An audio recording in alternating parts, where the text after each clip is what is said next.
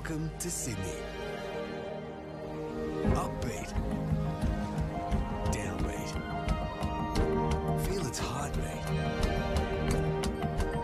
Open spaces. Open arms. A place to feel alive. To feel free. Come feel it all and feel new. Hello and welcome to Day 3, Finals Day for the National Touch League Championships from CX Coffs International Stadium. The sun is shining and we are preparing for a massive day of action. Hello to all of our viewers at home and abroad. We're about to get underway here with the Women's 20s Division. Quarter-final action between the South Queensland Sharks and on screen the Sydney Scorpions. They finished third in Pool A. For the Sharks, second in Pool B. It's a very good morning to Gab Rose. Morning, James. It is beautiful to see the sunshine this morning. Some blue sky ahead, so we're in for a great day of touch today, starting with this women's 20s clash. And as you said, second in their pool with four, the Sharks were, with 4 wins, a draw and a loss. And for the Scorpions on the other side, they were third in their pool with 4 wins and 2 losses. But interesting to note, they started slowly. So they had a couple of losses early, and then they've come home yesterday with a bang to get third in their pool. We talk about building for the right moments, a little bit of tapering as well. Both these teams seem to have done that. One interesting little story here. Now, there's a player that we would typically associate with the Scorpions. They're on the South Queensland Sharks outfit. Yeah, so young Alyssa Medved has moved up to the Gold Coast early this year. So normally plays for Manly and the Scorpions, but has moved across the border and now playing for the South Queensland Sharks. So no doubt she'll be wanting to have a big game this morning. And she'll have an intimate knowledge of the way they tend to go about their business as well, the Scorpions, and obviously was very strong earlier this year in the Junior State Cup Championships on final day at Tempe. There's an interesting one, though. I remember calling that. That actually put her into second grade, despite that she's got so much ability as a ball player. Yeah, you'll see on show this morning her ball skills. She possesses a very good cutout pass. She runs hard. She runs straight. But on her team for the South Queensland Sharks, there's 4 Australian youth representatives, James. So we've got Michaeli Robust, who was actually the captain of the mixed team, and then we've got Kate Johnson, Summer Pride, and Maya Colley for the South Queensland Sharks. And on the Scorpion side, we've got Tasha White, who played in the Australian 20s team recently. So star-studded across the board, and obviously some of our future Women's Open stars. Yeah, it certainly is the case. And I mean, you mentioned there are a few Women's Open stars as well moving forward, but there's even some here in this South Queensland Sharks side who, given there is no open women's side for the South Queensland Sharks, have actually dropped back to play in this 20s division. Yeah, so given that and the fact they've got 4 Australian representatives, I'm guessing that they may come in slight favourites to this match. But still a bit of mud on the field, particularly in this box close to the commentary side, which at the moment the South Queensland Sharks are in this box. So it may hamper them coming in and out of the box a little bit, but they're going to be young, fast and fit and ready to go, James. Well, that was the other thing I was going to say, Gab, is that this coin toss, usually it's just a foregone conclusion. Oh, whatever. We'll make the toss. There might be a little bit of sun. We don't have to deal with much. But for this particular field, with the conditions we've had over the past couple of days, it actually becomes a major factor potentially in the outcome.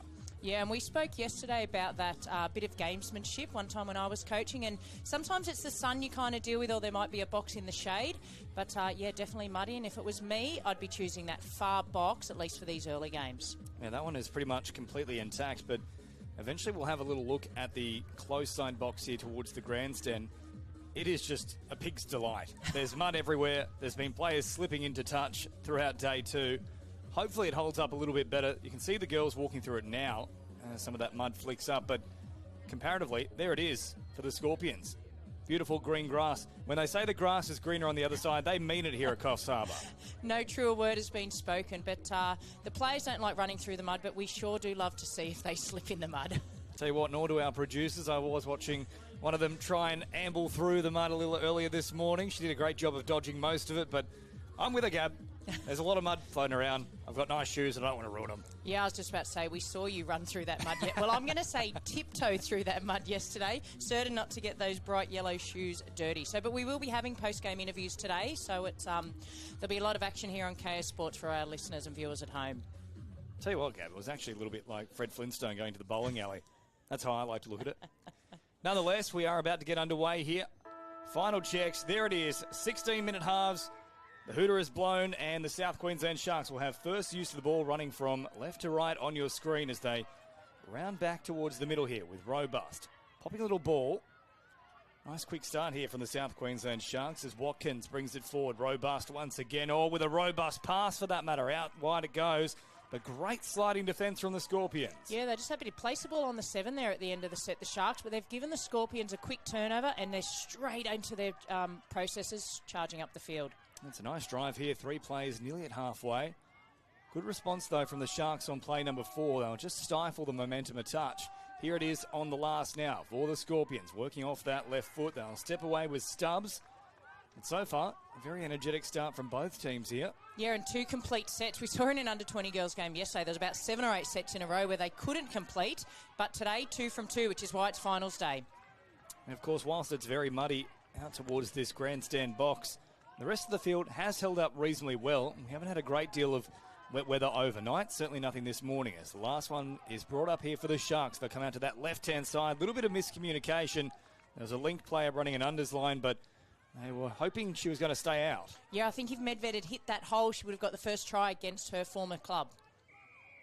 And it's always that much sweeter, isn't it, up against the former team. So now the Scorpions head up towards halfway, about 10 shy of that mark. South Queensland Sharks muscling up here. This is a good defensive set. Last one brought up just into enemy territory. They'll take off through the middle, floating a pass over the top as Berryman. And, of course, wasn't that a standout name at the World Cup recently? Yeah, it sure was, and she'll be definitely one to watch in this game. So, again, short pass provided here for the Sharks. Nice little battle early on in this one, about 2 minutes gone. So, right step comes in here from Medved. So there she is with the knee brace, hopefully moving reasonably freely. Pop a little pass now for Laurie. Laurie will drop it down. Now Watkins in an acting half on the last will take them off down this right-hand side. But ultimately, that will be the turnover. And, of course, if you're new to touch football, can't run out of dummy half and be caught anyway. No, so I think the plan there for Watkins was that she was just going to bring it right over this side and make it difficult for the Scorpions to get to their box because, again, they're playing this push defence, which we've seen all weekend from a lot of the teams. So on it goes now from Hignam. Towards halfway. Good touch made there from Robust, who's been very busy so far. I'll take the meters on offer here with a scything run. The Scorpions, there's the first slip of the morning. Last one coming up. They'll float a pass here, but the Sharks are definitely winning the territory battle. Yeah, you can see each set, they're just kind of creeping up the field where they're starting, and they were just shy of halfway when they started with the ball there. Good pressure now coming in from Billy Gwynn. Once again, they'll head out to this right-hand, so you can see them all stop sprinting and basically balance as they come through the mud. And that's what we were speaking about at the start of the game, Jane. So their transitions will have to be a little bit slower coming out of that mud heap. Nice little late angle change there. That would have actually been cause for concern for the Scorpions. That actually stopped and planted the feet. The ball just didn't quite go to hand. Now under pressure, they'll tip it on quickly. And an awkward pass to deal with momentarily with the rushing presence of Broadhurst, but dealt with it well enough, the Scorpions. Now look at the Sharks muscle up here. They've stopped them 10 shy of the halfway line. They should get the turnover in their own half. Yes, they do. That's a terrific set from the Sharks. Excellent defensive set by the Sharks. So they need to try and capitalise here, get it down, try and get a repeat set. They're going straight through the middle there. Great run. And that was Colley, one of those EMU representatives. She'll scoop it up again here. Short pass now for Eldridge. Colley once again bouncing around. Eldridge. Colley on this right-hand side. Or they had a 3-on-2 situation. Would have liked to have seen her back herself there and link up with Medved. Last one coming up now. Medved's still an option on this right-hand side. They'll take off. Diving effort. I think the touch was made. Referee agrees. Yeah, that was McDougall there. And it was a touch that had to be made because Harper Eldridge was through the gap otherwise. So now the Scorpions straightening. It's a good old-fashioned arm wrestle to begin with here. Yeah, they're just sussing each other out. We're a few minutes, 3 or 4 minutes into this game already, and it's just been a game of territory. But as you said, the Sharks are winning that battle at the moment. Once again, it's a pretty strong defensive set. They'll bring up the last here, pretty much bang on halfway. I think they've got one more left in them before that marker is brought up. There it is now. Take off again with Berryman, bringing it right to the line. That's a better set, though, from the Scorpions. Yeah, definitely a better set. And in that broken play, I think they need to be careful because Berryman might just go straight through. She'll make you stop, and then she'll go again. So now the Sharks, with a very late attempted shift there. Berryman was already up in the line, though, and as a result, there's the first turnover in good field position. And that's probably the first error we've seen from the Sharks, James. Their completion rate has been excellent. So now Estelle Aiken brings it forward. Little pass here for Hignam. Up towards the 7, which you can barely see, in fairness. It is there, though. There's now Aiken. Holds it. Finds Berryman. Oh, they're slipping and sliding everywhere, the Sharks defenders. They'll want to quick play the ball. Unmarked here on this wing, and they had a little look, but they just couldn't get the ball away. Otherwise, it would have been try time for Jocelyn. Yeah, just with that little bit of mud there, they were slipping and sliding and couldn't get the a clean play the ball. Now, good meters here from the Sharks. Out of their own end. Oh, Robust with a brilliant charge up over halfway. Now a short pass provided. Good meters here from Johnston. Robust again down this short side. Oh, looking to just tip it on. It nearly found the hands of Charlotte Colley. Geez, they've come close on 2 sets now, the Sharks. Yeah, and it's all coming off the back of Michaeli Robust. You can see why she was the one of the co-captains for the under-18s mixed team in the recent youth championships. Now the Scorpions getting a little bit more expansive out of their own end. Sharks have tried to hem them in, so I quite like this response. It's almost coaching themselves on the fly. Yeah, well, they need to do it because they were getting, the defence was just too strong from the Sharks, so they need to try something different, try to get down the other end of the field. So decent meters in this set so far for the Scorpions. They'll keep it alive once again, digging deep into the line. Last one now in enemy territory. Continuing to keep it alive here, tipped on by Patterson. And whilst they will turn the ball over, the last 2 sets for the Scorpions rucking it out from their own end have been their best 2. Yeah, definitely better there, and they'll be looking to try and get Chase Parrott. The link here on the left-hand side is about to affect the touch. They'll be looking to get her involved in attack, hitting some nice holes. Now for Watkins. Rolls it back, and then getting involved is Isdale. Watkins linking up in the middle now.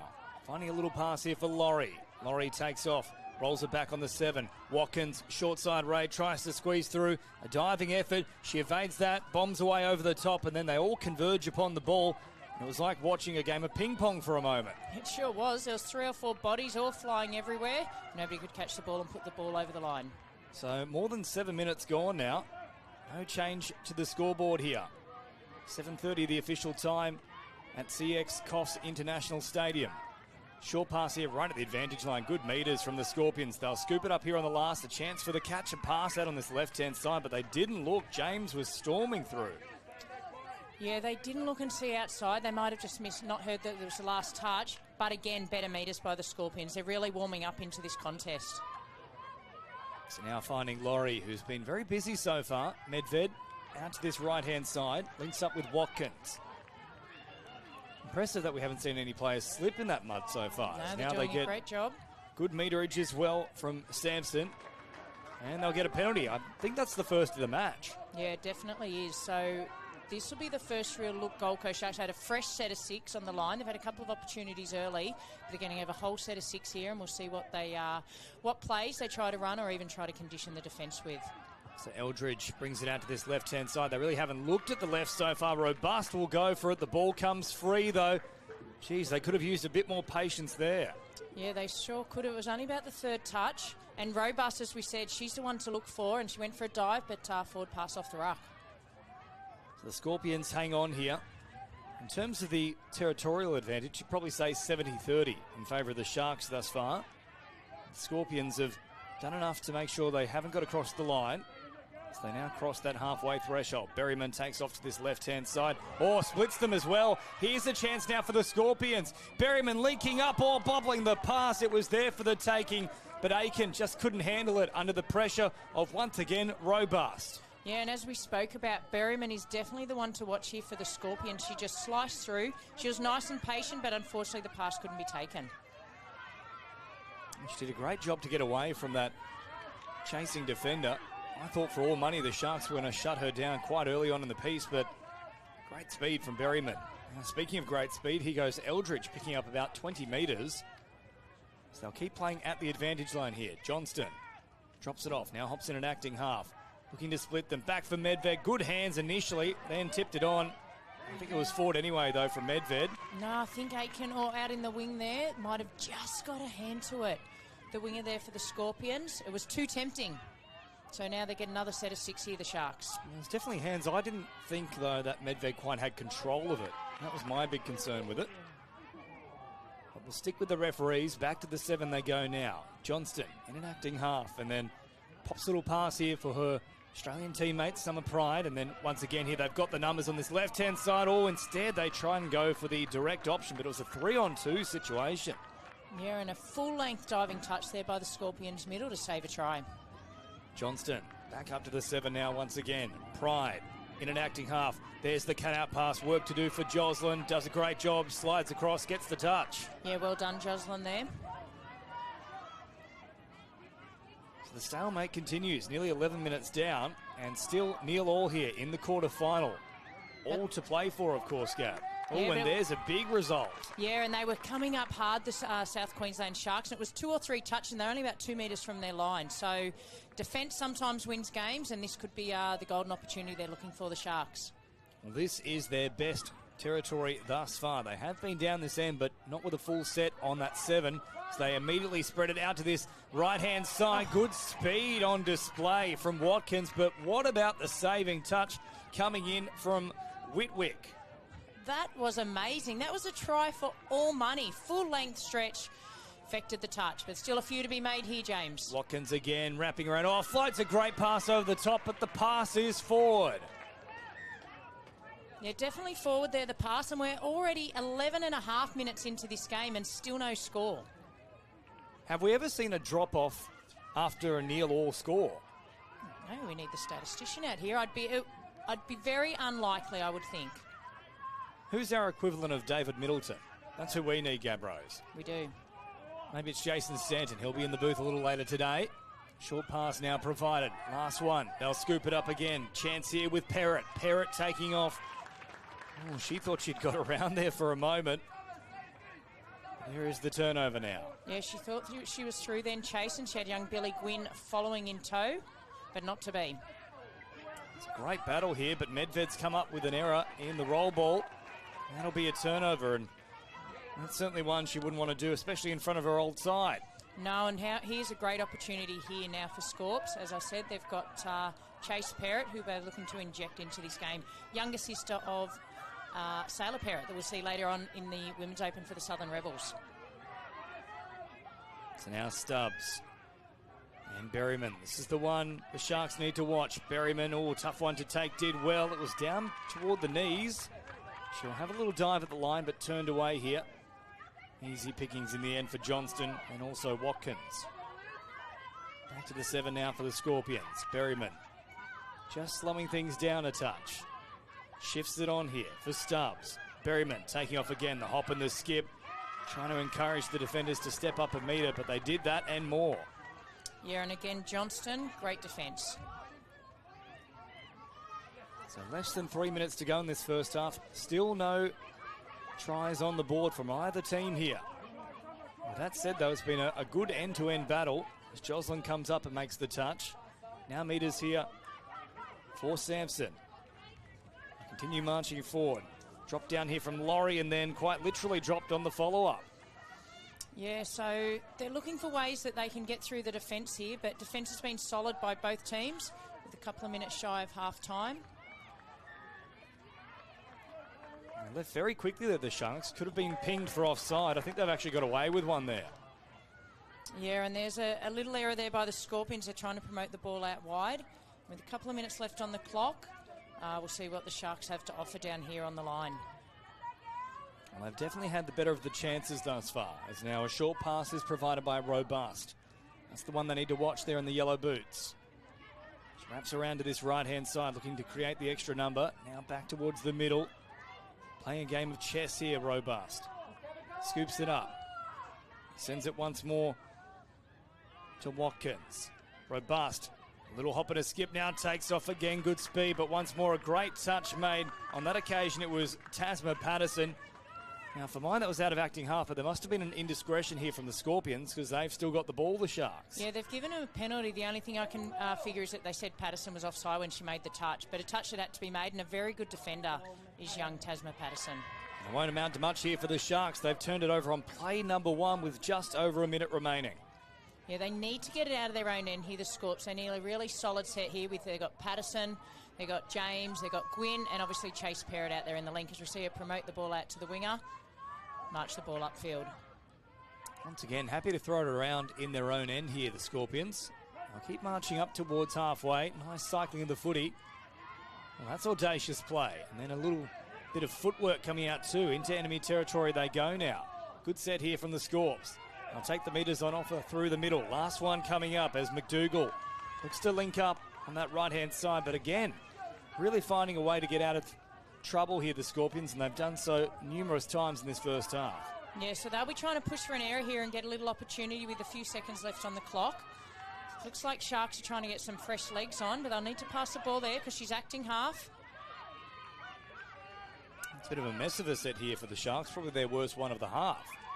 Yeah, we do see a little error. They might get a chance for a couple of touches here, the Scorps. They look around to see the clock. They might need to go for a strike dump off play 2. Well, they've got 3 seconds to do something with the ball here. They just have to keep it alive. Catch and pass comes out. They'll head out to this right-hand side and they'll simply take the touch. I think they'd actually be quite happy to go in level at the break, given all the territorial advantage that the Sharks had. Yeah, I agree. I think the Scorps were a little bit behind in terms of the field position and territory, but yeah, they definitely defended well. And 0-0 at halftime in this game. It's a hard one to pick, James. Well, it could be crucial as well. The tap-off really set the tone for who was dominating field position that first half. Of course, the Scorpions will get first use of the ball in the second. It might come down to that. That's how close it is. It's on a knife's edge. We'll take a break here with the two sides locked up at 0-0 between the South Queensland Sharks and the Sydney Scorpions in the Women's 20 division. Welcome to Sydney. Upbeat. Downbeat. Feel its heartbeat. Open spaces. Open arms. A place to feel alive. To feel free.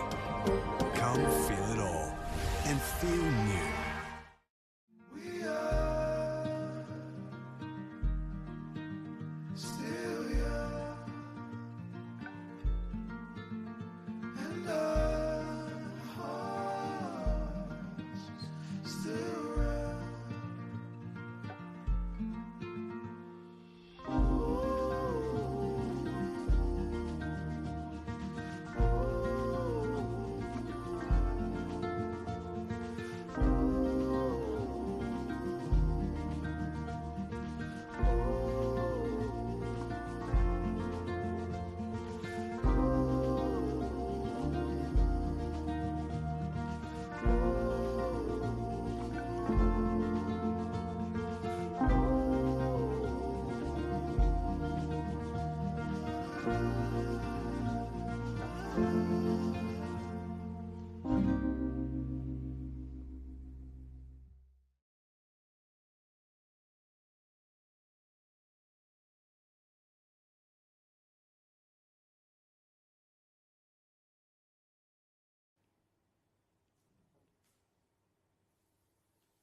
Light overwrap tape for further protection and to prevent the rigid tape coming off during sport. And then lock this off with the rigid tape.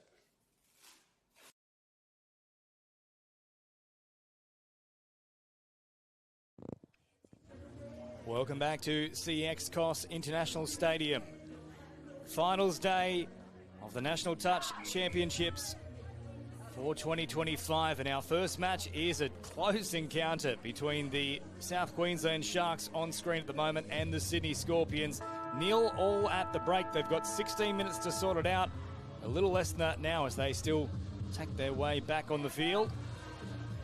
And I don't think we've had any real clues as to how this one's going to be broken. Maybe robust for the South Queensland Sharks, maybe Berryman for the Scorpions, but outside of that, neither team has really had a chink in the armour gap. No, and I was just thinking what the coaches might have said at half-time, but there's not too much either team has done wrong. It's just been very good defence to Berryman. A few little steps, trying to work out where the defence is going. She'll loop around to this left-hand side. This is a good chance now, but once again, they won't get to launch the raid. That was building. I think that had more potential than any other set they've prepared for, really, the Scorpions. Yeah, they definitely would have had a set play there for the second half, but unfortunately didn't get to execute it due to a penalty against them. Now, great metres here from the Sharks. Look at this drive. In fact, they'll put the foot down, picking up 30 metres there. An outstanding run. It came from the work of Collie. Collie once more will take it forward.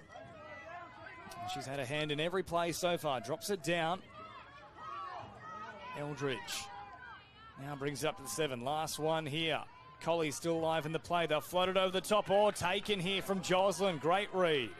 Yeah, excellent read by Jocelyn there on the wing for the Scorpions, but the Sharks will be looking to their 4 EMU and Australian representatives in these pressure situations. Now that was one of them, Collie, that picked up a good 30-35 metres on the one run.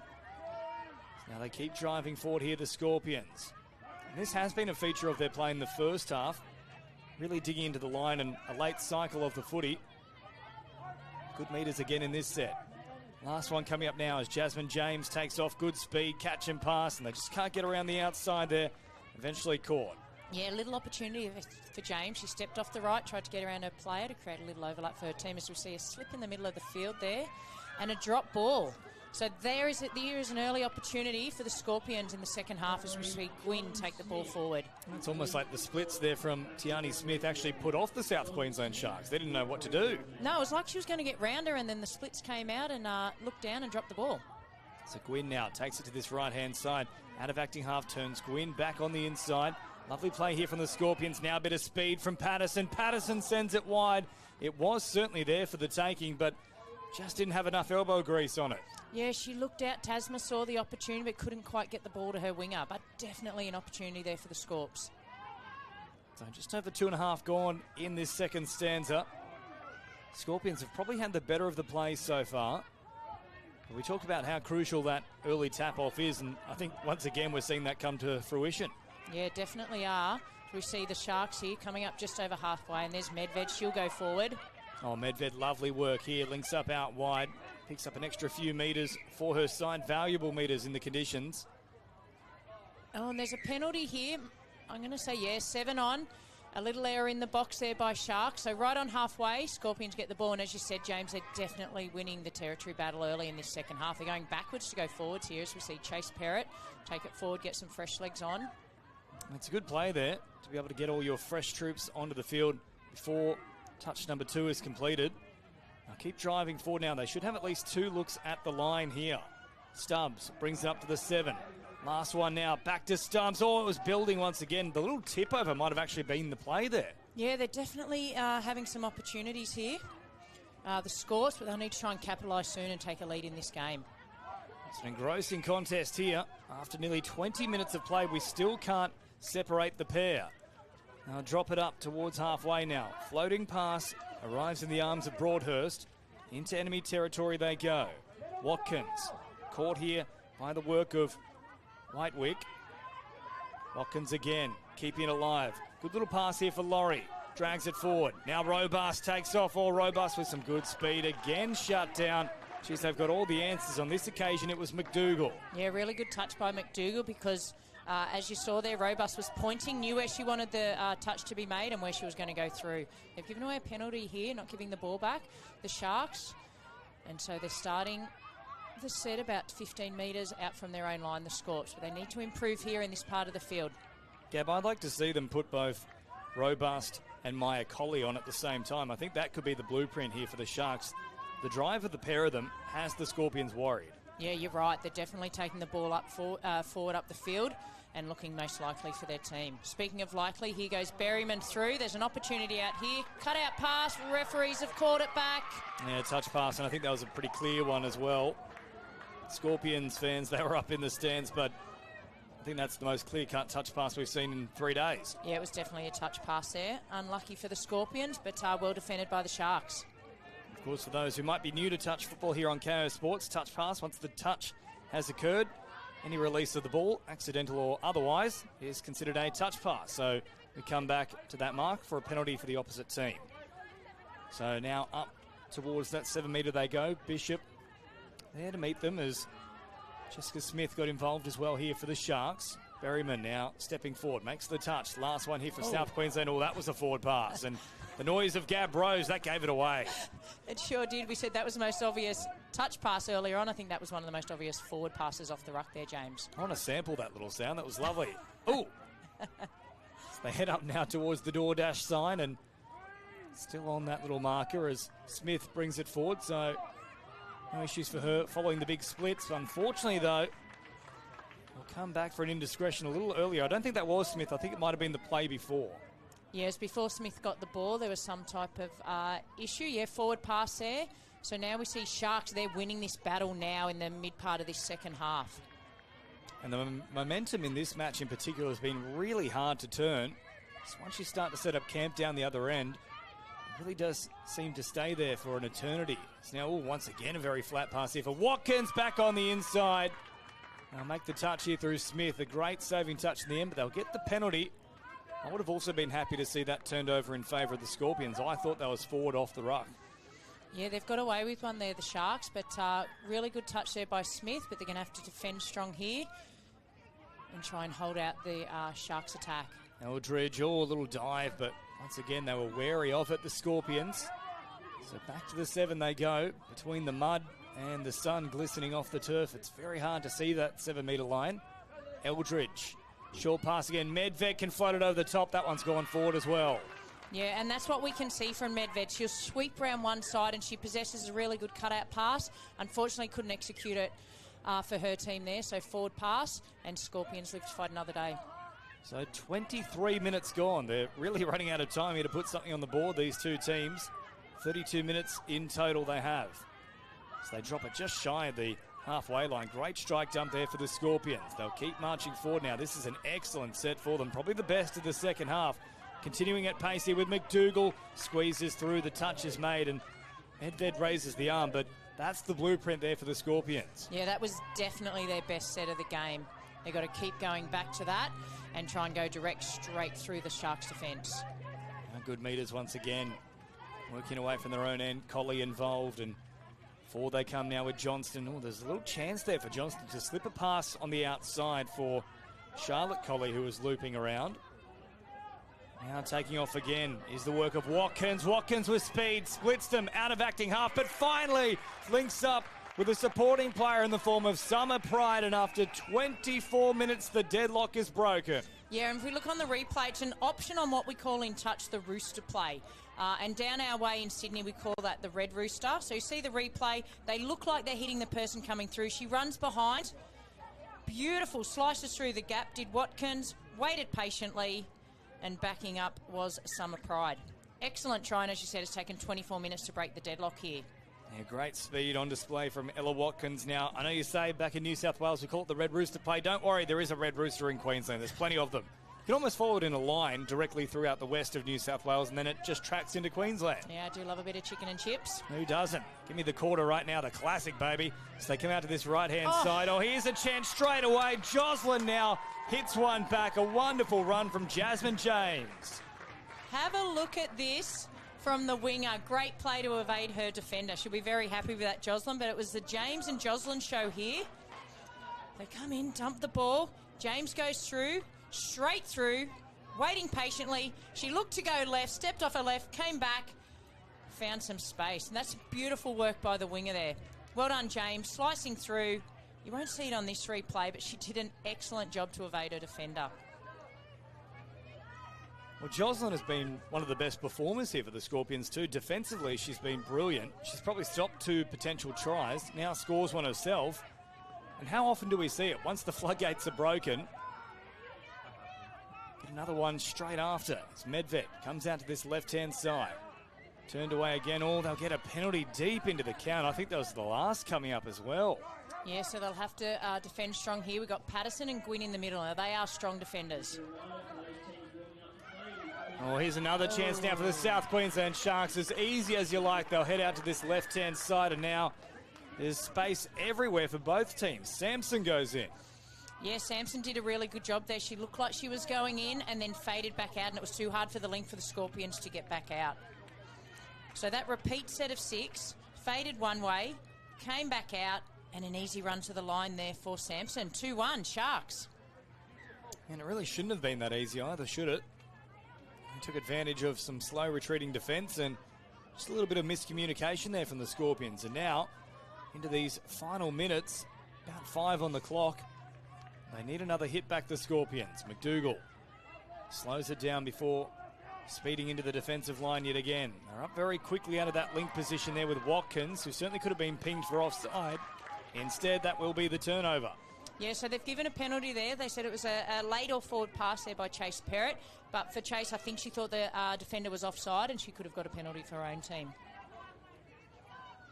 So Watkins again, who's had a massive second half thus far, will take off up towards halfway. Scorpions needing a response here defensively. They make the touch about 5 metres shy of the halfway line. Now metres for Robust. Eldridge plays it quickly. Robust takes off down a short side. That was clever from Robust. Just couldn't quite find the pass, though. Yeah, she's had a good game, Robust. And for her team, the ball sailed across the sideline, so wasting some precious seconds as the clock winds down. Less than 5 minutes to go. Well, then just out in front of the work there of Stubbs. Did a good job to reel it in. They're up very quickly again here, the Sharks. Oh, and then hitting the deck as well was Johnston. Ball comes free as the touch was completed. No, they'll say it was simultaneous, and as a result, the job is on the Scorpions to make sure that ball security is maintained. Yeah, so another opportunity here for the Sharks, and if they get another try here, we'll see our first little mini break in the game. They could take it out to a 2-try lead. Sampson in an acting half. Oh, big dummy coming in, nearly fooled them all. Good touch from McDougall. Back to the 7 now as we approach that half an hour mark, which means the Scorpions must hold on here and then score pretty much with the next use of the ball. As Robust dies from distance. Now they're claiming a touch. I think Robust has got through, though, and the referee agrees, and that should seal it here in the quarterfinal. I think the Sharks have a date with the semis. Yeah, they had their big guns on there. They had Robust, Pride, Sampson. And you see here, off there to Robust, a beautiful dive. Takes them on. Little shimmy, and yeah, I'm giving that a try. Well done. So 3 tries to 1 with just 3 minutes on the clock. The Scorpions must score here, and then they might get 1, maybe 2 more chances after that, but they'll probably have to go the length of the field to get one of those extra ones. But it all starts here. Patterson taking off and now linking up here with Jasmine James again. The Sharks hold on. And I dare say that's enough here, Gab. Yeah, they probably played the ball a little bit too close to the line and making it easy for the Sharks defence to get back on side. They're throwing everything at him here, but the Sharks, just some of their big guns have stood up, and Watkins has had a great game as well. It's another good run from Watkins. Her second half has probably been the pick at the bunch here for the Sharks. It's now Robust, hops in at acting half as well. I'll come back onto the mark here, so just still keep the door ajar. Oh, the Scorpions with Perryman tries to take off. Fortunately, hadn't actually taken the tap on the right spot. So gets away with one there as James sends it out to this left-hand side. Now they'll straighten good meters here from the Scorpions. Still staying alive. It's evasive work here from Tasha White. As now Smith gets involved as well. Fresh troops arriving on at the right time. They'll roll it back quickly here with Billy Gwynn. Gwynn drops it down once more. They will certainly get a crack at the line here. Gwynn looking for that strike dump. Stays alive in the play. Couple of dummies. Now they get them right on the mark, but referees weren't happy with how they were stepping up. I think that's a little bit harsh. Yeah, so they're trying to get a couple of defenders out. But again, there's only about a minute and a half left on the clock. They need to score in next few touches. They'll be looking to Gwynn, Perrott and Stubbs there. Here's Perrott again, back to Gwynn, and there is the turnover. And now you can officially put a line through the Scorpions. The Sharks will progress to the semi-final with just over a minute remaining. Yeah, and it's been an excellent second half performance by the Sharks. They've maintained control. They've had good field position and taken their opportunities as they've arised. Ned's had good meters again here as they head up over halfway. Johnston, as easy as you like, just gliding across the surface. Johnston once more brings it forward. Scooped up here on the final play for the Sharks. Oh, the big dummy comes out. They want to finish with some style here. Summer Pride will do exactly that. Tears them to shreds. And the Sharks get one just before the full-time siren. Yeah, so a good finish there for the Sharks, and they'll take that form into the semi-final. As you can see there, Pride goes through, dummies to the left, waits patiently, and an excellent try by Johnston. So again, their EMU representatives have stood tall in this second half and brought their team home for the win. If you're just joining us, they've got 4 in that squad between Robust, Johnston, Pride and Colley. They've all played their part. And 4-1, well, we talked about it off air at half-time.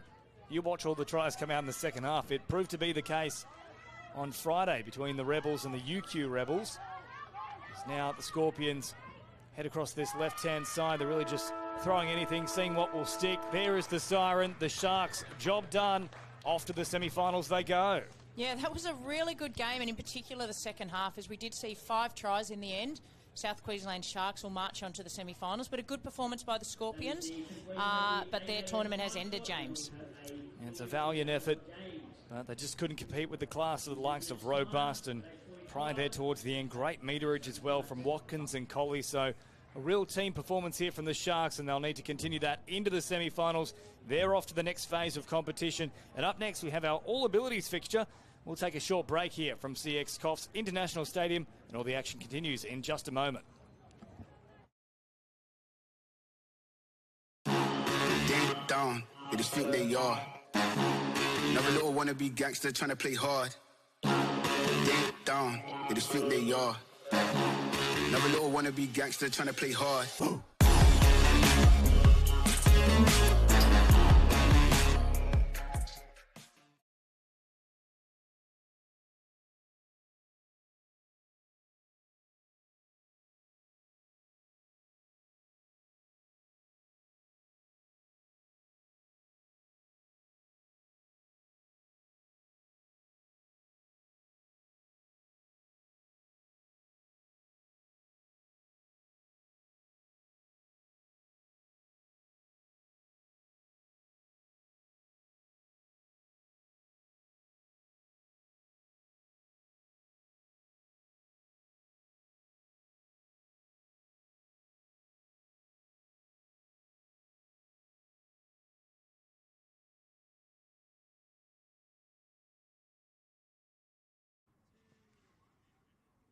Joined on the sideline here by South Queensland Sharks captain Michaeli Robust. Michaeli, 0-0 for a good 24 minutes of that game. Looked like an absolute arm wrestle. How was it out there? Yeah, it was a complete grind. Like, honestly, the Scorps girls definitely gave it to us in the first half and most of the second half, but it was a really good game, so I'm just really happy that we got to play it together and against Scorps. It was a good first game of the day. Yeah, it did very well. It seems like Sharks group seems a very tight-knit group at the moment. The girls had some challenges throughout, had a loss through the round games. How did that set you up for finals?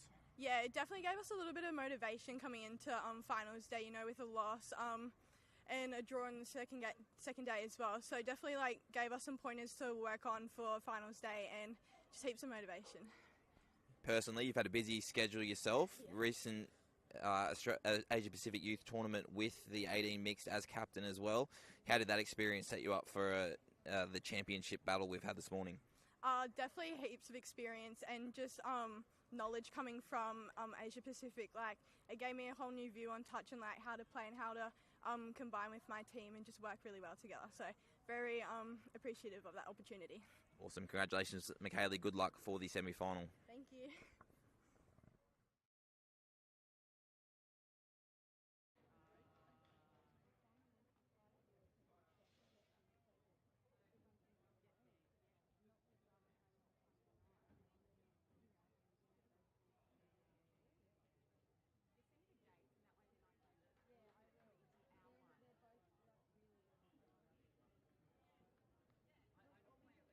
Could have had the opportunity potentially. Should have been there, yeah, definitely. But let's see what Suns do with this repeat set.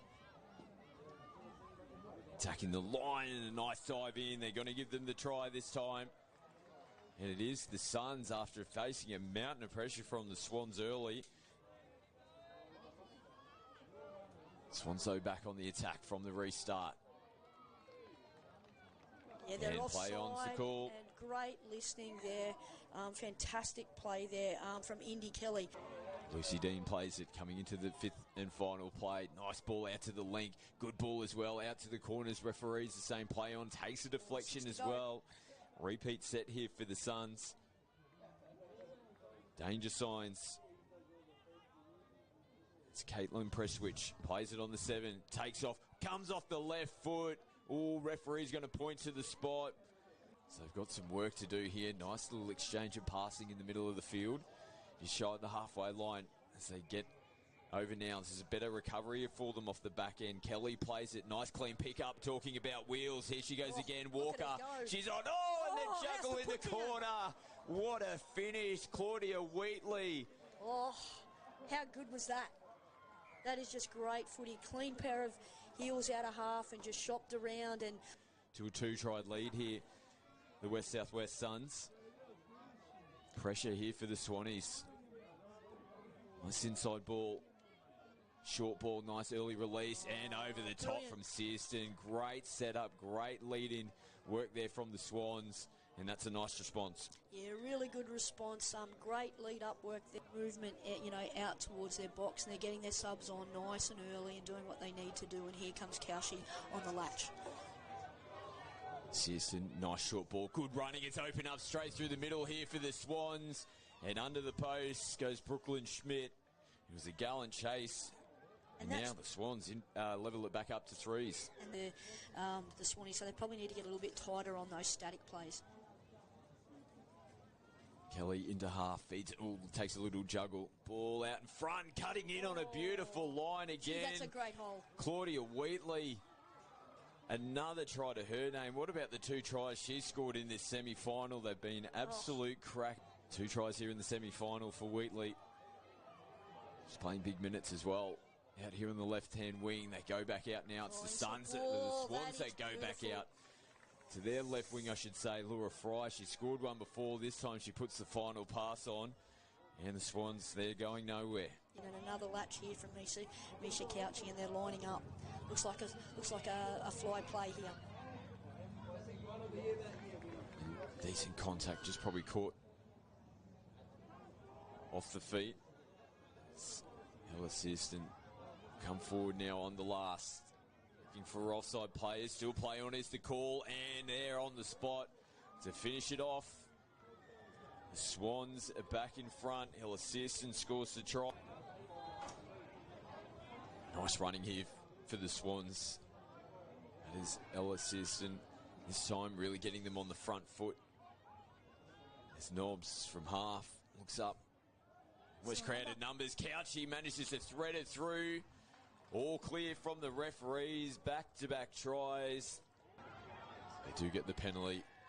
They still need to be pretty careful defending this area at the moment. They've got to get out, and that's good from Ella Searston trying to get out past the 7, and there's the acting half scooting away. Can she link up? Walker resets, and yes, there's a collision of bodies. The referees, though, are happy. There's a lot of finger-pointing going on there. Referees point to the spot. Could have had the opportunity, potentially. Should have been there, yeah, definitely. But let's see what Suns do with this repeat set. Attacking the line and a nice dive in. They're going to give them the...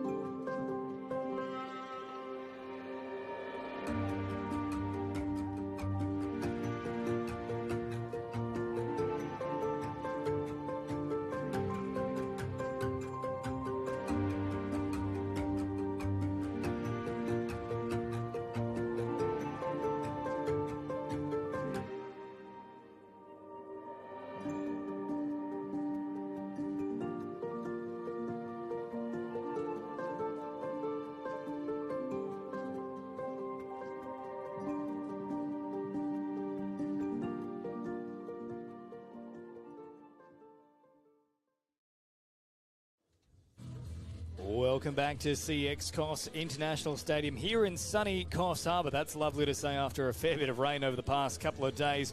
We now move on to our All Abilities semi-final here as part of the National Touch League Championships for 2025. The Sydney Scorpions taking on the Hunter Western Hornets, an all New South Wales semi-final appearance here for these two teams. Now, in terms of how this works, it's a mixture of both physical and intellectual disabilities.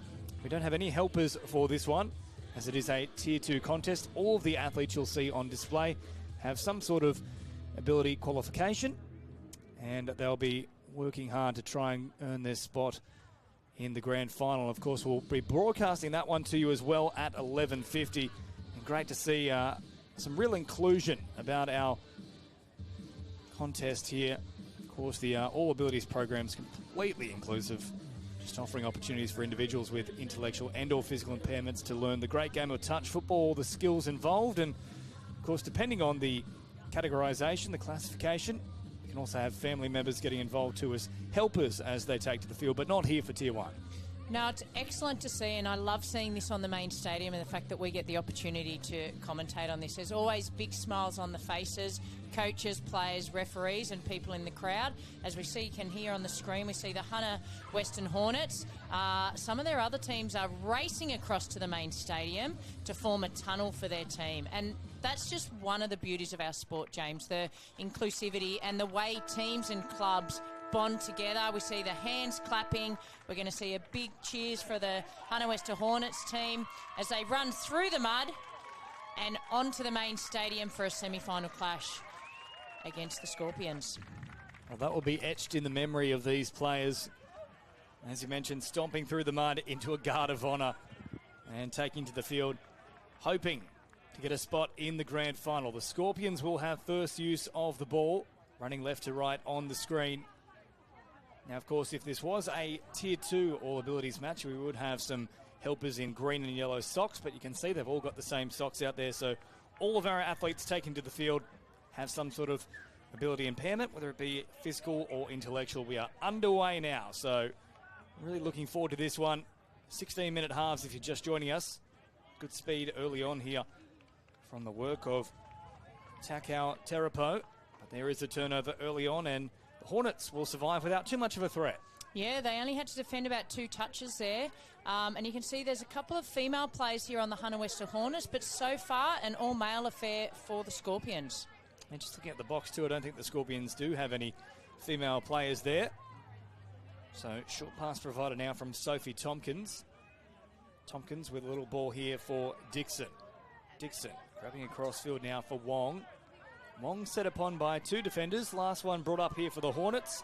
They'll send it out for Isaac Tompkins there. So both Sophie and Isaac involved. And there is the turnover. Not a bad first set from the Hornets. Excellent first set from the Hornets. A completion, 1 from 1. They march the ball right down the field. He's a likely looking customer too. Tauko Terapo takes off again here. Plenty of speed about his work. Yeah, he definitely looks like the one to watch for the Scorpions at this point. Here's Dion Kalagiros. Kalagiros now with a big right foot step. Floats the pass out wide. That's a lovely ball. And now Michael Wade down the sideline. Oh, then a big hopping step coming in there, looking like a kangaroo. Yeah, he might have run out there just in one of those big goose steps. But a beautiful run and looking likely there for the Scorpions early in this match. So just over 2 minutes gone here. Of course, a spot in the grand final up for grabs. That'll be broadcast to you at 11:50. This is finals day if you're tuning in for the first time here as part of the National Touch League Championships for 2025. We wrap up all the action with our final game at 5:50 in the Men's Open Grand Final. Elite level touch, you don't want to miss that. As the All Abilities sides here do battle. Marching up towards the middle now. Good little run here from Wong. Caught and will play it now. Floating a pass out to this right-hand side. Room to work with for Perrott. Perrott is caught. Last one brought up now for the Hornets. Tompkins back to Perrott. Oh, Wade came in very quickly. Managed to just get some fingertips there, but it was a good late step from the Hornets. Yeah, and Sophie Tompkins, she's got good ability with ball in hand. So, and as we spoke about earlier, talking about the Hunter Western Hornets and some of the games we saw yesterday, stay tuned today because hopefully we see a rematch of the South Queensland Sharks versus the Hunter Western Hornets in the Men's Open division. So again, marching up towards the centre of the field. Lovely release, and now they can put on the afterburners. Oh, here's a bit of speed down the sideline. Well covered in the end, though, from Nelson Wong, who's gotten through a massive amount of work to begin things. Yeah, it's end-to-end at the moment, and defence is standing strong. Some really good touches there, but both teams just driving the ball forward. It's a great quality game.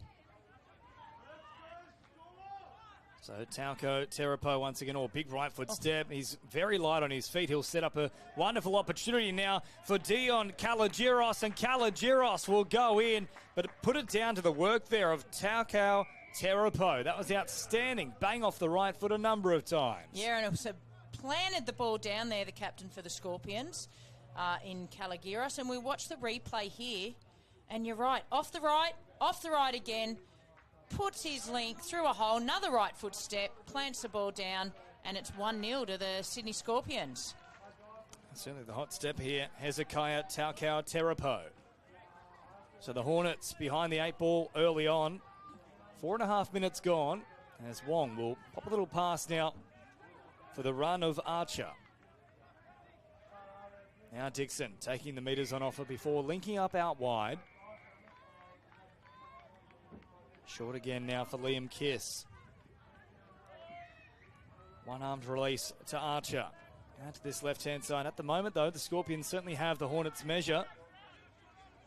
Need to ask a few more questions here, the Hornets players. I'll come back to the 7 on the last. So a static beginning to this final play. Rolled back now. Wong to the middle. Archer floating a pass that well and truly has gone forward. It's taken, and now there's a great chance to go the length of the field here for the Scorpions. Archer is chasing. They're all trying to make up the ground. Brilliant run. They'll go the length of the field. What a play from the Scorpions. Hang on, there's the touch that's been made.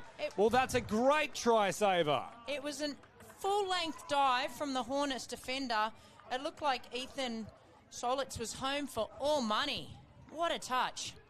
I think it might have been Hayden Perrott that made it for the Hornets. What an outstanding effort that was. That's probably the try saver of the tournament so far. I hope we see a replay of this, because he marched up the field, was going to score, and he came from nowhere, the Hornets defender. Here we see it. Plucked it out of the air, good James. Take. It's a terrific take. It's one-handed. Bats it down, as you mentioned. Sloutus continues chasing. It is indeed Perrott who gets there just in time. Yeah, just flicks the back of the boot. It's one of those little studs that's popped up. That's all he's got. Yeah, that should be on the replays of the day today, because that was an excellent run and obviously a great chase by Perrott. Yeah, terrific stuff, and now they'll take off here through Archer with a bit of speed. There's a couple of quick customers in this Hornets side. So now Kiss once again. Just stumbling as he came to the line there. Touch was made from Kalagiros. Up towards halfway. Big step, and then, look at that diving effort there from, I think it's Tauko Terapo again. Superman-like. Someone put a cape on him. Now Wong comes up over halfway. Kalagiros is in everything at the moment, makes another touch. Yeah, he's definitely leading by example there, the captain for the Scorpions. So unfortunately, we don't have the 12 listed here for the Sydney Scorpions, but he took a little run forward there.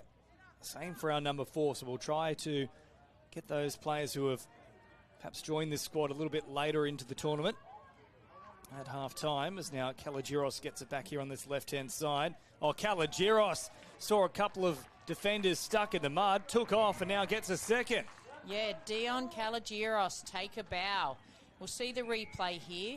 Looks like he was off the right foot again, so that's a lethal little step he possesses there. We look here on the replay. Gets it.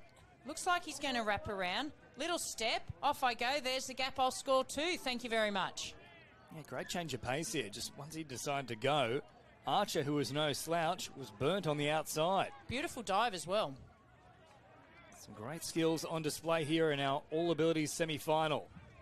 Spot in the big dance awaits them, 11:50. That'll be coming your way. Myself and Gab have the pleasure of calling that one for you as well.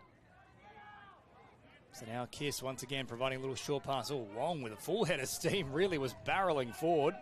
Rugby league, he was over for all money then. That was Nathan Brown off the back fence.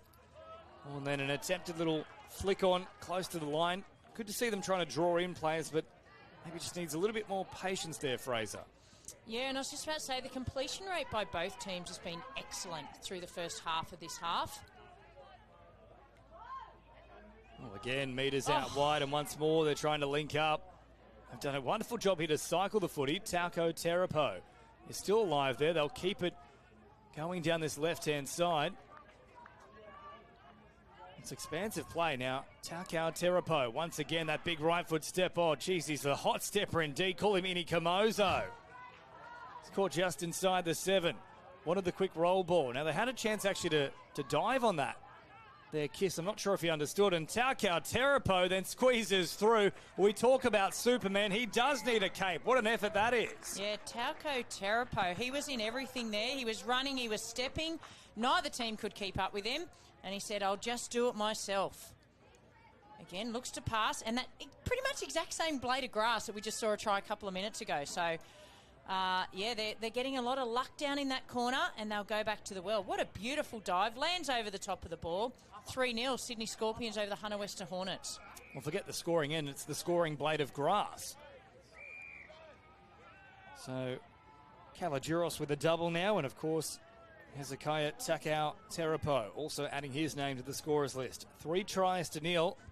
Still a long way to go, but they'd love to get something on the board here sooner rather than later. Yeah, and they've had good field position, the Hunter Western Hornets, but unfortunately for them, when they're getting down to the line, the defence of the Scorpions is holding strong at this point. A good touch made there through the middle from the Scorpions. They'll come back to the mark here now, the Hornets. Kiss bouncing around once again, all the old one-legged hop and skip there. Yeah, it's the old one too. Nearly went through. It's taking me back to primary school with the hopscotch. As now Wong takes off out towards this right-hand side. He's still got one more here, Wong. He thought it was the last. Could be a trick play. Now the Scorpions have come up. They have to go back, and there's a little opportunity here out wide. Oh, Archer monstered there by Michael Wade, who was having none of that. No, he's owning that wing out there, Wade, isn't he? And the limited opportunities he's had, Wade, he's looked good. Now Kalagiros brings it forward with a big dummy. Wade will hop in at acting half. Sends it back to the middle. Now we'll have to do another check here because I believe they've got 2 number 9s as well, as Wade now dashes through the line, puts the foot down, and now it's on for young and old. Wade this time is caught. He's heading towards the sideline again. Kalagiros at first receiver. Oh, geez, they're really struggling for numbers now, the Hornets. And Kalagiros will go all the way to the line and pick up a hat-trick. Yeah, very smart play there by Kalagiros. He looked as if he was going to throw the big Hail Mary out here to the right and went back to where he's had luck for the last few minutes. And we'll see, it was a great run by Wade. So watch here, Kalagiros feigns to pass and goes, I'll just go straight through and get a hat-trick in the first half. What an effort. I don't think I've seen a match where every single try out of 4 has been scored within a metre of one another. I know, crazy. They're just finding a lot of luck down that left-hand side for them.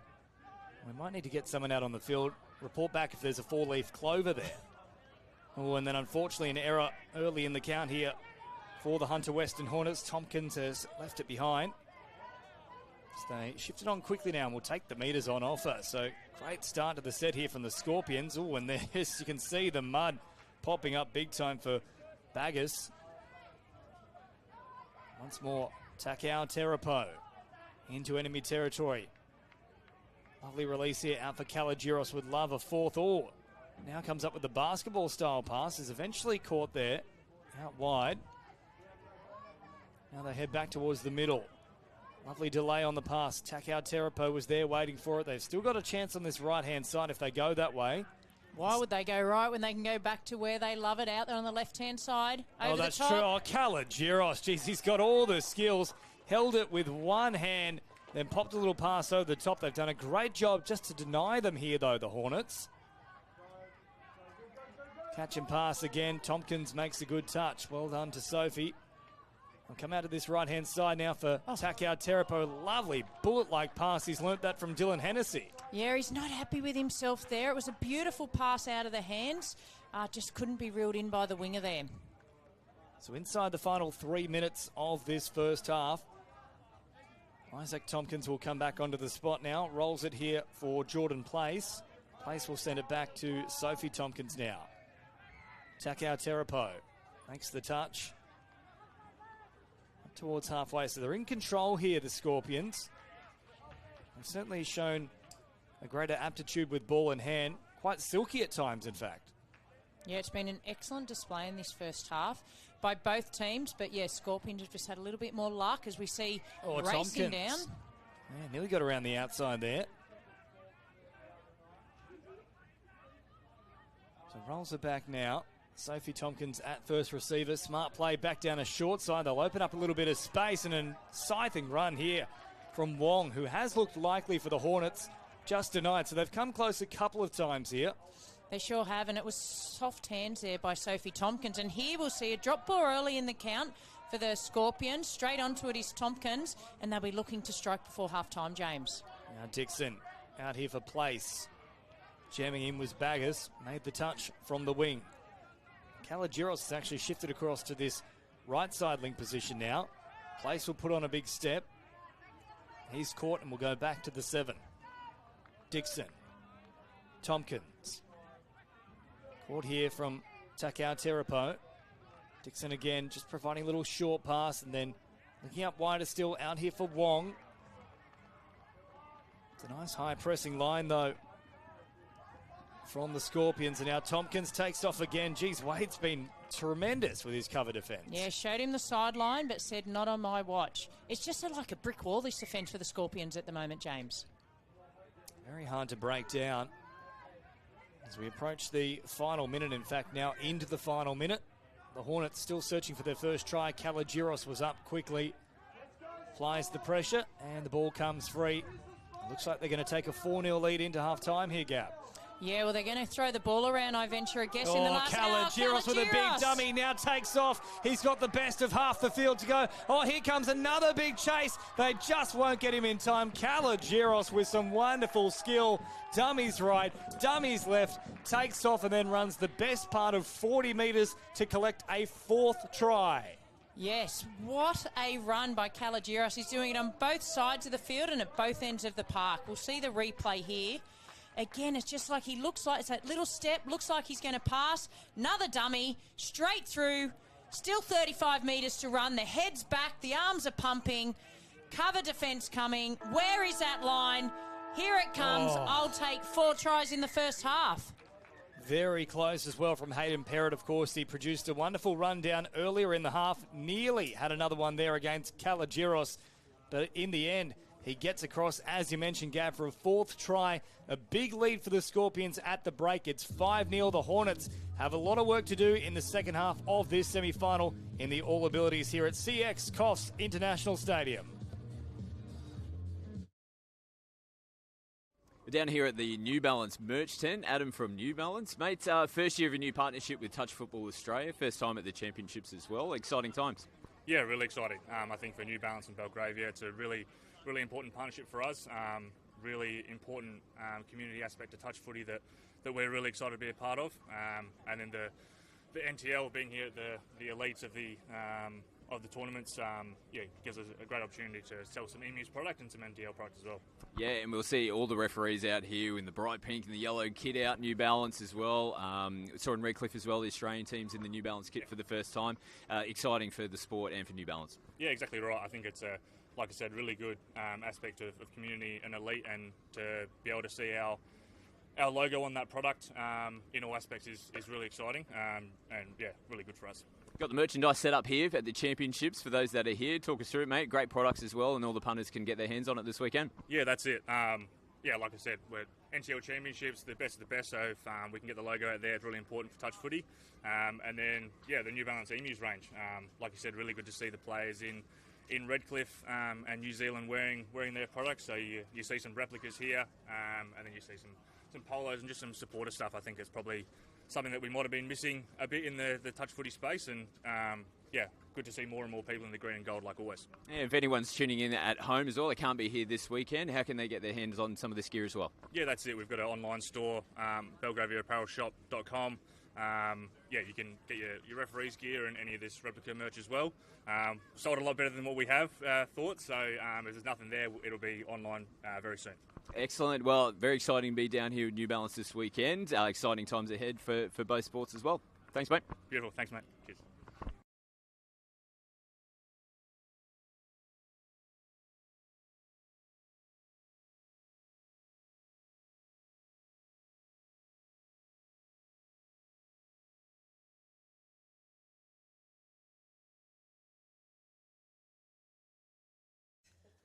Welcome back here to CX Coffs International Stadium. Bit of work to do here for the Hunter Western Hornets. The Sydney Scorpions on screen at the moment are well and truly in control. That man with the pink captain's armband, he's caused all the damage. 4 tries in the first half here for Dion Kalagiros. He's also been very well backed up by Takao Terapo, who scored a try himself and has just caused a whole heap of concern for the Hornets' defensive line, Gab. Sure has, but I know where I'd be running in this first set if I was the Hornets. I'd be going straight over to that far left corner where we've seen 4 of the 5 tries already scored this morning. That's the lucky corner, as now Perrott, who put in a great chase in that first half, takes it forward here in this all-abilities semi-final. Spot in the big dance up for grabs. 11:50, that match will come your way here on KO. It's now Takao Terapo makes the touch just inside the 7, so they'll go back to that marker. He's got some toe, Archer, doesn't he? It's quite a few quick customers for them. Perrott, Kiss, Archer, all very swift, and then the likes of Tompkins is very much clever with the sleight of hand. So the last one is brought up now with Kiss back to the 7. This has probably been the one area between the two sides that the Scorpions have dominated, is setting up for that strike dump towards the end of the set. Yeah, definitely. They've got no problem. We see a little opportunity here for Hornets, but couldn't capitalise. They've got no problem getting up to the other end of the field. It's just when they get down here, as we spoke about before, it's a bit like a brick wall. The Scorpions' defence, hard to get through. So now, down a short side here. Takao Terapo finds a little pass here for Wade, who can start to flex the muscle. How much speed has he got? No, he's gone into touch here, has he? Or is the pass for? What are they going to call? What are they going to call here? There's no signal. No, the only thing I can think is a forward pass there off the ruck. But Wade, he was going straight through that mud all the way down the corner for a try. He's had a few big runs, Wade. I'm not sure whereabouts in Sydney he's from, but I dare say the Northern Beaches. He must be used to working through the sand, so to speak. He was powering through the mud. Yeah, he had the high legs going. You could see the try line as we see another penalty here against the Hornets. So they get the ball back. We'll see if they come back down this corner again. Wade might go off for a well-earned sub, I think, after that big run. So 5 tries to 0. It remains here. So they work it back through the middle once again. Baggers, who's come in off the wing now, looking for a little bit of work. In fact, opens up a bit of space, all catch and pass, but he was caught all the way back toward the middle of the field. Eagle eyes from the referee. He's not quite sure where he was caught. I must say, I agree with Baggers. So plays it now. Short pass provided here from Fornasek, who hasn't seen a great deal of the footy so far. Took off on this occasion along with the work of Hayes. Out wide now for Takao Terapo, who's done the bulk of the damage from that middle position, but sitting a little bit wider in this set. Now Hayes with the hop and the skip into the line. Baggis brings it forward. There is the changeover. So a good defensive set overall there from the Hornets. Yeah, and just happy to march the ball forward and play the field position. Get some good territory there with the Scorpions. And yeah, as you said, James, you can see there's a little few positional changes in this second half for the Scorpions. I quite like that, sharing around the love.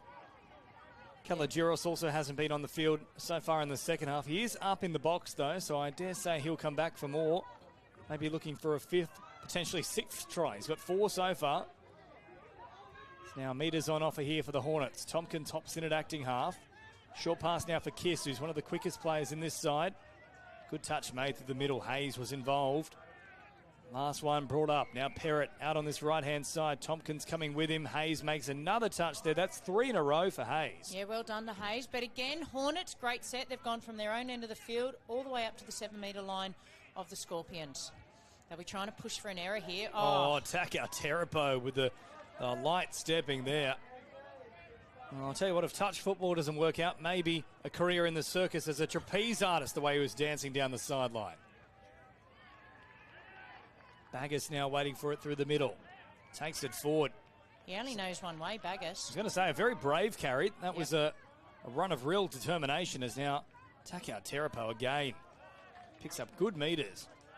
Baggis shifting it on here. Tompkins waiting for the touch. Draw and pass comes out instead, though. Hayes now flicks it on. Here's a chance down the sideline. Once again, they're away. Beautiful work from the Scorpions. And this time it's Elakona who goes in for them.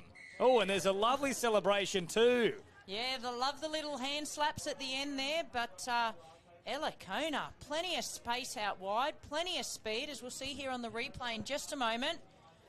Lovely sleight of hand, out to the winger. It was a beautiful pass by Hayes, out to Ella Kona, and just like that, it skipped out to 6-0. And Tompkins is no slouch, so he really put the foot down here, and worth celebrating. Lovely little display here at the end. I think that might be with Fui Maono. Yeah, they like that, the boys. So 6 tries to nil with about 5.5 gone in the second stanza.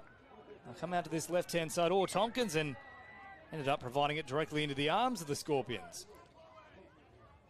Now good meters here. Great stepping as well from Takao Terapo. Takes off through the middle. That is brilliant from Takao Terapo.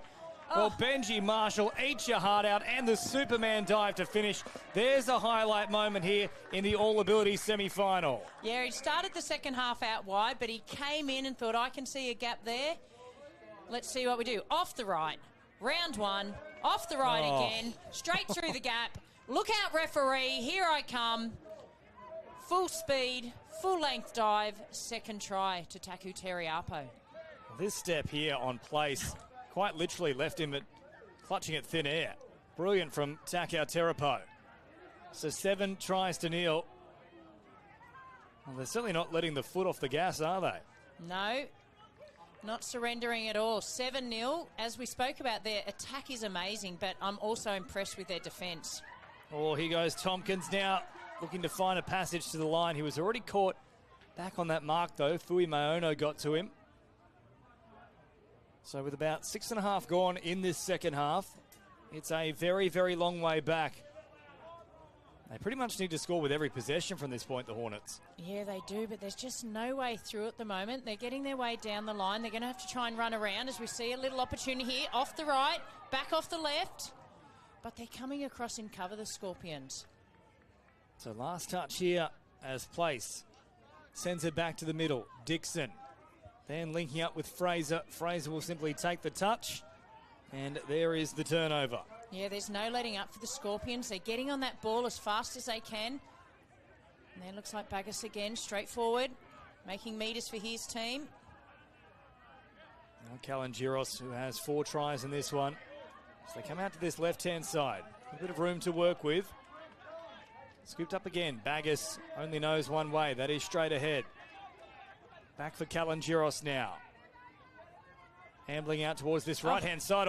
Brings out the old NFL pass, and now there's some space here for Fui Maono. What a beautiful pass. We spoke about yesterday a Tom Brady pass, but that one for a different reason.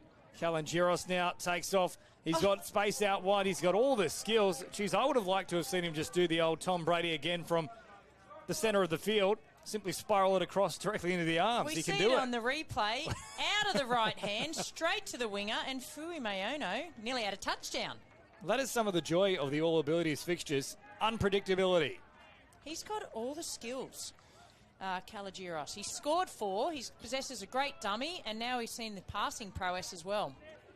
Sakis now brings it forward. Place in an acting half. Has a little headbang there as well. It's like he was listening to AC/DC. It's just thinking the same thing. Short pass now, about 10 shy of the halfway line. Up over that mark they go. Good meters here from Perrott. Tompkins, Kiss, has to back himself with that speed. A little step this time as well. Takes off, but well dealt with from the Scorpions. Last one brought up here for the Hornets. Perrott comes forward. Tompkins is there in support. Had she had another player pushing through, that actually opened up a lot of space. Yeah, it sure did. She was pushing up into the hole, and we've seen the ball skills that she has, and she just need another runner outside her.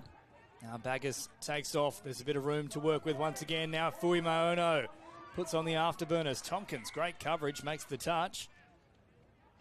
Now we'll go back onto the mark here, and that is a little bit of a slight difference with how we see things officiated between All Abilities and our Men's Open, for example. Back onto the mark instead of a changeover. Good to see. As Kalangiros sends it out wide, a tough one for Takao Terapo to take. He's not happy with that one. No, he's had an excellent game, but he's very hard on himself if he makes a mistake. So kind of slapped the ground, but you've had a great game. And of course, 2 tries for Takao Terapo. 4 for Dion Kalangiros. Now Tompkins brings it forward. Takao Terapo quite literally has a handshake to make that touch. So they're still fast on the ball here, the Scorpions. They want more points. Oh, juggle. Kalagiros again with all the skills. I've already mentioned that Wade could potentially join the circus. So too can Kalagiros based on what we've seen. That is good fun out here at CX Coffs International Stadium. Now Elikona takes off again, already has one try. Fui Maono, big right foot step, opens up some space, now finds a bit of speed. Oh no, he's put it down on the 7. No, he's put it down on the 7-metre line, unfortunately, but he'll take it back. He'll get another opportunity with the roll ball here. Taking out wide, acting half. They might have a change over here. But beautiful late switch by Fui Maono and just hit the gap perfectly. There is only one way to describe this game, Gab Rose. It's delightful chaos. The quality, and we spoke about the ball skills and the completion rate of both teams is outstanding. We're getting a bit of everything here. We've got the basketball skills, NFL skills. Full-length dives, length of the field intercepts. Everything to see here this morning. And now Kiss taking off as well. As Takao Terapo, who's not just brilliant with ball in hand, but also very strong defender, makes the touch. Perrott coming forward now. Floats it out here for Tompkins. Baggis up to meet him. It's a real versatility in this lineup as well. Baggis has played on the wing in the centre, now out in that link position too. So we see a turnover here in favour of the Scorpions with just under 5 minutes remaining. Yeah, so they want to finish strong, the Hornets. They've put up an excellent performance, and whilst this game's probably a little bit too far out of reach now, they'd love to get a try to finish off their tournament. Samitas again here. Lovely distribution through the middle. As Kalagiros takes off again here on this left-hand side. Turn of pace, all put on the dummy. He had thoughts of a 5th try. Perrott said, no, you don't. They might come back here. Little right foot step. Looking out wide. Here we see, great hands by Wade. And again, Kalagiros with the unpredictable. Now Takao Terapo. What about that for a pass? They'll keep it alive. Wider still for Baggis into the arms. Oh, that's brilliant again here from the Scorpions, who have the stingers out. And Baggis, there's a little arrow into the wound as well. How good. That game went coast to coast from left-hand side, switched back across to the right. Hit a beautiful hold, did Baggis. There we see great hands started by Wade. One-handed offload. Off to Takao Terapo. Beautiful pass. Hit the hole, an even better pass out wide. And Baggis. Beautiful bow and arrow. Out of the back. Off we go.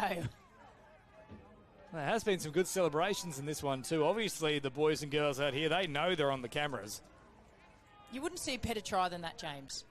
That was, as you mentioned, Gab, coast to coast, and had a little bit of everything once again. Kalagiros with the overhead throw, Wade with the one-hand return, and then Takao Terapo with his best Dylan Hennessy impersonation. So 8 tries to 0 as we approach the half-an-hour mark. You'd love to see the Hornets get something on the board, though. They deserve a try, so let's see if they can create something here at the back end of this game. They're not giving him anything, though, the Scorpions, are they? No, they really aren't. Perrott now receives it on this right-hand side. Kalagiros and Takao Terapo. I think I'd be going away from that combination. Yep. Last one here for Kiss. Kiss now floating a pass, but nowhere to go. Wade has been very strong defensively. They're not going to get around him, and there is the turnover. So they might get 1, maybe 2 more sets here, the Hornets. Yeah, they need to try and force an error, but there we see Takao Terapo. He's just going straight forward. It's been an excellent performance by the Scorpions this morning. Always at full tilt as well, Takao Terapo. As Baggis sends it out wide, Elikona would love a second. Now puts the foot down. Oh, Elikona, good speed, but great coverage from Tompkins. Great touch out there on the wing by Tompkins. Kalagiros again, ushering players back towards the middle. Great footwork, bounces away from the attempt there of Dixon. Floats it wider still for Takao Terapo.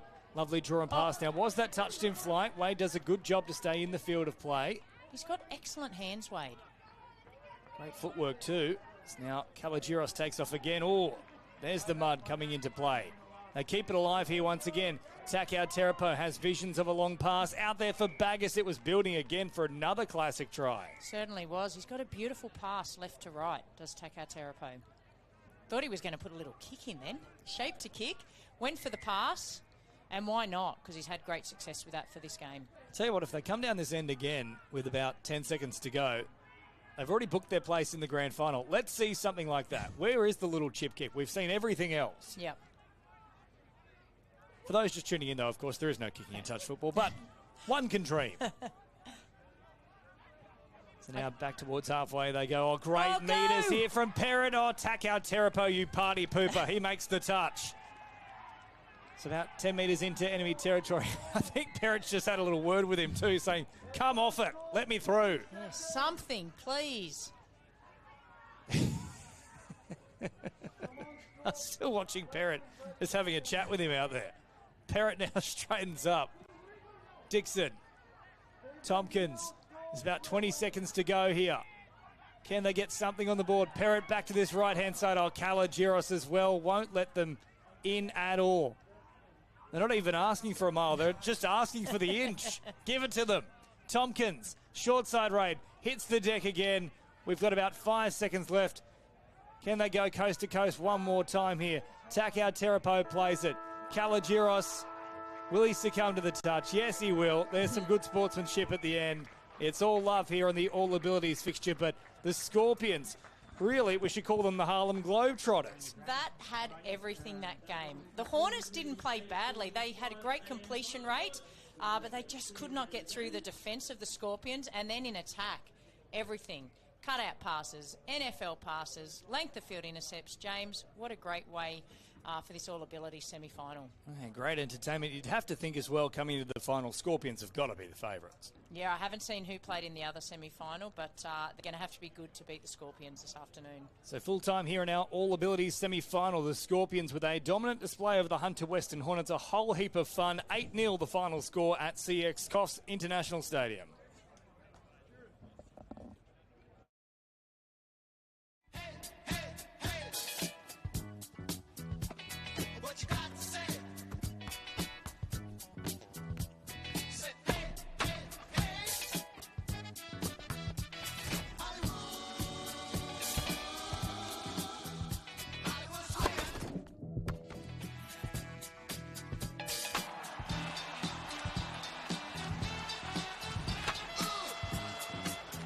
New Balance, we got now.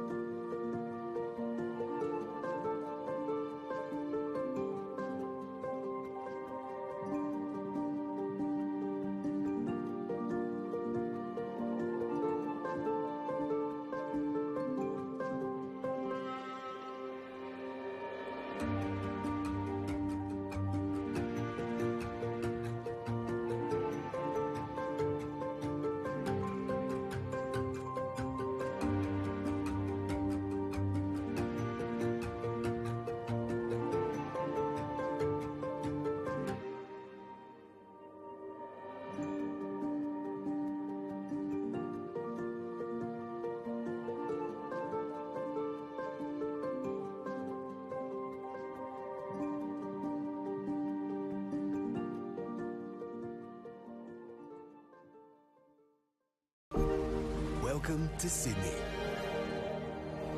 Upbeat. Downbeat. Feel its heartbeat. Open spaces. Open arms. A place to feel alive. To feel free. Come feel it all. And feel new.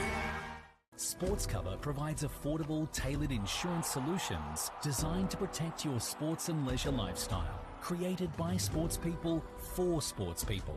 More than 35 years of industry-specific experience and knowledge makes us not only experts in our field, but pioneers of our industry. So whether it's in the sporting arena or it's for fun and leisure, you play with pride. We protect with passion because we don't just know sport, we are sport. The game's about to kick off, and you've had a shocker. The big man's dropped the ball. Oh, no, just no. Oh, what a fiasco. Your daughter calming the crowd. Your daughter more. DoorDash. Welcome back to CX Coffs International Stadium off the back of a very entertaining all-abilities semi-final. Here with the captain for the Sydney Scorpions, Dion Kalogiros. Mate, big performance from yourself, 4 tries. Yeah, thank you so much. I just did what I could do for the boys. They helped me. They were opening up to have space for me. And yeah, we just played to our strengths and kept doing what we do best all week. And look, outside of your performance there, just in general, a very entertaining match to watch for the fans here as well. You're putting on a bit of a show, some NFL passes, Superman dives. Was that the plan coming into it, just have a bit of fun? Yeah, pretty much just have fun, enjoy what we're doing, enjoy the experience. I was just doing whatever came to mind at the time. Nothing really planned, just whenever it comes to me, it just comes to me, and I just do what I can to help the team. So that's it.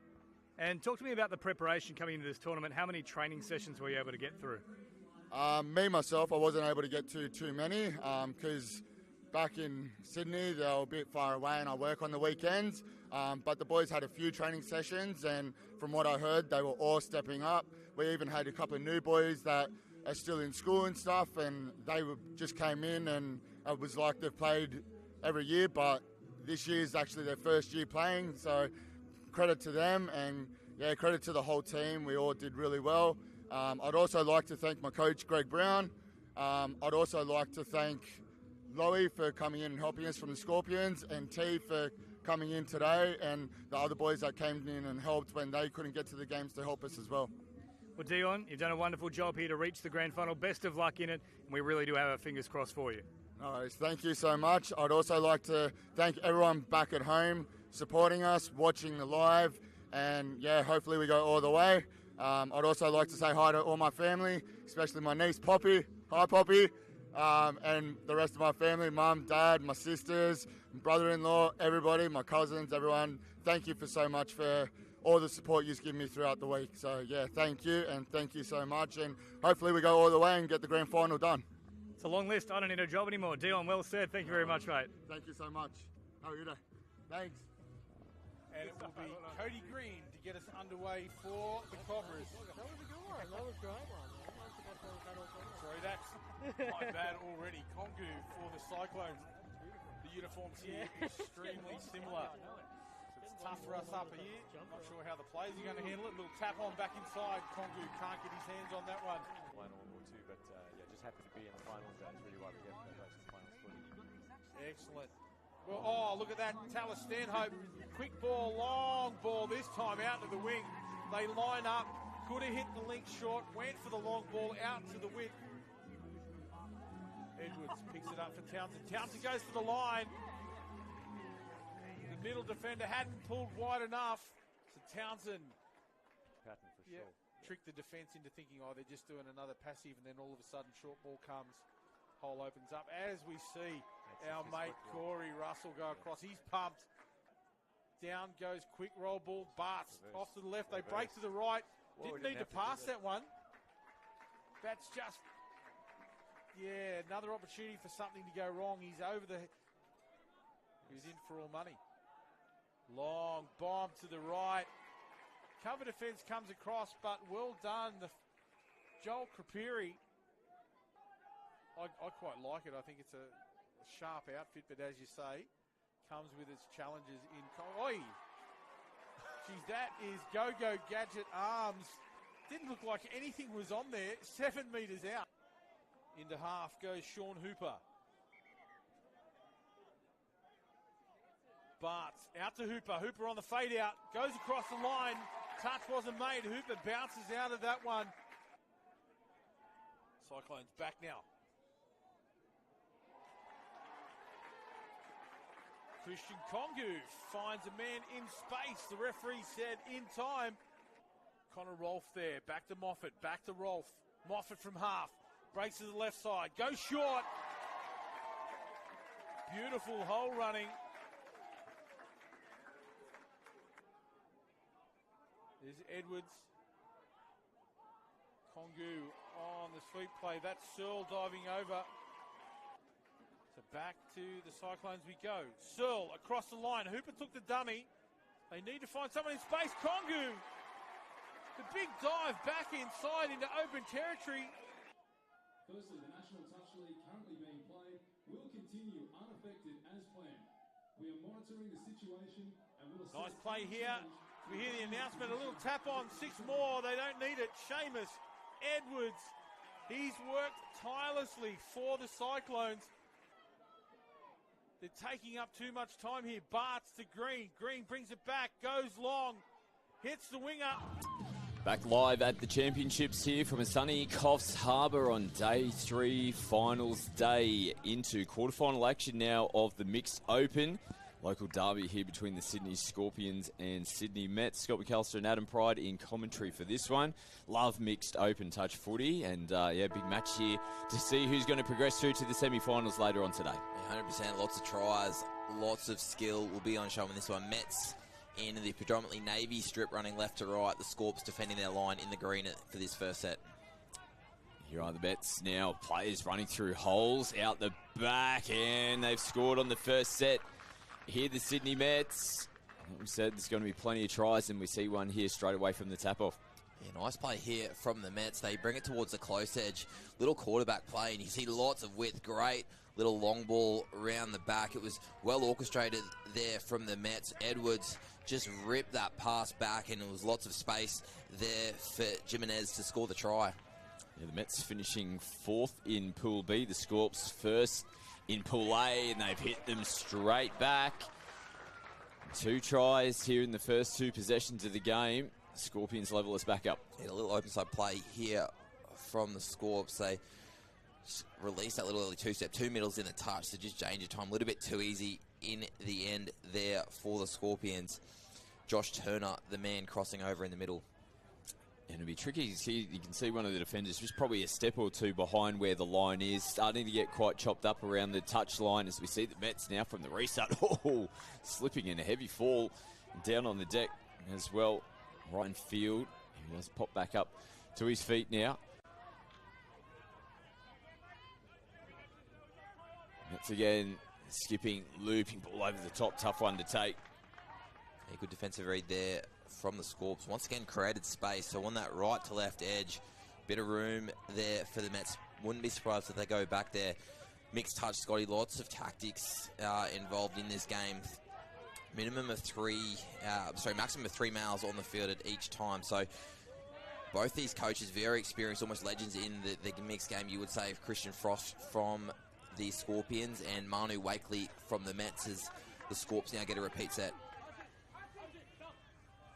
Another full set of 6 to work with. Scorpions taking the opportunity to make some changes as well.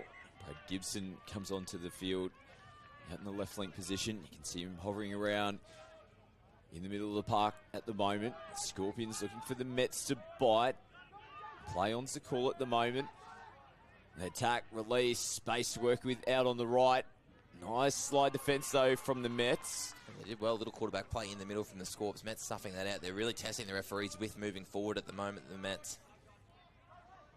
Fong from half shows it, comes back in through the middle, and no touch made there. Play on is the call from the referee. Scorpions go back to take the lead. Yeah, testing them out with a couple of middle plays. They've gone the quarterback this time. A little ninja play and nice little bit of ball playing there from the Scorpions. Edwards showing some great honesty there, calling that no touch, and Josh Turner's got his second already. Scorps back in front now. Semi-finalists last year, they lost to the Sydney Rebels, who were the overall champions in 2024. As the Mets back on the run, space to work with out in the right corner, and they hit straight back again here, the Sydney Mets. And this is what they're going to have to do, and we said it at the start and see so often. Points are there, and you just see teams trade and go punch for punch. The Mets are going with the Scorps here at the moment. Yeah, don't blink in mixed touch. You miss a couple of tries if you do. Flynn Lever gets himself on a count. He's played nice early release, and it's good use of the hands there, and well finished in the corner there from the Sydney Mets winger. They had a fair bit to do.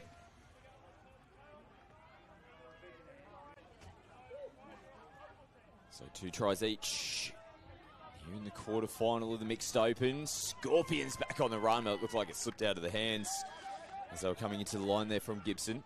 They've gone to that play twice. We saw Turner score the opening try of the game. Just from that little early two-step, they release the middle nice and early, and it's creating some headaches for the Mets defence at the moment.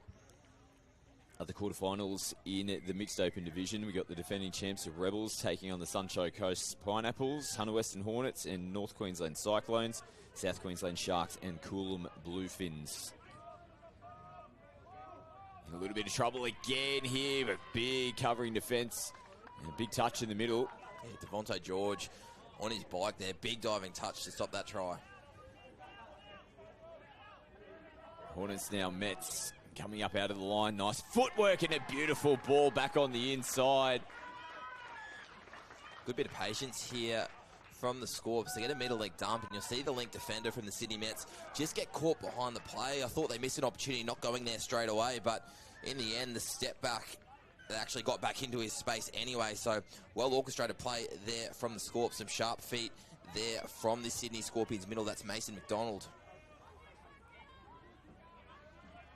Back in front now, the Sydney Scorpions 3-2. 5 tries already in the opening exchanges here at this quarterfinal. Mets come back open side. Scorpions doing a good job after slipping initially. They pop back up on the feet and they force a mistake. Really good job there, the Scorps defensively. They kind of held on their line, and as the Mets retreated back, they pressed up, put pressure, earned themselves an error, just dictating to the attack with their defence. Nice roll downfield so far here from the Scorpions. Looking for a clean play. The ball coming to the last. Nicholas, short ball, punching through a hole. Good touch though. Shah Wakely defending outside. Yeah, big touch there from Wakely. Looked like it had opened up, but just outstretched at the last moment. This is a fast start to this mix, and we're definitely going end to end quite quickly at the moment. It's interesting when you get to that quarterfinal stage and you start to swap over pools as well. Sometimes you do get some pools that feel a little bit stronger than others. And although they finished 4th in their pool, the Mets, they're right in the thick of this game, taking it to the top of the pool in the Sydney Scorpions. You're not wrong. And sometimes some losses and some tight games actually really set you in good stead for these games. As teams cruise through their pool, they're not used to those hard and tight conditions.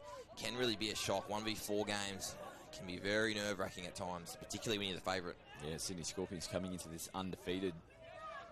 No losses throughout the pool phase. Coming out of Pool 8. 3 losses for the Mets. So referees adjudicating there that once the defenders are inside the 7, they need to move forward. Not enough forward movement there from the Mets. Solid touch. 2 boys in the roll ball just colliding there. Nicholas from half goes to the right edge. Nice touch made on the line from Lever. They've on that 2-step play again, this time dummying the ML. Lever up to it on this occasion for the Mets. And has the touch been made yet? Yeah, a bit of confusion. They eventually say the touch was made and play the ball. Nicholas goes back to the well. Didn't quite work for them last time. This time, much more clean for the Sydney Scorpions. They get their 4th and the biggest margin of the game so far. Good patience here from the Scorpions. You can see the Sydney Mets link is in a long, long way. He's actually making a middle touch, and they still get beaten back towards that short side. So it's an interesting defensive shape the Mets are running. They're trying to protect certain middles on the field, and in the end it's kind of compromised that space across the line. The Scorps good enough to execute that try. Yeah, Brad Gibson crossing over for the Sydney Scorpions. Mets looking to hit back from the restart. Nothing there. So the Scorpions defending their line after scoring points. Starting to get a little bit more control in the game now. Good meters on the first touch. Yeah, Coach Frost will be very happy with this. After points, great defensive set. They weren't under too much pressure with that open side play. You can see now there's flow after halfway. They're going to get a strike dump here with a bit of momentum in the middle. Nicholas from half, slicing them open. Triple own, loops over the top. Oh, lost over the sideline. Sylvester had a good look at it. Still tricky conditions. Sun's out, but there's a little bit of rain we got last night as well. It's going to be greasy out there still. Field's chopped up. Yeah, danger signs there for the Mets. Scorps just absolutely steamrolling down the field, and a bit of disconnect in their defensive line. Missed opportunity on this edge, but they're going to get another chance now to attack the Scorps. Looks like they're going to send some fresh legs on, though. They might have to buy some time here. I'm happy to burn a couple of touches. As Gibson, he scored the last try for the Scorpions, comes on, as does Emma Williams. Just getting themselves into position, looking for some shape here, the Scorps. Nicholas, who's been dangerous. This time he gets it back from Gibson, who links back up again through the middle. And they've got a pretty good combination, don't they? Sam Nicholas and Brad Gibson. They come up with more points. It's that same defensive shape from the Mets, giving them trouble. They're sending up their male link nice and high, which means that middle in the pocket, you can see nice and deep on the defensive line. It's just not offering enough at the moment. It's just creating that gap. You can see with the opposite middle up, they're not coming across on the inside. So I'd like to see the Mets, if they can address this, maybe look to play a little bit more of a flatter line, not give that presentation to the Scorps as easy. It's a nice feat here from the Sydney Mets. Diving touch in the end. Yeah, Oliver Quinn looking very sharp. Out here in the right link position at the moment. Scorps get up early. Yeah, Too early. penalties. Yeah, on-field referee signalling that to the defensive team here of the Scorpions. Another penalty. They'll be down a player. This is an opportunity for the Mets here to strike. They look to step in. Ooh. Had a short ball and out back option. Couple of touches to work with. Smartly holding on to the football. Now, this time they go long. Lovely ball. And on the inside, great play. Raghvani, who scored earlier, this time summed it up perfectly to hold it and sling it back on the inside. And Quinn's there to put it over the line. Yeah, this is great skill here on show from the Sydney Mets. They go to that counties play again, just rips long early. Jasmine Vera, the defending winger there for the Scorpions, did a great job to get across. Unfortunately for them, the link wasn't there. Not easy to catch this nice high pass, turn it back on the inside. Great skills there from Davina Ravani.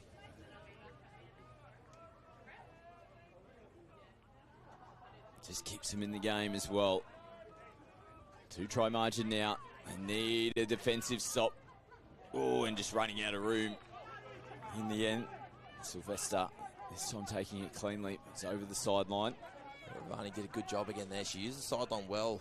Almost tempted the Scorps to go that way. Backed herself to get there. And in the end, they were too close. Just with this early morning dew as well and the sun shining through, you can lose the sideline a little bit, as well as the try line. Those white lines not sticking out as clearly at the moment. You can even see that NTL sign. It's been churned up a little bit from all the mud and rain we've had. So definitely not easy finding the line and space and even keeping your feet.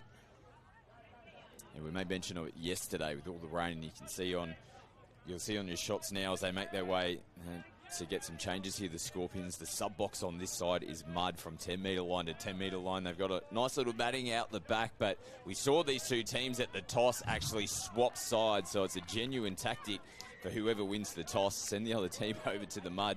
So a little advantage. The oldest trick in the book. What was really interesting was, though, the Sydney Mets were actually lining up to go to this sub box, so the Scorps thought they got a little win, and then Mets won the toss and flipped them over. Other things you consider too, obviously the direction you're running when you win that toss, but also who taps first and second. With drop-offs and extra time in these games, the team that taps second will get that tap in the drop, so that's a tactic that captains consider a lot as well.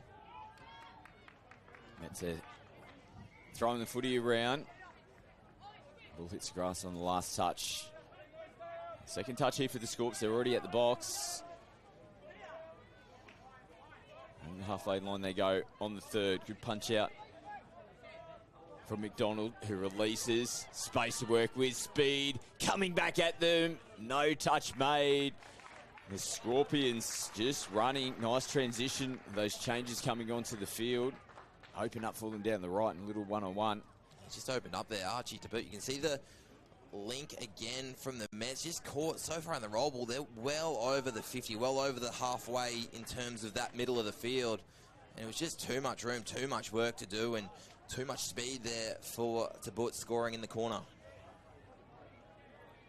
Margin back to 3 in favour of the Scorpions. Looking to go one better in 25. In the semi-finals last year. Now the Mets play out the back. Nice ball over the top. They're going to come back. Forward pass has been picked up from our referees. Forward of the half. They scored this play in the first set, and I'm surprised it's taken them so long to go back to it. It's created some headaches for the Scorps. Ends up with a mismatch on that far link edge with lots of space and territory to defend. Fortunately, though, for the Scorpions, a forward pass with the initial quarterback pass. Jacob Fong having to come back to play it. A little bit of contact was on the way down. Last touch now. A little bit deeper downfield as Nicholas sings it. Nothing on offer. Still throwing the footy around. They'll concede the set. The Mets here start on their 10-metre line. Yeah, better defensive set there from the Mets. So they shift straight towards their sub-block. So this will probably be their last chance of the half for points. They're going to get a repeat set now as well. A little foot in the ruck. They'll be looking to strike before a half-time break here. Get that margin back down to 2. Clock starting to wind down. Just over 30 seconds left here in the first half. Big opportunity for the Mets. Patterson on the inside ball. Picks up from half at least. This comes back to Patterson. No, they'll come back again for another forward pass. Couple of genuine opportunities in the last 2 sets there from the Mets, and it's gone away from them. Yeah, they hurt. They split them open big time there, the Mets. Nice little open side quickie. Trail back on the inside. The Sydney Scorpions middles went in opposite directions. Fortunately, again for the Scorps forward pass. So Mets probably on top the last 2 or 3 minutes, but when you're trailing, you really got to make those chances count. So the Scorps go into the break up by 3 in the opening quarterfinal here in the mixed open. Bit of work for the Mets to do if they're able to get themselves back into the game with a shot to progress through to the semi-finals later on today. Halftime score, Sydney Scorpions 6, Sydney Mets 3.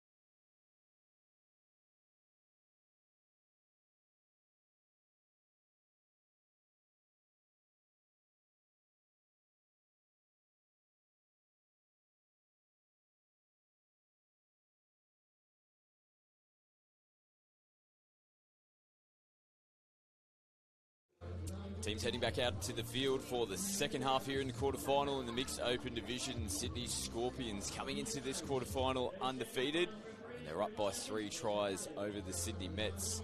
Had some really good moments in the first half, particularly in the early stages there of the first 16 minutes. They need to continue to try and trade punch for punch with the Scorpions. Defence is going to be key for them here in the second half. Yeah, I'd like to see them, particularly on their line defence, just to flatten out that line a little bit at the moment. The Scorps are doing a really good job of manipulating the high link and opposite middle there from the Mets. So we'll see what both teams do to adjust to tactics at halftime, but the Scorps definitely in command at the moment. And they do have the first possession here in the second half.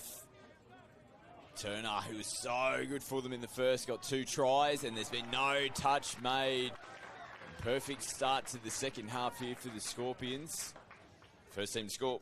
Nice little tap play here from the Scorps. They head away from the middle. Vera ends up in the middle and then heads back out. And it's just a little nice little open side play. Fong ends up in space towards the middle. Nice honesty again here from the Sydney Mets middle. Devontae George calling a no touch there. Honesty, big part of our game. So it is a handy lead now for the Scorpions. 7 tries to 3. That's with a huge task in front of them now. Plenty of time though. Early stages here of the second half. Dancing around at the moment. Looking for options. They go long, great take, great footwork as well. What a finish in the corner from Wakely. That is a top-notch try there for the Mets. This looked really nice on the replay. They run a little counties play. The Mets actually the wrong player in the touch. Rip early and Wakely just comes with the left foot, stops on a dime. Great skill and agility there to finish before the Scorpions link defender came across. Yeah, it's first to beat the winger and then to angle back out and get away from the covering link defence. That's a good winger's try from Shah Wakely. Like I said, keeps the Mets in the game. And now Wakely makes a good touch as well, coming into the last. 1 to make. Scorps will concede. So a little tick in the box there for the Sydney Mets. Yeah, next job for them now is let's get to a 6 touch. Let's earn some field positions. It looks like they're going to go sub-box from this far edge. They haven't made too many metres forward on 2. Ooh, just holding on. No, ball's gone down. They'll come back for the penalty first. Penalty there. The signals for not returning the ball straight to the mark. I'm not sure about that one, but Scorps are on the attack now.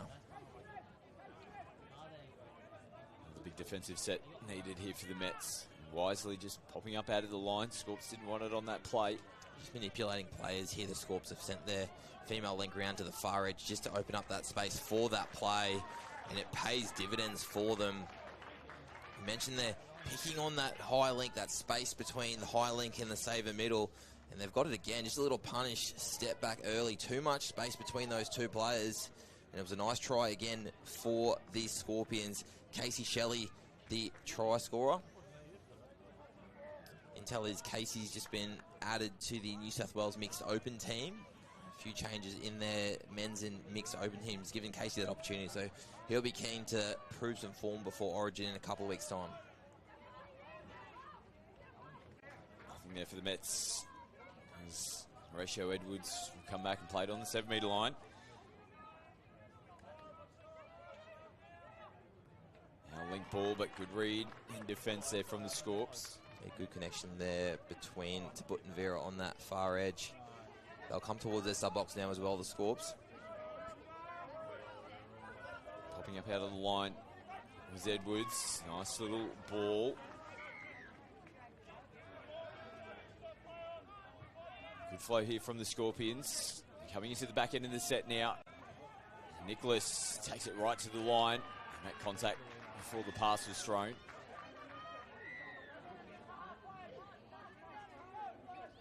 Mets restart. Ratio with the meters.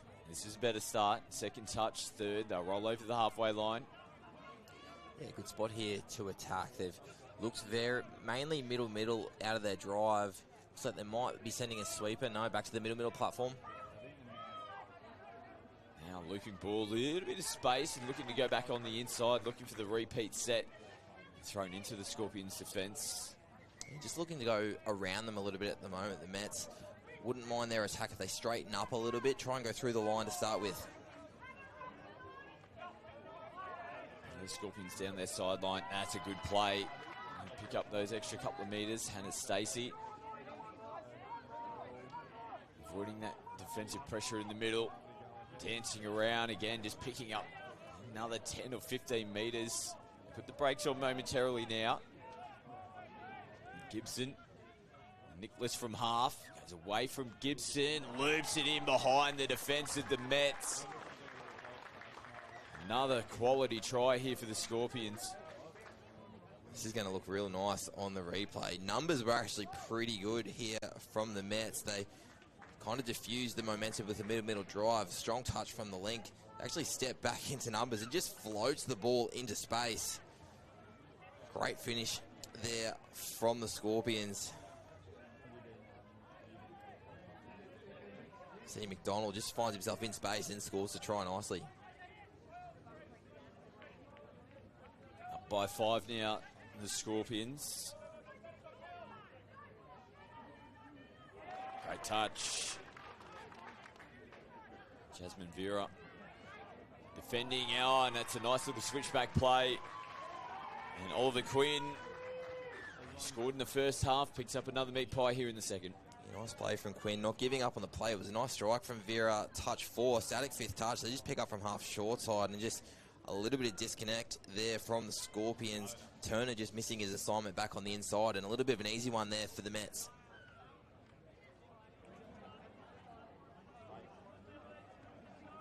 You've got men's 20s semi-final action coming up next. With a couple of New South Wales teams, the Hunter Western Hornets taking on the Scorpions. Nice ball out in front.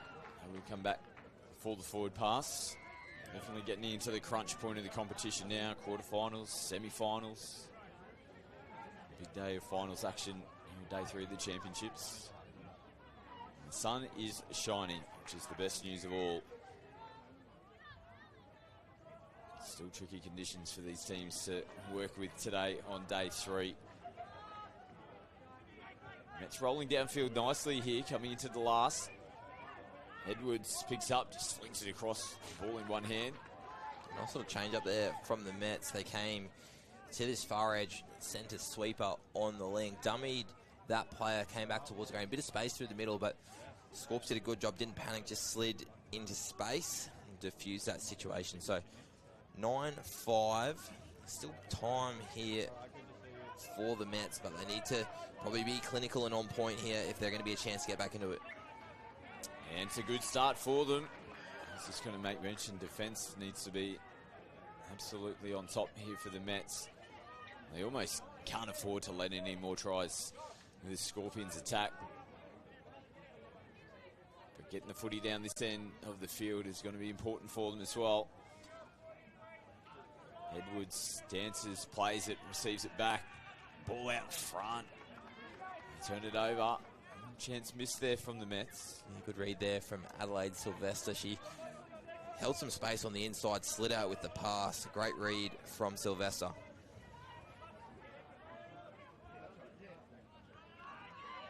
Now caught a little bit isolated here, the Scorpions, and they push the pass to get the repeat set.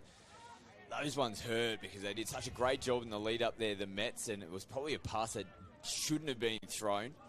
Takes a little deflection. The Scorpions get a relieving repeat set of 6 to continue on here against this Mets defence, but they'll come back for the forward pass.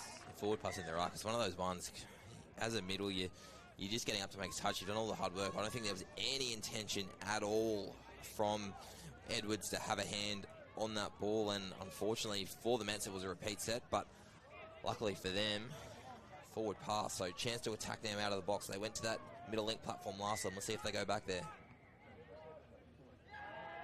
A little bobble in the play of the ball. Good, strong, solid touch there, Josh Turner.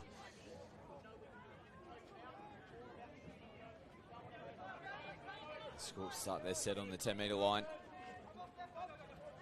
Over on this choppy, muddy part of the field, on the side of the field. Now a nice little pop-out play. Shelley links up with Triplone. That is more good footy here from the Scorpions. Yes, nice flow here out of the box. It wasn't the quickest of fly plays, but Shelley gets himself into space, and it's a nice little line. You can see Triplone, when he gets the ball, just kind of straightens up and just absolutely buries it through the hole. Nice try in the end. Margin now out to 5, and it might be a little bit too much now for the Mets. Yeah, the Clock will start to become a bit of a factor for them. They'll throw the kitchen sink. Scorpso, 1 foot in the door to make in the semi-finals. Again in the mix and just getting the ball away. They can continue to throw questions here, the Mets. And nice work and a good finish again out here on the left edge from Wakely. Yeah, nice team try. A little bit of frustration from the Scorps. I thought there were a couple of close touch and passes. Just some desperation. Edwards, nice little pass over the top there from Jimenez, and it was a good finish in the corner. 10-6 in favour of the Scorpions. As mentioned, the other quarterfinals taking place at the moment. Rebels, Pineapples, Hornets are taking on the Cyclones. Sharks and Cool and Bluefins as well.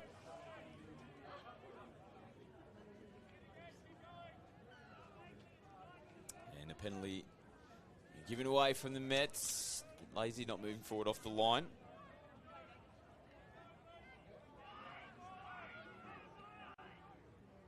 Scott's just losing footing. You can catch the grand final for the mixed open division on the coverage as well. 4 o'clock local time here in Coffs Harbour this afternoon. Semi-finals to come first. Nice ball over the top. Hannah Stacey just had to catch that one and put it down. Yeah, a little bit easy in the end there for Stacey, but it was nice work in the middle of the field. They go to that little two-step option, and this time the Mets collapse on it, and Stacey gets a nice pass there from Gibson. Nice play from the Scorpions. Now space to work with down the right. Beautiful final pass as well. He's been good for them out there. I think it might have been Quinn. Nice little opportune try there. A little slip up from the Scorps. Link caught infield. Nice turn of pace here from the Mets. Nice little 2-on-1 finish in the corner. It was a great pass there from Quinn. Another try there in the corner for Ravani. High scoring as expected. 11-7. 18 tries in the game. The Scorpions now dance. Looking to set up. The clock winding down here in the second half.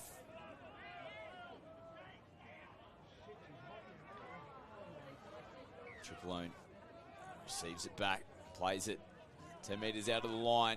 Nice holes again, and a beautiful little show and go from Tia Young. And it's been a great overall performance here from the Scorpions, who are going to progress into the semi-finals. Summed it up really well here. Young, Shelley, good pass, 2-on-1, and Young, just a nice early dummy, crosses for a try herself. So 32-minute game. We've already got 19 tries, Scotty, so plenty of action in this mixed game. And as you said, that's what we expect in this division. Plenty of skill on show, but plenty of tries.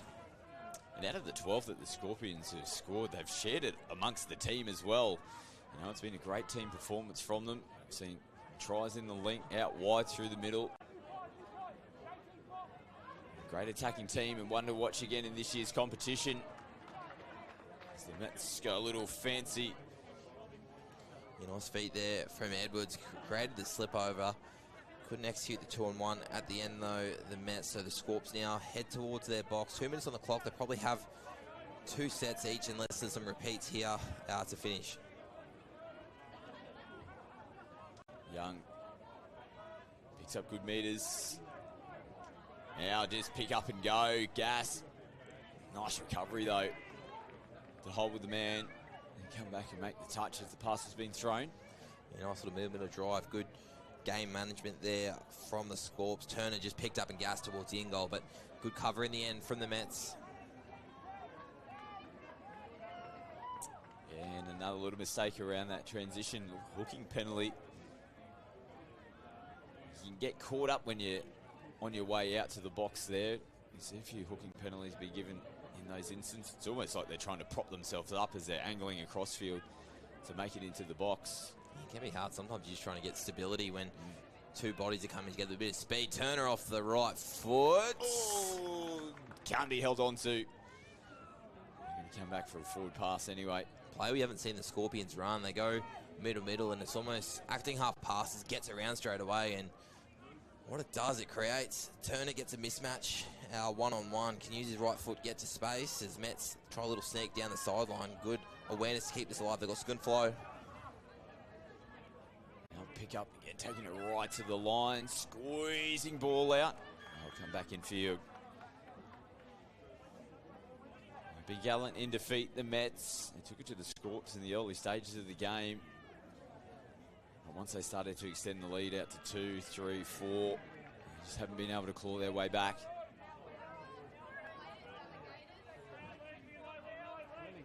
It has been a strong performance from the Sydney Scorpions. Undefeated in their pool, so they keep that perfect record here after a good performance, 12-7, comprehensive win in the end. Yeah, and they progress through to the semi-finals in the mixed open division. We're talking about semi-final action. We've got men's 20s semis coming up next. The Hunter Western Hornets taking on the Sydney Scorpions. We'll head down on the sideline as well and have a chat with some of the players from the Scorpions team from this victorious mixed open division as they head into the semi-finals. Stay with us. Men's 20s semis coming up next. Welcome to Sydney. Upbeat, downbeat, feel its heartbeat. Open spaces, open arms. A place to feel alive, to feel free. Come feel it all and feel new.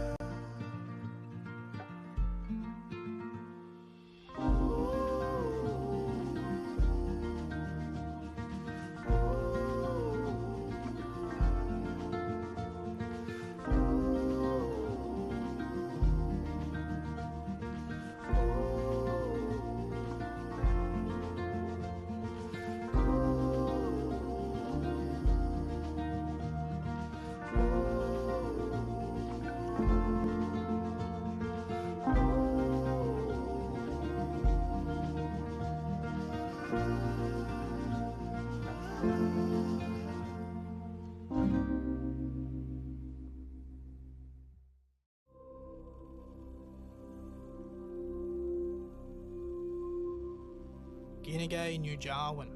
Yam Naya Gumbenge Janba Nari Gumbenge Waja.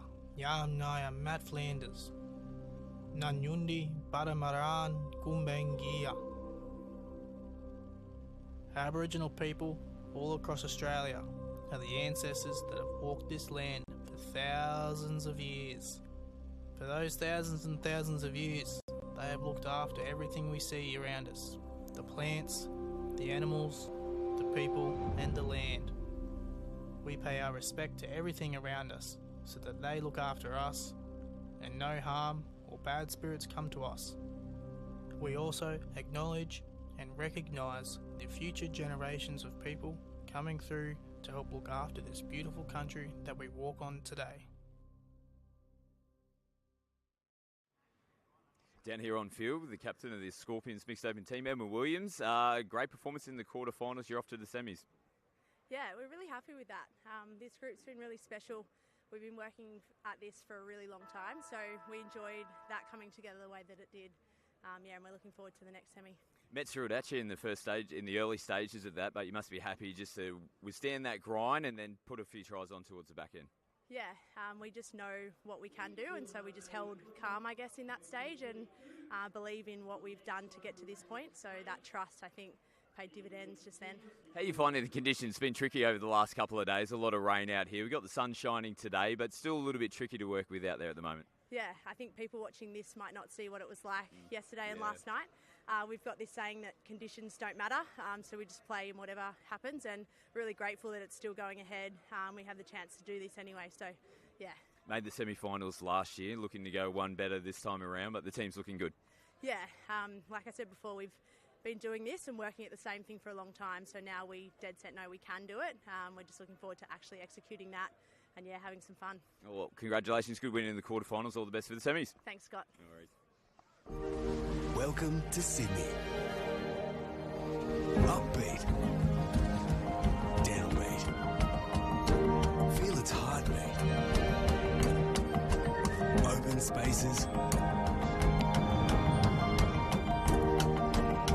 Open arms. A place to feel alive. To feel free. Come feel it all. And feel new.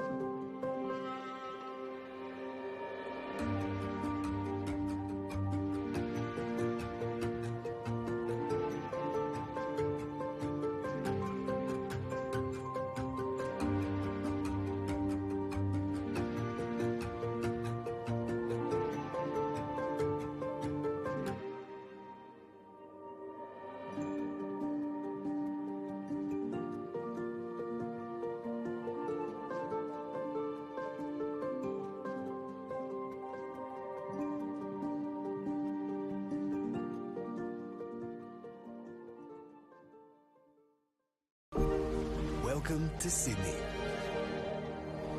Upbeat. 6 wins and went in undefeated. Just the one loss for the Sydney Mets coming into this quarter-final. Here's a player to look for always. Ash Quinlan, very dynamic, great passing game. Ooh, close, I think. What's the ref? Yes, they're going to call that one. Hornets will be looking to respond. Penalty though for over the mark.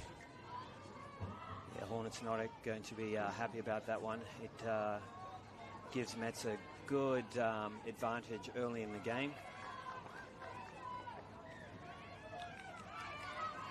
Good use of the ball here. Great speed. And finish. Courtney Young. Just puts the pressure straight back onto them. Haven't had too many attacking positions. That's a good run, though, to set them up on 5th. Yep, Jessica Potts working well there with Rachel Jeffs. They seem to be getting into the middle there a lot, that pair. Definitely giving Hornets a chance for the line. And let's see where we finish here. Oh, great late ball. Yeah, they'll point to the spot there. Chelsea Hindmarsh finishing that one off. And launch some sort of offense, work through their processes and see if they can bring the score up. It's 2-1 here with just over 5 minutes to go. Sweepy coming around the back, away from the sweep. Beautiful ball, left to right, all the space in the world. Out here for Abby Pappenhausen. Got caught up in the ruck there. It's called ruck domination. And as a result, it was really difficult for her to get it down clean. Here's our line attack. Paddy to Ash. Ash over the top. A sweeper play, and it sees Mets convert for another try, taking it to, though this is a good opportunity for the Hornets. Touch 2 coming just before halfway. Touch 3 over halfway. 10 minutes into the second half. Still no points. Here we go. What's Jess got here? Jess going to pick up and take an option. Early ball space. Top. There you go. Just as I say that, we haven't had any points so far in the second half, and it's the Hornets who will get the first try. Both that time, but here we go for the reload. Oh, wow. Clear. Happy with that one as well. That's going to be a ripper on the replay. We try advantage 5-2 now on the Pain Away scoreboard. The Mets got 1 foot into another semi-final at the moment. Still more to play Chelsea here. Again. Beautiful ball. That was just great. Alex Kennedy to finish. Yeah, it's going to be, might be the game for the Hornets now. Under 2 to go. Mets will just roll down the other end of the field here. They might be looking to put the icing on the cake. Quinlan takes the touch. Mets really just have to just keep in the game here. They don't really have to do too much. And with Ash Quinlan on the attack, phenomenal. And their mixed team is still up there in the semis. Their women's team performing here in the quarterfinals. So you take your hat off to the Hornets region, who are really, really widely dispersed and finding it difficult to train there. Their last 4 or 5 years, their program is really improving, and they're playing some really, really good touch. Oh, the late flick back on the inside again. It's the speed there of Courtney Young. Well, we're into semi-final action now in the men's 20s. The Sydney Scorpions on screen, getting their last-minute instructions before heading out onto the field to take on the Hunter Western Hornets. Winner goes into the grand final. Loser goes home for 2025. Adam Pride's with me in commentary for this one. Some real up-and-coming star players in both teams in this one to make mention of. 100%. Plenty of players fresh off representing their country at the youth level. The Hunter Western Hornets, they topped their pool. They beat probably the more fancy Mets, some would say, led by Ellis, Bailey Tranter, Charlie Walker, a number of players that just play, as we said, played up in Redcliffe. Scorpions with a number of those themselves, led by Max Masters. He's got the ball in hand. Actually, they dummy him. Interesting tactic there on the first set for the Scorps. Now the Hornets, like I said, finished top of the pool against the Mets, who are last year's champions in the men's 20s. And a nice start here for the Hornets' first set. Now players behind, they've got numbers down the left, and they will capitalise. Perfect start here and a great set of 6 for the Hornets. And the first to strike here in the men's 20 semi. Absolutely perfect start from the Hornets. You couldn't write a better script if you were the coach of the Hornets. Defend your first set, then go coast to coast. Go a little C or link sweeper play, Cindy, as it's affectionately known in New South Wales. And it's a nice pass, summed up well. You can see the 22 from the Scorpions. Charlwood just slipped, and it was an opportunity that the Hornets were good enough to take. Brandon Cox finding space. Scoops now back from the restart. Open them up in the middle. And Logan Bubb scores for the Scorps. Much cleaner set there on the second to get their first try on the board. Yeah, a little short play here from the Scorps. They're on that little splitter play, and it's a short ball. Bubb find himself in space. There was plenty of words said between Bubb and Walkerton after that try as well. So, scores level.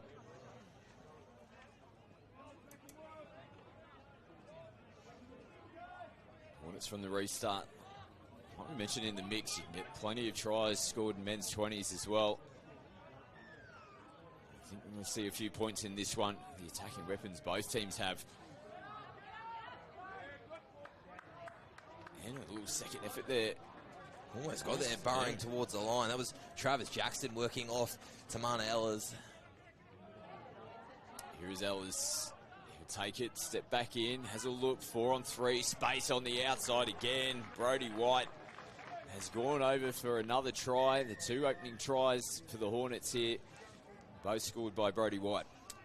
Yeah, Tamana Ellers with fingerprints all over it. We're going to hear the name Ellers a lot. Him and Rico are going to be 2 of the main attackers here for the Hornets, and just looking for that county setup right to left, rips long, just has too much time to dig into the line, and when you've got the class of Ellers, I'd love to be on that wing. Brody White, 2 tries already. We're only 3 minutes in. Curl plays it, short ball from half. Now, it's there, just didn't have enough on it.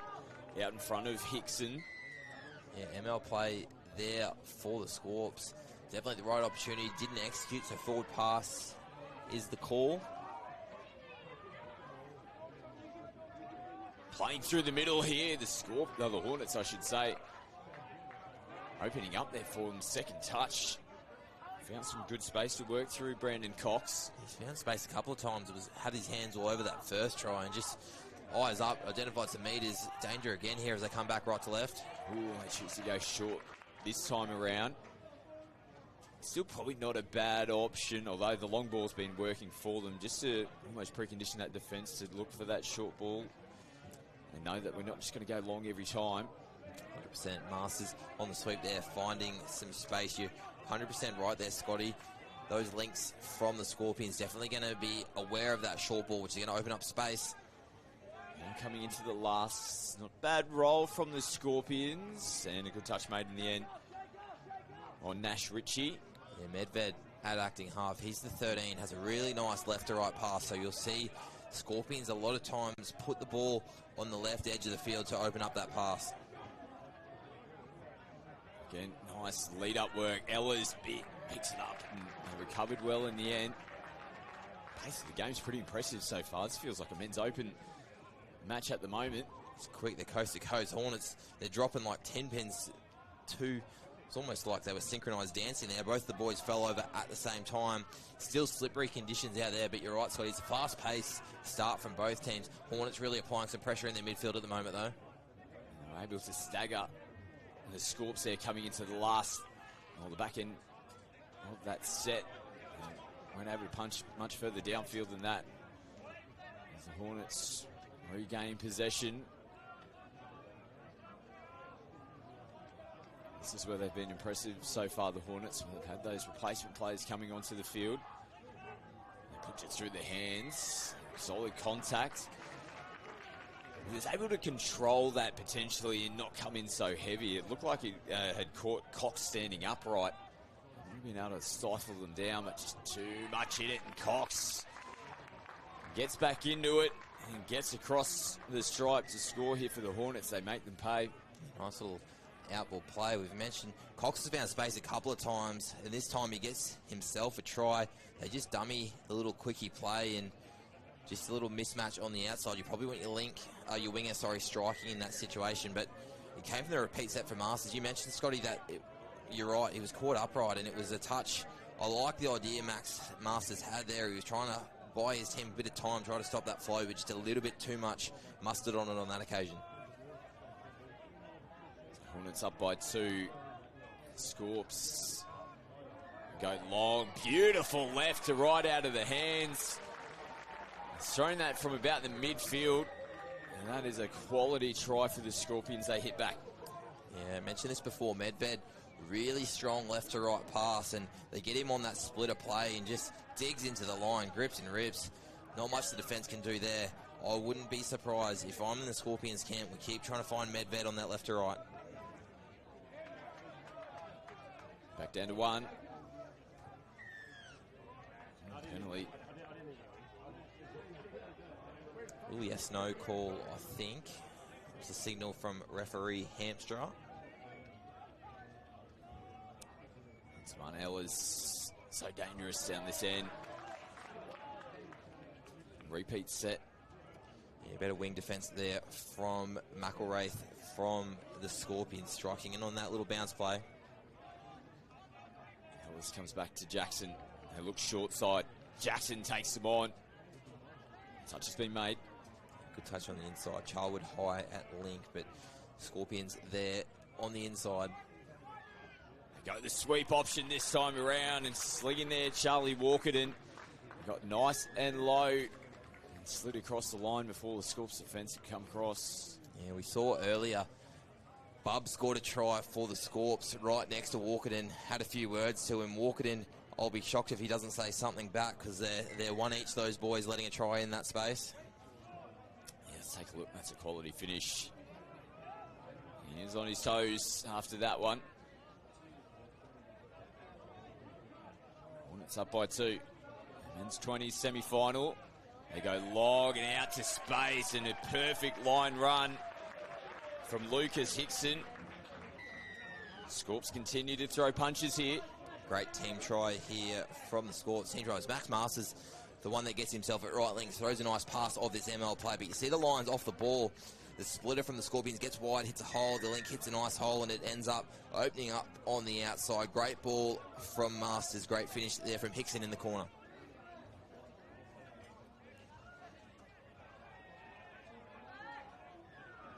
It's off the restart. 7 at the moment, no half in place. Nichols, those Scorpions not moving forward. And those ones there where the previous play, nothing doing. That's the chance for them to come up and start to put a little bit of pressure on and dictate terms. Yeah, hard one there. I think there's a little bit of miscommunication. The Scorps pointed to the sideline ref as walking in on the punish. Good defence on the inside, though, from the Scorpions middle. Sideline ref had actually called them offside, so the referee on the field had actually penalised them for not moving forward. So a little bit of miscommunication. Hard one there for the Scorps. Slice between again. Another penalty. The second. Scoops on notice. Ooh, that looked forward flat. There's a shake of the head from our on-field. Play on's the call. Now through the hands. Nice touch. The 223s coming together. Michael Wraith out there on the right wing. Played again. Ellis onto the field here for the Hornets. Here he is. Gets away from one defender. Puts the brakes on. They reset. This will be one to the side. Bub. Contact on the head. A little hold up. Hamstra is communicating, and the Scorpions are going to be a player down after giving away 3 consecutive penalties. Defending their line. Big advantage here for the Scorps. They've got an extra player on the field, and they will capitalise. Touch is made. Big touch, Ryan Charwood there. When you're 6'5", you want the links to play nice and high. Try and support that middle as much as possible. He made a middle touch. Still got back out to his link. They're in trouble. There's a touch made on the boot. Yes. On the flip side here, the Hornets, they need to take this opportunity, but if the Scorps can hold out, they'll get a lot of momentum coming out. It's a huge task, though. Defending a man down. They're holding out so far, and they're forcing the Hornets to go backwards. They've got all the numbers out here on the left, and Ellis sings it. Beautiful pop back on the inside to Charlie Walkerton. Just too much to defend in the end, but it was Ellis who ended up taking control. There's good patience from the Hornets. Scorps, great defence. Even that last try, as a coach, you're generally pretty happy. Links played nice and high. Wingers chasing out, just too much ground to cover, and Walkerton crosses for his second.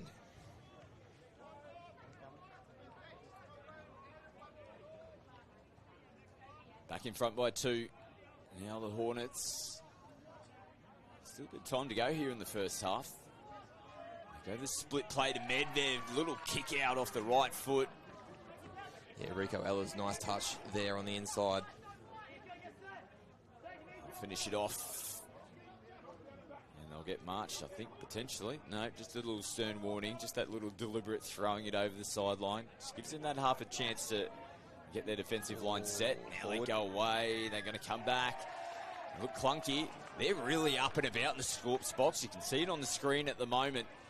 I feel like this is a critical part here in the back end of the first half. If they can start controlling this, they might go down into the break, down on the scoreboard. But taking momentum into the second half, so important. Yeah, massively. They want to make this chance. So they've got their 2 big guns on. Medved here at the left link. Masters at right link. So they've got passing options both ways. Decide to go early. It's a risky play, isn't it? Yeah, they use Masters as a decoy, not probably the play I'd be going to, particularly on a repeat set. Go short play, something with less risk, try and score, and then you know you've got Masters sitting at right link with a nice pass, Medved sitting at left link with a great pass, so real big missed opportunity for the Scorps. Brain plays it on the 10-metre line of the Scorps. Ooh, they decide to go out the back. They had a bound punching through. He was in the fence there to clean it up for the Scorps. Nice footwork. Hit them on the front foot. Ooh, Brain almost getting caught up, retrieving back onside. It's good eyes, Max Masters there. Identified they were pressing up on the outside. Went forward, earned the right now to shift. Now they'll be in a decent spot, the Scorps. Oh, and they've gone to the well again. They come back out to Hickson, who gets his second try of the game. That was a quality one there for the Scorps. Yeah, Tyrone Fender. Great line here from Acting Half the Lamb 2. Looks short, comes off the right. It's a flat ball. Great ball from Fender. Good space there. Great line again from Hickson, making it near impossible for his opposite number to be there. Nice little J line Good try there for the Scorps. Big defensive set here, though. We're just over 2 minutes left on the clock. Margin is 1. Now Ehlers slices them through. Scorpions losing footing on the line again, looking for options, just slings it out. And there to pick up the crumbs was Josh Curl. Yeah, great work again there from the Scorps. Ehlers identifying the slip over, went short side, had plenty of time in the in-goal. Not easy in dry conditions, kind of manning up, or netball defence, as we like to call it, in touch at times when a player gets into the in-goal. Great play there from the Scorps, and now they're on the front foot again. Medved left to right. Nothing there for them. Finish it over the sideline again. Yeah, they're testing that delay of play with that pass. The tactic, I understand the need for it, but it's something where teams are purposely throwing the ball over the sideline to delay the game. Love it when the refs penalise that, to be honest. They've gotten away with a couple at the moment. And I think if they continue to do that, it might go against them. Scorps, again, defensive pressure in the midfield. They are up and about. These are two, the Hunter Western Hornets and the Sydney Scorpions. In terms of participant numbers, they're the two biggest regions here for New South Wales at this carnival, and there's plenty of crowd from both regions in this sub-box. Plenty of feeling at the moment. A good chance here for the Scorps to strike before the break. Takes a deflection. They're fighting for the crumbs. Has to be a repeat set. Had a couple of cracks at it there, the Hornets in defence. Yeah, 30 seconds. Still got a set here. They want to get on the ball, though.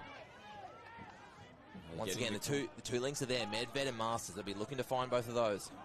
They come out towards Masters. He gets back in the middle. Footwork lost it coming out of the hands. They're going to say touch first. Clock winding down.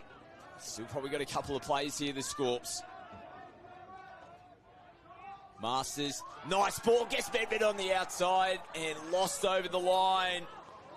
I think he was in. I think Masters had threaded the needle. Medved was in space, just fumbled it as he was trying to put the ball down, and we could have been level, Scotty. I think it's a missed opportunity there for the Scorps. Yeah, and you just hope that doesn't deflate them coming into the break. So we take a look at the replay. It was a low, hard ball in line. You can see on the outside shoulder is there. Really tough one again, tricky conditions, ball in one hand with defence coming across, but a big opportunity missed coming into the break. But it was a great fight back from the Scorpions. They're only down by 1 try at the moment. Felt like the wave of momentum is with them, though, even though they couldn't get that last try right before the break. 100%. They are up and about, the Scorps. You can see at the moment there's some serious talk. Max Masters, the captain, has his team around him. They are fired up. There's going to be a huge second half. Absolutely. Make sure you stay with us for this one. Hornets in front just. They go into the halftime break leading 5-4 over the Scorps.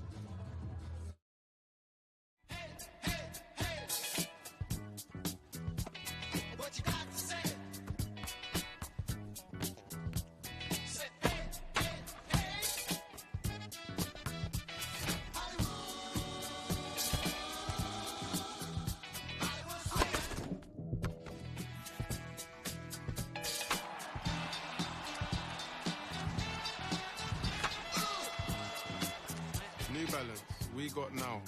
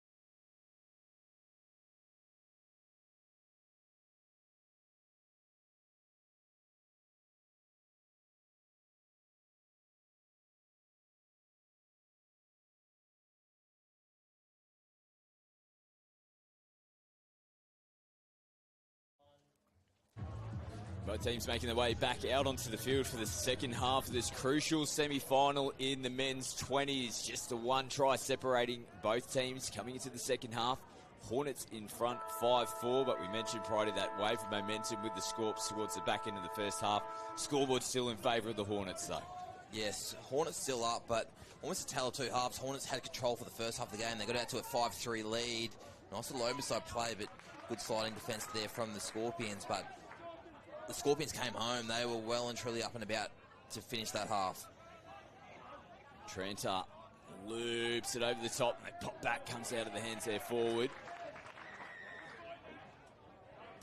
So Scorps hold on defensively in the first set. Meters on the first touch as well. Now they bring it down their right-hand sideline. Yeah, ball down. It rolled around. There's a bit of fingers pointing. It did look like it was just a little bit sloppy in the play, the ball from the Scorps. I think the referee's got that right. There were finger pointing from a number of Scorpions players, but not Charwood, the man that rolled it. So opportunity now for the Hornets. They make some fresh changes. Ella's on the field, the number 4. He's been their most dangerous player in this first half, so expect his fingerprints to be on this set of 6.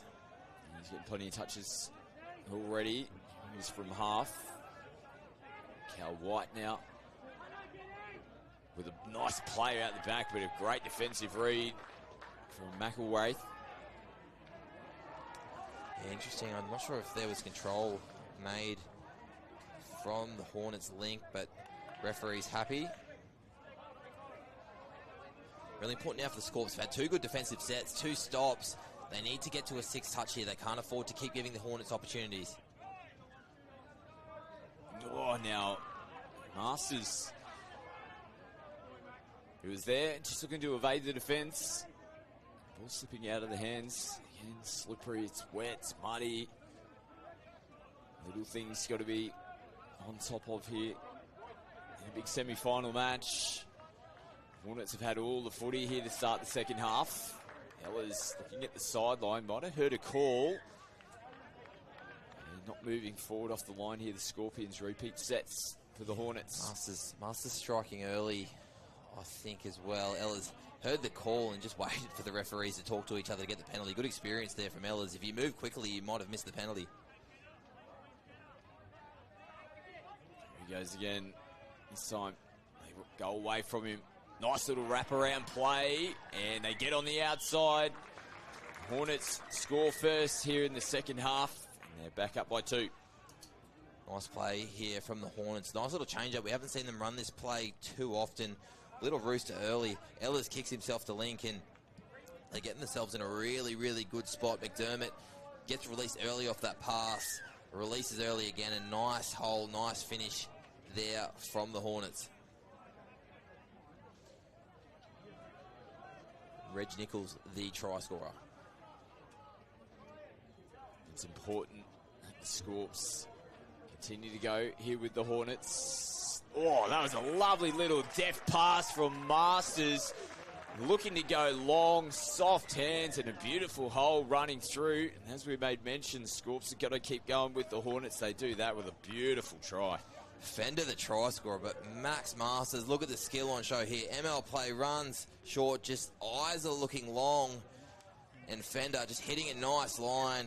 Classy try there from the Scorps. There wasn't much room there. Had to be pinpoint perfect, and that they were to get the points.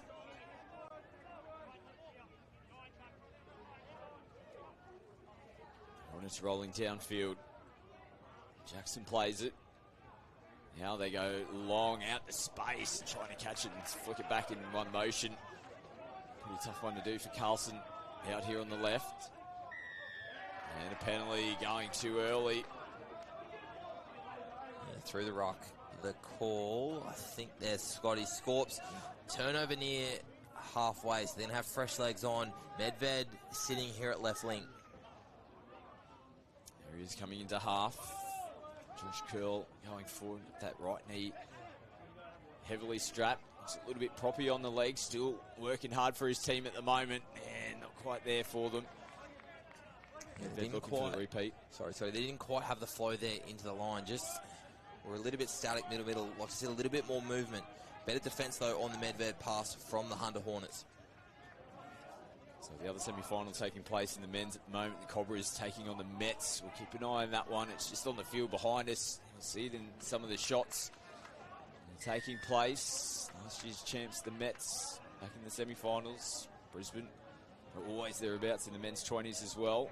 So 4 quality teams still left here in the men's 20s. And you'll get the grand final coverage later on this afternoon, 2:05 local time. Coming to the last, and they can't get it clean. They're almost just running into each other in the end. Yeah, it could have gone either way. I think that one, Fender was down low early, a little tap on the shoulder, just kind of helped that roll ball. So good experienced play from the Hornets. Sometimes you see that penalised though. Lath Brain comes back on the inside. Nice flow here for Hunter. Pick up and go from half, short ball or wing link running through the same hole. Good set of 6. Reggie Nichols out of half, just leaving it in the corner. So Scorps with a fair bit of work to do if they want to get towards their sub box. This releases. Now replacements out to the field here for the Scorps. Show and go from low. Out the back and just out in front. Probably covered defensively, regardless of whether that was held onto. Charwood out here in the right link. Yeah, one of the differences here in the second half, they're obviously looking for Medved's left to right pass. In the first half, he's sitting on the edge closer to their sub-box, so when they latch, it comes back and actually opens up more space for him to pass. Scorps need to make sure they still use the full width of the field, otherwise you're narrowing that space he has to use. Player down, it's Charwood. Now they pick up and go, and slicing through is Ehlers. It comes back on the inside. Nice work there from Rico Ehlers. They sling it back to the halfway line here, the Hornets. Back-to-back tries for them, and they're starting to stretch away now from the Scorps. Yeah, nice play here. Ehlers gets himself to the goal. Bailey Trant is the one that finds space. Question mark on the pass. Referees are happy though. Tranter with the try. Good speed from... That's a questionable ball back on the inside. It's one of those ones, momentum going forward. The referees look for their hands going backwards. It naturally looked like it did float forward. Refs make the call, the 7th try for the Hornets. Here's Masters. This time he rips long, and a great finish in the corner. And the Hornets, they're not stretching away from the Scorps at all. The Scorps, we saw this, it's so familiar than what it was in the first half, just scrapping, but they need to reduce that margin. They keep chasing. They need to get to a point where they can lock up the scores and level it up. Yeah, you're not wrong. They've got strike and firepower in their team. Masters, great ball over the top.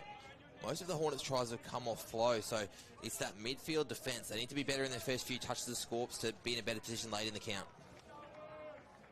Big touch there, Ryan Charwood.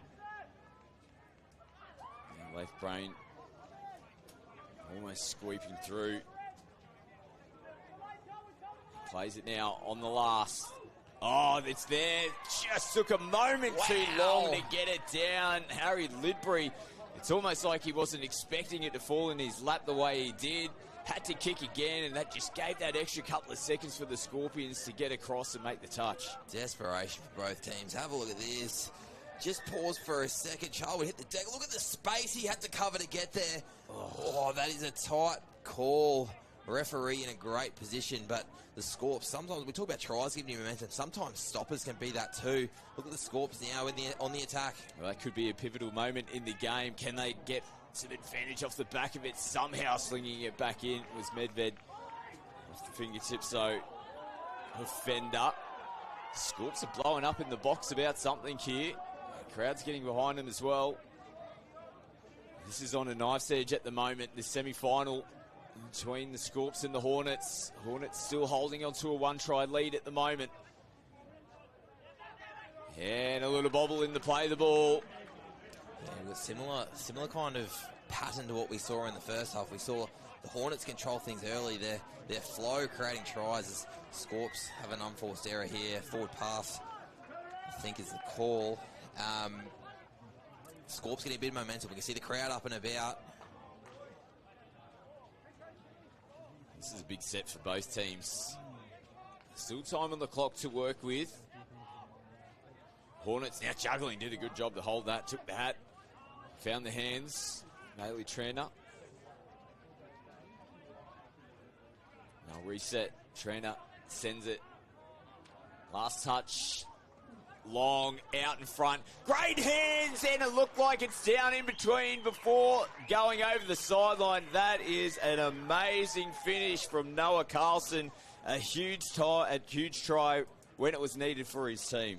Yeah, hard to see here. Must have done well to get it down. We saw the corner post hit the deck. Carlson, big leap, gets it down. Yeah, very well done. Referee Hampshire in a great spot. Nice early release over the top. Great ball there from Brandon Cox. And look at that finish from Carlson. Back up by 2, the Hornets. Masters out the back. They can't find a target. And it's still important. 2 tries. They're still within it, but they don't want to push that extra pass. Chase these points. Stick to what's been working for them. Yeah, still plenty of time. You've got to keep some discipline here. So we've got about 5 minutes on the clock. In touch, you're probably looking, if they're completed sets, 30 seconds per set. So still plenty of opportunities here for the Scorpions, but you've got to make sure you're disciplined. If you're not scoring, you put in a good spot. Back your midfield defense. Don't give away penalties like this, because now they're going to be defending their line with the Hornets having momentum. Here's Rain playing it. Last touch. They go long. Nice side defense to come across and make the touch. McElwraith, he's been good finishing points. This time he comes across to make the touch. Ball out in front. Charwood, good job to hold it, catch it. Now Medved back on the inside. Yeah, good play there from Medved and Charwood. They lost their way a little bit. The Scorpions found a little bit of space. Now into the last. Brain making the touch. Must have just been back on side. His arms are up everywhere from the Scorps box. They thought that should have been an offside penalty. Hornets looking for changes.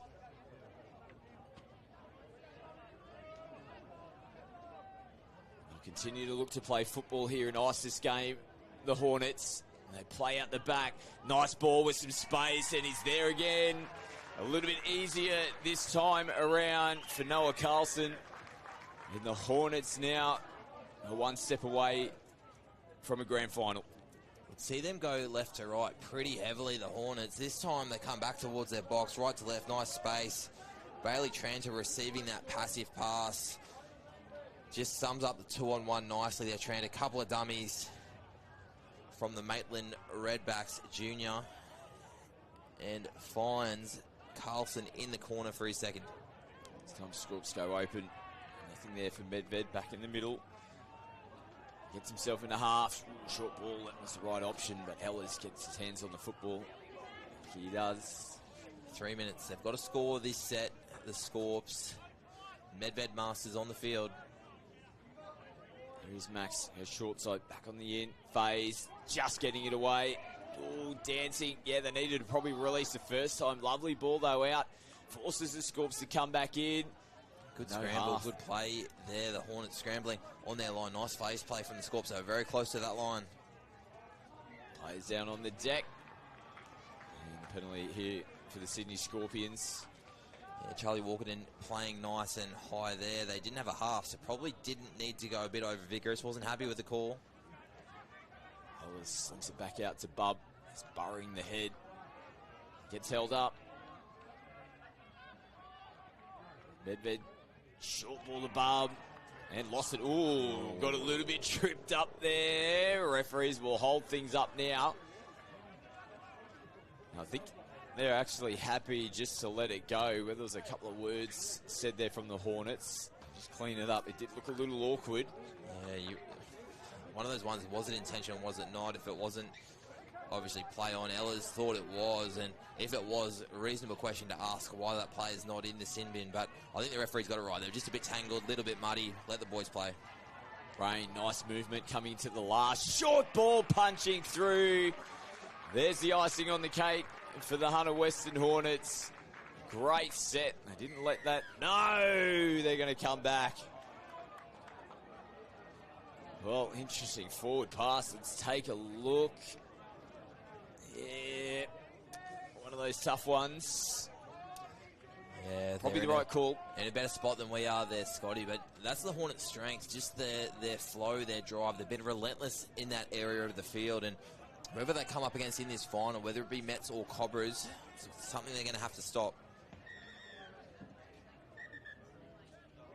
Penalty for the Hornets as they head back to the mark. We'll cast one eye over the Mets and Brisbane Cobras game and see who will be taking on the Hunter Western Hornets in the men's 20s grand final. As mentioned, 2:05 this afternoon.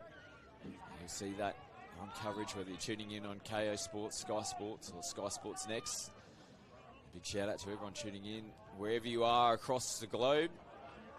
I hope you're enjoying the coverage here at the Championships. It's been another tricky tournament. Of course, this has been the rescheduled one. The first one back in March, the traditional time slot. Called off originally due to cyclone hitting southeast Queensland and northern New South Wales. We come back in May, we still get the weather. We get the rain, we get the mud, but we've got sunny conditions here for finals. And the Scorps will finish it up there.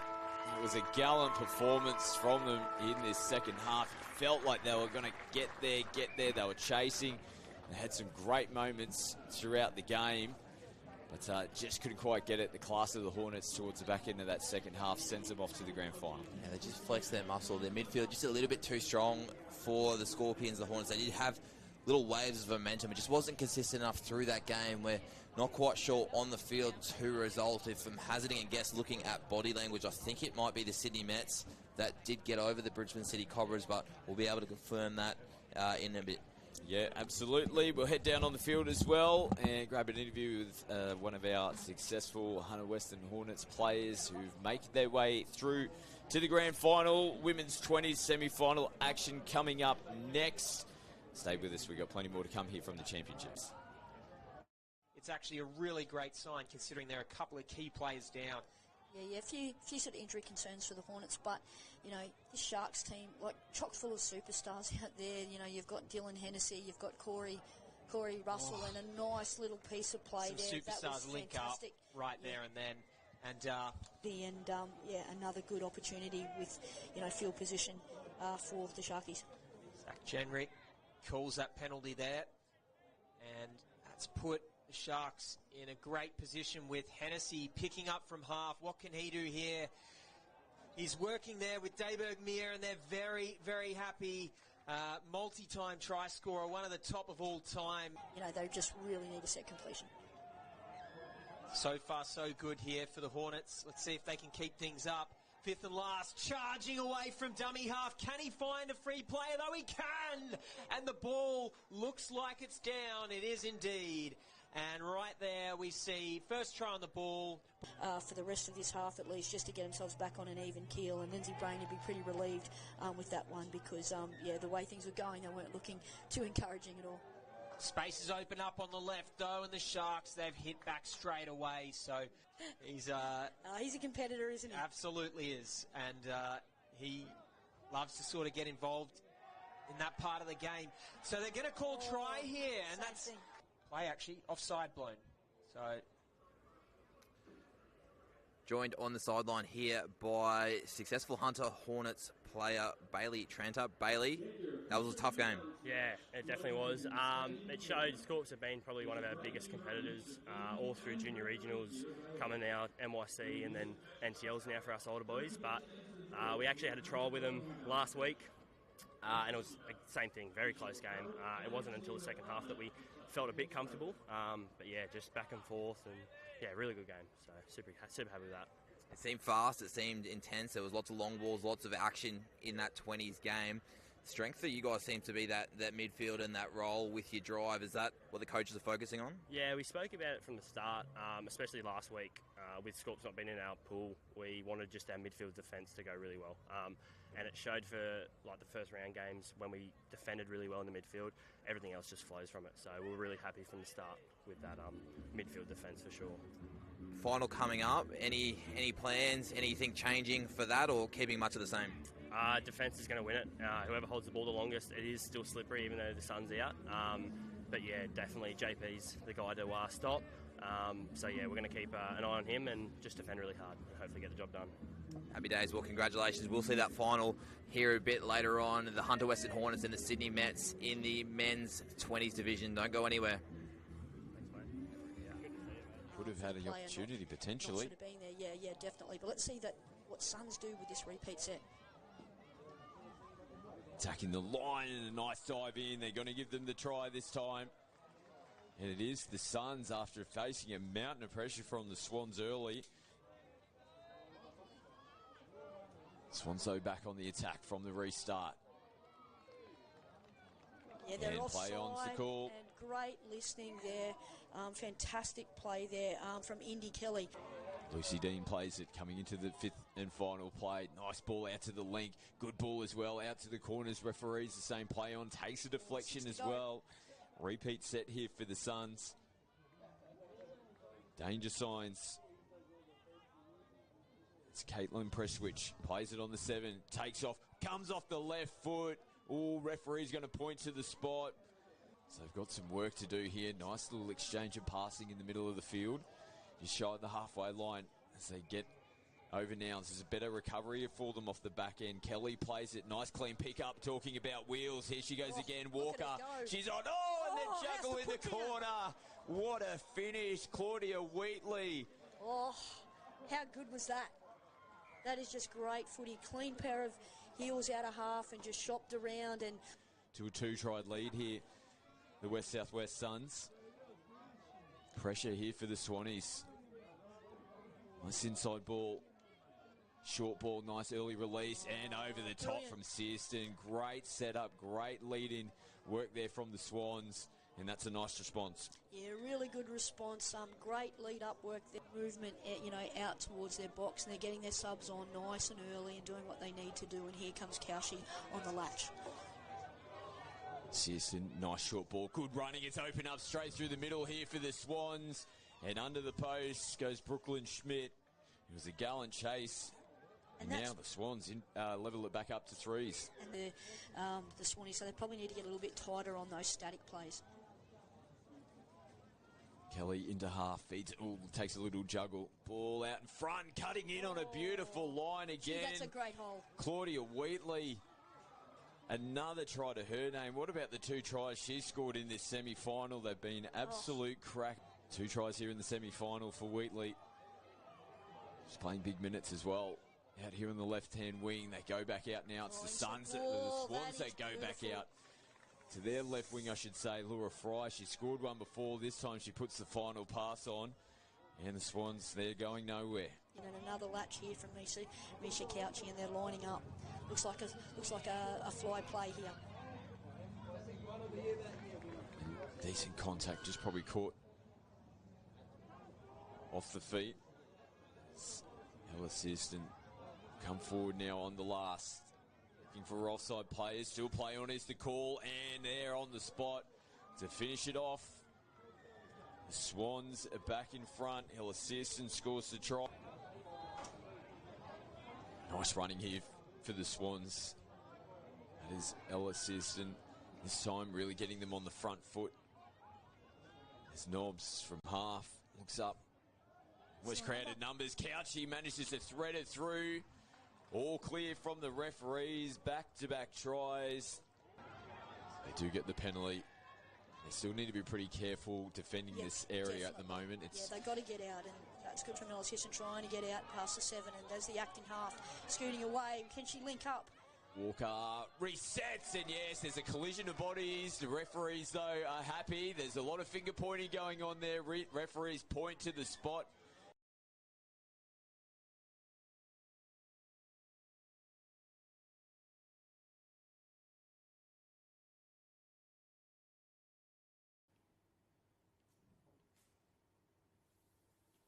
Light overwrap tape for further protection and to prevent the rigid tape coming off during sport. And then lock this off with the rigid tape.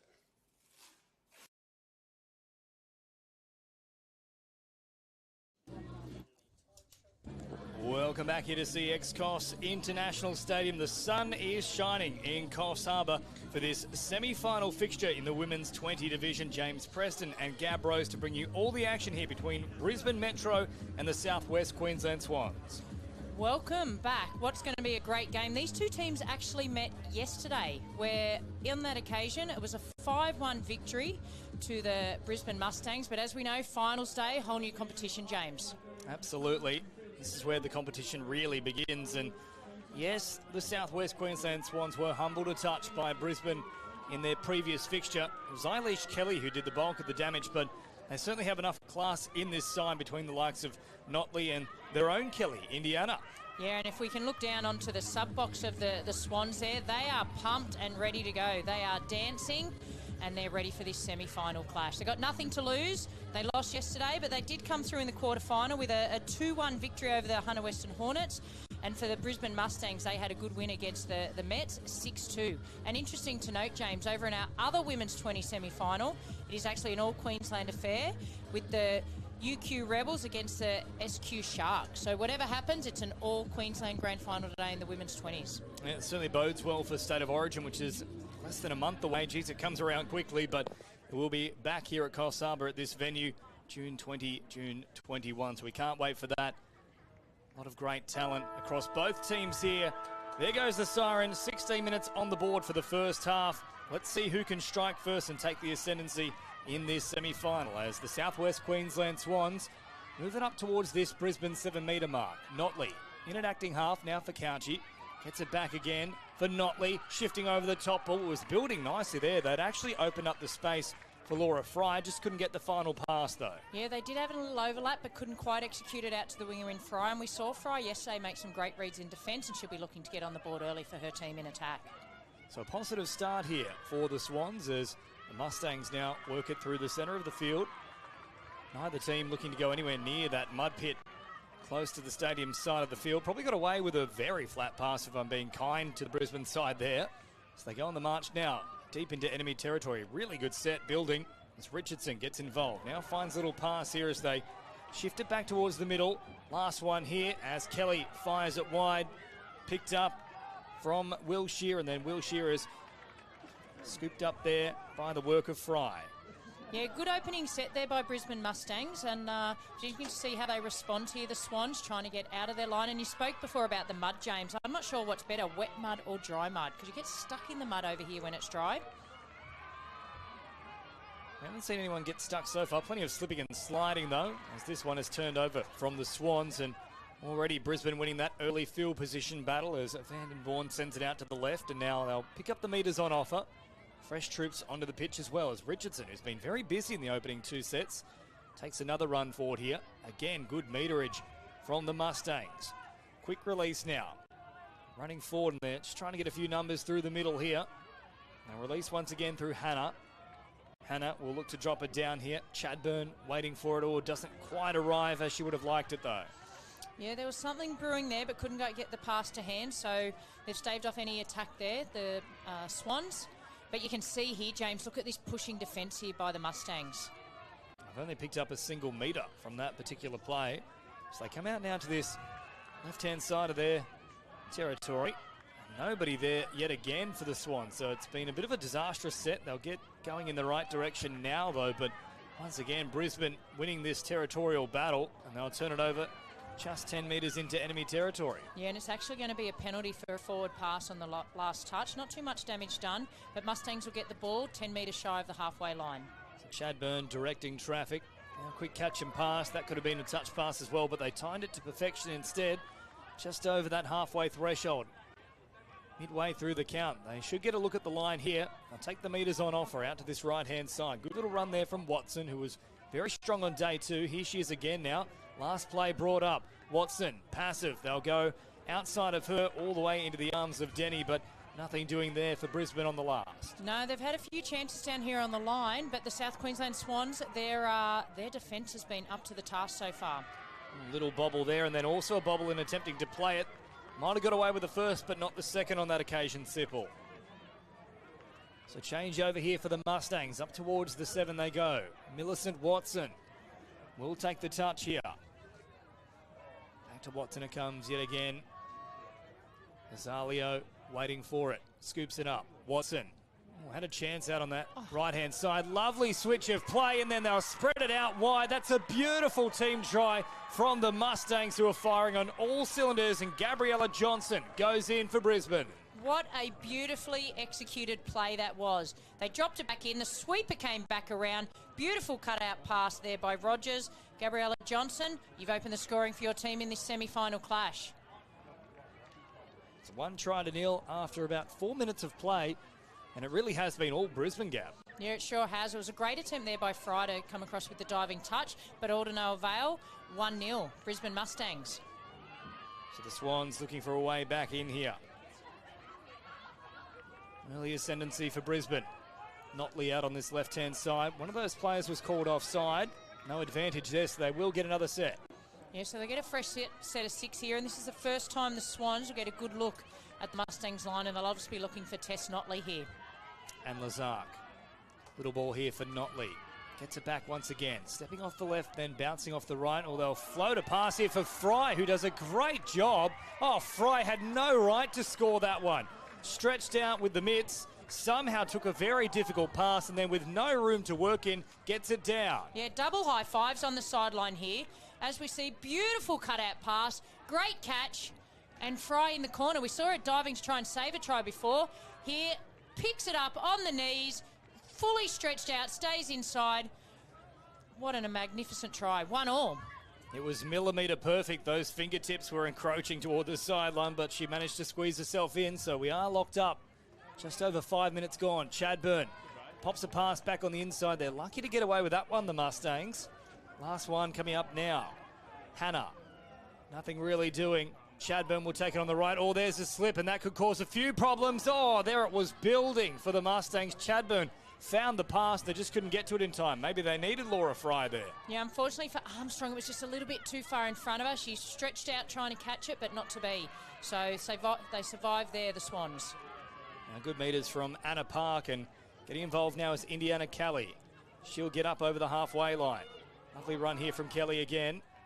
Charging through the middle. Good metres here, and they'll take off again with Seppel. Seppel thought they might have been offside and took the odds to it, but they got back just in time. Yeah, she was going to go straight through there, Seppel, but ruled onside as we see an enterprising pass there out by the Brisbane Mustangs, but no damage done. They'll continue navigating down a short side here. Fresh players arriving now.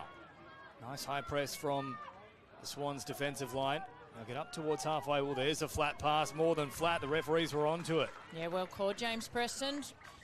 Definitely a forward pass there, and so the Swans will get the ball right on halfway and see if they can march it down towards the try line.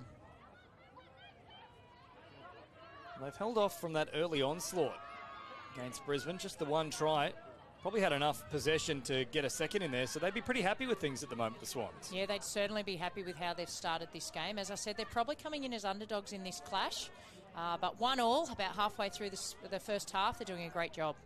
Notley drops it down quickly, gets it back here once more, now takes it out to this right-hand side, floats a pass that was a little bit too far in front of her wing partner. That one goes to ground. Nothing that Bakiri could do about that. No, and these wingers on both teams, we're going to see a 6 to go there, are we, by the referee? No, he's called ball down. Perhaps an unlucky call there for Brisbane Mustangs, but if they can get it out here to the left of the Swans, there's a real opportunity. So 7.5 minutes gone. It's now track to this left-hand side. Out here for Van Heerden. Notley again. Back to Van Heerden. That is the one thing that has become noticeable with the Swans, though. There's a lot of good work through the middle and quick ball playing and then footwork, but they don't really possess that long ball, so to speak. No, they've tried a couple of times, and the wingers are doing everything they can to catch it, but it's just not quite going to hand. So Notley now on the last, or stepping back off the right. Smart play, but a great touch made there from Vandenborn. Yeah, it was looking likely there for Notley, but equally up to the task was Vandenborn. We see another beautiful pass out wide. They're not afraid to throw it around, the Mustangs. They're looking for some space out wide. But the Swans' defence is doing really well this set. Now wrapping around and adding the extra woman onto the field, but the Swans were jamming in hard. That means, of course, there is an opportunity out wide. Oh, and had that final pass stuck, Armstrong would have been away with nobody within Kui. Yeah, and it saw there Kelly, the lady with the hot hands yesterday that scored a hat-trick in this game yesterday. She's into the action, and straight away there was an opportunity for her team. And they've largely kept her under wraps so far, the Swans. So now roll the ball back here. Couchy's out there now for Southwest Queensland. Oh, lovely little tip on play here. There was probably one final ball that didn't need to be thrown, but what about the effort there to make sure that didn't hit the deck? That was the lady we just spoke of, Kelly. She dived full length, grabbed the ball, and quickly up to play it. I think she had to make a play at it too. I think it was touched in flight, so it would have been an extra set otherwise. So now up over halfway. Good meters here again from Nazalio. Nazalio once more. Watson picks it up on the last. We'll track out to this left-hand side. Good recovery, though, coming through from Maggie Walker. Although she'll be called out here, and I thought there was a question mark as to whether she was back on side. I'm happy with that call. Yeah, I'm happy with it as well. The ref played the advantage, came back. They weren't going to get through, so now they've got a fresh set of 6 on the line. So still level peggings here. One try apiece as Watson straightens up toward the try line. Turned away, though. Good touch made from Nobbs. Back to the 7 as we approach that 10-minute mark in this first half. So getting into the final stages.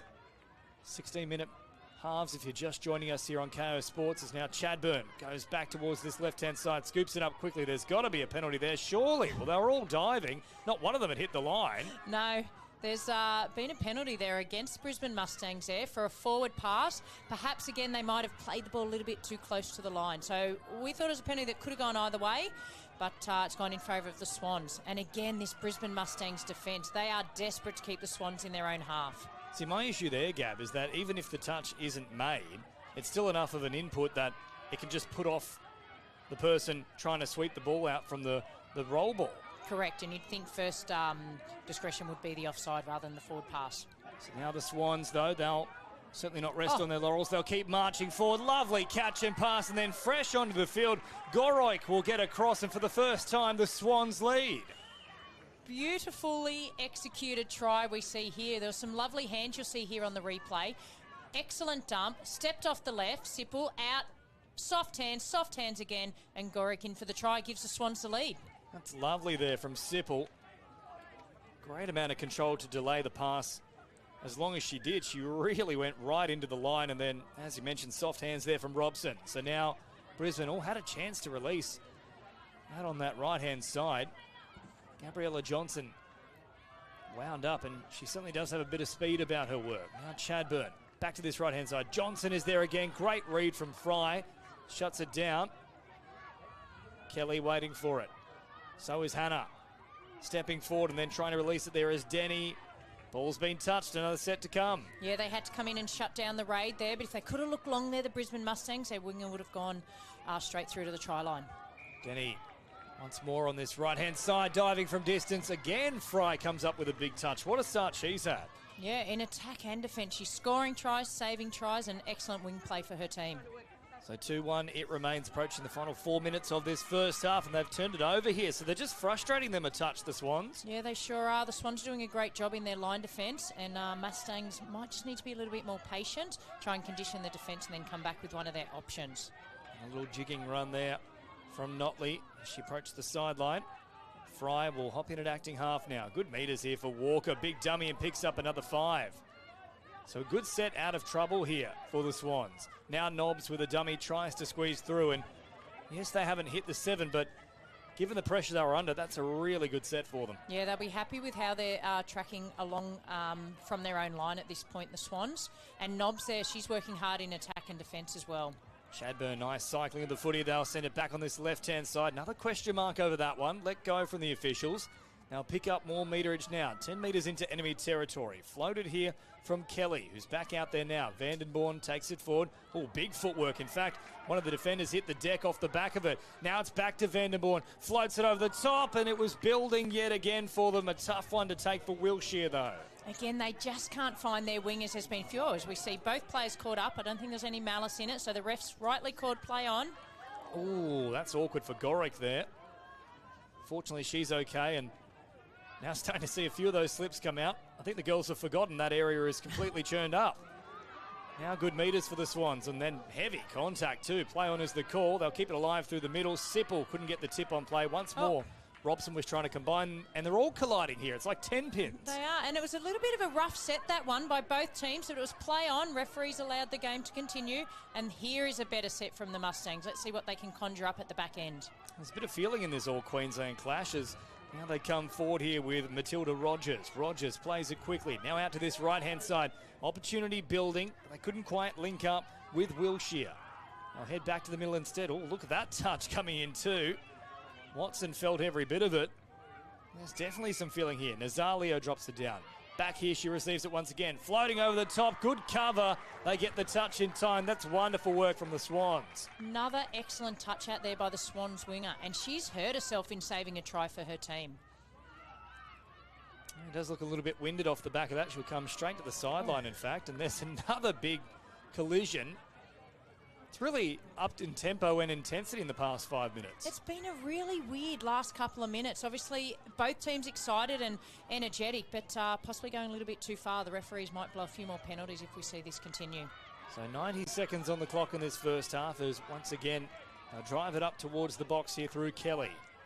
Played quickly from Park, and then Notley tries to take off, but not before a penalty's called. She'll love that.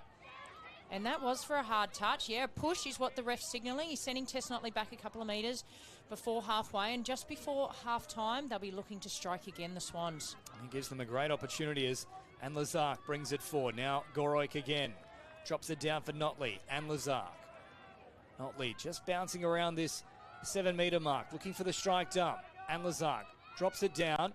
Notley, short pass, and Lazark again, plays it quickly. Oh, big step here from Notley, opens up the space. Now there's a chance, turns it back on the inside, support coming through, and the Swans have a third. How good is that? It looks like Robson is the one who's gone over.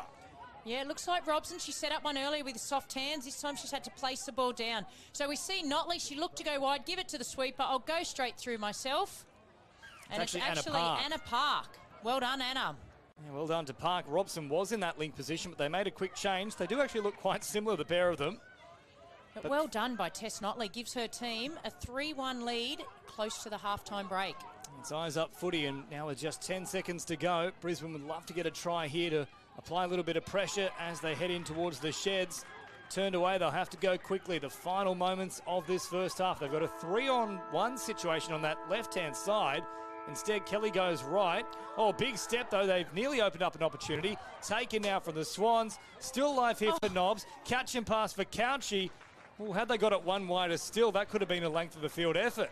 There is bodies everywhere at the end of this first half, and Southwest Queensland Swans have taken a 3-1 lead into half-time, but there's still plenty more to play out in this match, James. You can tell it's finals footy. What a great contest this is. At the break, it's the Swans leading Brisbane 3-1, all the second half action in just a moment, right here on KO Sports from CX Coffs International Stadium. Welcome to Sydney.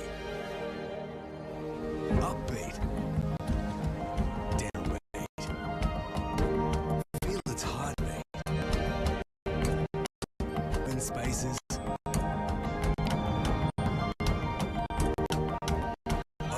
arms, place to feel free, on roll, and feel new.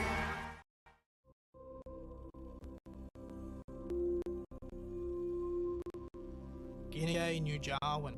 Yam Nai Gumbengi Janba Nari Gumbengi Waja. Yam Nai Matt Flinders. Nanundi Badamaragia.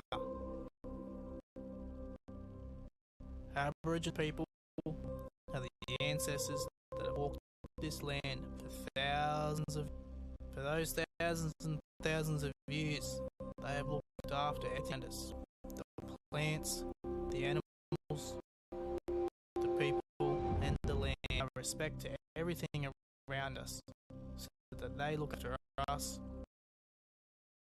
Or bad spirits come to us.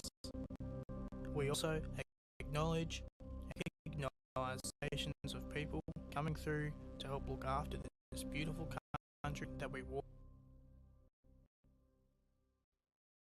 Sports Cover for all tailored insurance solutions designed to protect your sports and leisure lifestyle.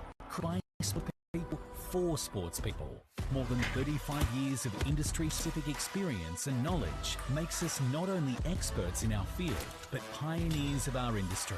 So whether it's in the sporting arena or it's for fun and leisure, you play with pride. We protect with passion, because we don't just know sport, we are sport.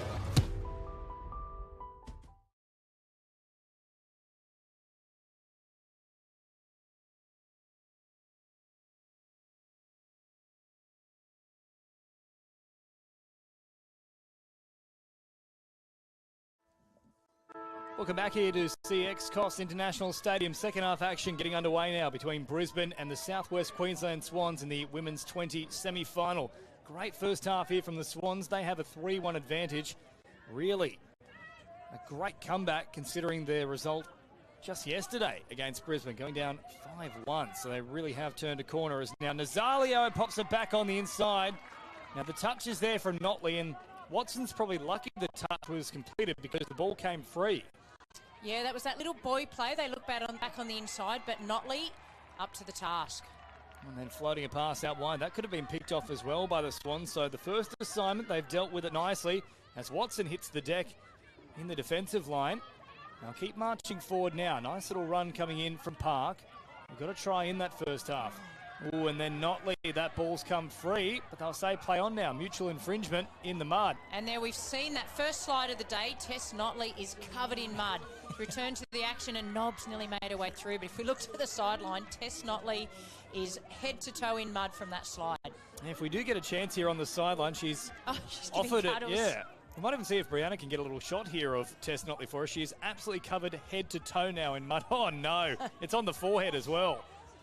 Oh, we see a forward pass there back to the action from the Brisbane Mustangs coming out of their own line. They'll be disappointed in that. They need to start strong in this second half and claw back this 2-try gap. So Goroik will bring it forward. There is Tess Notley. Yeah, she's absolutely covered. That lets you know about the conditions here in Coffs Harbour. Great shots courtesy of Bar TV here on KO Sports. As now we bring it forward with the work of Van Heerden. We definitely call that a free mud mask. People pay big dollars for that, James. Which has always shocked me. I'll never quite understand the beauty industry. Skouchy picks it up now. Oh, that was a little awkward moment there for Anne Lazar, who didn't want a bar of that ball. Sends it out for Notley, and they've lost track of the touchdown. I think they're all looking at Notley here in that muddy front. Yeah, I'm not sure they want to get the ball off her because the ball hits her chest. It's going to be covered in mud as she offloads. Absolutely caked, but all smiles nonetheless. Of course it should be. They're in front at the moment. So Brisbane, about 15 from the halfway line. Touch made here from Park. So they head up towards halfway now. Good meters again here from Chadburn. Chadburn will straighten the attack once again, running at an offside marker in the form of Anne Lazark. Last one coming up now. They'll take off again. And then quite literally tapping the back of Notley with the ball there was Hannah. Yeah, so you see there, Hannah, if she actually touched the offside player, so that meant it was a changeover. Touch was affected. Now Notley wrapping around again. It's going to be a hefty dry cleaning bill at the end of this one for the Swans. You don't mind if you win. Certainly the case, and unfortunately there, that little turnover from Robson might make that assignment a little bit more difficult. It invites Brisbane down this end of the field again. But they have really kept a lot of these big guns under wraps so far, including the likes of Alicia Kelly. And again, the Swans are coming up. They do not want to let the Mustangs get to their line. They've given away a 6 to go there. It was Sipple. But, yeah, fresh set of 6 for Mustangs, and they'll be looking to strike here.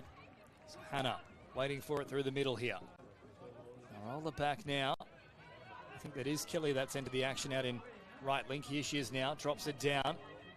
Awkward roll ball there as Kelly takes off. They were watching, though, waiting for her. Back to the 7 they go now, the Mustangs. Midway through the count. They're trying to get the link up and then do what we call a punish, where they go straight back at the link. But on that occasion, Van Heerden was up to the task. Here's Kelly threatening to go back to the middle. Doesn't need it. She'll do it herself. Kelly onto the field, into the action, and onto the try scorers list. Yeah, and we saw that yesterday 3 times. She scored tries in this game, corresponding game yesterday. So makes the touch, gets the ball back, looks left, dives straight through, and a much-needed try for her team brings her back into the contest. Swans 3, Brisbane Mustangs 2. So we've had about 4 minutes of play in this second half. Still a long way to go. 12 more minutes on the clock here at CX Coffs International Stadium. Good meters here from Park too. Chews up the ground. Now Goroik straightening. Park. Flat pass here for Walker. Brings it up to the 7. Walker takes off, evades the touch. Oh, there was a chance there to release to Park. She'd done enough to get around the first defender. Back to the 7 now, though. This is a good-looking set from the Swans. They'll drop it down on the 4th. Now Nobbs floating it wide. Goroik is there, trying to get it to ground. Well watched and a good touch from Johnson. Yeah, touch it had to be made. Winger came in. Last one now for the Swans. Walker backpedaling, trying to open up some space again. She's light on her feet, Walker. I was just thinking the exact same thing. She nearly created something out of nothing there, and they'll need to watch that, the Mustangs, at the back end of this game. So Mustangs having pegged one back here. Will open up plenty of room now down the sideline. Fry's there to eventually meet them. It's a good start to the set once more here for Brisbane. Up over halfway they go. Play number 4. Kelly. Now once again for Vandenborn. Last one here. Kelly off the left foot. Oh, big dummy. Kelly splits them. What a run this is. Looking for support. Pops a pass. Beautiful ball for Emma Bell, but they've shut it down, the Swans. Great scramble. And within the space of a couple of minutes, Kelly has started to shine. Scored one, nearly set up another to even up the scoreboard. We were talking at the break about how quiet she was in that first half. Well, it's almost as if she was listening in and has responded in a big way here in the opening 5 minutes of this second half. Yeah, she sure has. Unfortunately, her team's given away a penalty in their eagerness to defend and keep Swans on their own line. Now Couchy under duress. Caught there as Notley brings it forward. Notley would take off, has to find support. Does so in the form of Couchy. That's clever work there from Tess Notley, who sends it back to the middle now for Anne Lazark. Caught here. Notley again. Operating almost exclusively down this right-hand edge in this set. Notley again will turn away. Bouncing off the left, bouncing off the right. Finds Anne Lazark through the middle, but they'd already made the touch on Notley. Yeah, that was a close one there. Notley sliced through again, looked for support, but unfortunately for Anne Lazark, touch had already been affected. Must have been a very close run thing. Fingertip stuff as Brisbane come up towards halfway now. And Lazark there to meet them once again. Good meters from Chadburn, who's been very strong with her drives up through the centre of the field. Here's another one. In fact, she'll pick up 15 metres. Great stuff here from Chadburn. Unfortunately, it doesn't quite hit the mark in time, though, so they'll be forced to just fling it wide and away from the subs box for the Swans. Yeah, so the good part there for the Brisbane Mustangs is they had time to set their defensive line. It's going to be tough work for the Swans to get across to their box. Again, marching forward here, this time through Robson. All good take. Down low from Couchy. Park only just got in there in time. Yeah, and then Sipple had to get onto the field quickly. Oh, Fry again. It's a bit of a mess of a set here for the Swans. They'll keep it alive. Touch is made. That's the last. So they've gone nowhere in a hurry. Now popping a pass for Park, who beats the touch and has the wheels out of absolutely nothing. It was a set going nowhere fast, but linking up right through the middle. Park will collect her second. I don't think Park could believe her luck there. That set was doing absolutely nothing. We look on the replay, a little pass back in from Kelly, straight down the middle, and Park runs 35 metres. Gap now out to 2 again. Swans over Brisbane Mustangs. But that try literally on the back end of nothing doing, James. Well, it really was going nowhere. Nearly twice in that set they actually turned it over by having no dummy half. So now Watson takes off to that right-hand side. There's a little basketball pass over the top to Nazalio. He comes up to the 7 now. Watson again. Nazalio threatening to bomb it long. Pops little pass for Watson, and Watson says, "What did you pass it to me for?" Yeah, but she's about to get a penalty. Offside, they've got a call from the sideline referee. So about halfway through this second half, the gap is 2. They don't need to panic yet, the Mustangs. There's plenty of time on the clock to claw back 2 tries with the ability they possess. So turn it back on the inside once again here for Millicent Watson. Now that's 2 penalties inside the 7. 1 more, and the Swans will have someone sat down. Yeah, so it looks like Mustangs are going to get some fresh legs on. I dare say it might be Kelly coming back into the action and seeing what she can create here for her team. It looks like it is Kelly out there now. Watson will fling it long here. I just have to be patient. They've got plenty of plays up their sleeves, the Mustangs. And remember, if they get 1 more penalty here, it'll be 6v5 for the next set of 6. You'd like to see a little bit more game management. At the moment, they can't even manage the amount of players on the field, though. They've only got 4 out there, the Mustangs. They'll get it right eventually. Vandenborn joins the action. Watson. Back once again here for Kelly. Watson. Kelly. Oh, big left foot step, then squeezing through. I think they've made the touch there, though, the Swans. And yes, it has been confirmed. Back to the 7 they go, but gee, she's sharp on her feet. There's a penalty. Now, that is the third penalty. So we see here, in this occasion, it's going to be Walker. He's got to go off to the sideline, so it's now 6v5. Imagine Kelly will have a field day with this one. Took a little touchdown inside the 7 before flinging herself towards the try line. The Swans were ready for all the tricks. Strong touch there. Now they'll wrap it around to this left-hand side. Opens up for Watson. Oh, did they do enough? I think Gorick might have got her, and she did. Excellent touch by Gorick. Fry didn't affect the touch. She didn't call it. It was Gorick coming across in cover. Great defence. Watson.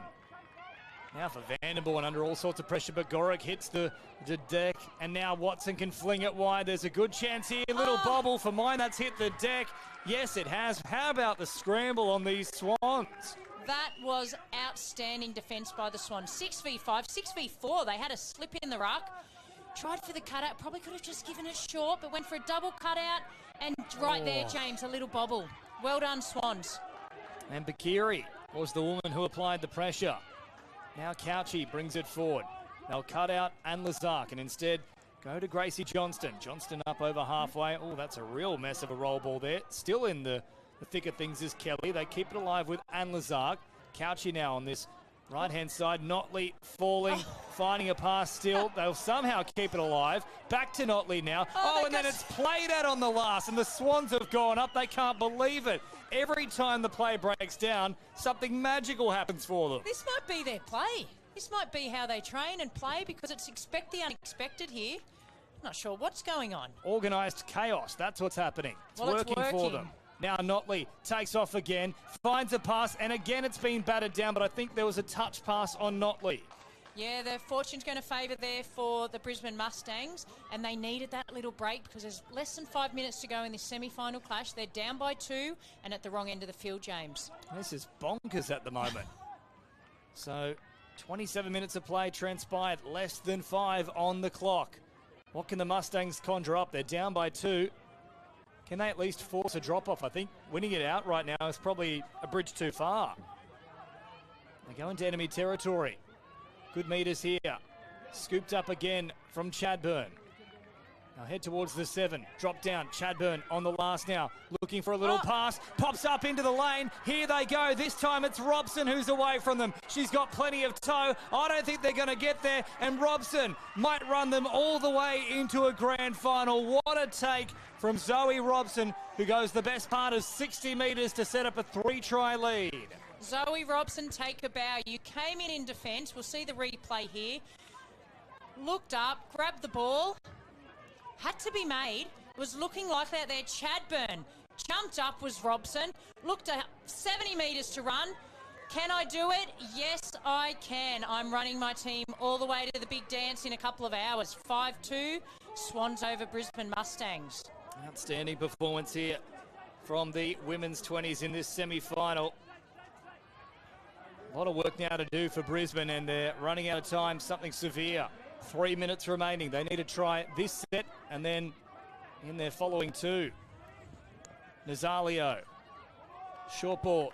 Nothing doing there for Elizabeth Hanna. I'll take off again out to this right-hand side. The Swans have all the answers. What a turnaround it is in 24 hours for them. Yeah, it sure is. And I'm going to say that set where they defended with 5 was a real turning point for them. It would have given them confidence. They're already up on the scoreboard, but they didn't give away a try there. And they're just driving the ball forward now, working their way to their box to get some fresh legs on. Yeah, they're really playing with confidence. That one could have gone either way, especially in the mud. And she's not happy there. Bakiri probably has a case too. It's now Bell. We'll send it out towards this right-hand side. Richardson pops a pass. Now there's a chance down the sideline again. Fry comes up with a great touch. Gee, she's been good. Excellent today, Laura Fry out on the wing. And there we see an indiscretion in the roll ball. And with only around 2 minutes to go, they don't need to panic. They don't need to rush. Just hold the ball and make it even more difficult. Oh, get rid of the ball there. Beautiful little pass. They're still enterprising play, which we expect in the women's 20s divisions, James. They're having fun now. I think they know this game is done. Goroik up over halfway. Brisbane, they've been so good through the pool stages, but This is where the real competition starts, and of course the Swans have saved their best performance of the tournament here for the semi. Notley drops it down, and Lazark has been very solid for them. Lays it here for Notley. Oh, late little change. Park is on the spot again. She'll pick up a hat-trick in the semi. And that's just putting an exclamation mark on their performance this morning, the Swans. Park in the correct spot. Off Notley. Slices straight through, drops it back inside. Little clap of the hands, cuddles all round. 6-2 Swans heading to the grand final. Now, Gab, we have the pleasure of calling that grand final too. It's going to happen at 2:50 p.m. Mark it in the diary. The Swans, they'll be one of our teams as the ball comes free here from Brisbane. We know it's already going to be an all-Queensland affair. Of course, the Sharks and the Rebels over on the adjacent field. It's now meters up towards halfway here. Final stages of this game. 40 seconds on the clock. They'll come out to this right-hand side. Bouncing around here. Here's Indiana Kelly. Now for Robson. Geez, they've all played their part, really, the Swans, as Walker comes forward. That's played out again for mine from the Mustangs, and the referee agrees, so they should finish with ball in hand. But there's not a single play you can't say hasn't stood up. No, looking right across the park, it's been a real team effort, and that's what it takes to win these tournaments, James. So we saw them lose yesterday. They've gone back, watched the game, made some changes, and an excellent performance by the Swans in the semi-final. That's the sign of a really great team when they can make adjustments on the fly. As now Nobbs comes forward. Good touch made from Chadburn. There's the siren. The whistle's blown, and the Southwest Queensland Swans, they are off to the big dance. Excellent performance, both teams, and as we said, it's hard to see over on the other field who's made it through. We'll see if we can get a result on that for you shortly, but the Swans, excellent performance, and Mustangs, excellent effort to get to the semi-final, and I'll be racing down to interview one of the Swans players for you shortly. It'd be great to catch up with them. A match very much perhaps against what we were thinking. Bit of an upset here, but the Southwest Queensland Swans have been absolutely outstanding in this one. They deserve their victory 6-2, and very shortly, Gab Rose will catch up with one of the Swans players down on pitch side at CX Coffs International Stadium. Welcome to Sydney. Upbeat. Downbeat. Feel its heartbeat. Open spaces. Open arms. A place to feel alive. To feel free. Come feel it all and feel new.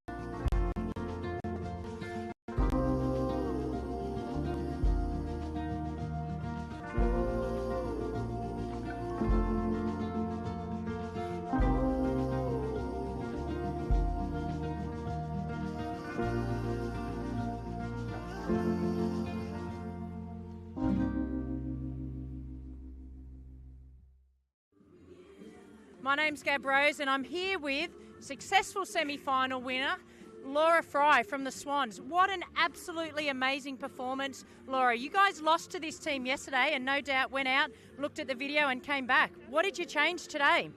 Just keeping ourselves together. We got a bit lost in each other there. So we just stuck together as a team, and no matter what happens with any calls, we just get on side and get back going.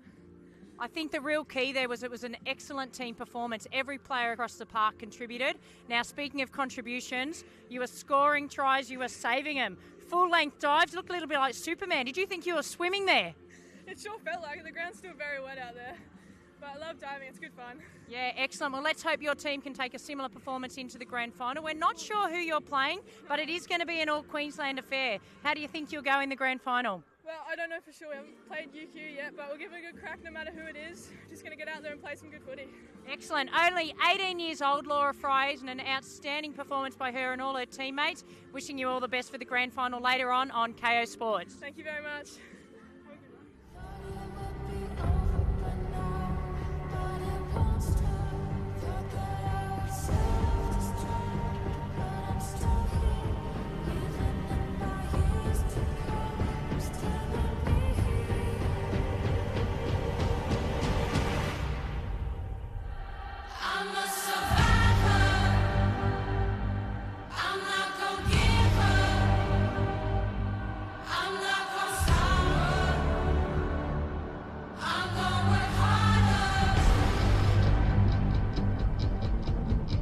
Sports Cover provides affordable, tailored insurance solutions designed to protect your sports and leisure lifestyle.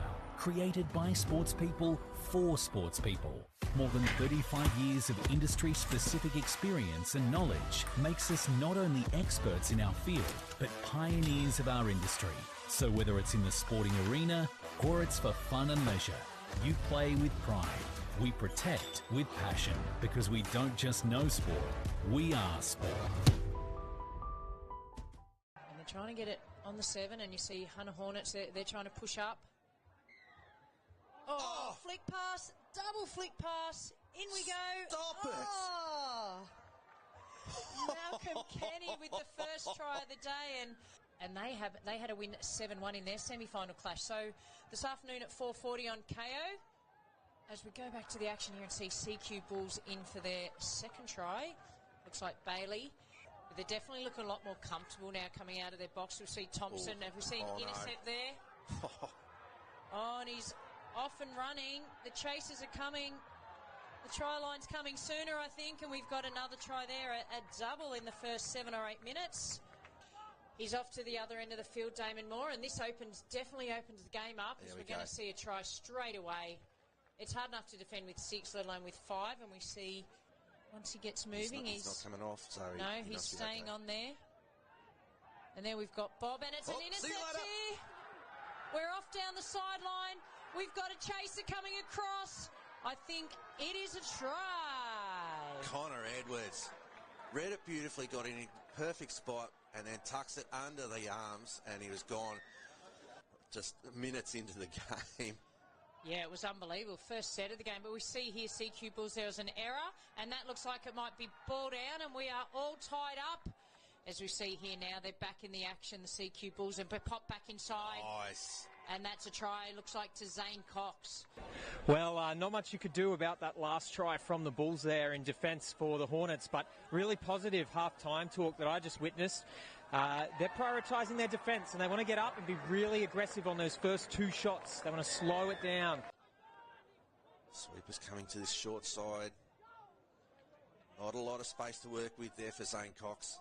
No, and we've just heard it from Jack Rogers down on the other field, in field 2. There's a player from the Mets down, although he's up now off the back of the field. So let's hope he's okay and that game gets back underway. As we see another intercept here. Lennon. We've got Chris Lennon. He's off. He's got Assay in pursuit, but Chris Lennon, ball down, finger pointing in the air. And what would you know? The Hornets have hit the lead, Des. 2 intercepts, and that's really just driven by good, solid defensive referee Skelly on this side. Yeah, and you got Damon Moore working with Liam Barnes there as they push out past the 7, and that's Edwin, and good touch. Yep, and the crowd noise you can hear there is because the Swans have scored again with 5. Wow. So Eggerton makes a touch, but the ball's been away, and that is Jamin Bob. And he's getting up slowly, but he's got a try for his team. Not necessarily just being tall, it's they're big bodies, they've got explosive power to get them to where they need to be. It's such an important aspect of the position and underrated by a lot of people, but not up here with you or I. We know how important they are as we see Hornets into action, drop back inside. Oh, they've played it extremely close to the line, but we're going to see a try here, Des. What a finish by Liam Squires. The second phase play there, doing it a metre and a bit from the line where you've just got no time to do anything. It's just get the ball in the hands, flicking game of touch footy. Lockie Crow there just couldn't quite execute. He was not square when he's rolled the ball. And Hornets will get a measure of retribution for the Bulls beating them in the grand final last year, but that was an absolute cracking game of touch footy. There's highlights in every minute of the game.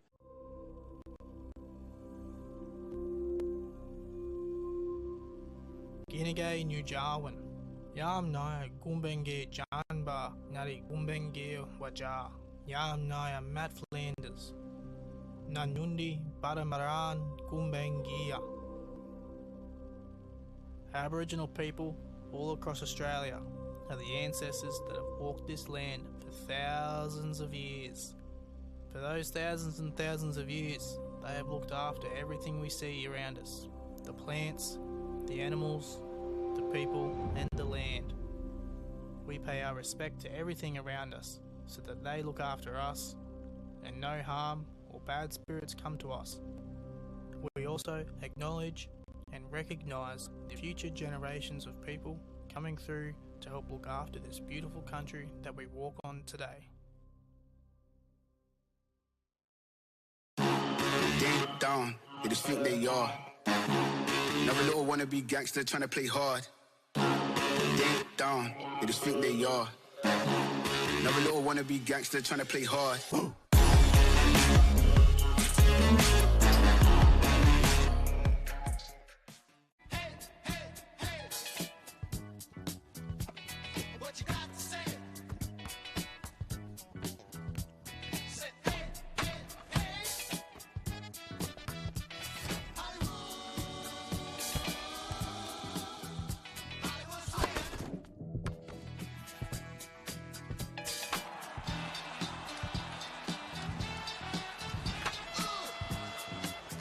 New Balance, we got now.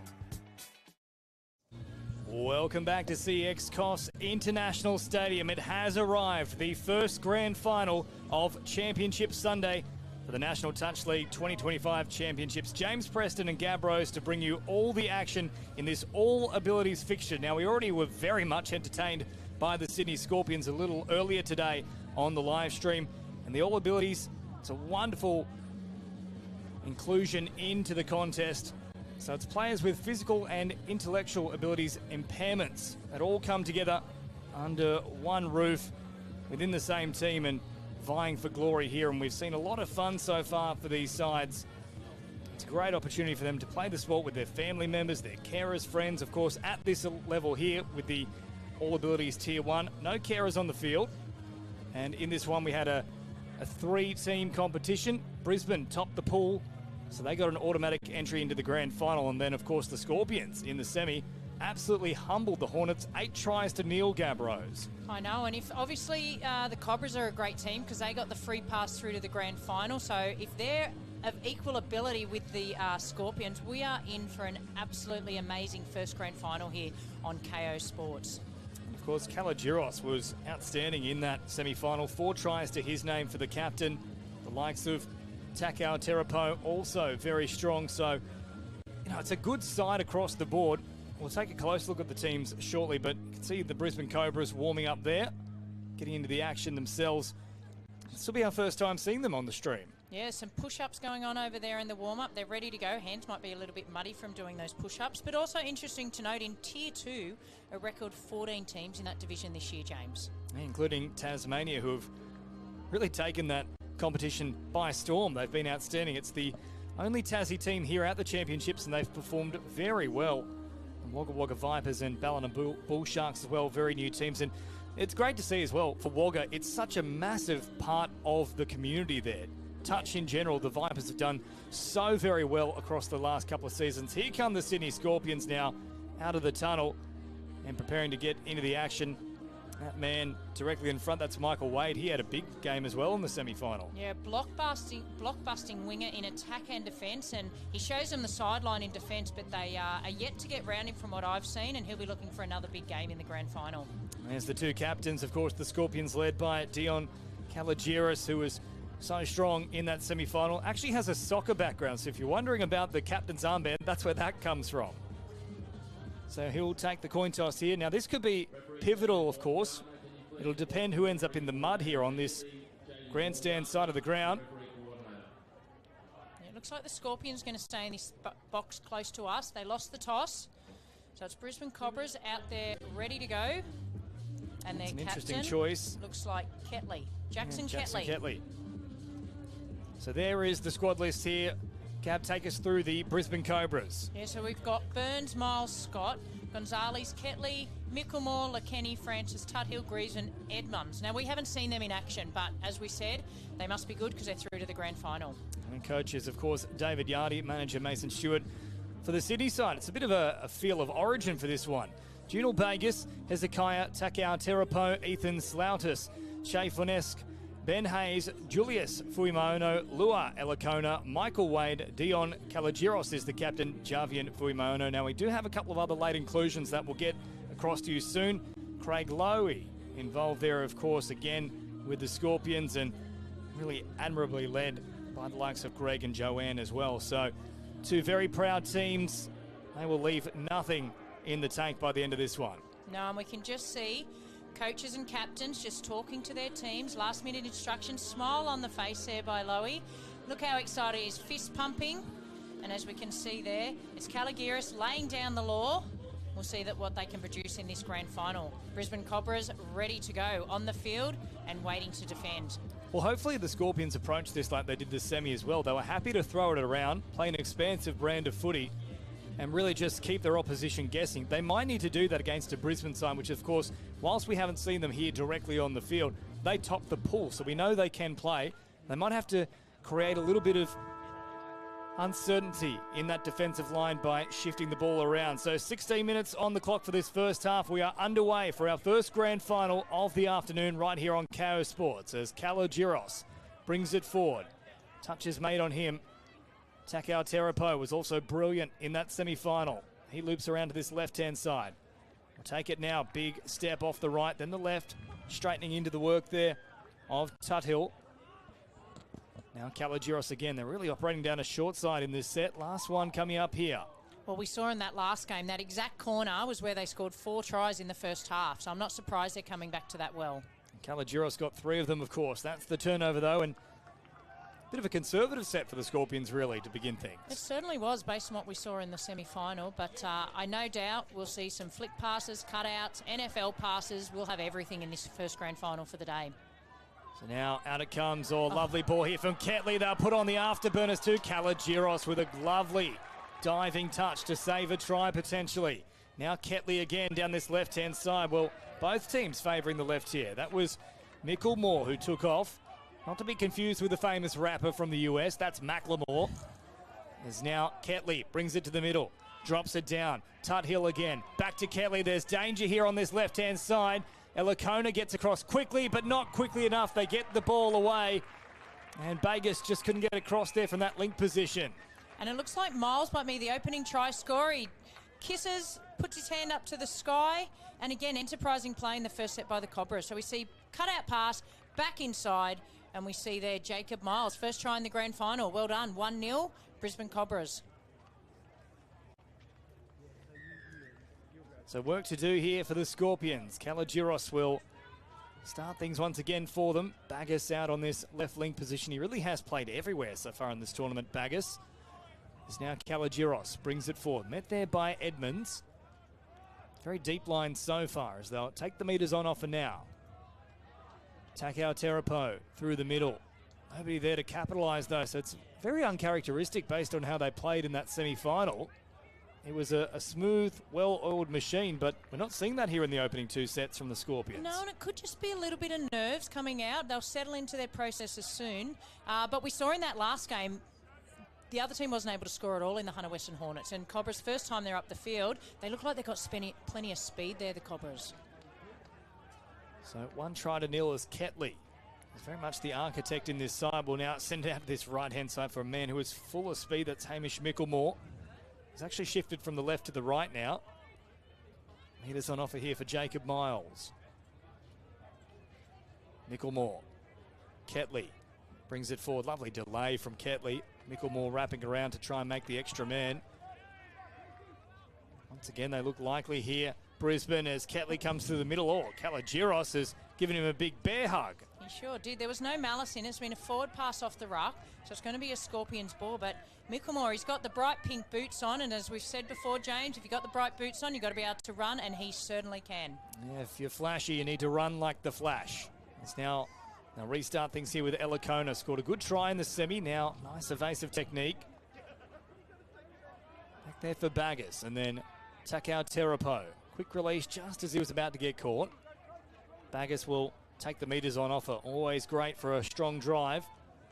Now it comes out here for Fornusek, and Fornusek will tip it on now for Kalagiros. Fornusek for Baggers once again. Out on this left-hand side. So it's a little bit slow motion here this set. Now Takao Terapo will try and create something out of nothing. Lovely little tip on play there from Fornusek, but the touch was already made. They just still haven't quite clicked into gear here, the Scorpions. No, there's plenty of time still on the clock, and they're completing their sets, but just not really finding a way through the Cobras line at this point.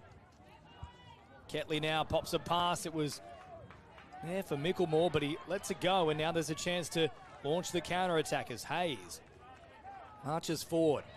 Little pass provided now from Baggers. Kalagiros back to Baggers again. Kalagiros had a chance there to deliver to Takao Terapo, but ultimately turned away. Still a few plays up their sleeve as Fornusek brings it forward, pops a pass, but he was already caught and also hits the deck. That'll be the turnover. Yeah, and they're quickly onto the ball here, the Cobras. They're running at the offside player, and the Cobras are just a well-oiled machine. You've got Ketley here working well with Micklemore, and that's Miles getting into the plays. We see Ketley break through. An excellent touch there by Hayes. Yeah, Ben Hayes coming up with a massive play. That stopped a try as Ketley brings it forward now. Takao Terapo makes the touch. Fornusek is caught out there, and now Miles down a sideline. Oh, what about the covering work, though, from Takao Terapo? Excellent try-saving defence there, because it looked like their Edmonds was off for the second try. Miles again, they're really isolating this left-hand defensive edge. Takao Terapo again stops it, though. He is just everywhere in attack and defence. Hands are on hips, and I'm not surprised with the amount of work he's done early in this match. Yet to see Wade, but looks like Craig Lowe is going to respond now by giving him an opportunity out on that edge. It's very impressive in the semi as now Miles crabs across field. Looking to unleash Micklemore here with a bit of speed. Turns it back on the inside. He's beat three in the one play. Micklemore with a big left foot step. Kalagiros dies, but he's just too quick. Micklemore. Now, we know he can run. We've seen that, but there we saw a beautiful sidestep. Looked like it was off the left foot. They're trying to release him out here. Drops it back inside Miles. Boom off the left. I'm going to plant that ball down. 2-0. Cobras over Scorpions.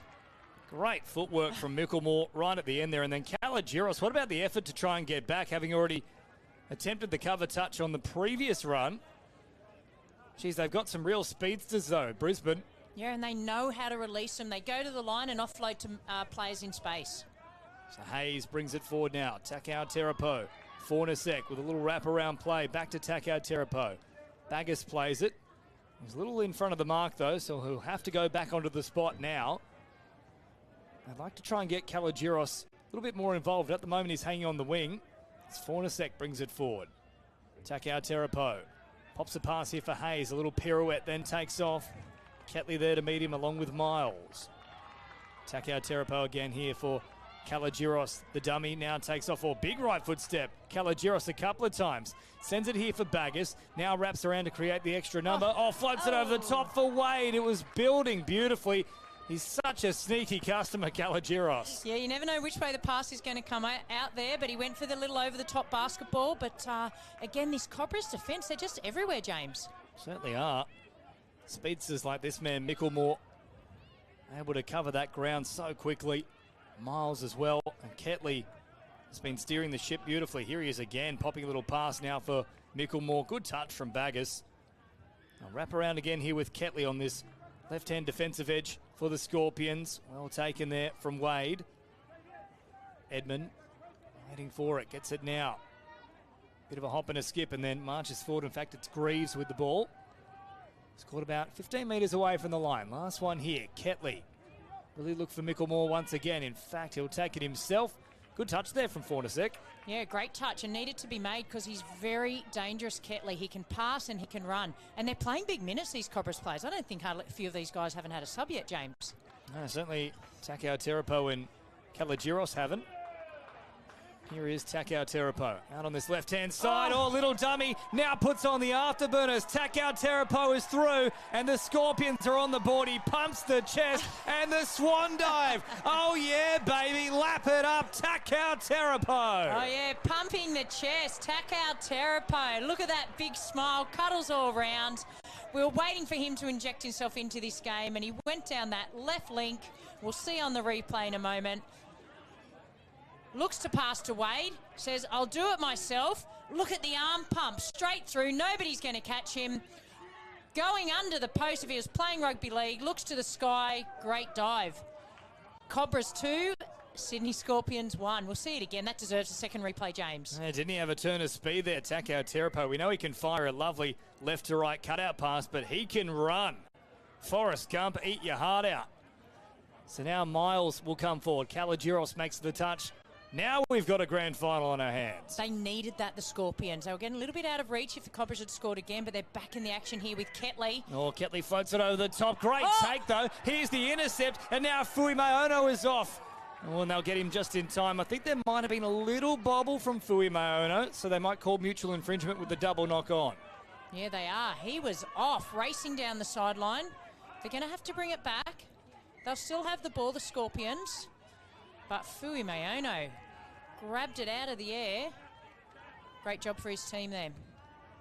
Potentially stopped a try, Fui Maono, as Kalagiros brings it forward now. Rolls it back. Fui Maono brings it up towards halfway. 2 touches down as Kalagiros now comes up with a massive dummy, then crabs across it. Oh, my goodness. Well, that's gone 5 metres forward. Hands in the air there. We talked about seeing some NFL passes. We didn't mean it literally. No, and he's done some great passes in the semi-final again in this grand final, but yeah, he'd want to get that one back in the hands. I think safe to say he's probably more of a left to right pass than a right to left. Now Miles will take the metres on offer up towards the 7. Ketley waiting for it on this left-hand side. Oh, lovely delay on the pass from Miles. Kalagiros, though, he's well and truly made up for it there. A great saving touch. He's everywhere. He's on the ground. He's getting up slowly. He's going to get back into position because the way these Cobras play, they'll be coming straight back to him any second. So Ketley wrapping around. Make the touch again here through Javian Fui Maono. Now out to this right-hand side goes Lekeni, who hasn't seen too much of the ball so far. Ketley will pick it up. Oh, Wade was just caught napping inside his own try line. I think they might have got that down. Has Wade recovered? He must have. He was definitely behind the line, had a bit of extra work to do for himself there, but somehow he pulls it off. Yeah, as we've seen all day, he makes things happen, Wade. So definitely got their energy. He's crabbing across field here. We see on the replay here, it's Ketley. Goes down a short side. Great hands. And yeah, touched him just before the ball got put down. Well done, Wade. Yeah, great touch from Wade. And they'll look to play this quickly. Takao Terapo is back out there now, so that's the danger side here for the Cobras as Fui Maono winds up. That was off the back fence. Wade out on this left-hand side. It's gone along in a flash, this grand final. Just 4 minutes left in the first half. Wade comes back here for Takao Terapo. Fui Maono with some hands on the hips there. He's had a fair bit of work in the past few minutes. So they'll come out this right-hand side with Takao Terapo not particularly happy with how that play unfolded. No, it wasn't probably the end of the set they were looking for, but they got it just a little way into the Cobras half, as we see here, the man with the fast feet. Oh, and beautiful pass there. Oh, and then the dodge as well. Big step on Wade. They're going to call the pass forward, though, and yes, there certainly was a call from the grandstand here too. Yeah, unlucky there. As we said, we've seen Nickelmore, how he can run and step, and now he's pulling the passes out as well. So 2 tries to 1. They are still well and truly in the contest here, the Scorpions. They took a long time to get going, but now they've settled into their groove, and Takao Terapo beginning to express himself. Hayes looked to potentially be in front of the man when he got that ball, but play on for now. Wade lets it go. Now Elakona finds a little pass. I think it was touched in flight as well. This one certainly is. Miles takes it. Now the foot races on with Takao Terapo, and Miles is miles too quick. He gets across the line, and it was building for a try for the Scorpions. What a turn of events. The Cobras come up with their third. We said this game would have everything, and it has not disappointed. Miles, he's been in everything, and it was looking likely down that left-hand side for Cobras. As we see, he drops it back inside. Wade was going to run down the other end, but not with Miles on. Took the ball, ran straight to the corner. A great chase, but 3-1. Cobras over Swans, over Scorpions. And you feel like if it was anyone other than Miles or Micklemore, potentially Takao Terapo would have had the speed to try and get to them. Now here's a worry too for the Scorpions. Takao Terapo has gone down in the box, so we'll keep an eye on that. Now float it wide now for Zlautas. Oh, lovely big left foot step. For a moment there I thought he was still alive, but good touch made in the end from Matthew Scott as Hayes marches forward. Last one here. Baggus will pick it up inside the 7. They'll change an angle. Oh, nearly a chance right through the Lincoln middle there, but they just recovered in time, the Brisbane side. And it looks like he might just be getting his breath back, Takao Terapo. I think that's the first time he's been off for this entire half. So amazing effort. He'll get his breath back. And no doubt he's a competitor and he'll be back on the park ASAP. Kalagiros will replace him here. So it's pretty like-for-like replacement. Both very creative. Both nimble on their feet. They can just hang on here till half-time without conceding another. You give them every chance, the Scorpions. Yeah, we know they've got some tries in them. They scored 8 in the semi-final, so they've only got 1 on the board so far, but there's probably more to come. Now Micklemore looming in support.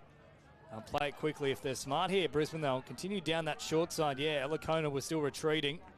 Micklemore will take the metres on offer. Pass now back for Tuthill.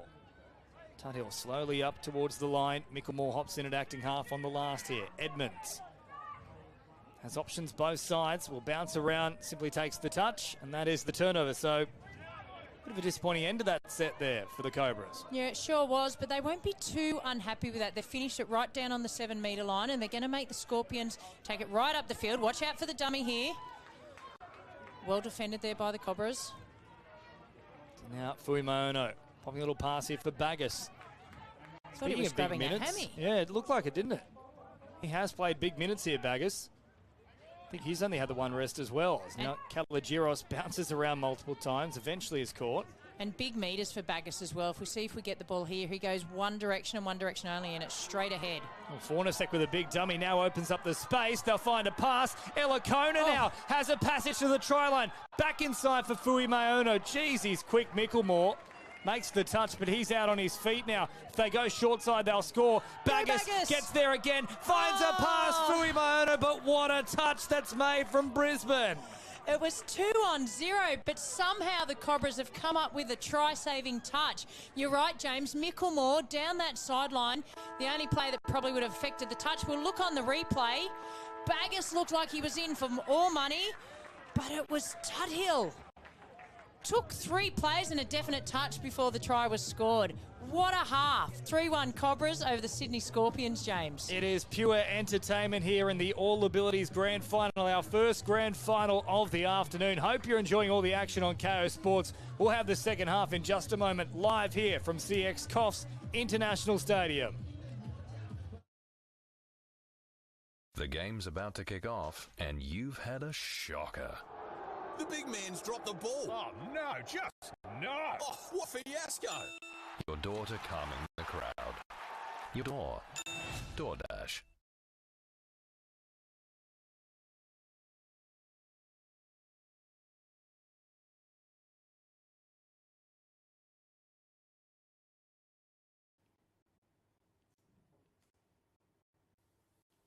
Light overwrap tape for further protection to prevent the rigid tape coming off during sport. And then lock this with the rigid tape.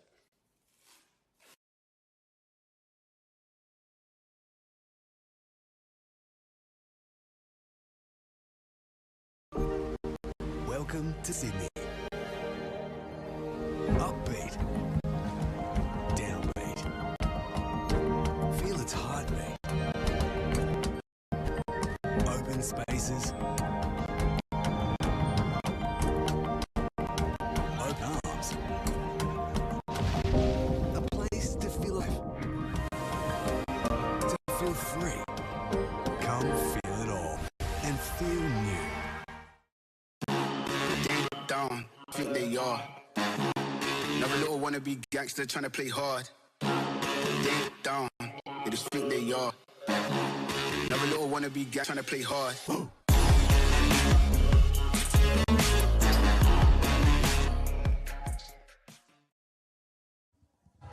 Welcome back to the 2025 National Touch League Championships. Live from Coffs Harbour, pure entertainment in the All Abilities Grand Final. The first half, Brisbane taking lead over the Sydney Scorpions, 3-1. Now, if you're thinking this looks like great fun and you want to get involved, you can head across to the TFA website, inclusion@touchfootball.com.au. Drop a line, or of course have a chat to your All Abilities affiliate. You can also check out the TFA Inclusion website. And why wouldn't you want to get involved when we're seeing the kind of fun that's on display in this one, Gab? I am absolutely loving getting to be in the commentary box for this grand final. I thought the semi-final was good, but this game is even better. And still on a knife's edge, because we know the try-scoring ability of plenty of players for the Scorpions. And Takao Terapo scored a terrific solo trying to get the Scorpions on the board in that first half. But of course, the likes of Ketley, Miles and Micklemore have done plenty of damage for Brisbane. Will that continue in the second? Let's find out here as Ketley brings it forward. So his fingerprints on every big play. Ketley once again takes off now this left-hand side. Quick release here for Miles. Miles squeezes through. He's just too quick. And Jordan Byrne down on the other side. He's celebrating by hopping on the ground here. Well, hopefully he's all right. He has hit the deck. Initially, I thought it might have been a celebration, but they'll stop play here. So our thoughts go out to Jordan Byrne.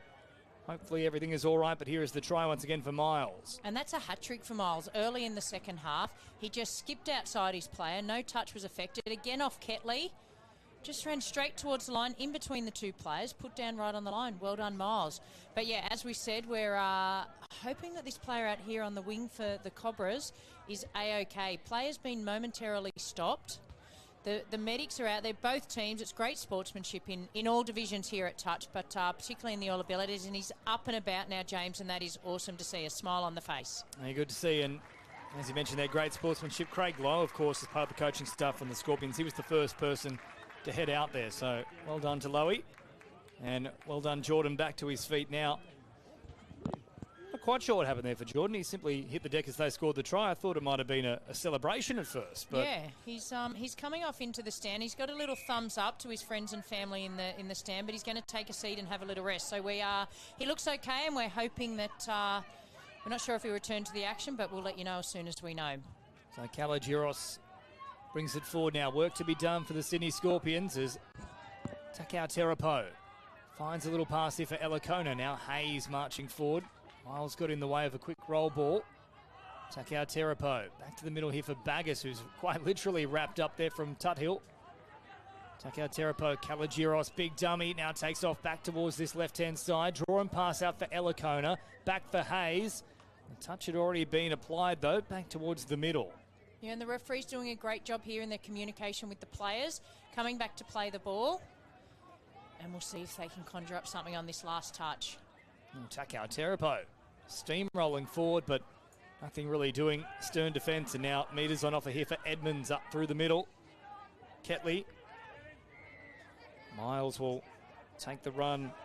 And again here, mountains of work for Miles, who puts the foot down. Oh, if it wasn't such a slippery surface, I think he might have done enough to get back on the inside of Kalogiros, who then cleaned him up.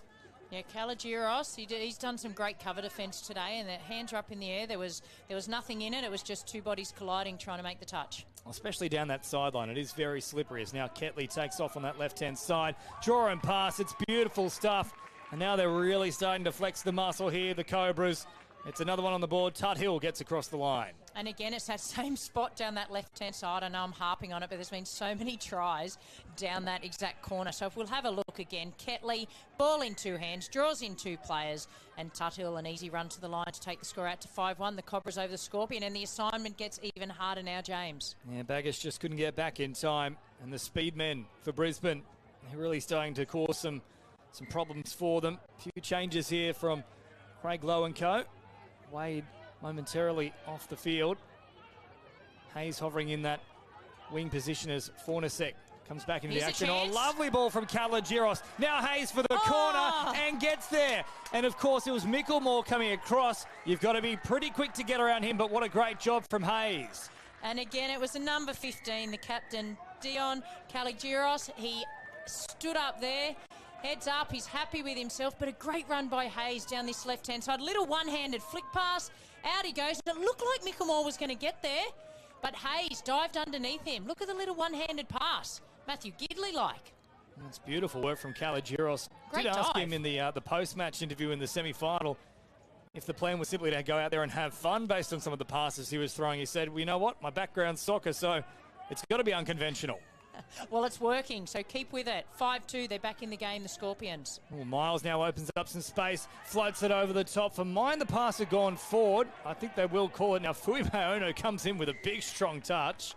And yes, the forward pass is called. Yeah, forward pass was the first indiscretion there, so Fumeono, but he did come around.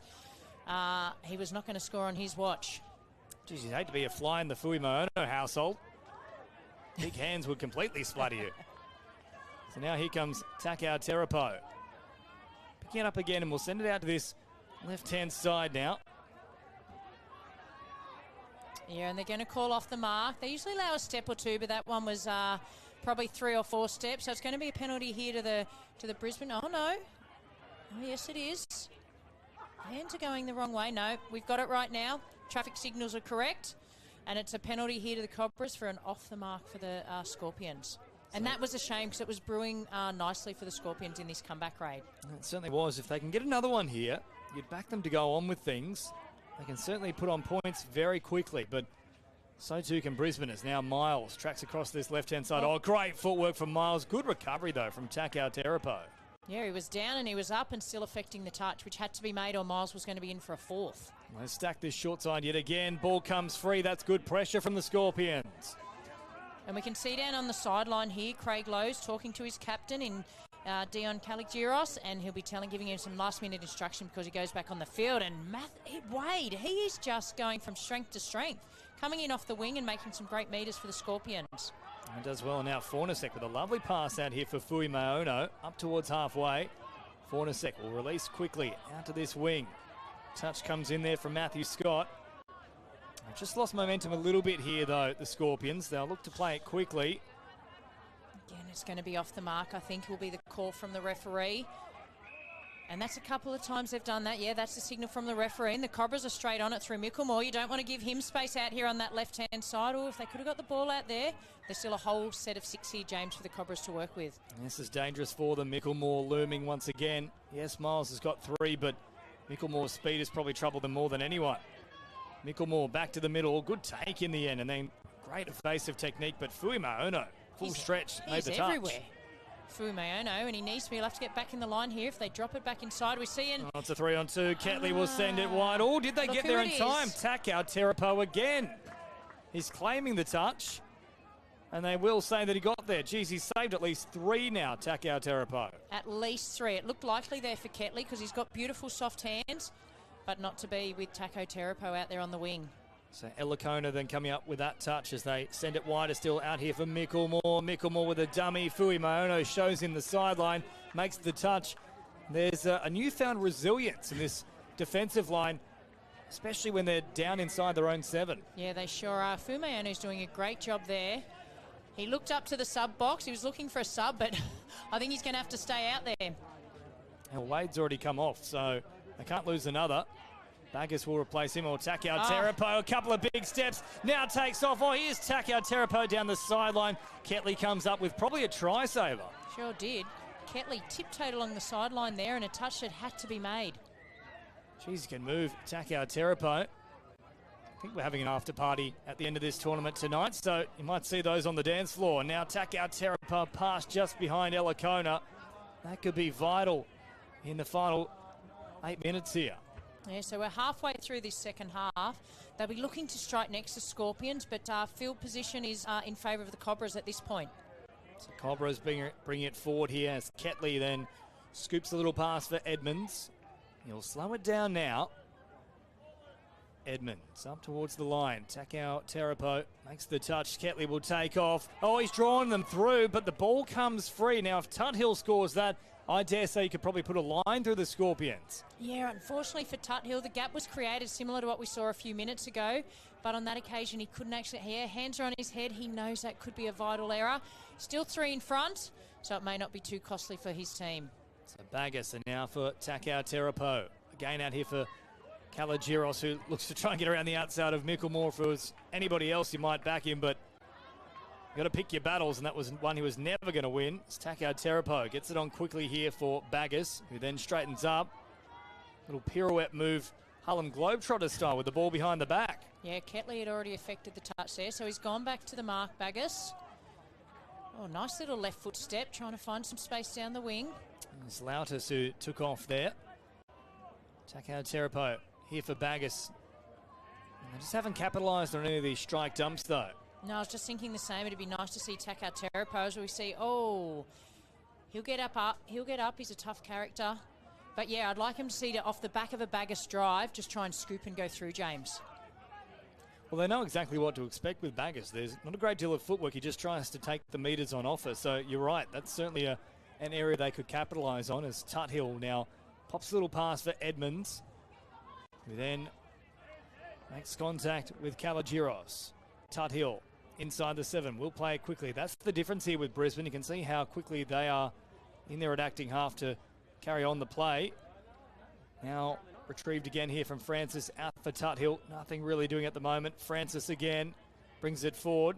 Well, they've got to step up here, the Scorpions, otherwise they could be pinged. Oh. Ketley then over the top. There was a nice delay on the pass. Might have been a little bit lucky to get away with a penalty there, the Scorpions, for not stepping up. Yeah, they were probably lucky there. It was last touch for the Cobras, and Ketley tried to Takao Terapo again gets away from them. Oh, they've called the touch. Oh, geez, that was very, very close there from Ketley at full stretch. That'd be good to see again as well. And it would have been an amazing chase to the try line, because guess who was chasing? Micklemore. He's a quick customer, Micklemore. Takao Terapo may have had his work cut out for him, as Kalagiros now gets up over halfway. Nice little step and then takes off again. Opens up some space. Kalagiros. Oh, but Miles is very quick as well. Yeah, they've certainly got speed there, because the Scorpions are creating some gaps now, but you've got the likes of Miles and Micklemore and Ketley. They're chasing them down.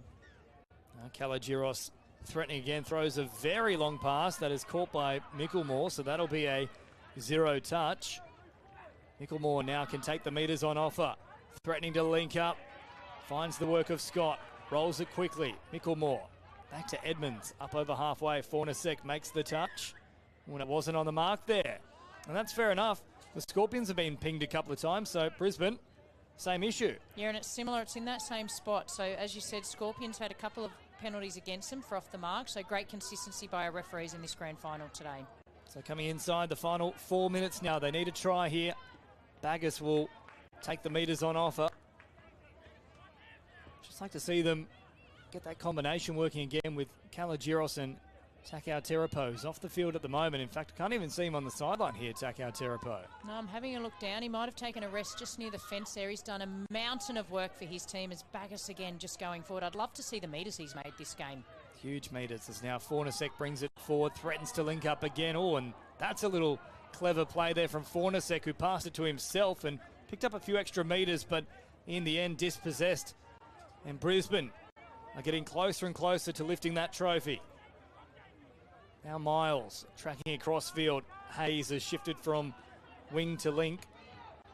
Miles again with metres on offer. Oh, little flick pass comes out now for Ketley. Big right foot step. Ketley goes through to claim the grand final for Brisbane. That should do it. What about the pay there from Miles? The little flick pass comes out. So he scored 3 himself, Jacob Miles, but this one laid it on the platter with a little flick pass back to their captain, Jackson Ketley, who deserves a try. Out the back, off the right hand, juggles it, bobbles it, straight through the gap. And Ketley running away for a grand final win for your team. What a performance by the Brisbane Cobras. Outstanding from them. We knew it had to be a good performance to get the best of the Scorpions after a dominant display in the semi-final over the Hunter Western Hornets. 8 tries to 0. And they really have flexed the muscle at times here, Brisbane. They've used their speed, and on that occasion, there was a little bit of guile as well. Yes, speed, skill, and their defensive prowess as well. They're doing a great job in keeping out this these attacking forces for the Scorpions. So Wade back out there now. The result beyond doubt. 4 tries the margin, just 2 minutes on the clock. Fornasek just pushing the pass there. He knows they need points. They'll hit the deck, and there is the turnover. So Miles out for Micklemore. Do they have another fancy one in the repertoire? Oh, Wade made the touch. Got to get back in the line now as we see Miles he go goes through Miles again. Plenty of speed. Links up with Micklemore, the only man quicker than him on the field, but the ball comes free. Now there's a chance here, though, for the Scorpions because they're in tatters, the defensive line for Brisbane. Oh, no! It's a juggle into a man who's in front. It's offside for Takao Terapo. He's tried everything for his team, Takao Terapo. Unfortunately, he's standing in front of his partner in crime out there, so it looks like there'll be another chance here for the Cobras. And when you got Miles and Micklemore, Ketley's gone off for a well-earned rest, but they'll be looking to put an exclamation mark or cherry on top in this grand final. Well, Russell Crowe has a property up here in Coffs Harbour. I dare say we need him to come down on the field and say, are you not entertained?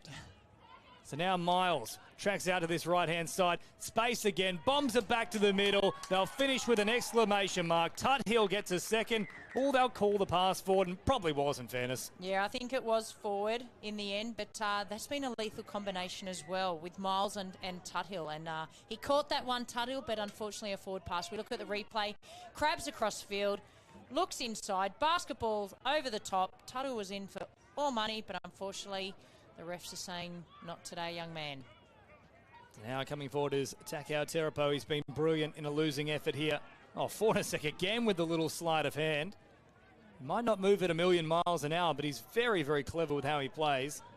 It's Takao Terapo. Comes out to this left-hand side. He is someone that goes at full pelt, though. Nearly squeezed through again.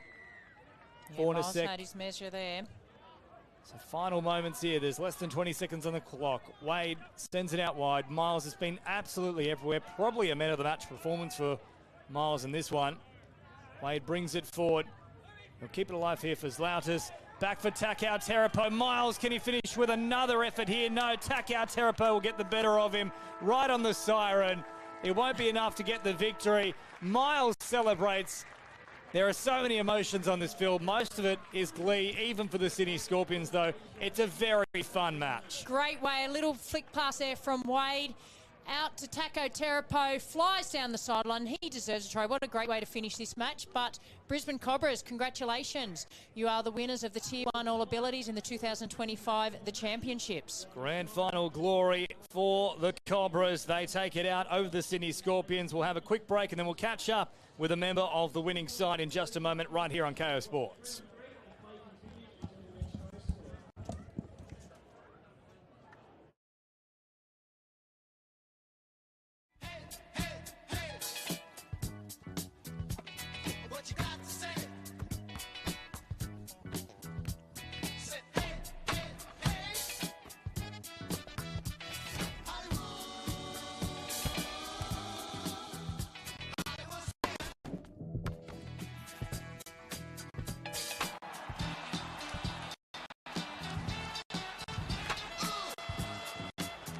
New Balance, but now.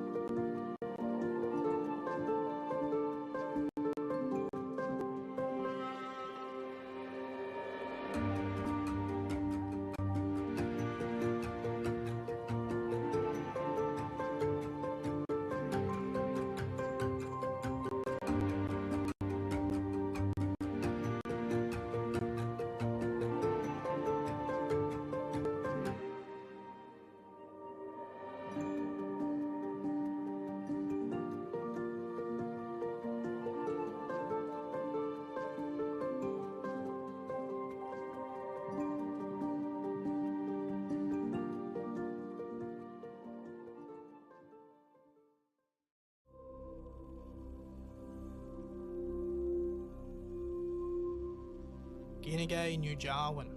Yam Naya Gumbenge Janba Nari Gumbenge Waja. Yam Naya Matt Flanders. Nanyundi Badamaran Gumbengia. Aboriginal people all across Australia are the ancestors that have walked this land for thousands of years. For those thousands and thousands of years, they have looked after everything we see around us. The plants, the animals, the people and the land. We pay our respect to everything around us so that they look after us and no harm or bad spirits come to us.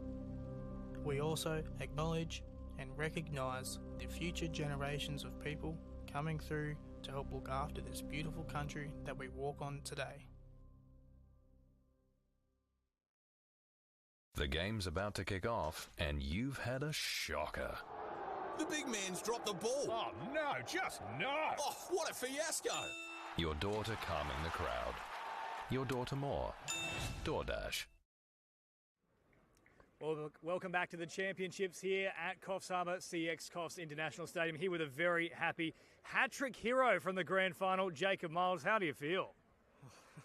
Been here plenty of years to realise and know that after a grand final and you make it, you need a bed. You need something comfortable. And, I mean, it was good with the boys because we haven't won a Nationals grand final for a few years. But we know we could do it. Our defence was on point. Our attack was on key. We had speed. We had brains. And we did it. We stuck to each other. We did what we had to do. And champions yet again. Champions yet again has a nice little ring to it. And, of course, for yourself, the 3 tries and a lovely little flick pass at the end to set up Ketley too. Yeah, I mean, me and Jackson, not only because we're both gingers, but we've always had that camaraderie since day one. Before we even knew what Nationals was. Played like normal comps. We just don't even need to think. We're like, yep, you're there. Or you're there. Or if I scoot, he's coming up behind me. It's just that camaraderie we've always had. No matter if he's gone or I go, it's still there. Nice little battle as well with Takao Terapo. You two were trading tries throughout that one. Yep. Oh, like I said, the boys we mate hate on the field, but on the field they're like our brothers. Like they're like our touch family. We've always had that battle, like that that for and against, give and take. But yeah, we fight each other on the field. But as soon as we go for like, oh yeah, bro, what's up, man? We all good, man. But yeah. It's all in the spirit of the game. Look, very happy winners here. How are you going to celebrate? I mean, last year I did a shoey. I mean, I don't know what I can do. That was at State Cup, sorry. I don't know what I'll do this year. I don't know if we can do a shoey. There's too much mud floating around. Jacob, thank you very much, mate. Oh, good. Thank you very much. We await the commencement. Referee Shiki gets us underway, and the Scorpions tap off. A little drop ball from the opening. Tap off. Could be just nerves, as you said, youngsters. A little bit of pressure in the roll ball.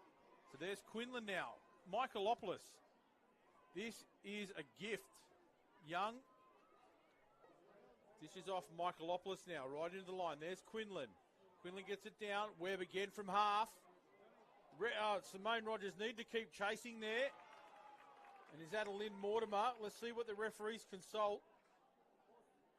9 times out of 10, they're going to call that ball down, and they have here. Nice ball back out to Rogers. Smith from half, she'll go.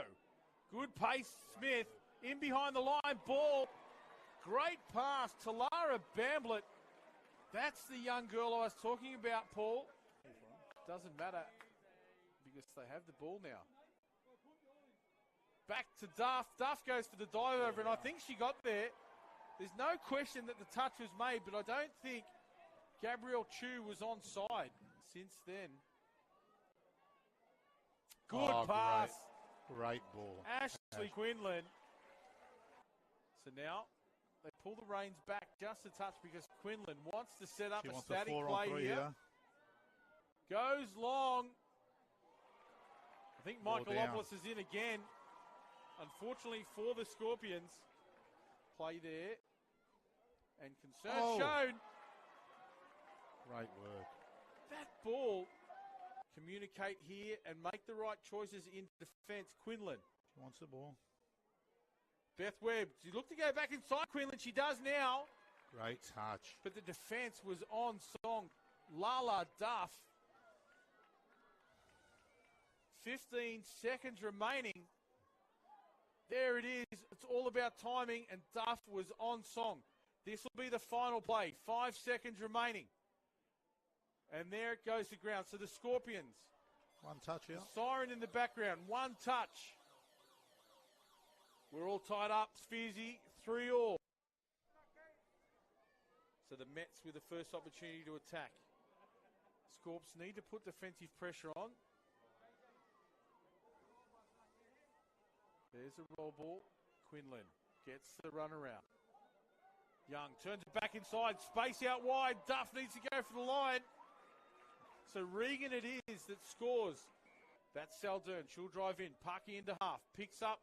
Duff goes for the long ball. The tap-on play attempted. Still 6 more. Correct. The Scorpions will get the ball back. We've had a minute and a half gone, so 30 seconds remaining. 25 there. Saldern. This is Duff. Duff down for Saldern. Gets the ball back. Could have been forward. The referees have spotted it. That call would have come from the sideline. You can see in the background there, the Mets girls, the box was celebrating. What The a shame. second touch. They'll just have to rack it up. That's the pressure. The hooter about to sound in the background. There it is. The Mets box go up as one. Quinlan. They need to get off the field here.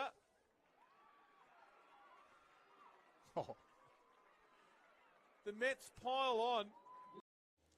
Welcome back to the championships here live from Coffs Harbour Women's Open semi-final time. We've got the Hunter Western Hornets taking on the Southern Rebels in our second semi-final.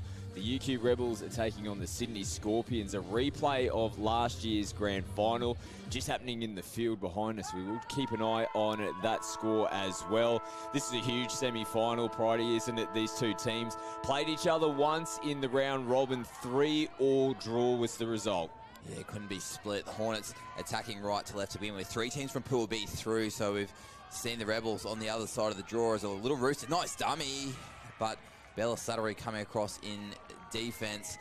Couldn't be split. Hornets ended up finishing first. Rebels third. We watched the Rebels play last night. They were in a tight tussle with the BMT Mustangs out on one of the backfields at 8:05 last night. So they've really worked hard to get to this game. They come up with a little mistake though on their first touch of the footy. Hornets with back-to-back sets down this end of the field, and play is called offside. There's a lot of Rebels finger pointing towards the sideline. It was an early call from our on-field referee who points to the spot, and the Hornets strike first. Yeah, looked to be offside live here in commentary. And Nikki McCarthy just gets a simple punish play. We'll see how close his dump was to the 7. They are outside it, and it looks like there's a little bit of miscommunication possibly with the sideline ref, but the ref you got to play to is the on-field, and play on. McCarthy opens up the scoring. Some early semi-final jitters, but they're back into it now. Some space to work with. Open up in front of Sophie Davis. Here's Davis again. This time on the 7. Ball out in front. They've got some numbers to work with, and now it looks like the Hornets are the ones that may be short of the line. Rebels keep their composure, and they hit back to get their first try here in the semi. She's had a really strong carnival. Denise Barry holds the ball up here at left middle, drags that edge up. When they release it as far as you can see, both middles are up. She just uses her feet here. Left foot step, hits the deck, gets in between. Referee Jolly on the spot. Great play, Denise Barry.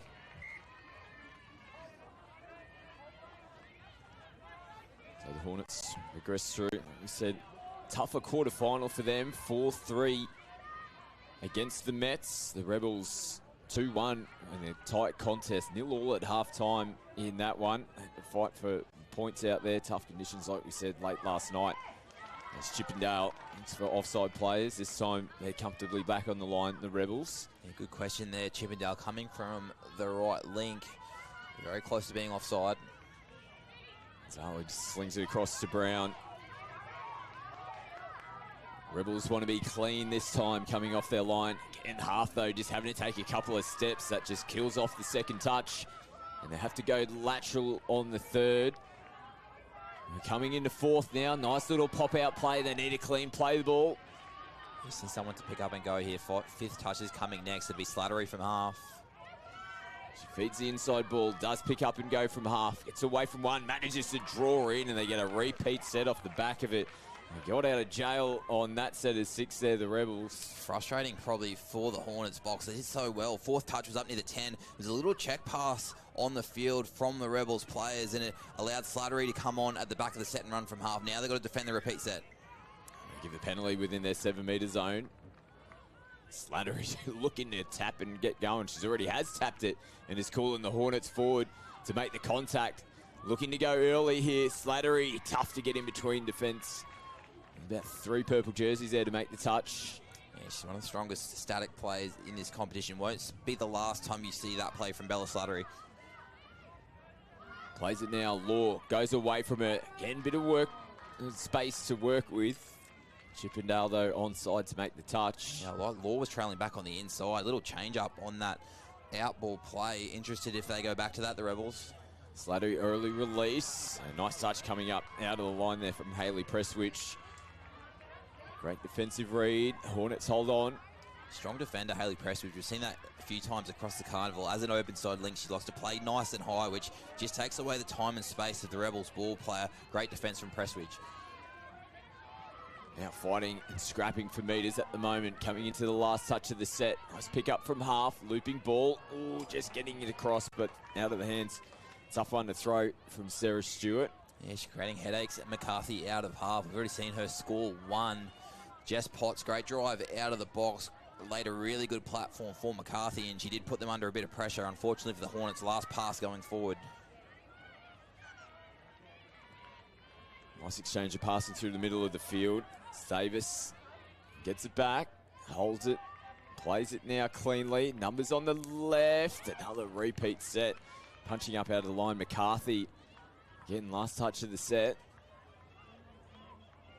Another repeat here for the Rebels. Yeah, Bowery and Davis with the combination for the try last time. They're going to go static to begin with. Good positioning there from McCarthy. He played nice, and I didn't make the touch, but negated the pressure. Now they bring it out to the edge. Parrott plays it short side, just loses the handle. Hornets now start on their side of the field. Down on their 7-metre line. Good metres on the first 2 touches. Changes to flow around the back, but a risky ball thrown. There's some arguments there. Southern Rebels player, I think, did get a touch to it. That was Bonnick on this far edge. Not played at is the call from the officials, so the Rebels get the ball in a decent spot. Nice footwork from Bowery. She heads over for a breather. Cable over the top. Risky ball. Emily Irons there, couldn't reel it in. Both teams just continuing to feel each other out at the moment. It's been back and forth over the last couple of sets after we saw each team score early. Yeah, that has a couple of early trials here for both teams. Now we're in that arm wrestle. Rebels quite happy to turn the ball over in different spots. Hornets has been, if they're not scoring, this close edge just seemed to be an option. And when they've done that, they've been able to apply a little bit more pressure in the midfield. So both teams look like they're settling into that arm wrestle now. So you got to trust your fitness, trust your midfield. And this is where it starts to hurt. Hornets putting a lot of defensive pressure on in the early touches of the set. Rebels now getting themselves out. Slattery out in the corner. Phillips there from the Hornets. Defensive middle just held their shape. Let Slattery run towards the short side and then pick them up. So good spot there for the Hornets.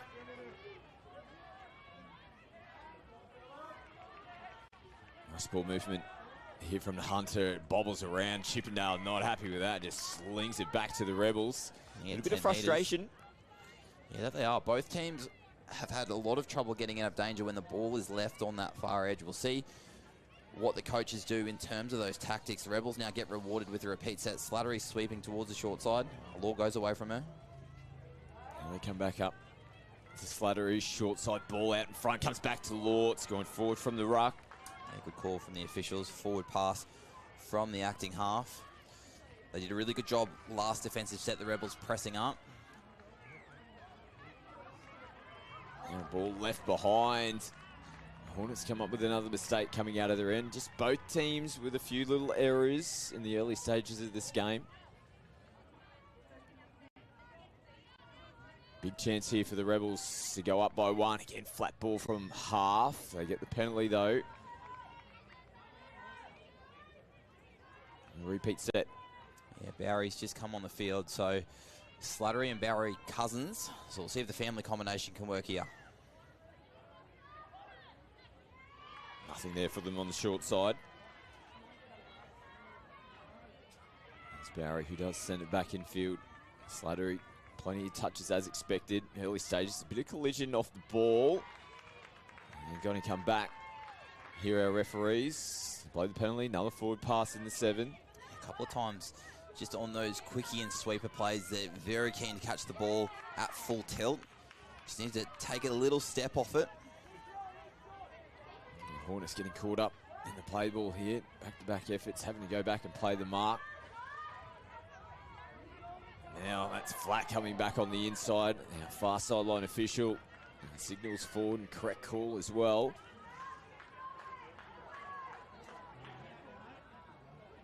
Still just a little clunky here from both teams.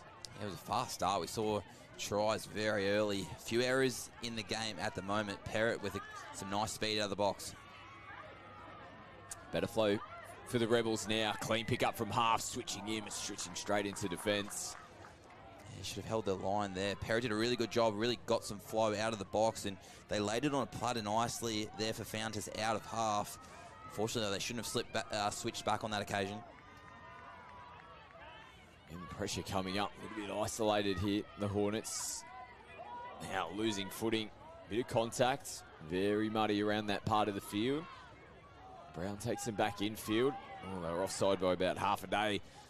They're the Rebels. They come back now, Chippendale. Lovely ball out of the hands, and they will get a repeat set. One of those ones, last touch. Winger coming in to make the touch in Hayley Crawford. Does come off her hands. Yeah, one of those ones, I don't think there's any intention to knock it down, but when you're in the passing lane and it touches your hands 9 times out of 10, it is 6 to go.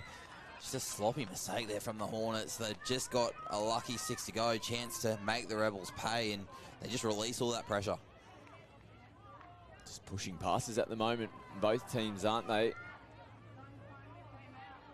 Someone needs to get control, track the ball forward. Now there's some space to work with here for the Rebels. Looking to pop out. And wisely hold it down the right-hand side of the field. It's the last touch. All the numbers in the midfield. Slattery flat and hard at the line. Law shows and goes. Big touch on the boots. Ava Foster. Yeah, had to be made there by Forster. A little bit different from the Rebels. They lost their way a little bit, but that ad-lib play almost created a half a chance. Nice ball movement from the Hornets as the changes flow on. Potts feeds it. Nice kick out from Prestwich. Clean play the ball. Coming towards the back end of the set. McCarthy has a look, gets away from one, into the in-goal, looking for support. There's a lot of holding in the background here. The try was scored. It has to be a penalty try. If not, someone's sent going for a period of time here. I think you almost, if you're the Rebels here, you almost want a penalty try. Referee calling over, and it is a period of time. It's Hayley Crawford that's been sent. What would you prefer in that situation? Do you think that it was clear that the try would have been scored without the contact, or is that the right call? It's one of those ones where the opportunity was denied completely. It was a jersey hold as soon as McCarthy got into the end goal. So either way, we'll see what happens. If the Rebels hold off for the next 2 sets of 6, probably they'll be happy with that. Yeah, well, that's the important one now. The ball goes forward. They're going to get the penalty, though, not for moving forward. So, yeah, that's an important comment that you make. If they score here, they still get another couple of sets. They could really turn the game because they've got that numbers advantage, even though they didn't get that try in that instance. So it'll be interesting to see how this unfolds here for the Hornets. 100%. So for the Hornets now, it's important they keep attacking. You're not going to get given a try 6 on 5. You've still got to earn it. Presswich out. Brown this time just speed on the outside with that numbers advantage. So they do get the try in the end, and critically they still have a few more sets here where they'll have 6 on 5. Yeah, summed up nicely. Potts just released to that edge straight away. Caitlin Presswich summed it up really nicely. Didn't hold the ball for too long. Released it down that side, and a nice finish in the corner there for the Hornets. So for those not familiar with touch football, we've obviously got a player in the sin bin at the moment. It's 2 completed attacking sets and 2 completed defensive sets. So far the Rebels will have 2 more attacking sets plus still another defensive set. Attacking with 5 at the moment, but we have seen teams score when they've got the 5 players there. What about the step back there from Denise Bowery? Big slam down as well. She knows how important that was in this situation where they're a player down at the moment. This is huge. Have a look at this on the replay. Bowery gets herself to link. There should be no numbers. Remember, Rebels have 5 on the field. She goes short side. The right foot comes out. Steps 2 players. Bit up in the air with the dive. Gave the middle half a chance coming across. A little bit nervous for a moment, but Bowery scores the try. She's got both tries now for the Rebels. Totally worth it for the theatrics of it all. Big try in a big game here for the Rebels. Been a long time between drinks since we've seen the Rebels in a semi-final. And that's a big touch. They've got 1 more to make here in this set. They'll have another possession with the football as well with the player down. They've got to hold out here, and they will. Yeah, big defensive set there from the Rebels. Found us under a bit of pressure in the middle. Nice strike from that far link. Job's not done for the Rebels now. This is their last set, 6v5. But you still want to get yourselves in good meters, in good field position, before you get your 6th player back on. Play it over the halfway line. Slattery from half just picks up, gasses, takes them on. Slattery now looks over the shoulder, slings it back and took a deflection. They get a repeat set. Well, they open them up again. I don't know, maybe the Rebels should attack 6v5. They're splitting them open. It's funny how often you see it when you're in this sort of situation. It just really seems to switch them on and spark them, and how they end up finding overlaps when they're a player down. It throws your defence, doesn't it? It is hard to defend somehow, even though you have the extra person in that defensive line. And they're causing all sorts of problems at the moment with 5 players on the field as Slattery tries to get in between wing and link. Referee just having a quick chat, but they will say it's a touch. Yeah, touch made. So defensively, there shouldn't be numbers anywhere. You make a touch, you should just be able to protect your short side. But it can be that confusing, a little bit confusing at some point. Hooter sounds, one last final play, and they'll finish it off in the corner with Andy Law. Well, that first half had a little bit of everything there, and the Rebels did a really good job in the end to get away with how they did, scoring a try with 5 players, and we go into the halftime break locked up at 2. They did 2-2. You'd say the momentum with the Rebels. Scoring 6v5, huge play. Really important note, Scotty, too, that last set was completed. If that wasn't completed and that was only touch 4, the Rebels would actually do another set because it's 4 completed sets. So luckily for them, they ran from half and got caught. Otherwise, they would have started 6v5 and we would have seen some blow-ups, I would imagine. Absolutely. So the Rebels will come back to the full complement into the second half. 6 on 6. We start again. We're locked up. Nothing separating these two teams going into the break. Stay with us. Big second half coming up here in the Women's Open semi-final. Hornets 2, Rebels 2. Oh, we're down here with Adam from the Southern Rebels here at the NTLs this year. Mate, playing in the senior mixed. How's it shaping up this weekend for you? Mate, so far so good. Senior mixed crew, we think we're a chance this tournament, and we've got a bunch of people that have played together for a while, so we're looking forward to it. Some good friends, and yeah, it should be a good time away. We've managed to win the first game, so onwards and upwards. What do you like about the NTL? Been here a few times now. Yeah, 5 times now, I think. Look, it's always a great weekend. You know, Coffs does a really good job. Congratulations to the people that managed to get the fields ready. It's amazing. But the whole town does a really good job of hosting, and we always have a good time up here. And and the touch is good, and it's great to be active, and it's great to to be able to see so many people that you know and you've known over the years here, and it's just a permanent fixture on the calendar. Yeah, absolutely. Coffs Harbour as well, bringing the event here. It's been here for so long now. It's a great opportunity. You got your family here as well. It's just a great atmosphere and a great place to play a bit of footy while you're here. Absolutely, yeah. I got my boy with me this year, and he's having a good time, and I think that's what it's about. It's a real sense of community around touch. So I think it's it's a really great sport for those purposes, and Coffs is a great place to come and do it. Excellent. All the best for the rest of the weekend. Good on you, Scott. Thanks, mate. Welcome back to the championships. We're at the halftime break here in the semi-final between the Southern Rebels and the Hornets. Nothing separating them going into the break, 2-2. Halftime score over on the other field, Pridey. UQ are currently ahead of the Sydney Scorpions 2-1. So replay of last year's grand final. Last year's champions lost to Hornets in the round game. Hence why they're playing top of the other pool, the Sydney Scorpions, currently leading that game 2-1. So another close contest in the second semi-final. Who will progress through to the grand final later on this afternoon? You'll see it at 4:55 local time. Big afternoon grand finals coming up. Men's Open semi to come up next. Mets and Sharks. As we see the Rebels attacking here. Yeah, good touch there. Jess Potts just stop that ninja play. Bowery's been on fire for the Rebels. She scored 2 already in this game. So interesting what adjustments both teams make at half-time. All about semi-finals can be that composure, that execution. You don't have to score every set of 6. We saw both teams apply some really good midfield pressure when the ball was left on the other side of the field. We'll see what tactics the coaches bring out at the back end of sets in this half. Mitchell feeds it to High Marsh. They come back to High Marsh, ball dips down. Rebels will start their set just shy of their 10-metre line. Gives them a leg up to head over towards their box and get those changes. Second touch now. And the changes will flow behind the halfway line. Now they look to bring it back towards the middle of the field. Cable plays it. Receives it back inside the 7. Well, it's taking a deflection. We've got a Hornets player down on the ground. Took a pretty heavy shot.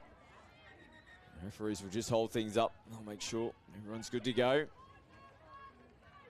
Yeah, good start here from the Rebels. Last defensive set, they left the Hornets on the 10, so able to be in an attacking spot. See if the Hornets can generate some more flow this set. Strong start to the set as they get over the halfway line now with Hayley Presswich. Little pop-out play, nice exchange. Chippendale took a little juggle. And they rip it out in front of Brown. I would like to see the Hornets try and get Chippendale into the game a little bit more. She's quite dangerous on a sweep, has a really nice pass. At times she can just float around on the field. I'd like to see her get a little bit more dominant in this half and put herself in that 4th touch strike play a few more times. Irons plays it short of the halfway line. Fountas heads over for a break. Slattery back onto the field. Feeds it. Tomasu plays it. Slattery looks at options. And just a little bit flat on the last touch of the set there from the Rebels. They just lost their way on that strike dump. Just took the air out of the balloon a little bit. Allowed the Hornets just to relax. Although we're going to get a penalty here. Referee's running back down towards the line. It's never a good sign when you see the referee just running in the opposite direction of what you're travelling. Usually doesn't mean anything good. It's a good result though here for the Rebels. Slattery kicking out. Yeah, Slattery and Law been really strong for them this tournament. Annie Law, a good turn of pace here as a link. She's working with Slattery now as the acting half. Law feeds it. Slattery comes back in tight, takes a deflection. Gonna get a repeat set here again, the Rebels. Slattery just copped the shot on the nose for her troubles. She'll tap and start. Holds position, receives it back from Law, goes early. Wisely holding onto the ball there, Kate Phillips. Good connection there from the Hornets. Strike from Link, but you'll also see Ava Simpson coming in as well. So The only option was hit long, and they did a really good job there, the Hornets. Short side back on the inside and right in front of the referee. Andy Law scores first here for the Rebels in the second half. They're back in front by 1. Yeah, a little punish play here. They attacked the right edge. They came over to the left edge. And it's a nice little punish here. Tomashu gets the ball back, comes off her left, just drops it in short. You can see all the angle was towards that sideline and just too much of a gap between the two Hornets middles. Rebels now leading 3 tries to 2.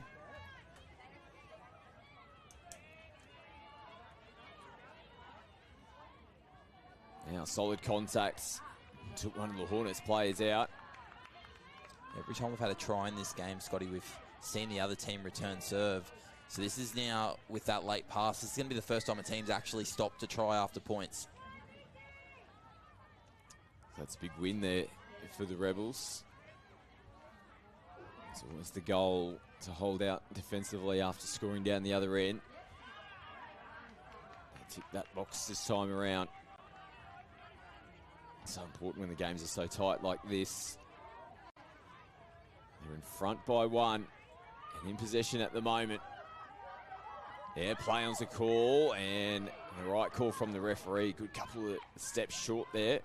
Yeah, Jasmine Fountain is just nice and direct out of acting half. She's created headaches for teams all carnival on the back of that M2 drive. Earns her team a penalty. Just got the footy here for the Rebels as they shift it out to Tamasu. Short side, she set it up last time, and this time almost goes over. It's just the forward pass. And it takes the try away for the Rebels. Yeah, forward pass the call. They've, as you said, last time it was that little link punish, step back on the inside. This time she goes herself. Probably would have been a try if the pass wasn't forward. Under pressure here, the Hornets. Rebels can smell an opportunity to come and put the pressure on. Look at them, the Hornets, though. They've still gotten their way out of trouble. 2-on-1, ball out in front. Well taken from Simpson. Puts the brakes on. Now the Hornets shift the ball back infield. How did they get out of that trouble? They've still got touches to work with here. The Hunt at Western Hornets. Ball on the outside and trying to get in between defenders. Huge touch there on Mitchell. McCarthy. McCarthy. Yeah, who comes back into Brown. Wow. That just shows how much skill they've got in their team. They were all sorts of trouble there coming around, making those changes around the halfway line. Just some ball movement got them out. And they shifted from left all the way back over to the right again. Both teams almost look better when they play a little bit different. They play a bit ad-lib, try and break down these defensive structures. Almost thought Hornets stood out on their side. I just put my arm up. I thought they were gone here, but Jess Potts, good use of the ball and created half a chance on this far edge. And the Rebels are going downfield. Law feeds it early. Slattery looks up, sends it, and Brown comes in, uses the body again. Didn't touch the hands, it didn't look. By coming up in that passing lane again. Repeat set. Yeah, coming in the hat to. I wouldn't mind. The Rebels wingers are a little bit wide at the moment on some of those plays. If they're in a little bit tighter, they're more of a chance of scoring. That's almost forward as well. There from Slattery to Law, and the referees have got it. We've seen a lot of teams give up some cheap possession off a repeat set. Looking to strike early. And they're attacking around that 7-metre zone. Referees just haven't missed a trick with any of those forward passes, particularly in the 7-metre zone. Yeah, since the referees have been mic'd up, the forward passes, it's something they're a lot more consistent with. It's definitely an improvement. You can't get away with those like you used to. Having a stress to take the catch there. Haley press switch. Keeps possession here for the Hornets. Chippendale loops it over the top. Bat back, nice hand, sends it back out to Simpson, who comes back across the top. Rebels there to take it. Yeah, good defense in the end from the Rebels. Chippendale getting herself in the game. I want to see more of that sweeping from the far edge. But great defense in the end from the Rebels now. Flow out of the box will be Bowery from half. She goes, picks it up. One more. A nice clean play the ball. Players still retrieving them. A bit of contact there with ball in hand. Slapped out to the open winger out here for the Rebels. They've gone back-to-back tries. Abby Bonnick in the corner. And now the Rebels, they're up by 2. This is huge. Little middle draw. The first time we've seen a passive shape here from the Rebels. Perrett's nice and deep at link. Barry floats it over the top. Look at that skill there from Perrett. Great play and great finish. Still plenty of work to do there for Abby Bondick in this corner. That is huge. 2-try lead here in this Women's Open semi-final. Hornets now on the attack from halfway. Fresh legs onto the field. It's going to be Mitchell hitting the ball. Nice touch there from Bowery. Last touch. Going to have to chance their hand here, the Hornets. Nice ball, taking it to the lines. It's a good option on fifth. At least they did have a little sneak. It was worth a crack. See what the tactics are now from both teams. Hunter Hornets haven't had a game in this carnival when they've been too much under pressure in terms of scoreboard pressure. So we'll see if that changes the way and style they play. For the Rebels, we'll see what kind of game management comes out here. For them, it's really important they don't necessarily play to protect a lead. There's still 6 or 7 minutes, still plenty of opportunities for both teams, but you can make it hard for your opposition by really driving into the corners, working hard with your midfield defence, making them go 70 metres every time. Score update in our second semi-final. UQ Rebels still in front 2-1. No change to the halftime score. UQ Rebels leading Sydney Scorpions 2-1. This is a big set here for the Hornets. Great attacking position, looking for points. Need a little spark. Here in the second half, it's been all Rebels so far. He repeats that now. So Potts and McCarthy, 2 on the field here together. McCarthy showing a lot of foot speed at link at the moment. Want to see her involved, and she's going to get a punish right now. Gets it early from Potts, and McCarthy diving in at the line. That was close. Big touch, though, from Halliwell Quinn. Good question, though. Not scoring, but putting them under a little bit of pressure. That's a good start to the set for Hornets. McCarthy back in field. Potts. McCarthy on the sweep. Tries to skip. Good speed. I thought she got around, found us then. Great job by Jasmine there to keep her feet and make the touch. Dancing, press switch, plays it. Now Stewart has a look. Stewart kicks out. Nice shot ball is there. They're going to get the repeat sideline. Does signal that and confirm. Just held it a second too long there. Caitlin Presswich released it early. They were in the corner. Look to come back down short side early. Presswich attacks them and tries to get in between. They've gone short on the punish a few times. If they look to dummy and rip open, there is a big open side, numbers and space to work with. Stewart skipping outside the 7. Working with Potts, nothing there. McCarthy now looks to get involved. Now picks up, does create something here. McCarthy looking for options. Sends it out the back, but can't connect.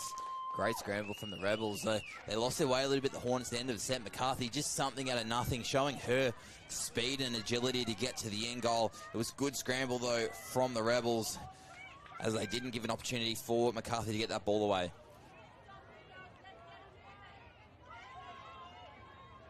Slattery sends it out. Why not? Oh, loose ball. Out in front. Like the first ball from Slattery to come out and use that space. That's probably just an opportunity to tuck it in, either get it down or send it back in. Yeah, 100%. It looked like that was a tactic to leave it over this sideline. I don't think the Hornets mind that being near their box.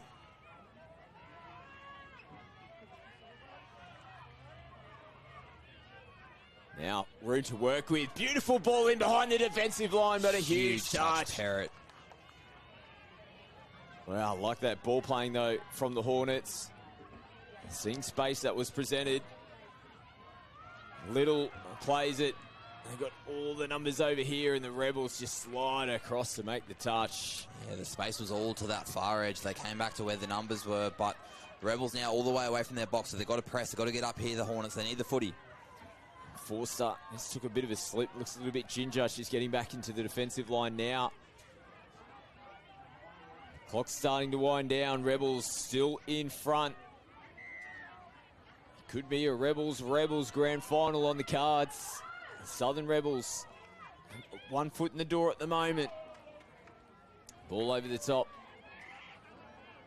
Yeah, 2.5 minutes on the clock. They should still get 3 sets or so here, Hornets. They need to start to make this count, though. Brown down this muddy sideline. Yeah, they've got to find McCarthy. She looks the most likely. Numbers on the left. Nice little bump there from McCarthy. Nice running into the line. And go! They make the touch. 2 Rebels there. Again, desperation defence. Their defence in the second half is what's been keeping them in the game. Yeah, great scramble. Rip this early to McCarthy. Let her use her feet. No, it wasn't the ball she needed. Take a look at the replay. A huge defensive play from the Rebels. Completed set needed here. Yeah, just need to get a 6 touch. It's all about field position for them. Leaving it in the corner should be enough. They're running well away from their box now.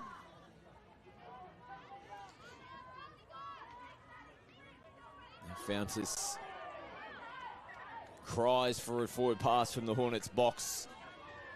It is met from our referees.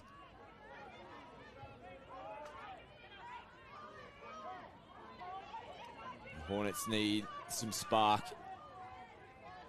60 seconds to go. Looks like the clock might get away from them. Nice sideline play though for Chippendale.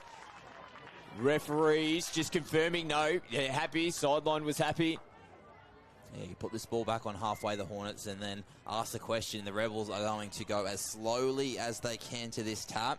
Nice little short side play, little trick play down the sideline. They actually bounced 2 players there, and Chippendale, the one that crosses. So for the Hornets now, 35 seconds. They need an error. Get up and put pressure. Every touch they need to press.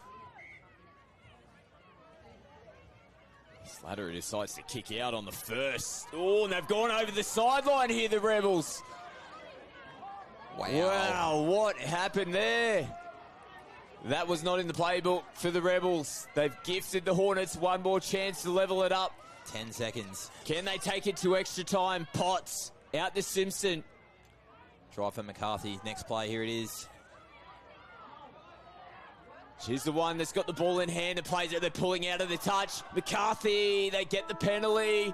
Hooter sounds in the background. Hornets, quick tap. Potts takes it to the line. McCarthy, no, they'll bring it back.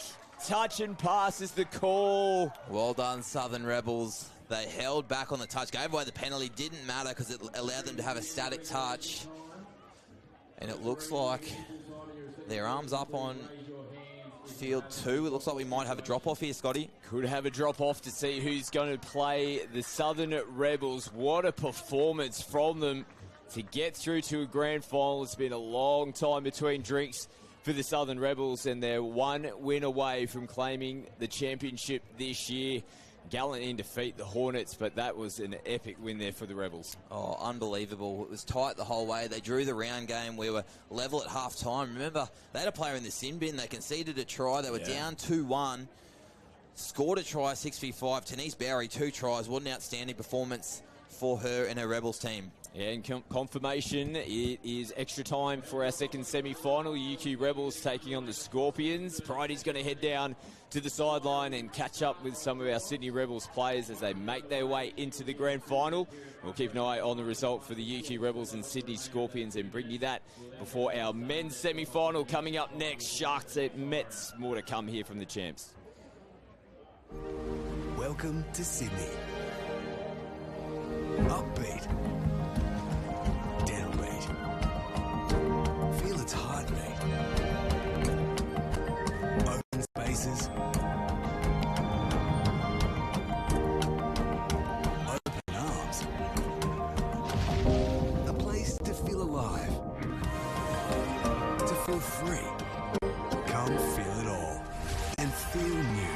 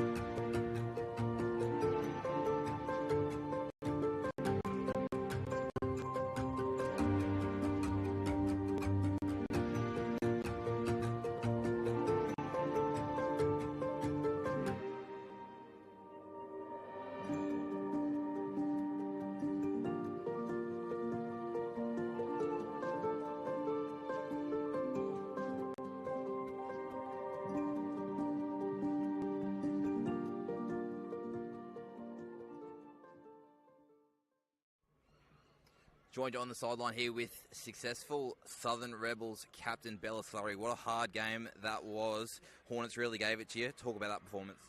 Oh my gosh, the Hornets are such a strong team, and we just knew that coming in. We just thought, you know what, take it up the guts, try and get them tired, and the rest will come. We have heaps of attacking players. We made it hard for ourselves, especially me in the last one. Sorry, but that was just an awesome win by the girls. We have such a young team. I'm so happy for them. You didn't have it all your own way. Talk about some of those young players. Down to 5 players on the field, 2-1, you just conceded a try. Cousin, is it, Tanise, comes out, scores an epic try. How about some of those young players? Oh my God, Tanise is like the best player to have in your team, not to play against.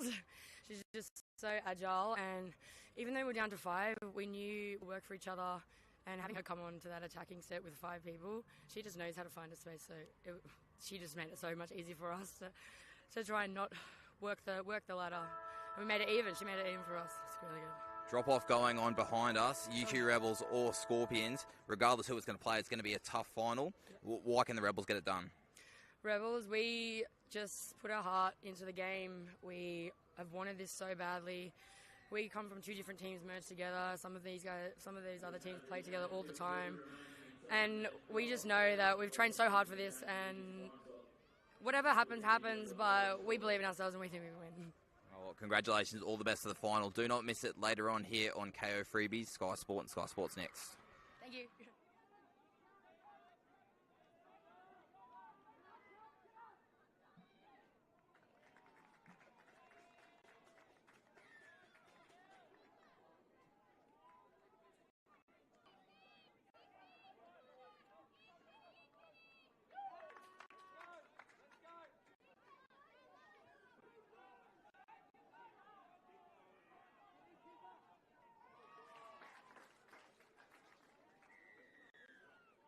Off to Grace Griffin. She gets it down. Long bomb out to the left-hand side. He's outside. His man dives. I think it might have been down. We'll see what the referees say. The referee says it was over the line. 2 girls defending side by side there on the left-hand side of the defensive lineup. What's happening out there?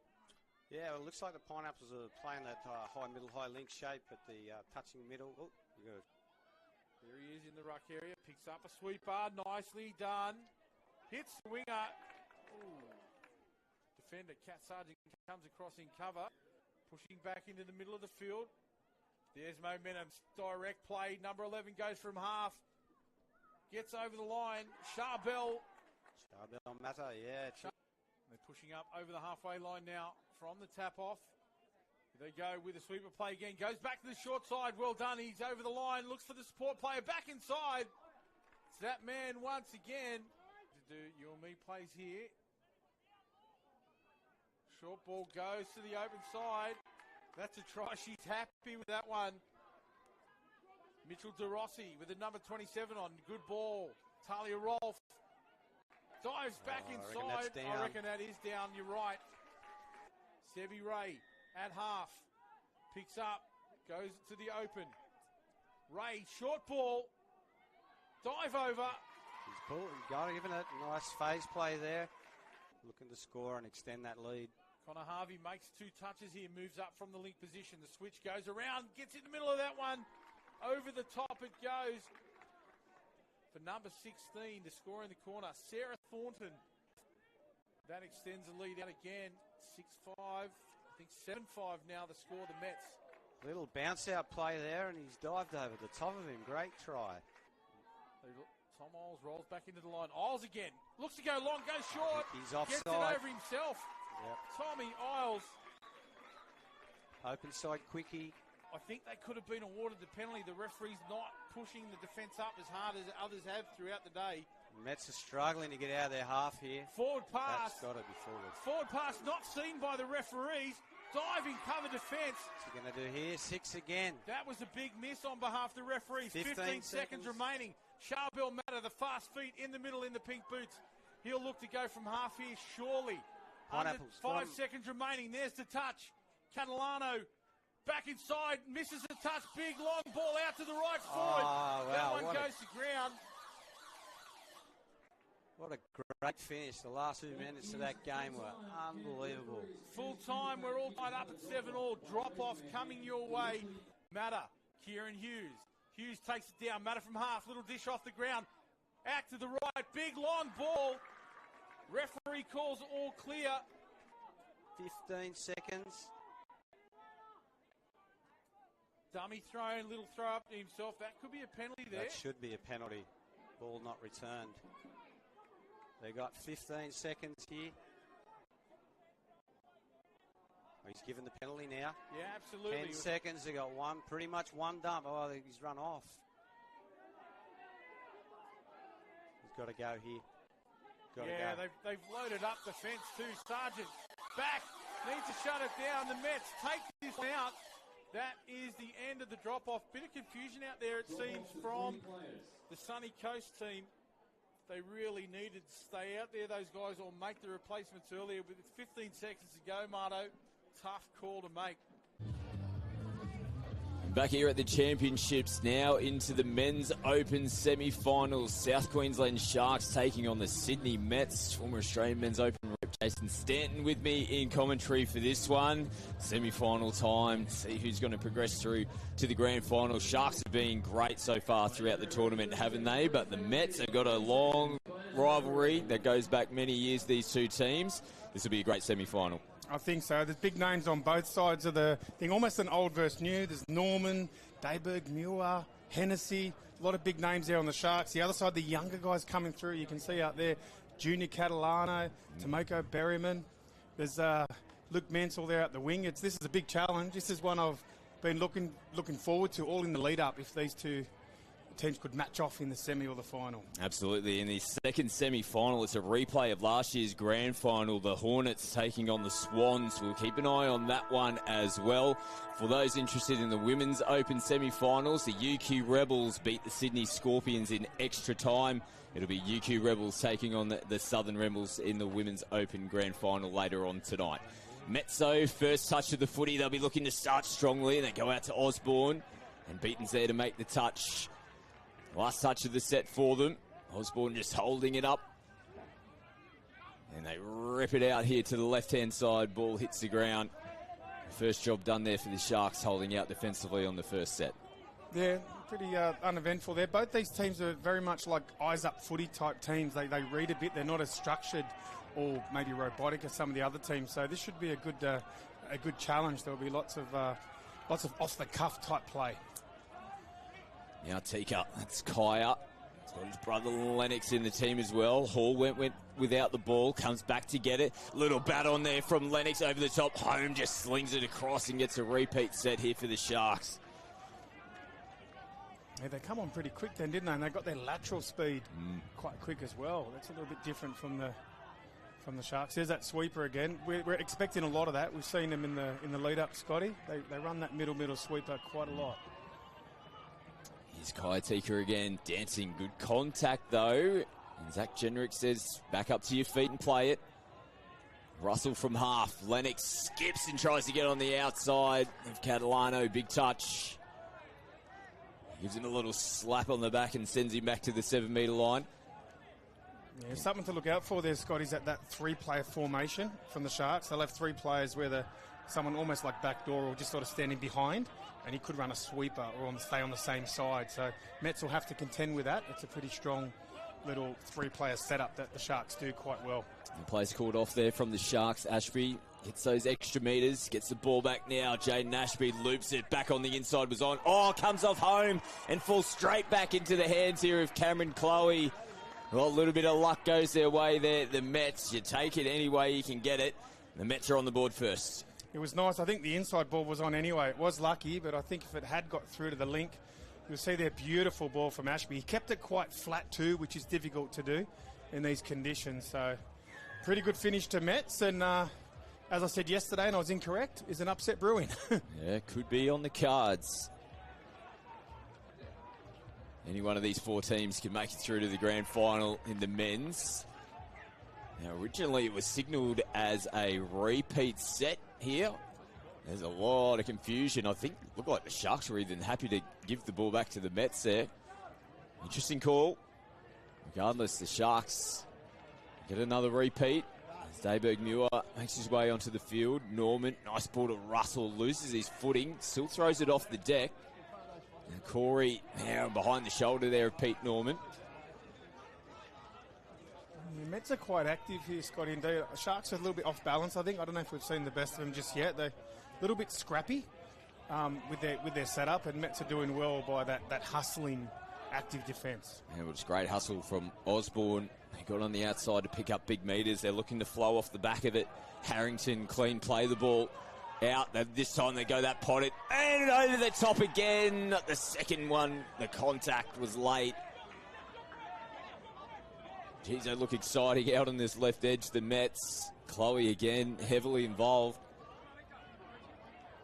Yeah, we didn't see a lot of that in the early game Mets with that long ball. Maybe the conditions are drying up. I think you might have mentioned it in one of the games yesterday, Scotty. A little bit dry track. Maybe we'll see more long balls. Jacob Hall plays it now for Price. He comes off the right foot, rips and picked off out of the line. Zero touch from the intercept from the Mets as they put the ball through the hands here on the first. Nice little extra pass. All those extra meters, all valuable. They get the Mets downfield into an attacking position. Nice punch from Catalano. Sets up Simbolan. Great fast footwork now. This time falls into the hands here of Kaitika, who looks to kick away. Catalano comes back at him. Haven't seen a lot of the young boys there. Kaitika, and I think you mentioned Lennox Tika. Gee, they're a talent, aren't they? Absolute guns. Absolute guns coming out of the Gold Coast club. Young and deservedly getting their crack in the men's open team now. Skinner. Lennox juggles it. Hennessy, short ball. And comes off the hands there of Catalano. He's claiming he didn't touch it and didn't play it. Might have been a bit unlucky, but pretty good D there. This is a pretty good matchup here. Hennessy versus Catalano. Let's see how it plays out. Hennessy plays it. Russell feeds him from half. Takes another deflection. This time deliberately played at by Watkins. Sharks will make a change with Adam Russell heading over to the sideline. Pete Norman comes onto the field here for the Sharks. Straight into the middle. Tika sweeps around. Puts the brakes on. Back to Norman, who rips. He gets it out of the hands cleanly there. They go over in the corner. Oh, now out of the hands of Simbolan. It's a gift. It's got butter on the ball or something out there at the moment. Both teams finding it hard to get a grip on. Big chance here for South Queensland. Hennessy wrap around to Price. Feeds it out to Norman. Mets are pretty happy with their defence so far, but the referee's not happy. It's actually going to go to the Mets here for a penalty. Yeah, I think it was a forward pass just when they're throwing it back and forward, but Sharks are a little bit off balance, maybe a little bit flustered, so pretty good shout out to Mets. I think that bustling, like getting up, being active is no touch there, I think. Nathan Beaton comes up out of the line. Catalano is pointing at him. Yeah, it's a hard one. It's a hard one, that no touch call. You'll probably catch it on the replay. Junior thinks he got him there and the defence think he missed. So tough one, but Mets are going to have to hold him out again here. Another penalty. So Mets a little bit ill-disciplined on their line. They'll back their defence. Sharks haven't cracked them yet. Hennessy looks up. Link ball comes through the hands there of Beaton. Is that the third or fourth time they've turned it over, one or two touches? They're not using all the sets, are they? No, they're looking to go early. They've definitely had back-to-back opportunities down that end of the field. And then again, the Mets on the first touch. Almost picked off from home out there on the left edge. They just need a completed set here, the Sydney Mets. They're working hard for meters at the moment. Nice little pop-out play. Harrington plays it. Now playing behind the line, and a big touch made from Hennessy. He doesn't make that touch. They go over and score, the Mets. Yeah, clever defence there from Hennessy. Normally we're talking about his amazing attack and his passing game, but good D on that occasion. Tika gets the Sharks over the halfway line. Home will follow him in and feed it from half. Skinner, good punch forward. They're setting up nicely. Back on the inside to Dayberg Muir. Great set there from the South Queensland Sharks. Finished off by one of their best, and they're on the board. Dayberg Muir. Certainly one of the greatest, if not the greatest. And have a look at this on the replay. Mets have been active. We've been saying how good they're going. On this occasion, they were very passive, rolling back on their heels. And you only got to take a half a step one way or the other, and Dayberg Muir will make you pay. A great finish from Sharks, and that's what we're expected to see. Back on even keel. Mets now from the restart. Watkins and Ashby dancing in the middle. Watkins sweeps, does get it from Ashby, comes back and shapes it towards him. Nothing there though coming into the last touch.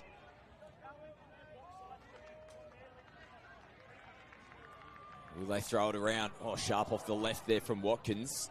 Half chance, a few in the box. Threw their head up. Half the score update in the other semi-finals. Southwest Queensland leading 3-2 over the Hunter Hornets. Swans in front in the second semi-final. Plenty of tries already, 5 tries there. In the other, a little bit tighter here in our broadcast semi-final. The Sharks and Mets locked up at 1 try apiece. Teacup, ball in one hand, lays it down for Russell, who takes him on, gets away from Ashby, flicks it around their back, does Russell, and they can't get it down cleanly there, Cook. Oof. Take a look at the replay here. Adam Russell. He was there for it. Cook just couldn't get both hands covering defence coming across, though, from the Mets. How about that speed? Ashby's no slouch. Ashby's quick, and he just went past him in a flash. Great speed there from the Sharks. He's deceptive, Adam Russell. He's really quick. Particularly those half runs around the 7. Sharks get the penalty. Sing it out. More tries in the second semi-final. Both teams scoring. Hornets just going over. Swans still lead though, 4-3. You've got 7 on. We saw this in an earlier game, and they've gotten away with one there. Dayberg Muir going off, beaten, sings it out to Cook. And yeah, you can see Catalano asking the questions, and it's probably lucky that that last pass went forward, because it should have been a penalty back at the halfway line. Yeah, that's the player in me. Sorry about that. I'm just looking up going, there's too many players on the field. Yeah, no, the same thing happened in one of their round games, and Adam Bryden was with me too, and he was screaming out as well that they had 7 on. They got away with it again in that one. They're getting the rub of the green in that aspect, the Sharks. Yeah, I think this Mets team, they don't mind getting in the arm wrestle, but I definitely get the feeling they've got to sort of lead in this game. The Sharks are very experienced, and I think the longer it goes, I'm sort of leaning the game more back towards Sharks. So I think Mets have got to try and take the opportunities when they come. Nothing for them on the back of that set. Harrington slinging it across. Sharks get the penalty. Norman taps. Feeds it to Skinner. They roll down the left-hand side of the field here, the Sharks. Changes on. One being Adam Russell. Big brother Corey picks it up, looks for the footwork. Comfortable defence in the end from Robinson. Get the penalty here, the Mets. So I think Sharks have been good without being great. So this is why I was saying I think Mets really have to be the next to score and take the chance while they can. I think as we get deeper into this game, Sharks are going to find their groove, and they could easily put 2 or 3 quick ones on. So I think if you're at home going for the Mets, hopefully they can do something here on the right side of half time. They're rolling downfield off the back of the penalty. Still time to work with here in the first half. Here's Osborne. They come back infield, no half in place. Watkins has to get across. He's got good footwork though, Watkins. Russell makes the touch pretty comfortably in the end. Dayberg Muir. Followed by Corey Russell. Hennessy onto the park. Norman follows suit. He switches in Drew Price. Gets away from the first defender. Can't get away from the second. There's the last touch. Just slowed things down, but Hennessy still finds himself into the in goal. Rips it back to Drew Price. Well, on the last play of the set where the Mets just had to close it down, somehow they go to sleep on Hennessy. One man you cannot go to sleep on. And great work from Drew Price to follow it up. Last touch, really nothing on there. Hennessy just showing his class. Going in there 3-on-2. That's an absolute coach killer. When you look at this class of this Sharks outfit and the talent across the board, you're not gonna get the best of them with defensive errors like that. Mets need a little hit back here. Well, the first team to score in the semi-final. Sharks have gone the last two. Simbolan out in front. Great hands from Gretsch. No touch being made from Tika. He's confirmed it to the referees. And a great response there from the Mets. It was a great hit back, wasn't it? Kai Simbolan there, Catalano. Let's look at the replay here. A beautiful dump. They've dummied and gone the other way and a sharp finish. So this is what Mets have got to do. They've got to take these half chances and then they've got to try and steady the rest of the game. Because now, as you see, Sharks are back on with their big six, trying to hit straight back. It was a great take from Jake Gretsch. Ball out in front. Reeled it in, got it down. Locks the scores back up here for his team. Sharks on the attack. David Muir off the left and gets it in. 2 tries already in this semi-final for Jermaine Dayberg-Muir, and that's his bread and butter. Yeah, it's beautiful. You'll see that's that 3-player setup we're talking about, the nice dump. Dayberg-Muir stays nice and tight to the ruck, so it's, you know, Mets didn't get a good read on what was coming, and he's got one of the best finishes in the game. And what's that, 2 tries in a semi-final? I think maybe he might be getting younger each year, -1. He's Benjamin Button of touch football. He's going backwards. How sharp is he? And I think he's heading back to the glory days, but he never got out of them. I don't think so. He just never kept doing been it. out of them. And the thing about that, Scott, is that Mets would have known about the 3-man setup. They would know what they're going to do, so they know it's coming. Yeah. And Drummy's still too good enough to get it done. It's just amazing footy. Nice deep switch here for Watkins. Oh, picked off though from Beaton. Smartly puts it down. Sharks on the run. There's nobody at home here for the Mets. Norman, though, in cruise control, goes to Beaton. They play it down on their box. Mets still trying to get back onside as Tika They've got 7 plays on it. again. 7 on again. They're counting, 7 they're on. screaming here, the Mets. Russell just takes them away, though. They eventually pick it up. They weren't going to let him get away with it that time. Buckley in the box. He was screaming everything he had. They got away with it once. That one was comical. It was just, they come charging. I think they almost had 8. I think one guy might have doubled back. Oh. Oh, Matt's another coach killer. So this is what I meant. They have the chance. They've got a great platform with a set of 6, and they've turned the ball over. So Sharks probably deserve their lead. Probably a fair result, or fair reflection on the first half. Yeah, absolutely. The Mets holding on. They're down by 1 at the moment. And the halftime score in our other semi-final, the Swans in front 5-4. Last year's grand final replay. The Hornets got it done on that occasion. Swans in front at the moment, 5-4. The Mets, they're down by 1. Bit of work to do. Sharks in front going into the break, 3-2.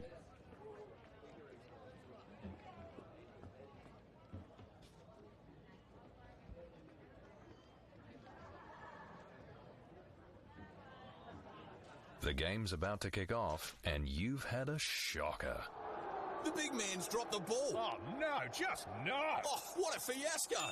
Your daughter calming the crowd. Your daughter more. DoorDash. Sports Cover provides affordable, tailored insurance solutions designed to protect your sports and leisure lifestyle. Created by sports people for sports people. More than 35 years of industry-specific experience and knowledge makes us not only experts in our field, but pioneers of our industry. So whether it's in the sporting arena or it's for fun and leisure, you play with pride. We protect with passion, because we don't just know sport, we are sport. Welcome to Sydney. Upbeat. Downbeat. Feel its heartbeat. Open spaces. Open arms. The feel free. Come feel it all and feel new. Back here at live action, we're at halftime in the men's open semi-final between the South Queensland Sharks and the Mets. Sharks up in front by 1 at the moment. You can have a look at their box over the far side of the field. Their coach Dave Marr giving their instructions. Scott Buckley on this side here for the Mets. What do you think the key message is going into the second half here for both teams?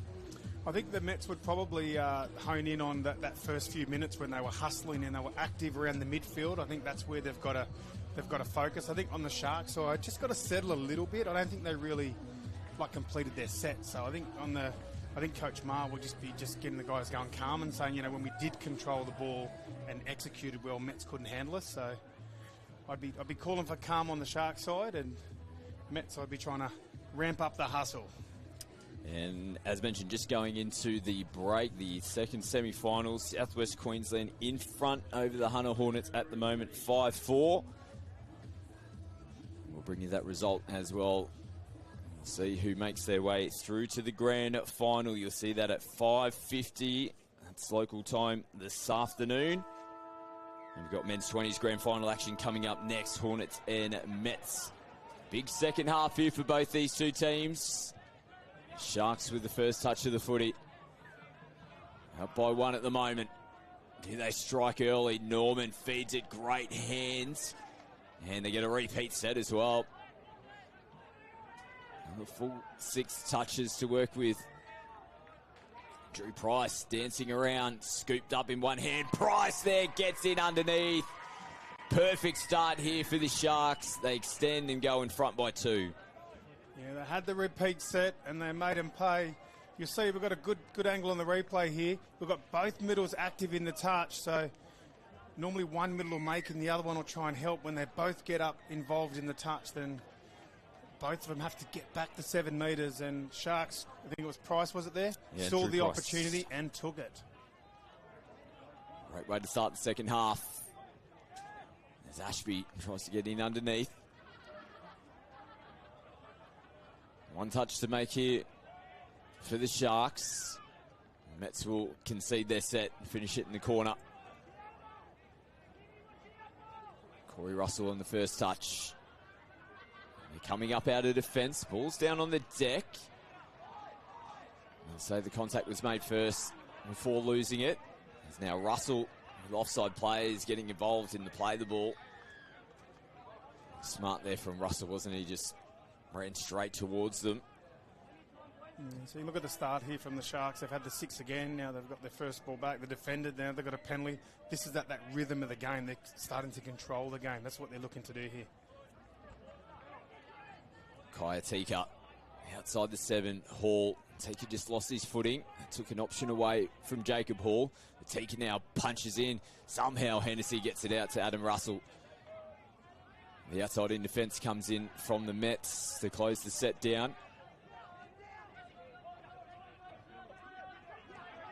Down the sideline here for the Mets. Berryman gets them back in field. And a penalty given away this time. A bit of heavy contact. Yeah, Mets have got to have a really good set here. Got to be next to score. Can't see him coming back from 5-2. It'll be a tough ask. Yeah, so let's see what they can come up with here. Robinson from half as Osborne splits through the middle. They'll be looking to bat it back, and they come back to Berryman. And the referees are happy. And a good response. They needed that one there, the Mets.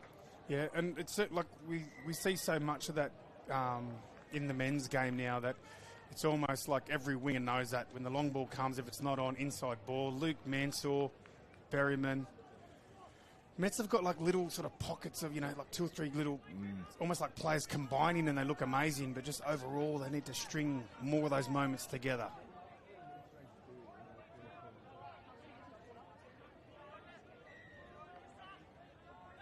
A little clunky here to start with for the Sharks, but they're down the right end already from the restart. Lennox to Norman. He sends it back to him. Norman shows it, comes back, feeds it through the middle. Nice touch in the middle. Though from Hickey. No, they're going to point to the spot. Might have been a bit of honesty there. The Sharks were We're giving some handshakes and high fives to the Mets defence. Interesting to see what happened on the replay. Looked like they were there to make the touch. See Norman feed it back. Yeah, and he said no straight away, Will Hickey. Yeah, good call there, good honesty there. Again, we're seeing that the Sharks have that ability to get both the Mets middles off the line and makes it hard for them to shut down and help. Osborne, Ashby to Berryman. They continue to scratch and claw in this game. They're hitting back when the Sharks are scoring points down the other end. Good signs for the Mets. Yeah, this is what I'm talking about. They've got to string those moments together, Scotty. They've got the try. Now they need to stop. They need to try and steady the game. Sharks would be happy to keep going 1 for 1 because Sharks have got that experience to tighten it up when they need to. I think Mets have really got to try and get a stop here. Scores locked up between the Hornets and the Swans. 6-all. Currently in the second semi-final. Close one on our hands here between the Sharks and Mets as well. Sharks still holding onto that lead. In front by 1. Beaton gets it down for Faze. And it looks like it was played without contact made. Yeah, good call, Scott. That's exactly what it was. Otherwise, it would have been another Sharks try. So, how do you pick a winner? You've got the one semi-final locked up, the other one difference. So, you're going to go out on a limb? You got a winner? I can't pick it. I think we're too early at the moment for both of them. There's still a lot of time to play in these games. Catalano. Touch and pass. Adam Russell was there to make the contact. Yeah, both games could go either way at the moment. Sharks probably still looking just the better of the two in this one. Dayberg Muir back on the field. Skipping away from the first, but Osborne was there with those big long arms to make the contact. Dayberg just took that extra step too much. So Mets finally get the stop. A little bit more momentum now. Now they need to really ask some questions. You've got Berryman on again. He's having a great game, isn't he, the young fella? Yeah, really injected himself in the second half. Here he is working with Simbolan, who hasn't had too many opportunities. Simbolan so far. They hang out his direction now. Gets into half. Has a look. Loops it behind Berryman. Just slaps it back.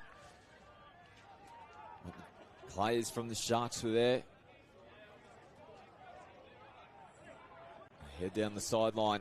Ooh, just holding on. No, there was a little fumble in the play the ball.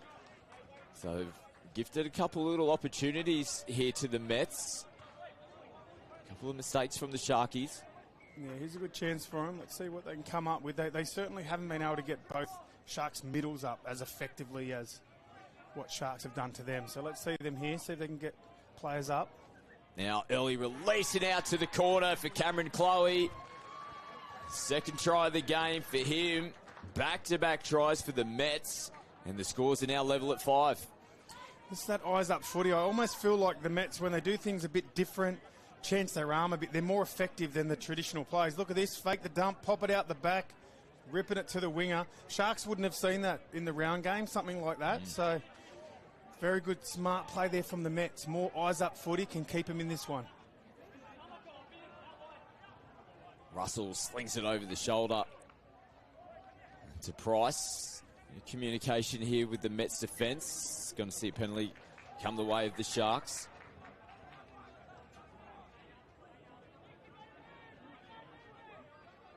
Now Price again. Comes back to Corey Russell. Puts the brakes on as they look to reset. Hennessy goes himself. They're there to make the touch. Yeah, the Mets have got to really try and get one of the middles.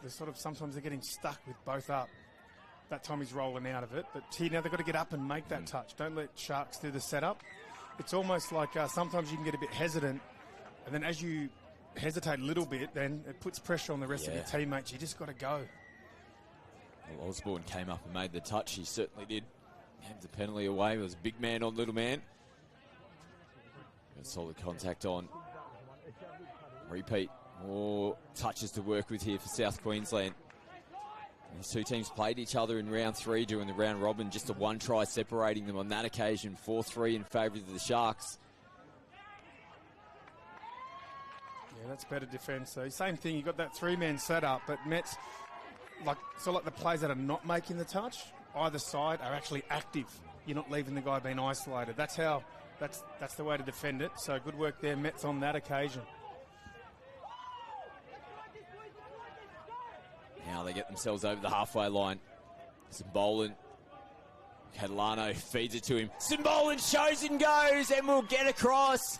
He's pointing. He slams it down. And can you believe it? The Mets, they're now in front. Kai Simbolan, what a player. You blink and he's through. He's got speed, but he's got smarts. The ball in two hands. You're seeing great feed from Catalano. And look at that. Everyone thought there was a dummy. I thought he'd passed it. The Sharks thought he'd passed it. Kai Simbolan said, I have not, and I'll take the try. And the Mets out in front. 3 tries on the trot for the Sydney Mets. What a second half performance it's been from them. Still more footy to go here. Corey slices through, loops it over into the corner, and Nathan Cook flicks it back to the halfway line. The Sharks aren't done with yet. Yeah, Mets have got to back himself a little bit. Great play there from the Sharks. I felt like Mets had it covered, but Sharks were just too sharp. You'll see on the replay here, it looked like Mets were able to recover. They came in to help out. Just waiting for it to unplay here. You'll see that they've now hovered out, and it was essentially a man on, but Sharks just too sharp. 6-all Sharks Mets, 7-all Hornets Swans. Both semi-finals in the men's locked up at the moment. The Mets chancing their hand. Doesn't come off for them. Sharks get the penalty in the midfield. Norman taps. Dayberg Muir on touch too. Their experienced players doing the hard work for them as Hennessy comes onto the field now. Skinner is always strong out of the box. Dayberg Muir silky out of the hands, ball out in front of Phillips. I'll tell you what, Scotty, pretty good tip for all our youngsters watching. You sort of, touched on it a bit there. Have a look at Dayberg Muir, Hennessy, Catalano, Simbolan. They're doing driving. They're not just fancy plays on the line. That's what you see in the highlights. But they do a lot of hard work, don't they, Scotty? Absolutely. Plays offside here for the Sharks. Now this might be a big set for the Mets. Down the right end of the field. Gretsch rolls down. Simbolan, is he the man to open them up again? He's got Catalano on his left. They work together in the middle of the field at the moment. Nothing there. Still throwing the football around. Looking to set up for Simbolan. Catalano decides to kick. He gets it down now. Simbolan goes away from him. Short ball to Gretsch, who gets it down. The Mets hit him again. And they're back in front. I'll tell you what, you'll be getting chills, wouldn't you, when you see Catalano and Simbolan together. Great setup. On this occasion, they shuffled around. You'll see Catalano making sure he got both Sharks middles in the touch. And then the heads opened up. So definitely very hard to defend when you get multiple players offside. No one can help the other one. And a good touch coming out of the line from Hickey. It's been good in defence. Clock's starting to wind down. Tika rips with not too many options. Home holds it and then flicks it back inside. They come across to make the touch. Got a Mets player here a little bit ginger, and Hickey, who's on his feet, feeds it from half. They bring it all the way out to their right-hand side of the field. Sharks players down. Ashby looking for a penalty. It's something a bit different here from Mets. They definitely came down that channel. I think they might have seen a bit of a opportunity or a bit of a weakness there in the Sharks line, and they drove right down the sub-box line. As now they look short side Watkins. Oh, they'll come back. Clock really winding down now. Just over 2.5 to go. And a big touch there on Hall. Hornets in front. 8-7 in the second semi-final. Mets in front by 1 here against the Sharks. Sharks in possession with no half at home. Into the last touch. They still can't go to sleep on Hennessy. He's broken them once. Nothing yet. Beaton sends it in and they pick it off. They need control now, the Mets. They don't want to come up with a mistake and give the footy back here to the Sharks. They're rolling downfield nicely. Another try would come in pretty handy now for them as well. Simbolan, again, Catalano gets it back out in front, takes it to the line, Berryman. You're going to have to scramble to go and get the footy. It's over on field 3 at the moment. What a division it is. Every top 4, 5, 6 teams are all equal. That you can. Very hard to pick a winner. It's just so exciting. All these matchups are really good for viewing. Great stuff. Mets finished 3rd in Pool A. And a couple of losses through the round robins. Now all of a sudden, one step away. Oh, great ball from Russell off the deck. Adam, his brother, feeds it back to him, and Catalano's there. He gives him a little shove for his message, for his for him as well as he gets back going. Now onto his feet. He's been great, Catalano, throughout this game. He's been throwing a bit of chat. He's got a big smile on the face at the moment. His support play he'd have to be one of the best players in the game. At the dummy half work, the dump work, so many tries. You'll see a bit of a touch of Catalano in the lead up to it. He's such a good support player, Scotty. I'll finish it over on the sideline. Sharks, one final play for them. 30 seconds left in the game, and they got to go coast to coast to get there. Can they do it? Looking for the penalty. It was thrown right into them. Players offside. They've got to tap and go, though. Here's valuable seconds off the clock. Have a look at Coach Scott Buckley. He wants to get on and defend. He's excited. He's there in the middle of the mud, walking on the field. Back it up, Coach. The boys can do it. They got one set to hold out.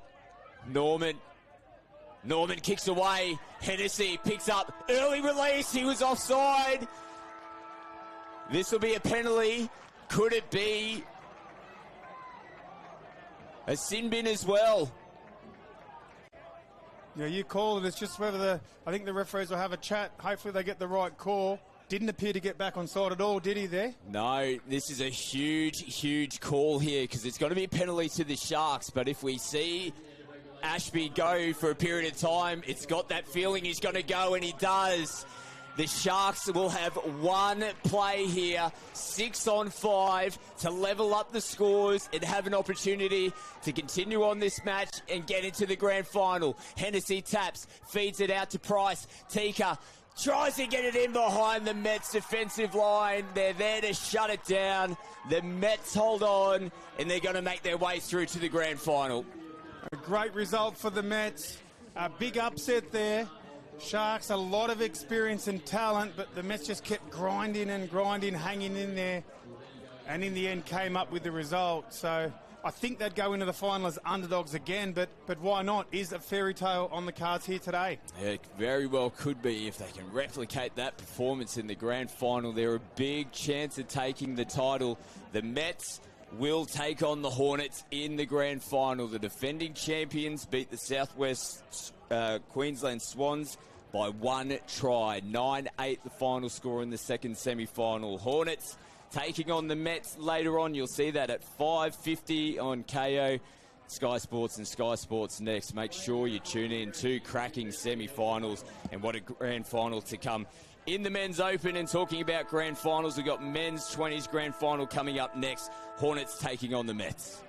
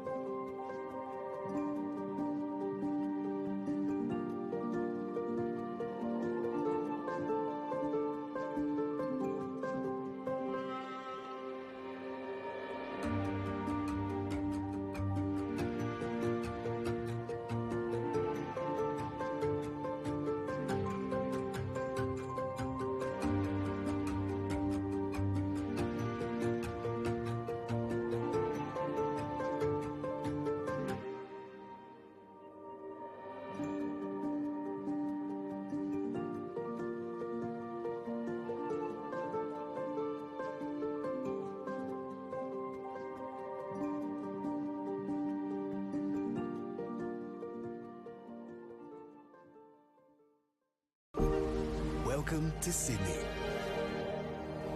Upbeat. Downbeat. Feel its heartbeat. Open spaces. Open arms. A place to feel alive. To feel free. Come feel it all. And feel new.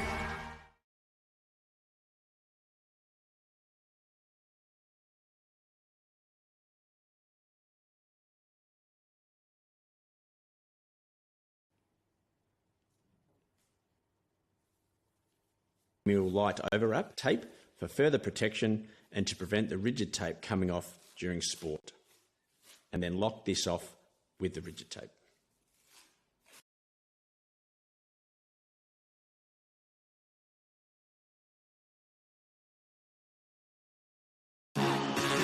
Down, they just think they are. Another little wannabe gangster trying to play hard. Down, they just think they are. Another little wannabe gangster trying to play hard.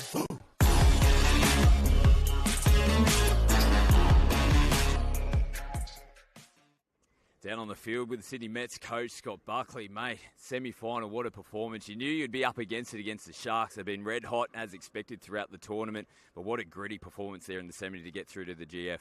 Yeah, mate, super happy with the boys. We said all week that we want to be that gritty team that enjoys the grind, and we went a bit astray there for a little while, but we finished over the top. So really, really happy with the performance, and it's good to be back in the final. It's been a while. Yeah, it has been a little while between drinks for the Mets. Still one more to come. The Hornets beating the Swans over there. What are you expecting out of them in the GF? Oh, they're a great team, mate. There's no surprise. They've got, 3/4 of the New South Wales origin team. So we'll be up against it, but we'll be ready and we'll give our best, and hopefully our best is good enough. What's the focus now? A little bit of time in between the grand final, take the boys back, relax. What are the main things you're going to look at coming into the big one this afternoon? Yeah, the boys will go back. I'm staying with the missus and kids, so we'll be, no doubt, probably going to get a feed or a playground or something. But the boys will be going back to the room, look after themselves and get ready. So, yeah, we're looking forward to it. Mate, great performance in the semi-final. One more to come. Good luck tonight. So, man, just one thing before I go. Just want to, we just said it then before, but this is Drummy's last one. So full credit to what he's done at his age for so long. He's an absolute champion. So, Drum, thanks, mate. Appreciate it. Oh, well said, mate. Good luck tonight, mate. All the best. Well, down here at the championships with Grant, who's one of our referees this weekend. Grant, you're going to be doing a lot of refereeing, some quality games. What are you looking forward to most out there this weekend? Mate, look, I'm looking forward to enjoying and having fun with a lot of my friends that are also the referees and seeing returning players coming back and having a good time at the event. What do you like about refereeing most, and how long have you been involved as a referee? The best thing I love about being a ref is like the community that we have. It's like a very good family. And I've been reffing for about 4 or 5 years. Yeah, excellent. New kit this weekend as well. The New Balance bright pink stands out. What do you think about the new kit? I'm loving the new kit. It reminds me a bit like a highlighter when we were back in school, but it's really, really comfortable. It's really good. Awesome, mate. Appreciate your time this weekend. All the best, and we thank our referees. They do a great job. Thanks for joining in. Thanks, mate. Big clash. Well, the Sharks, they'll have a first stab at the line here early, and they'll get top bins. Kaya Taker on the main stadium. Sharks with the early advantage. Love that defensive setup. They know what they're doing here in defence of Sharks, but the Mets are through. Can they find a spare player? They can, and the ball is down. That's beautiful work just to hold off there, Carly. And here they come sweeping on the tail end of this set. They want a good strike here. Fifth and last. Can he work his way through the line? He's got pace to boot. They've got space on the left edge, going all the way. No touch made off the back of their box, and that's a beautiful try and a beautiful celebration too, I might add. Yeah, fantastic piece of play. The Mets. So they'll reset there. Picking up from half now is Harry McNamara, potentially. No, they sort of recycle the ball here. It'll be taken to Taker instead. Oh, they're in trouble. Oh, diving at the line, and the ball's down, and the Tigers own that 7, so very, very important that, the Mets, sort of address that fairly quickly. Oh, and has the touch been made? No. Referee says the ball has been grounded. The Mets are over. Not much to work with against this Sharks attack. So, over the halfway line now. It's fifth and last. Hop, skip, and he's through. Can he find a player? He goes long to the wing, and that's try time. Mark Bishara for the Mets putting the ball down, but that's just awesome work from dummy half there, Mets. Yeah, fantastic piece of play again. Ladder Levi, he done a magnificent job there of picking up and slicing through. A clean pair of heels. Just watch him get into the in-goal, and he's just looking around, shopping around, and a left to right, find the ever-present winger, and aren't they happy about that one, Mets? Absolutely, Carly, and could have gone earlier there to the link, but that would have been the incorrect option. And you know what? The Sharks have just fired back. They're going nowhere in this matchup. So 4-3 straight off the back of a set play from the tap. The athlete scoreboard attendants will be working overtime. We better take them over some water because they're going to be in for a very long afternoon the way these two teams are playing. So Jai Charlton, the architect there, off an ML platform. They've really... Good afternoon. Welcome back here to CX Coffs International Stadium. More grand final action for you. An all New South Wales battle as the Sydney Mets take on the Hunter Western Hornets. James Preston and Adam Pride to bring you all the action. Two absolutely stacked lineups here, Pridey. Yeah, it's exciting. We've seen the Hunter Western Hornets earlier this morning in their semi-final. We've also seen the Sydney Mets live on the stream earlier in this tournament. There's plenty of Australian youth players scattered amongst both teams, both team lineups on the screen at the moment. It's going to be an exciting game. And, of course, got a number of players to keep an eye out for. We just saw Junior Catalano in the Sydney Mets side for the Men's Open division, marching on to a grand final. We'll get to see younger brother here, JP Catalano, one of those Australian internationals as part of the Emus 20s lineup. And, geez, hasn't he come on in the past 18 months? Yeah, very exciting. Troy Malcolm medalist at the most recent Asia-Pacific Touch tournament.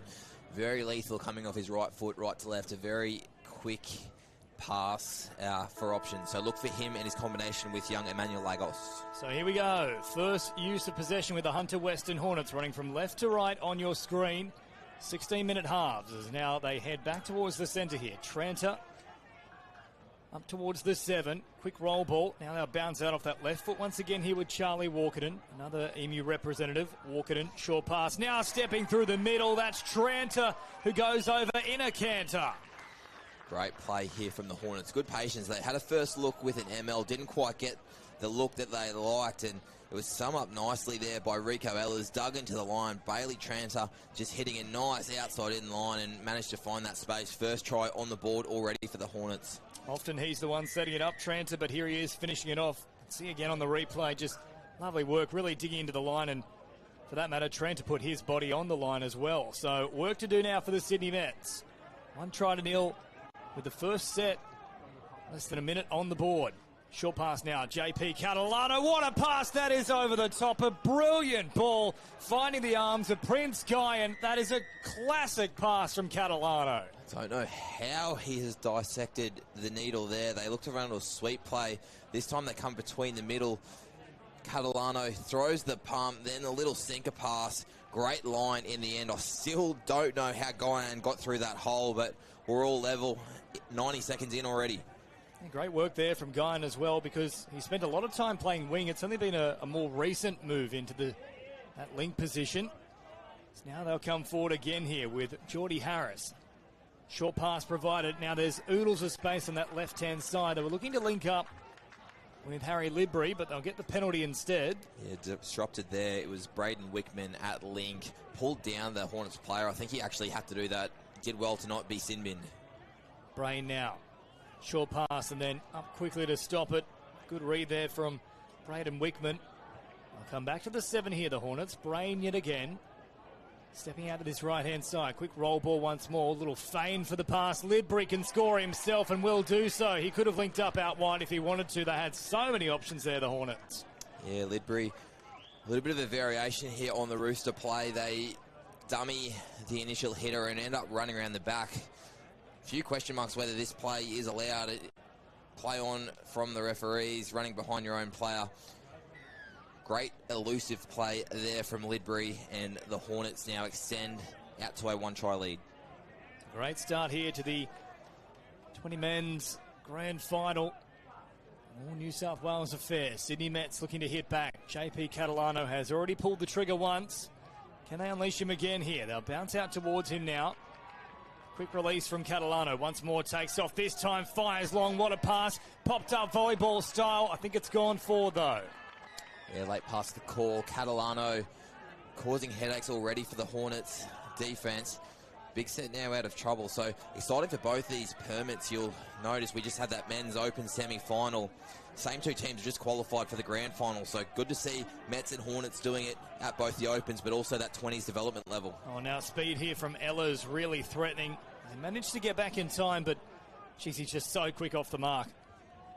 Now they'll head out to this right-hand side. Catalano with a little flick up as they continue to chew up the meters here. A great rucking set from the Mets into enemy territory now. They'll play quickly here with Wickman. Back towards the middle once again. Last one coming up. They've gone the length so far. Guyan's off the hip. They look to try and turn him back on the inside. That actually opened up the space there for Bissett. Just couldn't get a proper handle on it, though. It was a pretty simple set from the Mets. Just one out rucking, just earned themselves a lot of momentum. No touch is being claimed and is going to be rewarded from the Mets. So, as I was saying, basic set to begin with. Got some flow, got some momentum, asked the question, and then backed themselves with their midfield defence. They've earned a no touch, so 6 touches. Look for Lagos here to work with Catalano, who's just come onto the field. Jucador as well. A very strong competitor. He's in there in 21. Lagos drops it down. In fact, those two have formed a lethal combination over the past couple of years for West, I believe. Lagos now once more takes it to the line, tries to get around the outside. Good touch is made.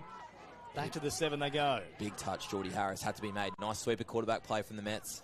Catalano sends it out wide, and they'll simply try and kill the ball well and truly away from the Hornets box.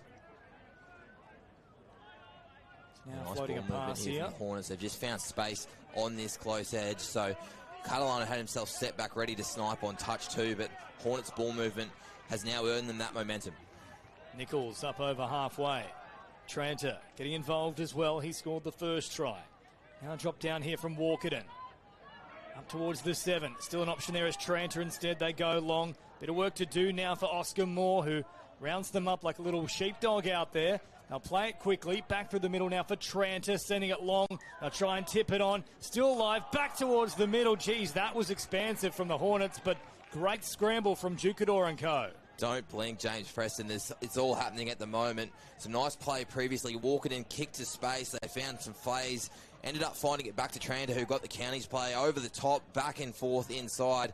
It's an entertaining game of footy we've got in our hands. Great skill on show, but now the Hornets are going to have an opportunity with an involuntary touch. And it's been a brilliant start from both teams. Very smooth, not just in their passing, but how they're working it upfield. Speed at the moment of the Mets, a little bit quicker in terms of getting out of their own end than the Hornets, but they certainly have enough finesse when they get down this end here, the Hunter Western side, as they bring it up towards the 7. Ehlers is back out there now. They'll head out on this right-hand side. Touch is made. Good touch in the end too from Swindle. Yeah, big touch had to be made. Ehlers on the field, the 4. Look for him to have his fingerprints on these plays. Here he is now. Ehlers takes off. There was a little slip there from Swindle. Ehlers takes advantage, sends it out wide, and there's a third try now for the Hornets. Repeat sets, pressure here from the Hornets. Ehlers just a show and go on the sweep. It's a nice play in these kind of conditions. He gets to the in goal, and you can see some serious ground was covered there from Brandon Cox. Headed his way straight for the corner and did well to finish. Great chase, great pass, and look at the celebration from Ehlers. He loves that one. And brilliant work there from Ehlers as now Crowley comes forward. Another Emus rep. Bounce around here with Dak Dean. Crowley, Dean once again back to him, or Crowley through the middle. Somehow the Hornets will survive though. Yeah, late pass, I think, is the call from the official on that occasion. It was a nice sharp play. We've seen Dean and Crowley combine in the tournament on those short static plays. Big chance now for them. Yeah, first play drop ball here from the Hornets, just inviting the Mets onto their line. And watch out because Catalano is sweeping right away. Oh, Catalano bouncing off the foot. They said he's dropped that there. Forward pass off the half, I think, is the call. Referee Lavery has called that one. We should make mention of our officials in this game. John Hamstra on the close side, Matt Lavery in the middle of the field, and Caleb Waltz on the far side. Congratulations on their grand final appointments as well. So Hornets now up over halfway. They go a great stride here. Eventually caught, though, by Braden Wickman. Played here. Walkerton's looked likely so far. He hops on again here. Gets involved with Tranter, who then sends it wide. Carlson with a chance to put the foot down. Just couldn't quite get away on that occasion. Noah and, of course, Harry, both in this team here for the Hunter Western Hornets as the Mets working up towards halfway. They've got them backpedaling now. Great decision to jam in, and they'll get a result once more here, the Hornets. Yeah, both teams haven't quite had the most fluid of midfield battles so far. We've seen a few errors from both teams, a few forward passes, a few involuntary touches. So whichever team kind of settles into their work here and is content a little bit more with completing their sets of 6 might get rewarded here on the scoreboard. Now Rico Ella's little short pass here for Walkerton, good footwork. Collapsing towards the line, just turned away though. Yeah, Charlie's been really good on a sweep. We'll see if they can get him back on that platform. Here he is again now, Charlie Walkerton taking off, this time throwing long. A beautiful pass from Walkerton right into the waiting arms of Noah Carlson. That is from the top shelf from Charlie Walkerton. Yeah, great play here from Walkerton. In the end, it's a pretty simple middle-length dump, and Walkerton just digs into the line. Plenty of time to make his decision over the top. And as a winger, that's the kind of service you want. That was delivered on a silver platter there for Carlson. As now the Mets have plenty of work to do. 3 tries down, 9 minutes into the contest. Still a long way to go, but they would love to be the next to score. Catalano again, scheming, searching for a pass out wide. They find it. That's a lovely ball. And on the spot is Mark Bashara, 4-2 the score. Yeah, Catalano again, just creating panic in the defensive line. This time he plays short, uses a little early ball to Oscar Gray, the 20. You can see Catalano through the middle. They play early, and Gray just sums it up nicely. Just grip and rip straight to the wing. Plenty of opportunity and time there for Bishara to score the try. So margin back down to 2. Ooh, a little bobble there in the roll ball. Let go by the officials. Harris will take full advantage of it, as does Brain. Brain now takes off. Oh, Brain with a big dummy. Pops the pass. Has that come free? Yes, it has. They escape with one there, the Mets. Yeah, they escaped that battle. We've already seen Ehlers go through from half, dummying the sweeper, coming back short side. Brain on this occasion, exactly the same play. Just couldn't execute there for the Hornets, but danger signs for the Mets. If you're the Hornets, you're going back to that play as another incomplete set. We mentioned their danger signs, Pridey, and if you keep offering good ball like this, they will make you pay, the Hornets. So I'll have another look at the line here through Lidbury. Gets it back now from Carlson. Little draw and pass here. Finds Jackson. Ehlers. Now Tranter. Tranter once more sends long. It's a little too long though. Yeah, over the top there. So crisis averted for the Mets. Really important they get into this grind now. Let's complete this set of 6. We've had 11 minutes gone. Time has flown. They haven't been over halfway for some time. So Duke it all. Yeah, right outside of that one try they scored, it really has been pegged down this end. Guyan will get them going in the right direction though. All meters on offer here, and JP Catalano arrives just in time. Catalano looking for a little pass, catch and pass for that matter. The final one didn't quite hit the mark, but they had opened them up there, the Mets. Yeah, that they had. They looked like they were numbered up, but the winger for the Hornets did bite. Unfortunately for the Sydney Mets, just couldn't get that extra pass away. So 4-2. Both teams now establishing a bit more of a rhythm as they head up towards halfway now. Guyan is pointing out something here. Well, he can't believe it. He's being ushered away now by Oscar Gray. There's a whole heap of confusion here. They're just going to play on though, Pridey. Yeah, not too sure what that call was. I think it was a late call potentially for a touch. Don't know what the finger pointing was. Let's just get back to the footy. Now Ty Minor scoops it up with the one hand, looking for support, finds a little pass there. Oh, he went head over apex as well. And they'll get away without any penalty being incurred here. The Mets, it's up towards halfway they go once more. Gray with good yardage now. Scooped up from Bissett, who's been all over the field at the moment. Short pass provided here for Crowley. Crowley brings it forward, and now Dean back to Crowley. Those two love combining. They do so once again here now. They're claiming a touch, but I didn't see it, and neither did the referee. You know, they did ask the question. Ehlers shook his head, so play on now. Good first 2 touches here from the Mets. And towards their box here, the Hornets. Ehlers, quick release. That's lovely from Ehlers, and now Nichols takes the meters on offer.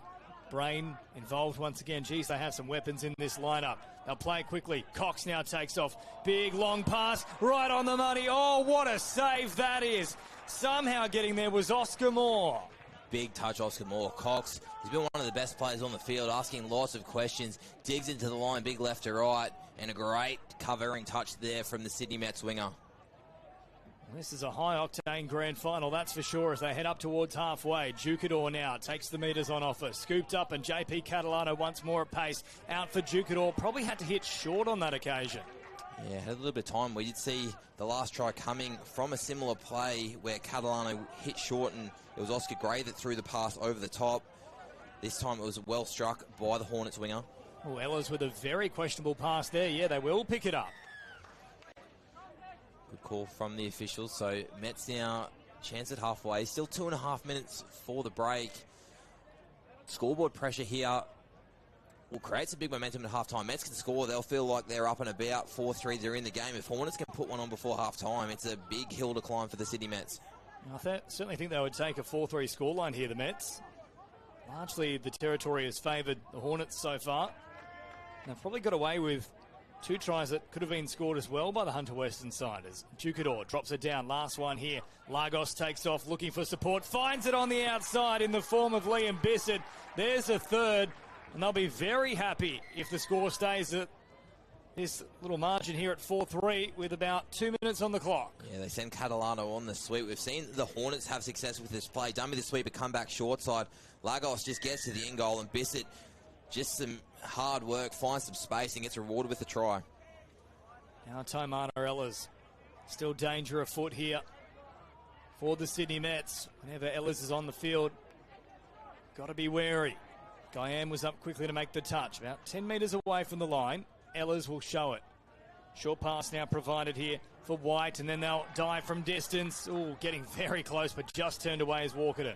Yeah, big touch Oscar Gray there. Ellis did well to give Walkerton a one-on-one on the sweep. Walkerton drops it down. Last one coming up here. Ellis is short. It's touched in flight. That'll be 6 again. So more pressure building here on the Sydney Mets line with time running out in the first half. A minute left. Yeah, repeat set. You'll see Ellis with the ball in his hand, Walkerton on a sweep. They're going to be the 2 options I reckon they're looking for. We just need to be patient here, the Hunter Western Hornets. They'll go for the big play straight away, and, well, that is exactly the opposite of what the doctor ordered. Yeah, there was a strike from Liam Bissett. It was a punish play, and Bissett came flying in off the wing. Ellis identified it, threw it over the top. Mistake, though, in that roll ball. Penalty for the Mets, so they're probably going to get the last crack of this half. Up towards halfway they come now. Midway through the count, they certainly will have a look at the line here. Good metres thus far. As Bissett comes forward, they've put on JP Catalano as a result. Can they get something here late in the piece? No, nothing really doing. Simple tap on there from Jack Dean, goes to ground, and with 10 seconds remaining, that should be all she wrote for the first half. It's been an entertaining one. Ella's up over halfway. Sideline play here. Cox, have a little look for it. Pride's called it, and that's exactly where they go, but the pass is forward. There is the siren. And that should do us here for the first half. We should get one final play in. Catalano will simply touch this. Do they think expansive, or do they just take the touch itself? They will opt for the latter. So a very entertaining first half, end to end. Yeah, Hunter Western Hornets 4-3. They just won more moments in that first half than the Mets did. The Hornets' strength across this whole carnival has been that midfield, that drive and that flow. Mets have got to see if they can stop that in the second half. I can't wait. Yeah, rapid start from the Hornets, but the Mets managing to find a way back into the contest. Can they complete the comeback in the second half? We'll find out shortly right here on KO Sports from CX Coffs International Stadium.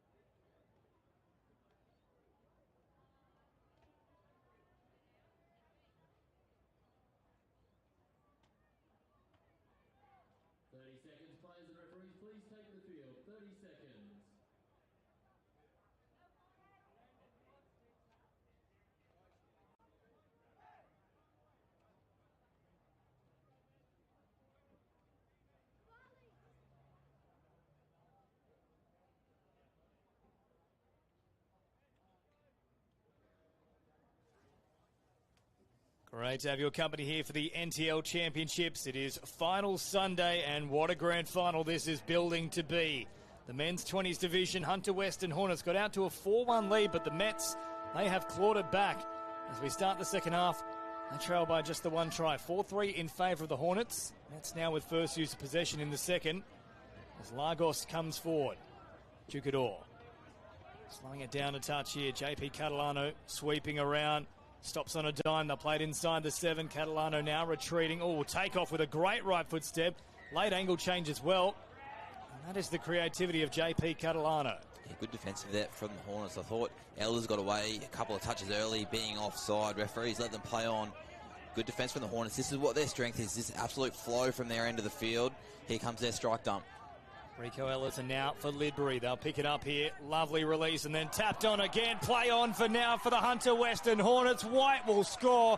Oh, it's another special try from the men in purple. Big team try here from the Hornets. We mentioned big defensive set to start with. Then they just go to work. 1, 2, 3, flow out of the box. And you can see Cox involved from acting half there and just through the hands. Great tip on play. And it's a great finish there for Brody White in the corner. But good team try, Hunter Hornets. Great start here to the second half for the Hornets. 5-3 the score now. Swindle brings it forward. Back it comes to this right-hand side. Rawali drops it down. Now a chance here for Gray. Slicing through, looking for support. Oh, what a pick up there from Rawali, but he's dropped it. Well, he did the hard part easily, and then the easy part he made look hard. Yeah, Gray did a really good job. Found the end goal heaps of time. Rawali sent himself to a corner. You can see on the replay they were almost there and just couldn't quite handle it. He was asking for the try. He knew it though. It was written across the face. You can point all you like, but the smirk gives it away. Now White brings it forward. Taimana Ellis takes off. Good footwork again, but they've run out of room on this left-hand side. Yeah, good defence there from the Mets, identifying the danger player from the Hornets. Gray just showed him a short side, picked him up, so well done Sydney Mets. They're caught in the middle of the field though with no half.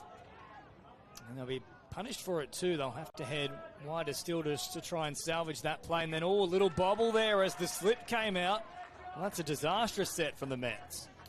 We mentioned momentum in touch. Really, really big thing. And at the moment, it's all with the Hornets. They've come out, defended a set, scored a try. Now they've got a repeat set. The two Ellas on the field, Tamana and Rico. Rico about to be hopping in at acting half. Jackson is caught. No strike dump on this occasion. They might work for one here.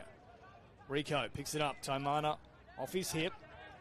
Now Taimana will play it on the 7. Back to him here. He'll dive from distance. A brave effort, but there was 3 defenders there, and they all got a touch on him.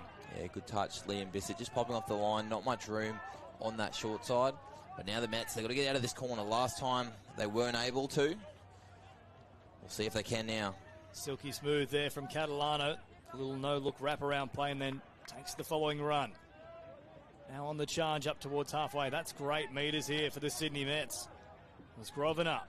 Hasn't seen a great deal of time on the field. Now they'll take off again here. Lagos trying to squeeze through. In fact, it was McMahon the previous play, but there's the speed of Lagos, who's really been kept rather quiet so far. Yeah, he's definitely one of their go-to players. Lagos was a great strike dump there from the Mets. Good flow. Jocador put it on a platter for him. They need a penalty here, the Hornets. Offside the call here against the Mets, so at about 3 minutes, closing in on 4 minutes into this second half. Still plenty of time to go, but they'd like to be the next to score here, the Mets, as Brain pops a little short pass now for Geordie Harris. Brain again. Harris will slow things. Plays it on the 7. Brain, flat pass. Now over the top of Bissett. What a terrific read that was. Huge touch. Great take two there from Cox. It wasn't the easiest.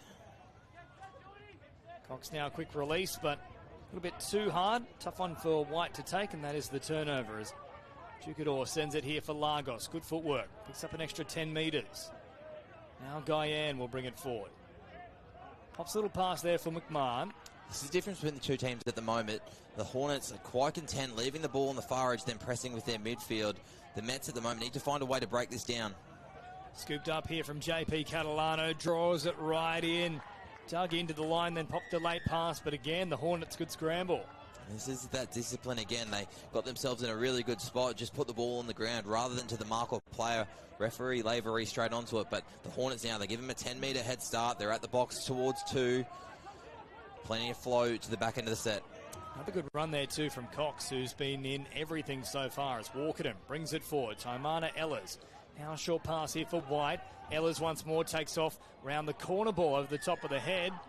Oh, they'll probably get a reasonably lucky one there. They're going to call offside, but there wasn't much in it. Yeah, Bissett disappointed. It was the sideline referee's call there that Liam Bissett didn't make it onside. So repeat set now for the Hornets, and the pressure still applied to the Mets. Walkerton now sweeping out to this right-hand side. Ellers evades the touch, stays alive in the play. Walkerton will now drop it. Ellers out to this right-hand side. Big left foot step. Good touch made, Rawali. Oh, and Ellers has come off a little worse for wear here. Maybe a little stray boot or something. Good patience from the Hornets. Walkerton looking to sweep early. They didn't get the look they like. Held it up. Ellers went. Good question from the Hornets. Ellers once again. Short pass provided. Lidbury finding a ball. Oh, Bissett nearly plucked it out of the skies. And had he taken that, you would have backed him to go the distance. That you would have. Good little change up from the Hornets. They go to the Roos to play. Release it nice and early. Found some space. Well, Walkerton has dropped that one early in the count. However, there's another infringement from the Mets. They'll have to be careful moving forward. Plenty of chat here between Catalano and Walkerton. Ellers once again. Oh, big dummy. Nearly beating them back on the inside. Gray did well, though. He's been solid in defence, Gray, here for the Mets. Ellers yet again. Waiting for an opportunity. Walkerton, great footwork once more. And again shut down through the middle. Gray was involved once again. Walkerton now. Back to Ellers, and Walkerton will look to drop this down right on the 7. Now they bomb long. Great cover defence, though, coming across from Oscar Moore. Yeah, better set there from the Mets defensively. Hornets were patient, waited for their look. Trantner from half, but nice sliding out defence from the Sydney Mets. They're going to be a penalty here. Oh no, just happy to roll it. Yeah, mutual infringement there because the contact was initiated by the Mets, even though they were offside. So play on now, marching through. It's a very similar one on the back of it too, and they're asking the same question, but they already had the answer to the previous play. That they did. Good turnover here for the Hornets. Touch 1 there at their box. They'll have a latcher on touch 3, so chance to play phase. It's going to be a penalty now. Very ill discipline here for the Mets. I think the rain might have started up again here, actually. Very light sprinkle coming through. It's held off for the bulk of the day. Yeah, now all the fans start to move. So, of course, just as we get to the pointy end of the competition, it returns. Now scooped up here from the Hornets. Right on the line, or Cox. It's looking likely. Yeah, big touch there by McMahon at link. Had to be made. So back they go now. Geordie Harris, Brain. Last one coming up here for the Hornets. Back out the back here for Jackson. They step up into the lane. And whilst he might have turned the body, that was definitely a play to try and shut down the pass there from Bashara. Yeah, in the lane. Correct call there from the officials. Nice little passive setup from the Hornets. Rico Ellers back out there now alongside Bailey Tranter. I mean, there's no good pod to try and defend against here, really, for the Mets. Now float it wide for mine. That's gone forward, and the referees agree. Yeah, right play, just didn't quite get the execution on that occasion. Bailey working with his middle partner, so the Mets get away with one, but they haven't been down the opposition end for a long time. They need to earn some flow through this midfield. It's McMahon taking a run and then shifting it further on here. For the work of Jack Dean as they now head out to this left-hand side. Or Dean will have to take another run there because they ran out of men on the outside. Now Lagos will get it up over halfway. Bit of a mess of a set so far, though, for the Mets as Lagos stays alive. Jukador scoops it up. JP Catalano takes a right to the line, holds it for an eternity. What a reel in that was from Lagos, but somehow the Hornets survive.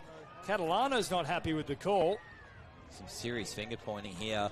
Penalty now for the ball not being returned. Not sure what they were asking for, whether it was a yes, no, or a perceived missed call, maybe. Rain getting heavier now at Coffs Harbour as well. Might not be able to see it on the screen, but it's well and truly more than a shower as it heads up over halfway. Jukador beaten with some good footwork there from Nichols. They'll play right at the advantage line. Last one coming up, Taimana Ella's big step now out wide. Oh, there's a Falcon as well. That's one way to use your head. Yeah, great defensive read there from the Mets. Good positioning there. It was Bishara on this far wing. Just read it early, went out to the pass, and unfortunately caught himself on the noggin, but crisis averted for the Mets. Guyan takes the meters on offer. This long stride of his picks up plenty of yardage. Catalano up towards halfway. They'll cross that threshold now. Looking to get a strike dump here toward the end of the set. Rawali drops it down. They will indeed get it. Gray takes off, sends it wide. Unfortunately, they were all continuing to track out to the sideline. They needed someone to tuck just a touch. Yeah, Gray created half a chance. It looked like a little bit of disconnect between the link and wing there from the Mets. If someone chopped a little line, they did get a bite from the Hornets link. Might have been half an opportunity over the mark. Yeah, that rain is really now coming down quite a fair bit here, Pridey. Spare a thought for our camera operator down there on the field, Nick. He is chucked on the jumper. Might need an extra garbage bag too as the Mets go on the attack here. Rawali diving for the line. There's a penalty. Yeah, big strike there. Cox at link. Offside is the call. So the sideline ref's talking. Might have been dropping early on this occasion. So 5 minutes remaining. They need a result quickly here, the Mets. Haven't scored a try since halftime. In fact, we've only had the one in total. So now Rawali drops it down. It's getting very slippery underfoot. That's 2 inside the 7 now. Yeah, they're not moving forward. So those who are not familiar with touch football, once the first defender hits the 7 metre line, they must move forward until the touch is imminent. Catalano collapsing from about 2 or 3 metres away, then trying to slide across the line. Good touch made, though, from Cale White. JP Catalano again, bouncing around. Flicks it on here for Gray. Gray once more. Yeah, Catalano and Gray, they're the two that need to work together, get what platform they want. I wouldn't mind them sweeping and looking short side. That's what worked in the first half. Catalano again, trying to link up out wide. They stepped up into the lane. Cox bats it down. They won't mind if they have to keep defending here, though, the Hornets. They'll use the conditions as well. Yeah, they will. Cox really liking to hold his line, get onside, then play really, really high. So we'll see if the coaching staff from the Mets identify that as a little potential trick play. Catalano, speaking of trick plays, came up with a little flick pass back for Rawali. They'll come back to the 7 now.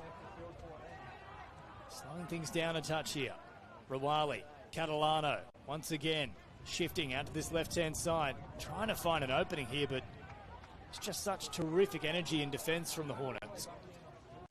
Now Catalano here on the last, a little floating sinker pass over the top. They've got no answers at the moment for this brick wall defensive unit of the Hornets. Yeah, if they hold on to win this game, it's the last 90 seconds for the Hornets. This will be one of the moments they remember. A couple of repeat sets with Catalano attacking the line. Cox, a number of them across the line, making some big efforts, but once again, incomplete set. The Mets need some points. See if Dean can conjure up some.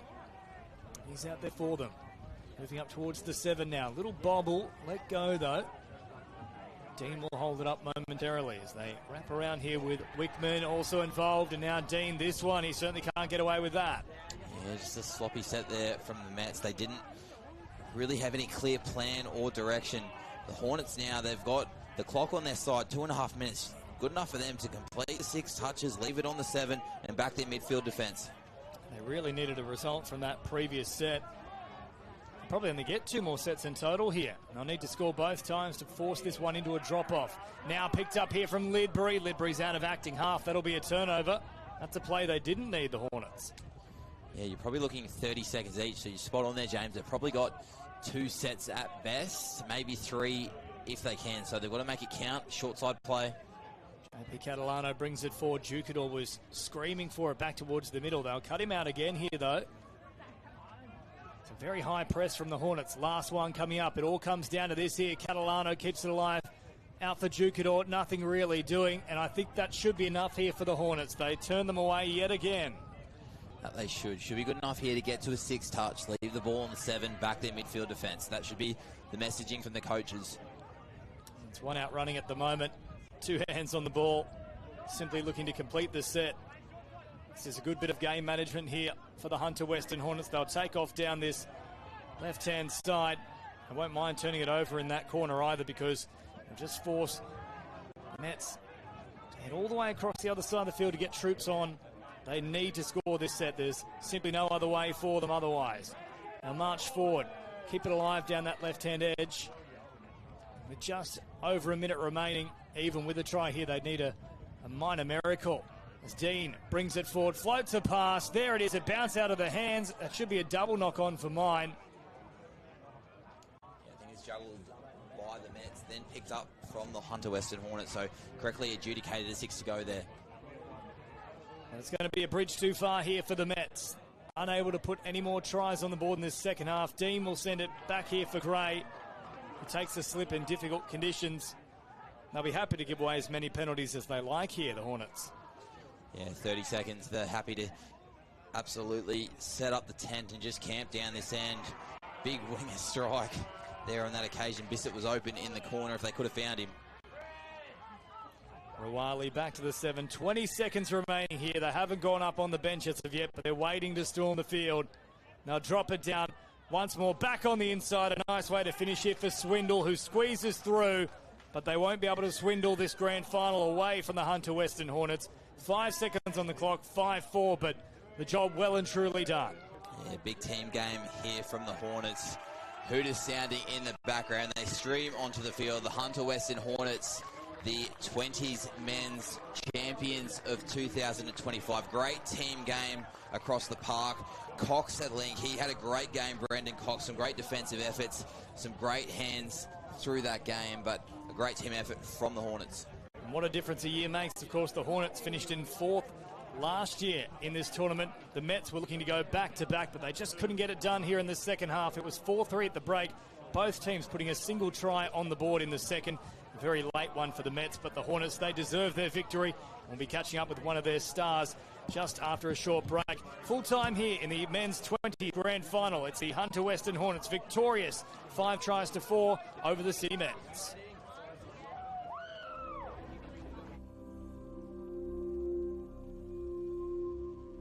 Ginigay New Jarwin. Yam Naya Gumbenge Janba Nari Gumbenge Waja. Yam Naya Matt Flanders. Nanyundi Badamaran Gumbengia. Aboriginal people all across Australia are the ancestors that have walked this land for thousands of years. For those thousands and thousands of years, they have looked after everything we see around us. The plants, the animals, the people, and the land. We pay our respect to everything around us so that they look after us and no harm or bad spirits come to us. We also acknowledge and recognise the future generations of people coming through to help look after this beautiful country that we walk on today.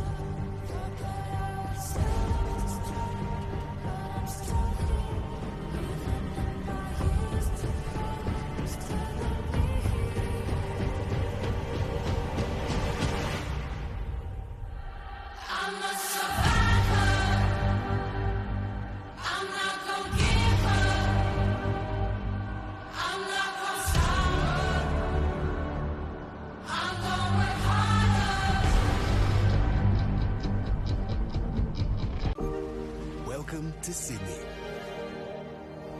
Upbeat. Downbeat. Feel its heartbeat. Open spaces. Open arms. A place to feel alive. To feel free. Come feel it all. And feel new. Joined here on the sideline by victorious captain Taimana Ellis. What a close game that was. How's the feeling? Oh, it's unreal. You know, I've been in the 20s competition for 4 years now. We've always been up the top, but we haven't quite got it yet. So for my last year in 20s, yeah, unreal, unbelievable feeling. Yeah, how good.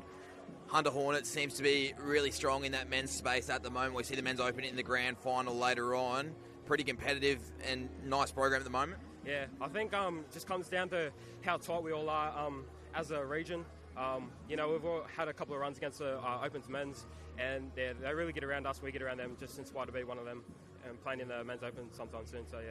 Speaking of the men's Open, obviously thanking them. Are there anyone in particular, coaching staff, that you'd like to thank while you got the opportunity? Oh, I'd just like to thank the whole 20s boys. You know, couldn't do it without them, our coaching staff.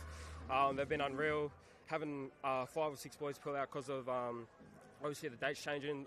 We had to pull in 5 of the boys, and they got the job done. So happy days. Congratulations. Enjoy the celebrations. Cheers, buddy.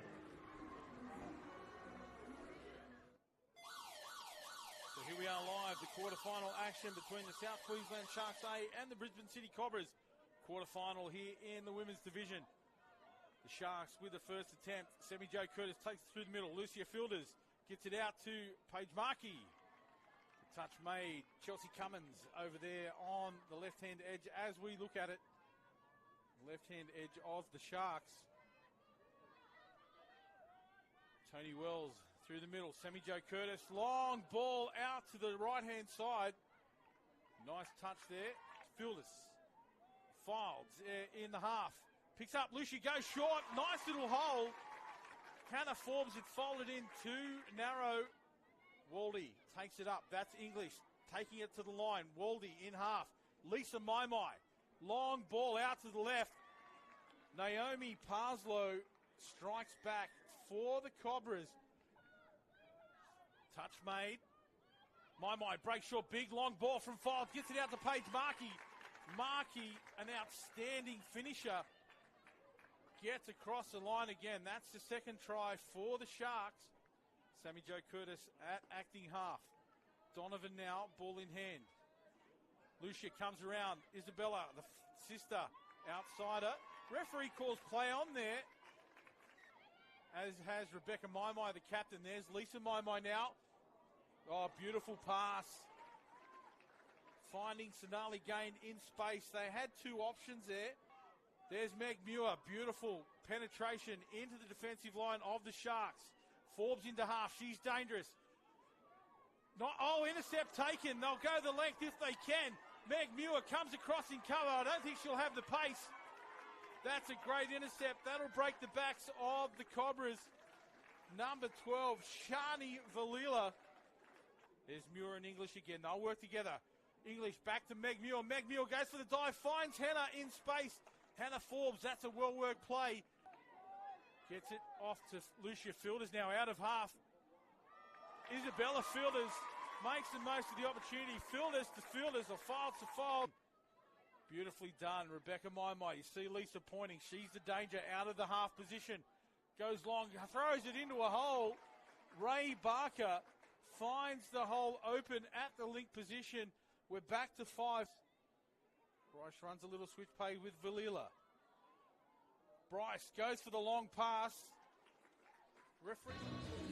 Welcome back to CX Coffs International Stadium, the National Championships for Touch Football 2025. Right here on KO Sports, another grand final coming your way. This is the Women's 20 division, the South Queensland Sharks. A big improvement since last year. They finished 5th in 2024, but they've made the big dance in this one.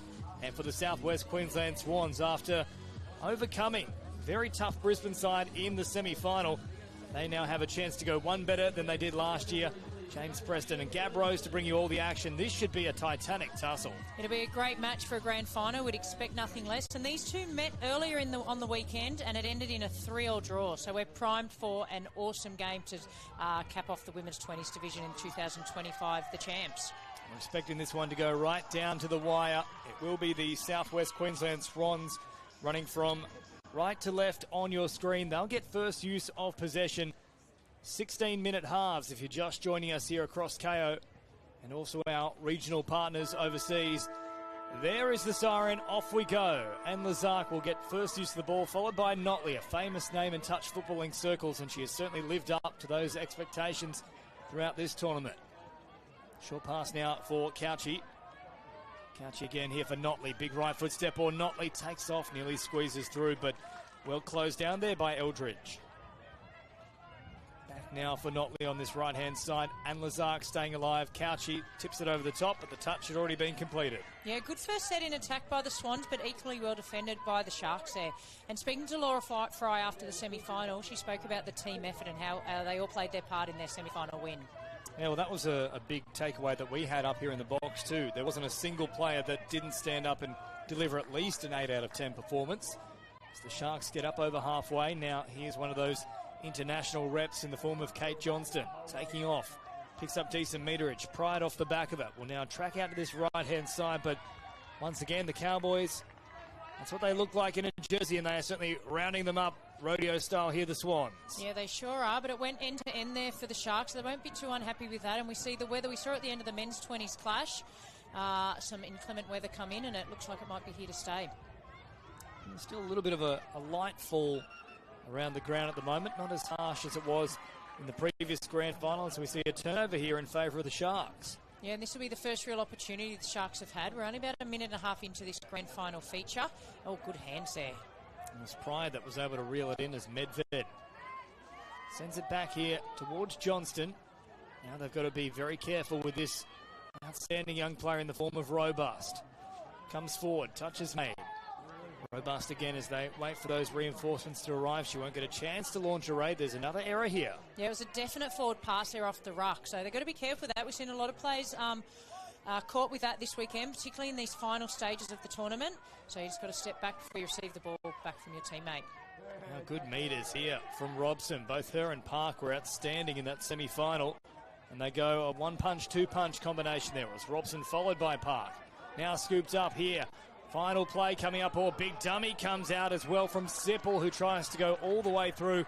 But a lovely saving touch there from Isdale. Yeah, Isdale, a touch that had to be made, but as we saw, Sipple in the semi-final, another one that can break free of the line. Superstars right across the park, James. Yeah, she really did impress in that semi-final. It was probably a little bit quiet by her own standards in the lead-up to that game, but really exploded into form. It's continued on the front foot in this grand final. Speaking of the front foot, Sharks can certainly go on the attack once again here with a fresh set. Yeah, so they got a penalty. They're going a little bit backwards there in that first touch. Somebody needs to take the ball forward, and of course it's Robust. Takes it forward for her team again. A robust run as well, straight into the thick of things, and now they're really trying to work for the penalty here. That's straight out of the Cameron Smith playbook.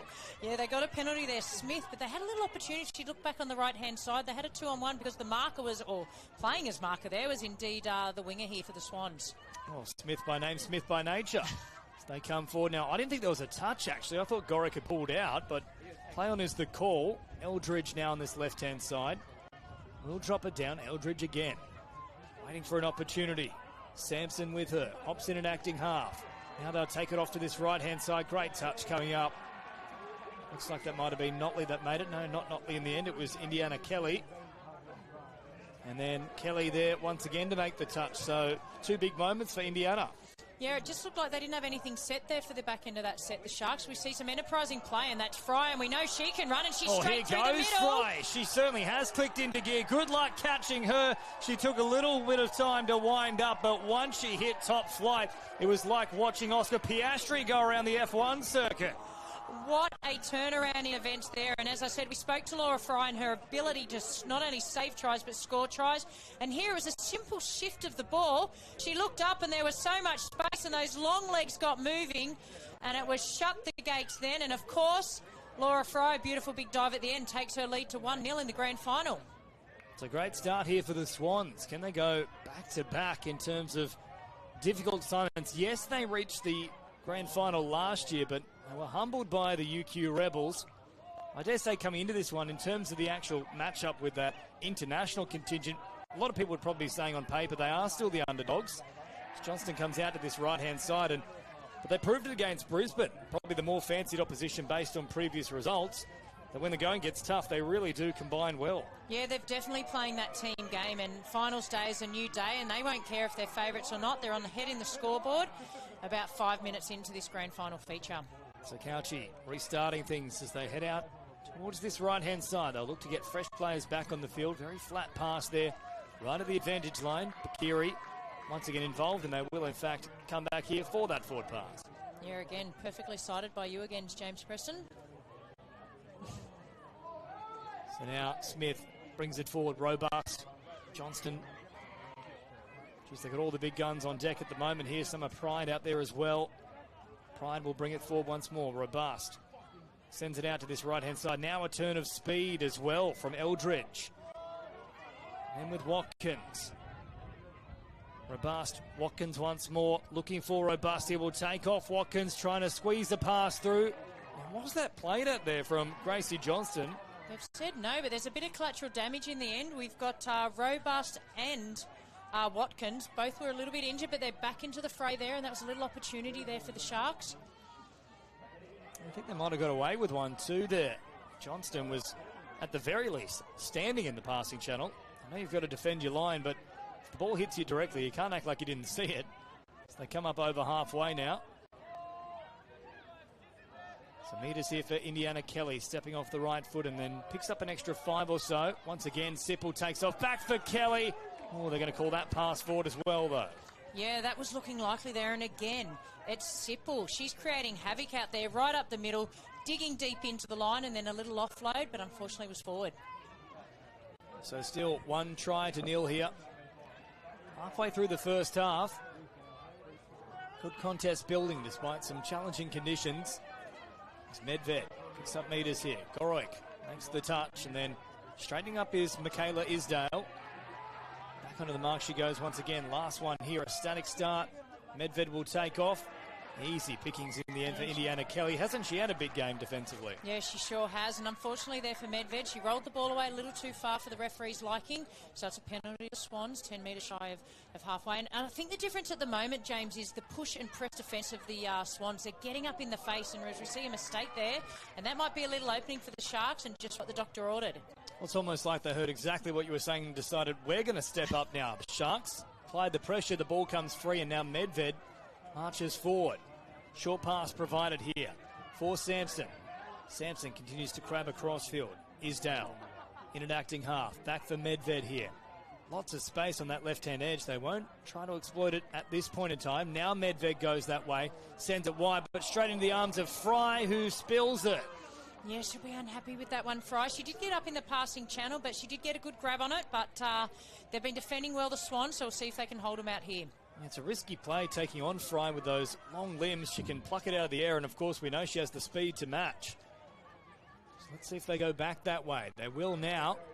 And immediately they'll test out Fry. Oh, great coverage there from Cauchi, but just too quick in the end was Sampson, who put the foot down and got around the outside of a diving effort. Yeah, excellent try by Sampson. You'll see here on the replay they go against the grain, so they look like they're coming out to the right. So the defence collapses in. Long ball out the side, out to the left. And then Sampson just a little bit too fast there, and we're locked up at 1-1 midway through the first half, James. Yeah, it looked like Cauchi was going to get it, but a turn of speed and that final little, you just saw it there, a weave at the end from Sampson. That was enough to ensure that we are now locked up. 1 try apiece in the grand final. Just shy of 9 minutes gone.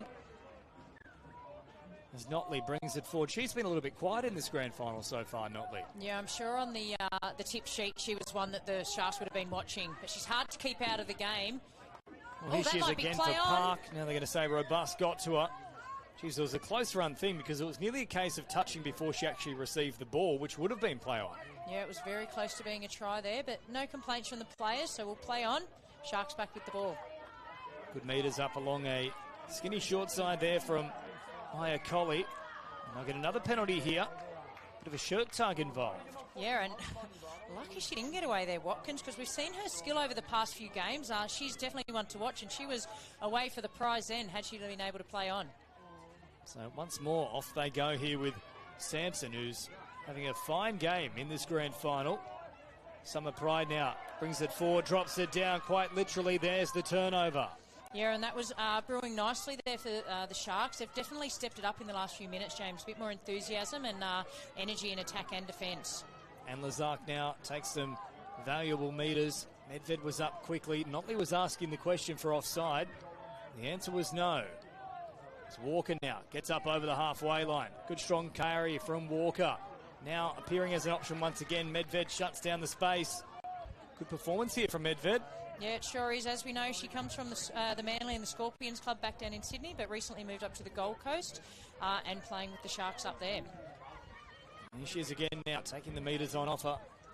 Certainly has found a home in this Sharks side. Smith, short pass now for Sampson.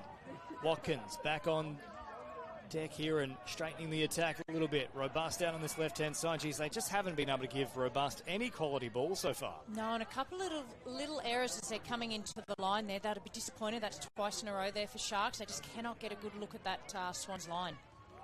So Walker now marching forward. Gorick popping a pass. They're up quickly. Isdale led the charge. So now they draw it in with Van Heerden. And Heerden sends it wider still. Couchy has to stop on a run to take that one in. Indiana Kelly brings it forward. Good contact there, but not forceful. It's a nice little win there in that individual collision. Kelly will take off again, looking to find some support, but overall a dominant touch there from Laurie. Yeah, there wasn't much doing there in the last touch. It was a bit from broken play. So they've got the ball down 10 metres out from the Sharks line, and they need to go direct first here, get some ground as we see Robust taking it forward like she always does. Now good metres here for Watkins. Smith popping a little pass here for Sampson again. Up over that halfway threshold. Smith not to play with it. Another penalty here. Really hasn't been allowed to flow either this game though. No, there's been a fair few penalties, but with about 4.5 minutes left on the clock, Sharks will be happy to get it down towards the Swans try line and see if they can get Robust and a couple of their stars into the game. So now Colley takes the metres on offer. Up towards that 7. Colley, short pass again here for Eldridge. And on this left-hand side, Medved is there as well. Colley. Eldridge just slowing things down a touch. Bang for the penalty and receives it. Yeah, just playing with them there a little bit, and obviously the ref had no option but to give a penalty there to the Sharks, so then now they'll get a full set of 6 and they'll be wanting to capitalise here. Eldridge once more. This is clever work. Desperate for a second penalty. Colley back for Eldridge, who dives at the line. And I think she's got there. Yes, she has. That was such brilliant play from Eldridge. 2 plays in a row with an incredible amount of patience. Bided her time, waited for the opportunity, and gets across for a second try. Yeah, very smart play. So she made them come up and then said, go back, I'm going straight through the front door. 2-1. Sharks over Swans. You look here, she's running forward against a retreating defender. Beautiful dive, and they made the touch, but they definitely weren't onside, so correct call by the referees. And Kelly has done a lot of good work defensively, but just couldn't get back behind the line with 2 feet on that occasion. So now Robson down to this right-hand side. Fry, Gorick, then and Lazark. Slide down towards the middle now. Gorick, pass 1. Notley wrapping around. Nothing really doing here for Notley. She'll backpedal. Now tries to switch gears and link up with Robson, but they've just got them a little flustered at the moment, the Sharks. Yeah, they came up, but then they came up in one line, the Sharks, and there was no way through there for Notley. Definitely done their homework on Notley at this point. Now, great metres here for Johnston. Picks up probably 20. Now keep marching forward here with Summer Pride. Fry makes the touch. They'll have another look at the line here in this set. Johnston brings it forward. Second last one now. They should work for a strike dump here right on the 7. They get it with Watkins, who now takes off using her speed. Oh, good touch. An excellent touch from Anne Lazark. Yeah, and one that had to be made. And I was just thinking then the advantage sometimes of, obviously for our viewers at home can watch on KO Sports, but coaches and opposition players get to watch how teams are playing in the tournament, watch it back and come up with a game plan for these big grand finals. Now Robson brings it forward, and Lazark sweeping around, taking the metres on offer with about 90 seconds remaining in this first half. It's still anyone's game. Fry, a little pass, and then again, great metres here from Van Heerden. Now they're moving at speed. Was that touched in flight by a Shark? It was definitely fingertips to it, but it must have come off a Swan. Yeah, it wasn't. It was, but I feel like maybe a little double pump and a short ball there. We would have seen the Swans player go straight through the gap to the try line. It was Park who arrived just in time, and we know that she can absolutely burn the turf. She is very quick. It's now Sampson. She's put up a lot of work, rucking away from her own end. Isdale now gets into enemy territory. Last one here, and again, Sampson, a scything run. Steps back to the middle, draw and pass. Now a lovely little read there on Medved from Fry. Yeah, Fry was in there, but you're right. Sampson has had a cracker of a first half. The amount of work she's done for her team in attack and defence has been outstanding. Oh, and there's a little bobble in the ball there. Mutual infringement is the call, so play on. Fry, short pass. One final chance here for the Swans to try and get another one back. Indiana Kelly is rounded up there. 30 seconds on the clock. Kelly up over halfway now. Picked up by Sipple. Looking for support. Takes off. Jammed in there by two defenders, including Isdale. Ball comes free, and that should just about do us here for the first half. Yeah, they've just got to survive a few touches here, Sharks, and take a narrow lead into the halftime break. Imagine Conservative with their approach here. And we'll simply just take a couple of regulation hit-ups. There goes the siren. The touch is made from Gorick. And the Sharks, they'll be very happy with that first half. Yeah, they definitely will. It's a high-quality match here, as expected. We spoke about earlier, it was a draw in the round matches. Finals day is a new day, and it's hard to pick great quality game. Who's going to stand up and be counted in the grand final of the women's 20s? It's on a knife's edge here at CX Coffs International Stadium. 2-1 the score in favour of the Sharks over the Swans in the women's 20 grand final. How is this one going to pan out? We'll find out very soon. We are still young, and our hearts still run.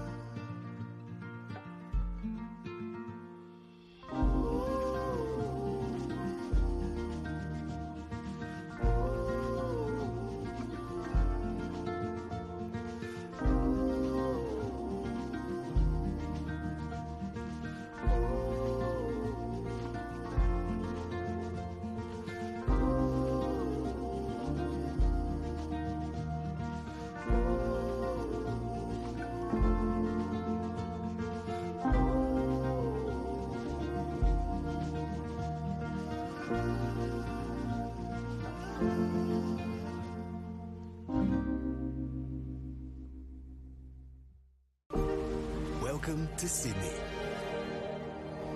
Upbeat. Downbeat. Feel its heartbeat. Open spaces. Open arms. A place to feel alive. To feel free. Come feel it all. And feel new.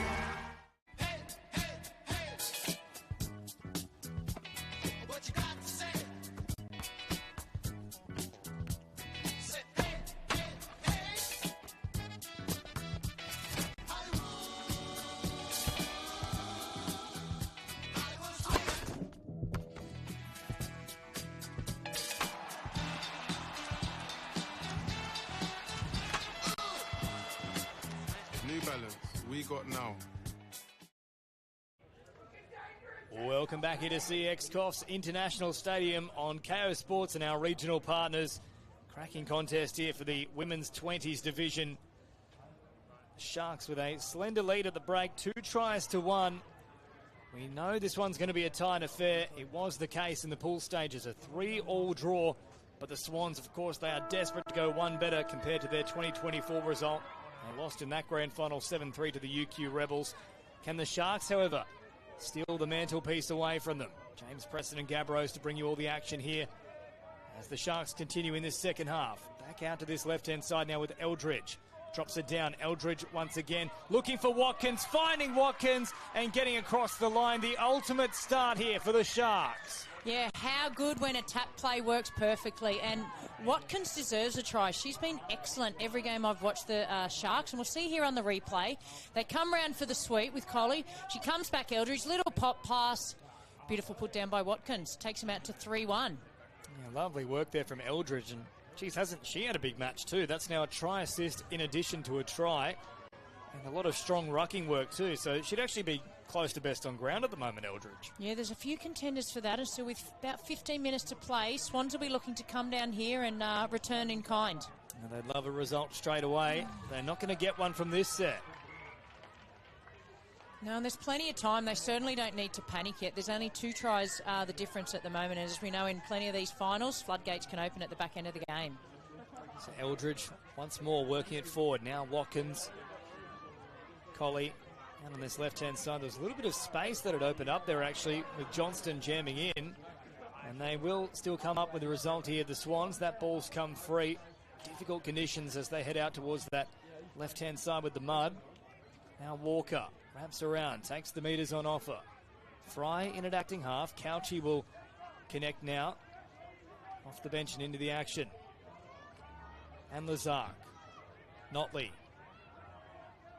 Now they've got the full complement on deck. And Lazark drops it down. Last one here. Back for Notley. Notley bouncing around. Nothing really doing. And that is the one thing we've talked about so far for the Swans in this tournament. They don't really have the option of that long ball. No, they're defending really well here, the Sharks, and they've worked out if they can press, they're going to get it right most of the time. So good meters there from Johnston, but then Smith coming up with an awkward pass that hit the deck, and now the Swans will spread it quickly all the way out to Couchy. Touch is made. And it's just that same little spot over here towards where our commentary box is. There's a little bit of dry mud, and they're struggling to get it out of their own end this half, the Sharks. And it's also been chopped up a fair bit inside the sevens, especially on this end of the field. It's Notley. Now pops a little pass here for Couchy. Last one coming up yet again. I haven't asked too many questions.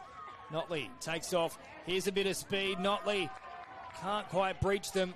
Lovely diving effort from Isdale. Yeah, she's done that a few times, Isdale. Full-length dive, saving the tries, but Notley looked likely there. And that's what they've got to look more at, getting 2 players in the touch and Notley and co going through. If you're in that Swans coaching box, what advice are you imparting on the rest of the side right now, given it's 3-1 down, but there is plenty of time still on the clock? Yeah, they might have to try and condition the defence. Obviously, their favoured play is going short, but they might have to go short a few times and then try and draw the defence in, and then somebody look to go long. So Couchy now on this right-hand side. Once more will take off. Turned away from Robust. Not a great deal of urgency about their play at the moment here, the Swans. Couchy back for Kelly. Sipple drops it down, and now Couchy does a great job to keep it alive. In fact, certainly keeps it alive now for Kelly as they march forward. Last one here, Indiana Kelly bouncing around. Again, they can't link up. And once more, it's easy pickings for the Sharks, but they've given away a penalty on the last. Yeah, so they're going to get a fresh set here. The other thing they could look at is a bit more phase play. So on a defence that's compressing, pull them in and then get the ball down and make them see there. If they get second phase there, they've got an automatic overlap out to this right-hand side. Easier said than done, and easy from up here in the commentary box, I know. It's well jammed in, though, from Robust as now they go across to this right-hand side again with Sipple. Robust once more tracking. Sipple back to the middle now for Kelly as Robson takes off. Good speed from Robson. Well dealt with, though, in the end from Laurie. They've just got all the answers at the moment in defence, the Sharks.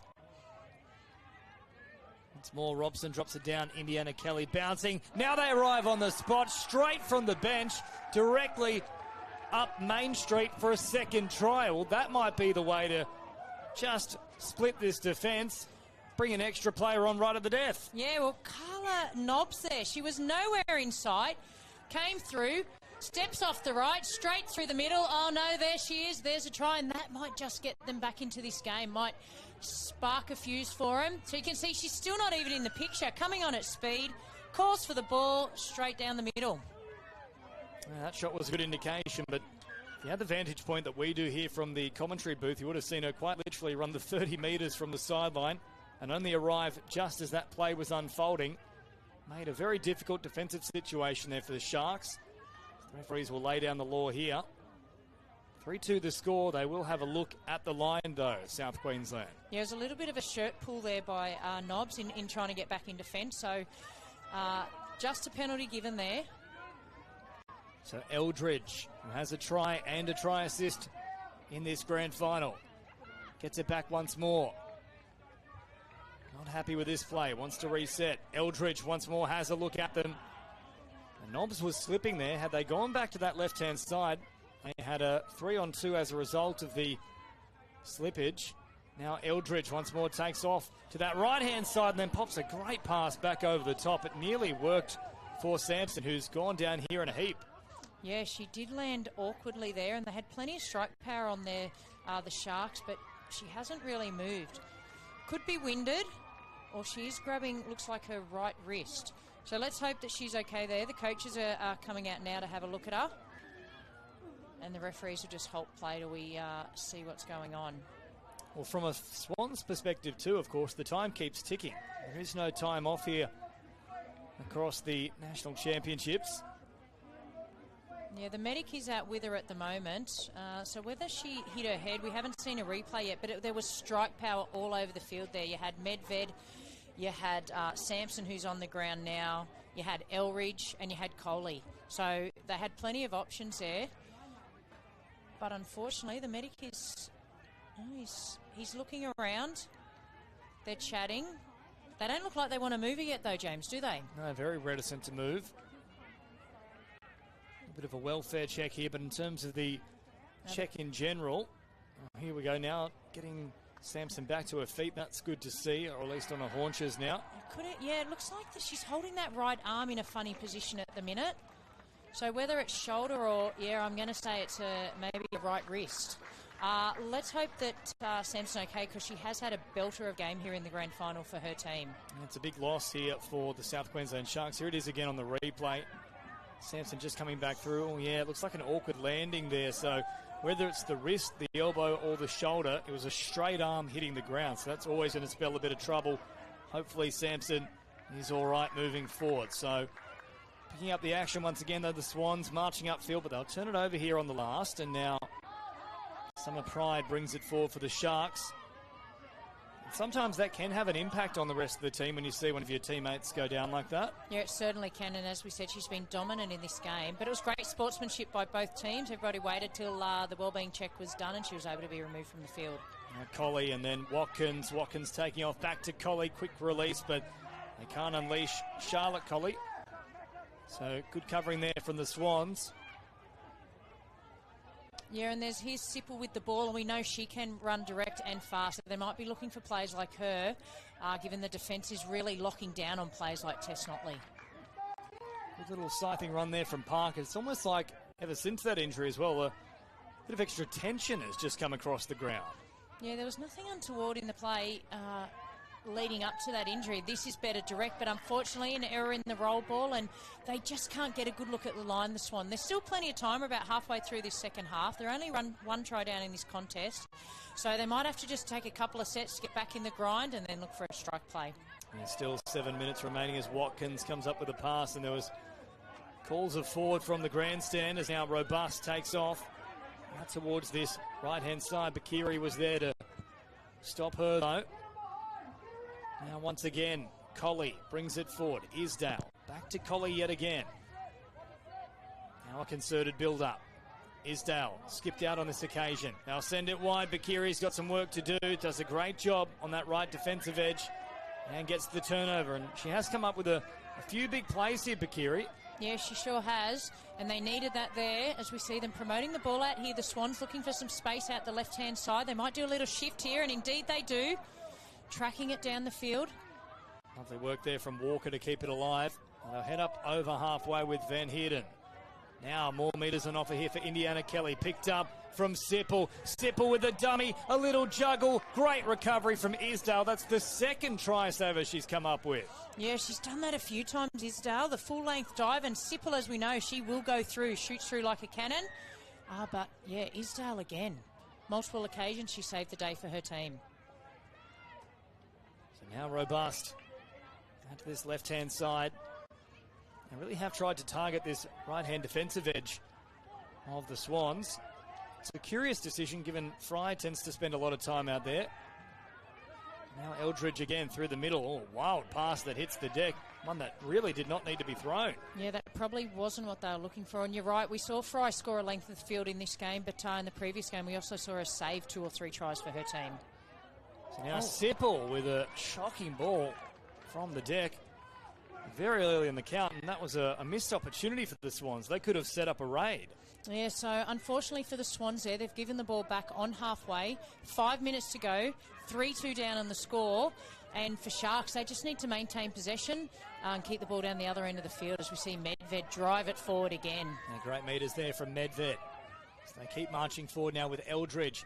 Back to Medved, staying alive in the play. Eldridge now for Pride. Big dummy. Sipple makes the touch all deep in the count, and they're called offside. Yeah, Pride was obviously listening to the referee then. She went straight through, hoping to get an advantage and go straight through for a try. Good listening there from Pride as now Medved is cut out. They'll instead head to this right-hand side, draw and pass, and they will get another try on the board. They make them pay straight away, and it is Smith who goes in. That could be an important buffer now. 4-2 with only around about 5 minutes remaining. In fact, less than that. Yeah, so it came on the back of a Swans error.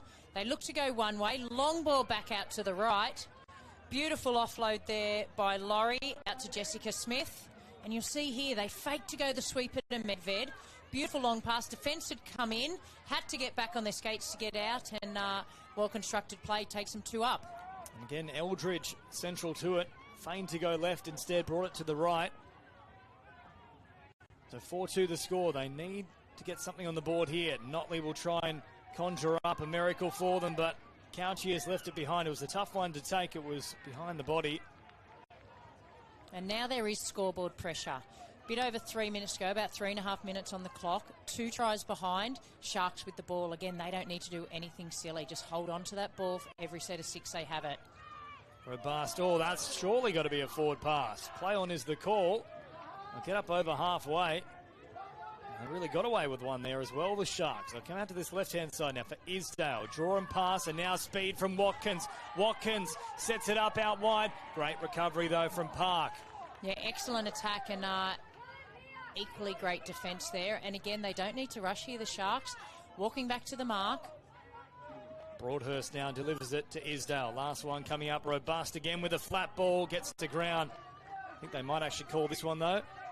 Yes, that one is forward. Yeah, great touch by Nobbs there. So she gets the penalty tap. They've got no time to waste, the Swans. They have to get the ball up the other end of the field and get a try.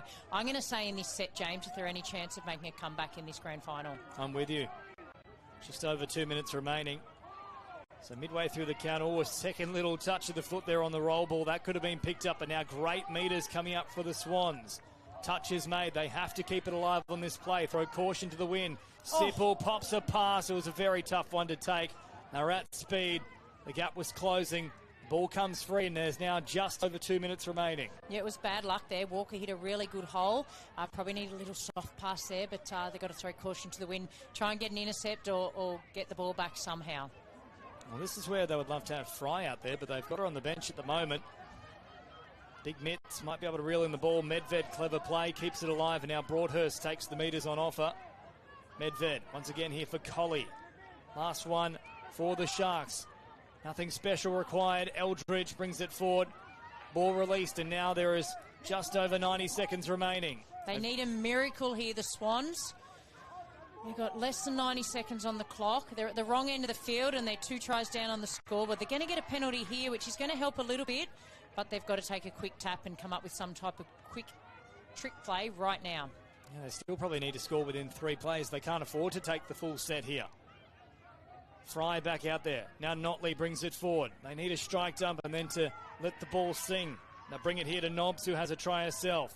Notley wrapping around. They've got them backpedaling. Notley will try and go right through the middle.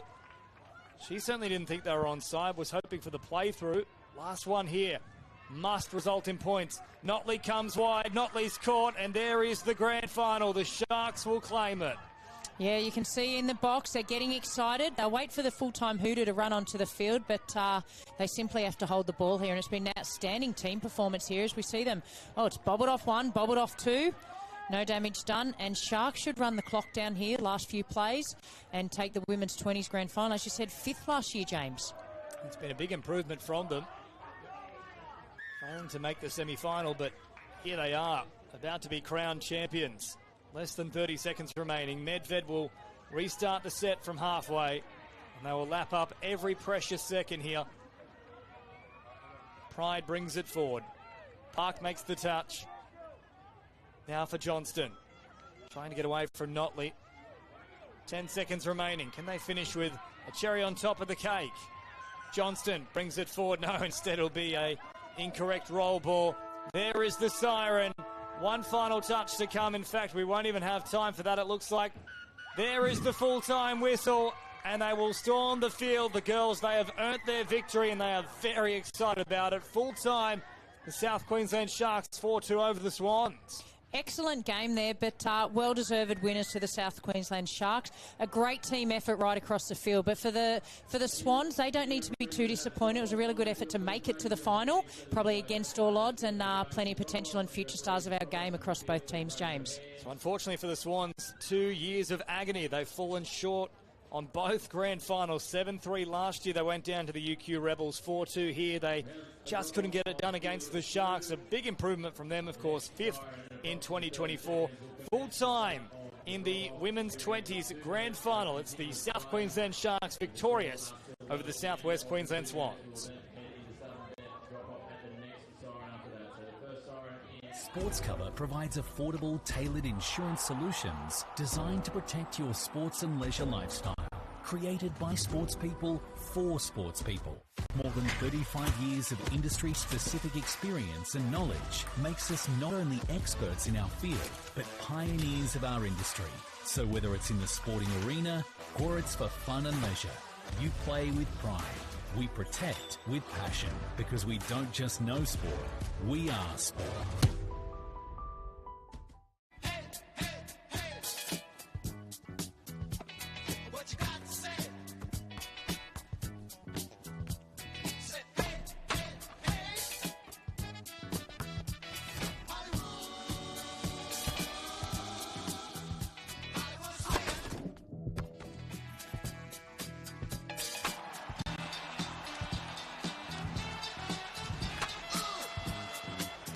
New Balance, we got now.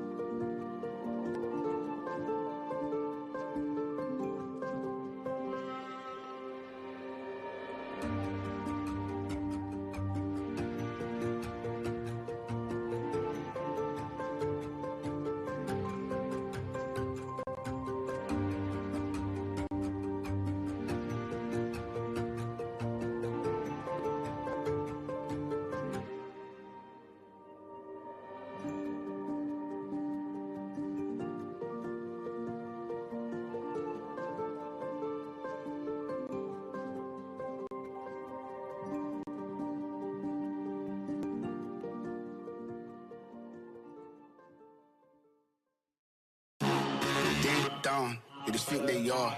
Another little wannabe gangster trying to play hard. Down, they just think they are. Another little wannabe gangster trying to play hard.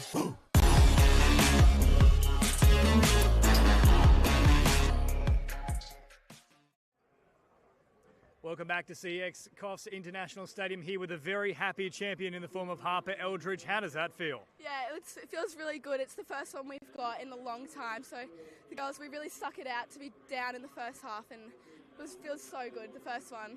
And yeah, just a good feeling. Certainly seems like you're elated, as does the rest of the team. They were very jubilant at the end of that one. But let's take everybody through your personal performance. It was a big output. Try assist, another try involvement as well, and also getting across the line. How do you feel about your personal performance? Yeah, look, it's a team sport. Couldn't have done it without the other girls. So I can't do what I do without them. So just comes up from all of us. So and the coaches at trainings, it's just such a team involvement, and it's so good. And what a difference a year makes as well, finishing 5th last year in the 2024 championships. Did you think you could win it coming into this tournament? Yeah, we were pretty confident, but like anything can happen. Like all the games are such hard games, but anything is better than what we got last year. So I'm so happy to get it with those girls, and guess we got the win. So. Well, Harper, I'll let you enjoy it. Congratulations, well done to you and the team. Thank you. And it will be Cody Green to get us underway for the Cobras. Sorry, that's my bad already. Kongu for the Cyclones. The uniforms here extremely similar. So it's tough for us up here. Not sure how the players are going to handle it. Little tap on back inside. Kongu can't get his hands on that one. One or two, but yeah, just happy to be in the finals day. That's really why we're here to play some finals footy. Excellent. Well, look at that. Tallis Stanhope. Quick ball, long ball this time out to the wing. They line up. Could have hit the link short. Went for the long ball out to the width. Edwards picks it up for Townsend. Townsend goes for the line. The middle defender hadn't pulled wide enough. So Townsend pattern for sure. Tricked the defence into thinking, they're just doing another passive, and then all of a sudden short ball comes. Hole opens up. As we see our mate Corey Russell go across. He's pumped. Down goes quick roll ball. Bart's off to the left. They break to the right. Didn't need to pass that one. That's just... Yeah, another opportunity for something to go wrong. He's over the... He's in for all money. Long bomb to the right. Cover defence comes across, but well done. Joel Crapiri. I quite like it. I think it's a sharp outfit, but as you say, comes with its challenges in... Oi! Jeez, that is Go-Go Gadget Arms. Didn't look like anything was on there. 7 metres out. Into half goes Sean Hooper. Bart's out to Hooper. Hooper on the fade out. Goes across the line. Touch wasn't made. Hooper bounces out of that one. Cyclones back now. Christian Kongu finds a man in space. The referee said in time. Connor Rolfe there. Back to Moffat. Back to Rolfe. Moffat from half. Breaks to the left side. Goes short. Beautiful hole running. There's Edwards. Kongu on the sweep play. That's Searle diving over. So back to the Cyclones we go. Searle across the line. Hooper took the dummy. They need to find someone in space. Kongu. The big dive back inside into open territory. Firstly, the National Touch League currently being played will continue unaffected as planned. We are monitoring the situation and will assess... Nice play here. We hear the announcement, a little tap on, 6 more, they don't need it. Seamus, Edwards, he's worked tirelessly for the Cyclones.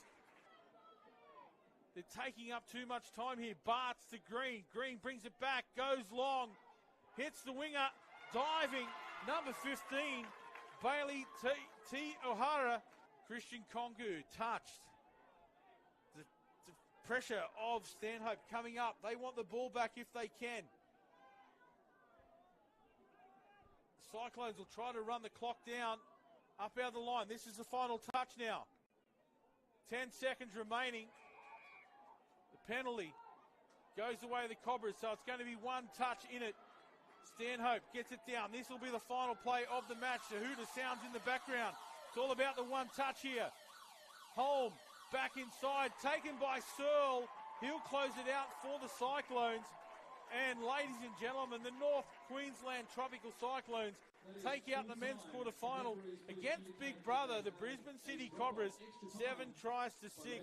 Congratulations to the Cyclones. Well done, gentlemen. A great game here in the men's quarterfinals. Could have had the opportunity potentially. Not sort of being there, yeah, definitely. But let's see what Suns do with this repeat set. Attacking the line and a nice dive in. They're going to give them the try this time. And it is the Suns after facing a mountain of pressure from the Swans early. Swans though back on the attack from the restart. Yeah, they're and offside, play on to call. And great listening there. Fantastic play there from Indy Kelly. Lucy Dean plays it coming into the fifth and final play. Nice ball out to the link. Good ball as well out to the corners. Referees the same play on. Takes a deflection as well. Repeat set here for the Suns. Danger signs. It's Caitlin Presswich. Plays it on the 7. Takes off. Comes off the left foot. Oh, referee's going to point to the spot. So they've got some work to do here. Nice little exchange of passing in the middle of the field. Just shy of the halfway line as they get over now. This is a better recovery for them off the back end. Kelly plays it. Nice clean pick up. Talking about wheels. Here she goes again. Walker. Go. She's on. Oh, and the juggle in the corner. What a finish. Claudia Wheatley. Oh, how good was that? That is just great footy. Clean pair of heels out of half and just shopped around. And to a 2-try lead here. The West Southwest Suns. Pressure here for the Swannies. Nice inside ball. Short ball, nice early release, and over the top from Searston. Great setup, great lead-in work there from the Swans, and that's a nice response. yeah, really good response. Great lead-up work, their movement, out towards their box, and they're getting their subs on nice and early and doing what they need to do. And here comes Cowshy on the latch. Searston, nice short ball, good running. It's open up straight through the middle here for the Swans, and under the post goes Brooklyn Schmidt. It was a gallant chase. And now the Swans level it back up to 3s. And the Swannies, so they probably need to get a little bit tighter on those static plays. Kelly into half, feeds, takes a little juggle. Ball out in front, cutting in on a beautiful line again. Gee, that's a great hole. Claudia Wheatley, another try to her name. What about the 2 tries she scored in this semi-final? They've been absolute crack. 2 tries here in the semi-final for Wheatley. She's playing big minutes as well. Out here on the left-hand wing, they go back out now. It's the Suns, the Swans that go back out. To their left wing, I should say, Laura Fry. She scored one before. This time she puts the final pass on. And the Swans, they're going nowhere. And another latch here from Misha Couchy, and they're lining up. Looks like a fly play here. Decent contact, just probably caught off the feet. Hell assistant. Come forward now on the last. Looking for offside players. Still play on is the call. And they're on the spot to finish it off. The Swans are back in front. Hill assists and scores the try. Nice running here for the Swans. That is Ella Searston. This time really getting them on the front foot. There's Nobbs from half. Looks up. West crowded numbers. Couchy manages to thread it through. All clear from the referees. Back-to-back tries. They do get the penalty. They still need to be pretty careful defending this area at the moment. They've got to get out, and that's good from Ella Searston trying to get out past the 7, and there's the acting half scooting away. Can she link up? Walker resets, and yes, there's a collision of bodies. The referees, though, are happy. There's a lot of finger pointing going on there. Referees point to the spot. And it will be Cody Green to get us underway for the Cobras. Sorry, that's my bad already. Kongu for the Cyclones. The uniforms here extremely similar. So it's tough for us up here. Not sure how the players are going to handle it. Little tap on back inside. Kongu can't get his hands on that one. 1 or 2, but just happy to be in the finals day. That's really why we're here to play some finals footy. Excellent. Well, look at that. Talis Stanhope. Quick ball, long ball this time out to the wing. They line up. Could have hit the link short. Went for the long ball out to the width. Edwards picks it up for Townsend. Townsend goes for the line. The middle defender hadn't pulled wide enough. So Townsend Patton for sure. Tricked the defence into thinking, oh, they're just doing another passive, and then all of a sudden short ball comes. Hole opens up. As we see our mate Corey Russell go across. He's pumped. Down goes quick roll ball. Barts off to the left. They break to the right. Didn't need to pass that one. That's just, another opportunity for something to go wrong. He's over the... He's in for all money. Long bomb to the right. Cover defence comes across, but well done. Joel Crapiri. I quite like it. I think it's a sharp outfit, but as you say, comes with its challenges in... Oi! Geez, that is Go-Go Gadget arms. Didn't look like anything was on there. 7 metres out. Into half goes Sean Hooper. Barts out to Hooper. Hooper on the fade out. Goes across the line. Touch wasn't made. Hooper bounces out of that one. Cyclones back now. Christian Kongu finds a man in space. The referee said in time. Connor Rolfe there. Back to Moffat. Back to Rolfe. Moffat from half. Breaks to the left side. Goes short. Beautiful hole running. There's Edwards. Kongu on the sweep play. That's Searle diving over.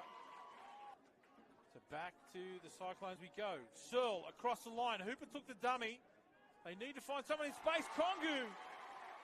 The big dive back inside into open territory. Firstly, the National Touch League currently being played will continue unaffected as planned. We are monitoring the situation and will assess... Nice play here. We hear the announcement. A little tap on. 6 more. They don't need it. Seamus Edwards. He's worked tirelessly for the Cyclones. They're taking up too much time here. Barts to Green. Green brings it back. Goes long. Hits the winger. Diving. Number 15. Bailey T. O'Hara. Christian Kongu touched. The pressure of Stanhope coming up. They want the ball back if they can. The Cyclones will try to run the clock down. Up out of the line. This is the final touch now. 10 seconds remaining. The penalty goes the way of the Cobras, so it's going to be one touch in it. Stanhope gets it down. This will be the final play of the match. The Hooter sounds in the background. It's all about the one touch here. Holm back inside.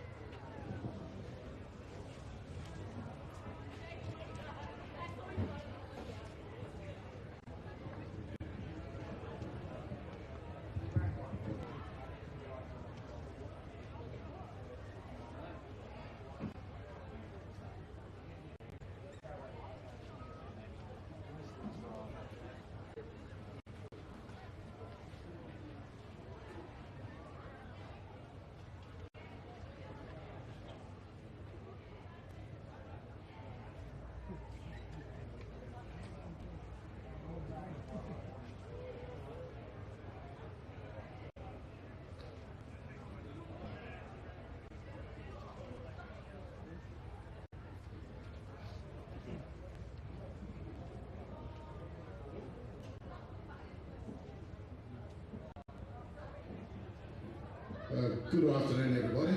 It's good to see you all out here today, right, in these conditions. But first of all, I'd like to start off in acknowledging Gloria Mercy and Jale dancers. Rebecca, who's helped organise this, and the organisers of the national touch footy titles. It's always great to have you guys come up here to Coffs. I remember back in the 80s and 90s, Coffs had a huge touch football association here, so it's great to see the games healthy and staying strong. And it's surprising also earlier, I just heard that the Tasmanian team won. So that's a surprise to me. But getting back to it, I was born and raised here in Coffs Harbour. We're proud Gumbaynggirr people. We're saltwater people. We've been here for tens and thousands of years, but we've always welcomed each other onto each other's country. This is Gumbaynggirr country. Just to the north of us here, where the Clarence River is, you cross over to that river and you're crossing into Bunjalung country.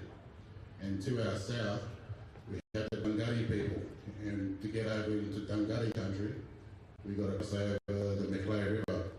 And then just to the west of us here in Gumbaynggirr is the Yanawan people. We'll have to go up that escarpment and up over that mountain, and that's where we'll meet that mob up there.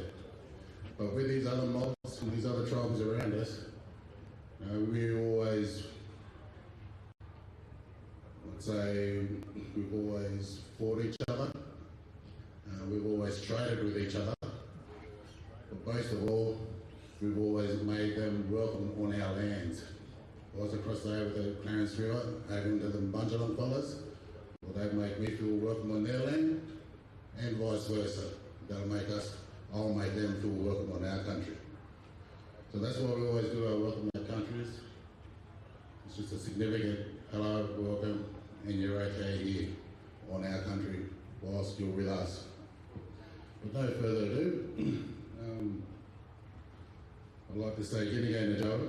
Garo ini nyaga itu, menurut bicara ben, nah yang galau dalam yor, kumbang yor. Ini yang kumbang yor wajah, yang mereka. I'm going to do a quick tune for you guys as well. The tune I'm about to play for you is my dance group with all these young females here for the men's dance group. It's called the Spirit Dance. We do this dance for spirit and family and ancestors. So whilst I'm playing the yaraki or didgeridoo, you hear me play for spirit, and I'll be making the sound going doot, doot. And for family, at the same time when I'm making that ball, the dancers use their hands to represent family. And for the ancestors, I've been making a sound going woo, woo, woo. So this is the spirit dance, and we welcome you all here. And we pay our respects to spirit, family, and ancestors.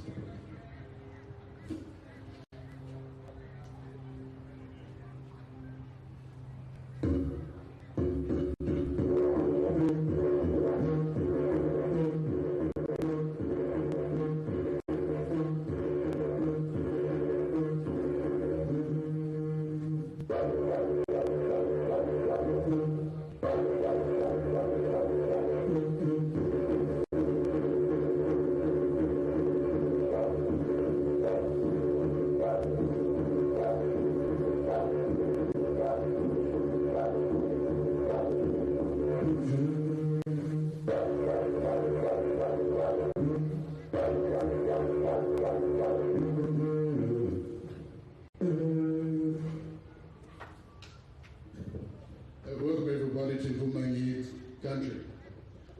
Gloria.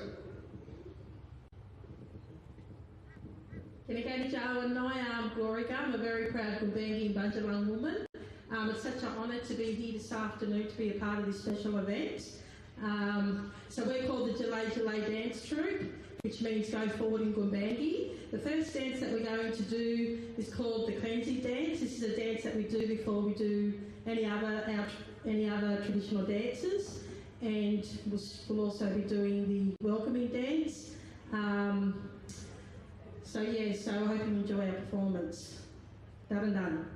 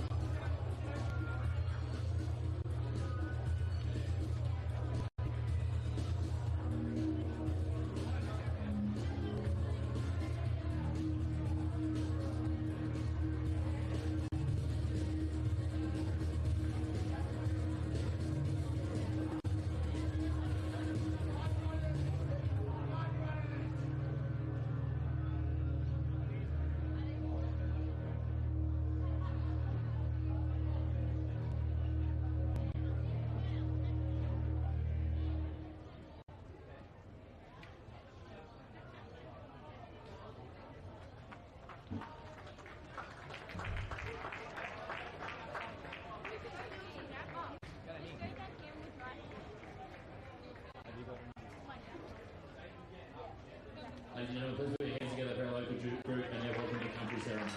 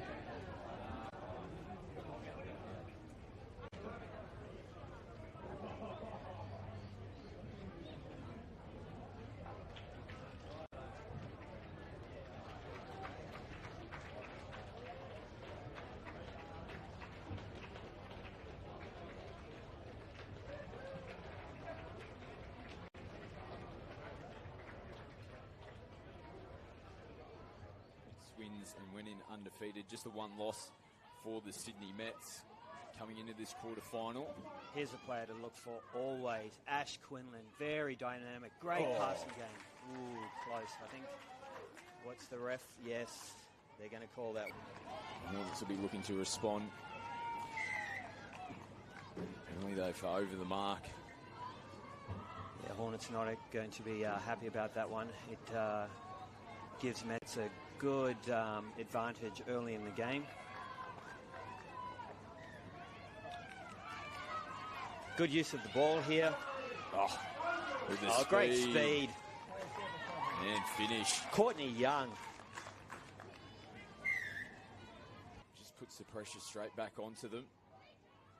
Haven't had too many attacking positions.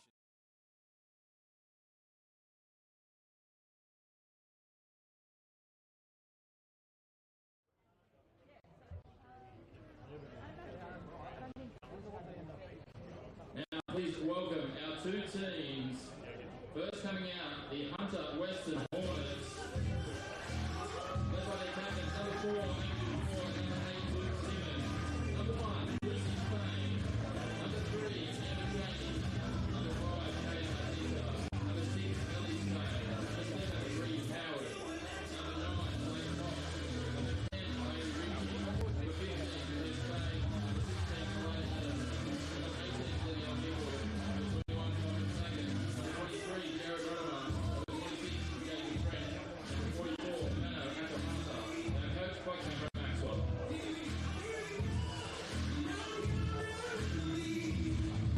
And then our team to take them on the Southern Rebels, led by their captains, number 6, Daniel Stone, and number 18, Charlie Wall. Number 1, Justin Fossey. Number 3, Kieran Hughes. 4, Roman Clark. Number 5, Justin Gibson. Number 7, Andre Backoff. Number 12, Martin Cano. Number 13, Christy Grant.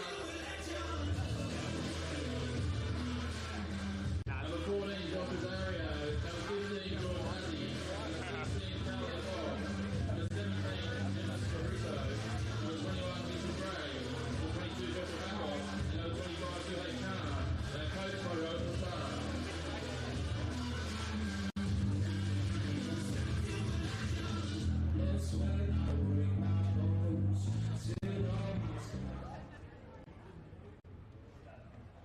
Ladies and gentlemen, if you are able, please join us in standing for the national anthem of Australia.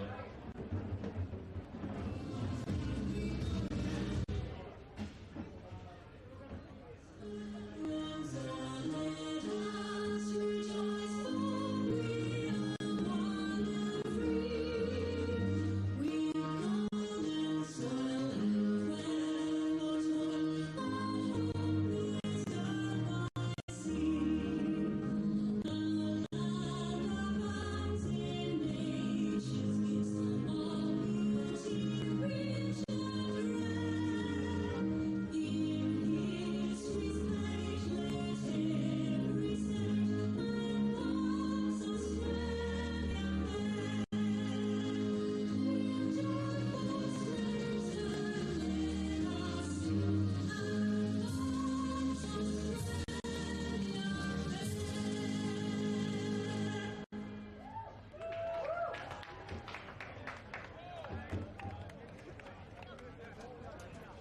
Well, here we go. We're into the Mixed Open Grand Finals. Scott McAllister and Jason Stanton with you to bring you all the action. Third last game of the tournament. Sydney Rebels taking on the Hornets. And this is going to be a quality contest. Both these two teams played each other in the same pool. They've played each other once. 5-all draw during the round games. Nothing separating them. Both having 5 wins. That one draw against each other. We take a look at the team list today. Talk us through some of the players we need to keep an eye out for in this one, Jace. Yeah, there's some big names there on both sides. I like Rodimer and French on the Hornet side. Also the Spain sisters. I think there might be 3 out of 3 there. You'll be saying Spain a fair bit. On the Rebels side, Josh Rosero, quality player. Mitchell Gray, Josh Bakos. I think Andre Bakos might be. It's a very strong outfit. The thing I like, Scotty, I wanted to lead off with, why I'm excited about this game, both these teams play actual mixed touch. Yeah. They're not just thrown together, let's play mixed. They work hard on the tactics with the male and female together, both sides, so this will be a good contest. And what a history the Sydney Rebels have in the Mixed Open division, the most successful entity in the Mixed Open, winning a stack of grand finals, including 9 out of the last 14 Mixed Open grand finals. What a history they've got. The Hornets semi-finalists last year, they've gotten themselves into the grand final this year. And like we said, there's nothing separating these two teams. Only for and against really is the difference between them. For the Rebels, better on the defensive end. They've only let in 14 tries throughout the tournament so far. Hornets, they're sitting at plus 27, a few more leaked in, but both really strong attacking teams. They're sitting at around 56 and 52 tries for the tournament each. So maybe defense wins this one in the end. This is going to set up what's going to be a big last few grand finals here between these two teams. Our referees for the Mixed Open Grand Finals, Zoe Jenrick, Campbell Muir and Brandon Sanderson. And they're on field ready to go. Hooter sounds underway in the Mixed Open Grand Final. Hornets with the first possession in the purple strip. And Fuller running here straight away from the tap off. Nice touch there on Potts. They'll look to reset. Rodimer steps back in, rips long, and well covered in the end. Looks like there's going to be a penalty come here for the Hornets, though.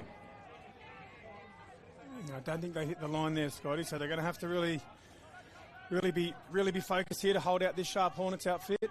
Blake Potts comes off the left foot. Coverage coming back on the inside from Mitchell Gray. Rosario defending in the middle as well.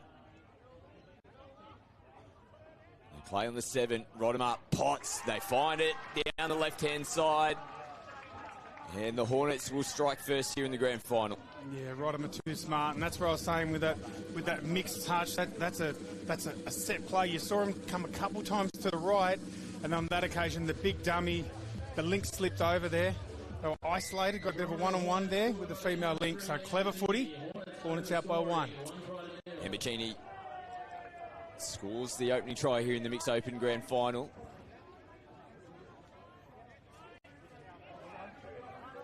Here's Prasad, look at him pointing at the defence. He's been one of the mainstays in this Rebels team. All that grand final success that they've had. Nice touch for them here in this set. Hughes will finish it up. Back to the Hornets. I was just noticing there's some big names out there. I just saw George Azzi. I think there's 3 or 4 Lebanese internationals out there. George Azzi, Andre Bakos, Josh Bakos.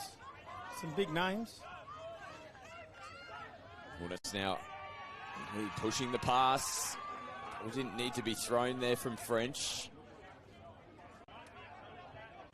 They give the Rebels the ball back around the halfway line. Changes onto the park here for the Rebels. Rosario back out.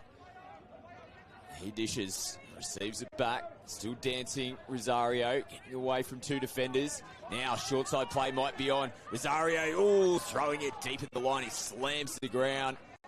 That was a chance missed there for the Rebels to get their first try on the board. Yeah, sometimes how you handle those mismatches is often whether you win the game. Hornets made a bit of a mistake there. Rebels had a male against the female, but they saved it. Great defence there from the winger. And that's why they're up 1-0. Pretty clever play there. A little bobble in the play the ball, picked up from Zoe Jenrick. So back-to-back sets in real good field position here for the Rebels. And a whisker away from getting points last time around. Is this the set? They open up on the scoring. Stone sends it back in, gets the half, comes back to Rosario, back to Stone, looking for phase, probably too close to the line.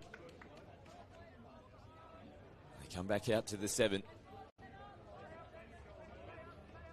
Stone again, has a look at options, pumps once, takes it behind the defensive line. They come back at him. Yeah, Hornets are scrambling well there, Scotty. So generally how they'll line up in mixes, you'll have the 2 males in dead centre, then a female one side, male on the other. And they sort of like slide across, and almost like the wings end up being bookends. So you've got to scramble in that, and the Hornets have done it well. Probably could have easily been 2 Rebels tries, but Hornets doing a great job with their scramble. Now they're fighting hard to punch downfield. Ritchie sends it across. Now gets himself in a half, has wheels, short ball and flat. Spilled there from Howard.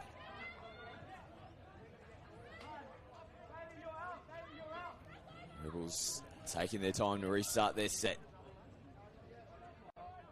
Direct on the first touch. They follow suit on the second. Now across field. As replacement players get switched in. Now they look to kick back through the midfield. Coming into the last. Pick up. Nice pair of clean heels. Good touch on the boots. Pretty good defence again there. A bit of a shout out there. I think it's Lucy Spain. She's the link towards the bottom of your screen, and she's been really active. She's not just sort of hanging wide and sort of, being quite passive in the game. She's up, she's making touches, she's in their face. Doing a great job there, the number 1, Spain for the Hornets. Now into last. Nothing available down the short side. Luke Simmons just picking up from half.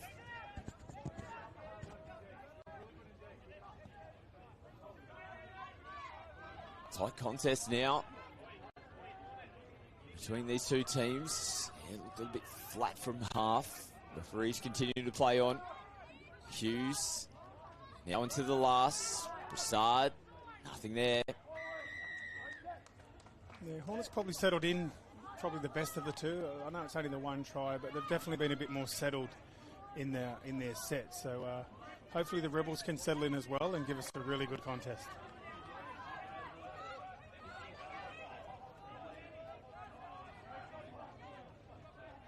The Hornets with changes on the field. Potts back out there. Taggart as well, working in the middle with Blake Potts. Now clean pick up. Nice flick around the corner. Great defensive read there for Hughes. Last touch and couldn't be picked up cleanly from Potts. Hughes goes direct on the first. Broussard follows and they get a penalty here, the Rebels. That's maybe what they need. Geez, there's some skill out there. I was just noticing there, the number 3 for Rebels, Kieran Hughes. He's an absolute rocket. And we already mentioned Rodimer. If you just take your eye off him, it'll be a try every time. An absolute rocket. Here he is now playing shy of the halfway line. They come out to Carly Walsh.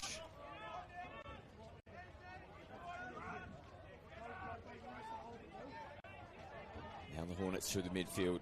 Nice touch. That is Walsh. Got the wrong team list on that previous occasion. So Walsh comes in to make the touch for the Rebels. Now Hornets looking to attack. They hold out strong in the middle. Back and forth at the moment. We're so used to seeing like free-flowing, mixed touch. No, both teams just working their way into the grand final. You feel it's only not too long before the game will start to open up, but it's a really tight contest at the moment. Yeah, there's a fair bit of spoiling going on, which is it's generally how you play mixed. You want to get really active, shooting up, trying to put them off balance. Here's a good chance. Oh, and having a slap at the ball. Yeah, Reeve Howard. So a nice set there from the Rebels. Got themselves downfield, deep in the back end of the set. Howard having to close down the play. Hughes back on the field with Prasad. Looks like they'll be the working combination, the 3 and the 4. Prasad now down on the 7, short side. Oh, coming back in and punching up out of the line. What a save. is that Akrahata? I don't know if I got the name right. Great save there. And that's happened 2 or 3 times, as we mentioned. Rebels looked like they had a try for all money, and great scramble again from the Hornets. Nothing there yet for the Rebels. Hughes hanging through the middle of the field at the moment, receives it back now, goes long, beautiful out of the hands, left to right.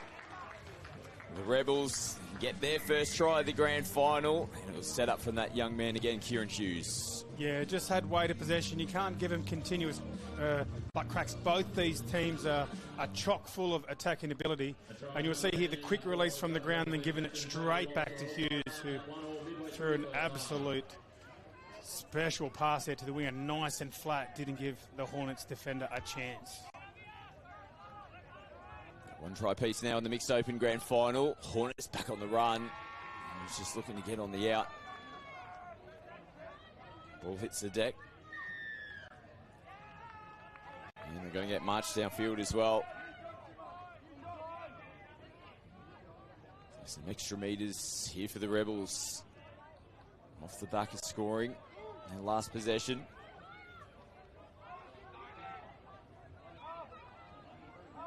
They switch in those players making their way onto the field. Looking outside, coming back into the in. Now last touch. Oh, again, juggle this time. They wrap it up. Jacob French being very active on the last touch in defence, the Hornets. Yeah, they're doing quite well there, Scotty. What they're doing, different teams call it different things, but they're sort of like channeling. So what they're doing really well is they're getting between the two attackers, gives them a chance for the intercept, and gives them a chance to take both attackers if it's sort of not strong attack. So Hornets doing a great job there. Rebels will have to adjust. Rodimer sweeps, brings it back in. Now, has this been held cleanly, or did it hit the ground and running off? They've got to bring it back. Bakos thought he had both hands underneath. Andre Bakos was away for all money. I'm not sure if we get a replay. He thinks he caught it. Brandon Sanderson, he doesn't miss much, Sanderson. One of our top referees in the game, so I'm going to go with Brandon on that one. Rebels punching out of the box yet again. Changes frequent. Prasad, nice ball. Nice clean pick up from half. Releases to Hughes. Hughes does a great job. Prasad rips it out into the corner. Great footy from the Rebels. Back-to-back tries. Again, Hughes and Prasad having their hands all over it.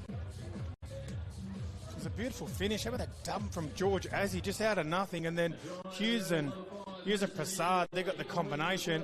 What about the pass from Prasad? He absolutely ripped it. And the finish there, was that Madison Mitchell? Wow. Look at the replay. This is an absolute bullet. She's caught it over the shoulder, dived all in one motion. You can't teach that. That's just amazing natural skill there from Madison Mitchell. Now the Hornets from the restart get a penalty though. Back-to-back tries from the Rebels. Now the Hornets down by 1. Here's Howard. Comes back to Ritchie. Nothing on offer early in their first touch here for the Hornets. Howard again. Rosario there to make the touch. And does it again. Back-to-back efforts. Defending the line here for the Rebels. Yeah, Rosario doing a great job there. They might want to attack one of the other players because Josh, a very strong defender. Hard to get past him. Now, good pick up from half, but a great touch on the boots from Mitchell Gray. And responding now, the Rebels. Yeah, one of the things that's a bit different, you might notice if you was at home, you haven't really got the bottom of the screen, but the Rebels winger here, Brittany Rudd, she looks like she's playing the whole game. She hasn't subbed off at all. You know, we talk about the bookends in mixed touch, so she's holding one side. So she'll have to, hopefully she's got plenty of fitness there to do that. Good set here from the Rebels. No, They come back, must have been some contact. Almost splitting through the defence again. They did go coast to coast and finish their set all the way down the other end of the field. Good meters down the sideline. Nickel feeds it from half. Claire Spain kicks away. Good meters. They've got a good platform to work for. Here the Hornets. Simmons sends it. Ardita. You don't want to give him too much room to work with either, but he feeds it early to Simmons, who takes him on. The touch has been claimed. Ball down first. Good hit back here for the Hornets. We're back level at 2. And sometimes it works that way. It looked like Rebels had squeezed enough towards the bottom of the screen to have that play taken. Andre Bakos has made the touch. He was looking for a bit of help on the inside, and it was just the case of just executed just too well from Simmons. Look how low he gets down there. What a finish. Great try from Luke Simmons there. Well deserved, and we're locked up. Nice hit back from the Hornets. It's been all Rebels over the last 5 or so minutes. Hughes over the top, but no, they come back. Forward pass in the ruck. He was a little bit unlucky there. Great support work then again from George Azzi. You'll see a lot of tries scored where he does the dump before that. He's one of those support players. Doing a great job for the Rebels there, George Azzi. Lucy Spain. Girls are picking up big meters, particularly when they're making changes. Doing the hard work for the Hornets. They haven't been able to punch on the next play. Coming into the last touch now. Flick out the back. They hoik it over, and the Rebels take a bit of ground away from the Hornets on the last play. Yeah, you mentioned Lucy Spain. They're taking a lot of yards. I think the previous set, it might have been her sister, was it Claire Spain, doing the same thing. That's a really good tactic there from the Hornets when the female player comes in right down the middle, taking those yards. Makes it hard to stop. They're so important, the female players. Sometimes that's what separates the two teams in terms of getting wins. The girls do more than hold their own, and here's another try in the corner. This time they won't take it away. Madison Mitchell goes across the stripe for another try. The Rebels hit back, and they're in front again. And this is the one you want to bottle. This is the one, all our players at home, that you want to have a look at the replay on this. Mitchell Gray ran across the field, had an overlap, Scotty. He didn't get excited. He saw that the overlap was still going to be there after the dump. Put the ball down, and Daniel Stone, that's like shelling peas for him. A beautiful long ball, but very unselfish play there from Mitchell Gray, dumping with an overlap. Pretty special footy. And now the Rebels. Carly Walsh coming up. Getting the touch and pass. So energetic. Hooter sounds. And half-time here in the Mixed Open Grand Final. Just the one try separating the two teams. Really tight contest here, as expected, Jace. It is a tight contest, and a bit of a shout out to the coaches too, because we've got Rashik Prasad and Anthony Harb on the Rebel side, and I've noticed Tom Taylor down there on the Hornets. So plenty of smarts. I wonder if the tactics are going to change coming in the second half with such experienced coaches on either box. Yeah, this game is on an edge at the moment. It is the Rebels with the slight lead going into the halftime break here in the Mixed Open Grand Final. Southern Rebels leading 3 over the Hornets 2. The game's about to kick off, and you've had a shocker. The big man's dropped the ball. Oh, no, just not. Oh, what a fiasco. Your daughter calming the crowd. Your daughter more. DoorDash.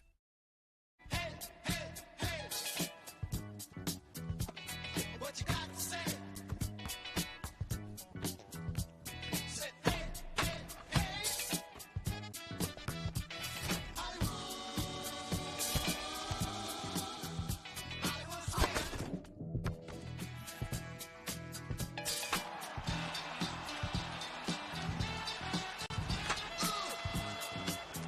New Balance, we got now.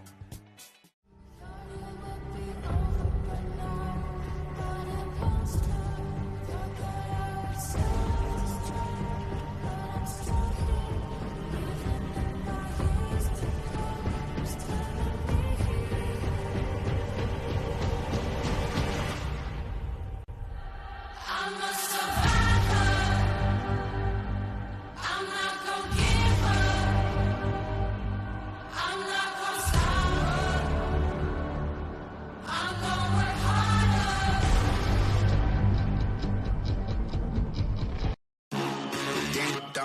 they just think they are. Another little wannabe gangster trying to play hard. They ain't down, they just think they are. Another little wannabe gangster trying to play hard.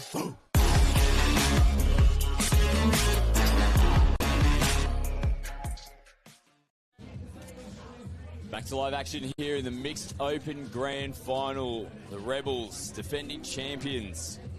Almost the GOATs in the Mixed Open division. In front at the moment, but only just 3 tries to 2 over the Hornets. And this is going to be a big second half for both these two teams. The Rebels do have the tap here to start us in the second half, and it's Kieran Hughes who gets us underway. One of the standouts for the Rebels in the first half. It's always important starting the second half score here, particularly for the Rebels. They go up by 2 and they set the tone coming into the second 16 minutes. Nothing there for Hughes coming into the last touch of the set now. Don't want to go to sleep on Hughes, who flicks it back to Prasad. The Hornets hold out defensively in the first set. Yeah, Hughes and Prasad, it's like they're connected with a rope. They're always there together. Can I put you on the spot? I want a tip out of you, Scotty, on this one. Come on. Go out on a limb. Hornets or Rebels. We've had so many tight games. I think we need to be brave. You got a prediction for us? My prediction, just going off the back of the round game, I think it'll be level at full time. I think we'll go into extra time. And I'll go Hornets from there. Well, that's no fun if you're going to sit on the fence and say a draw. All right, how about it won't be a draw for the whole game. All right, I'm going to go Rebels by 3. There we go. Oh, that is a bold prediction.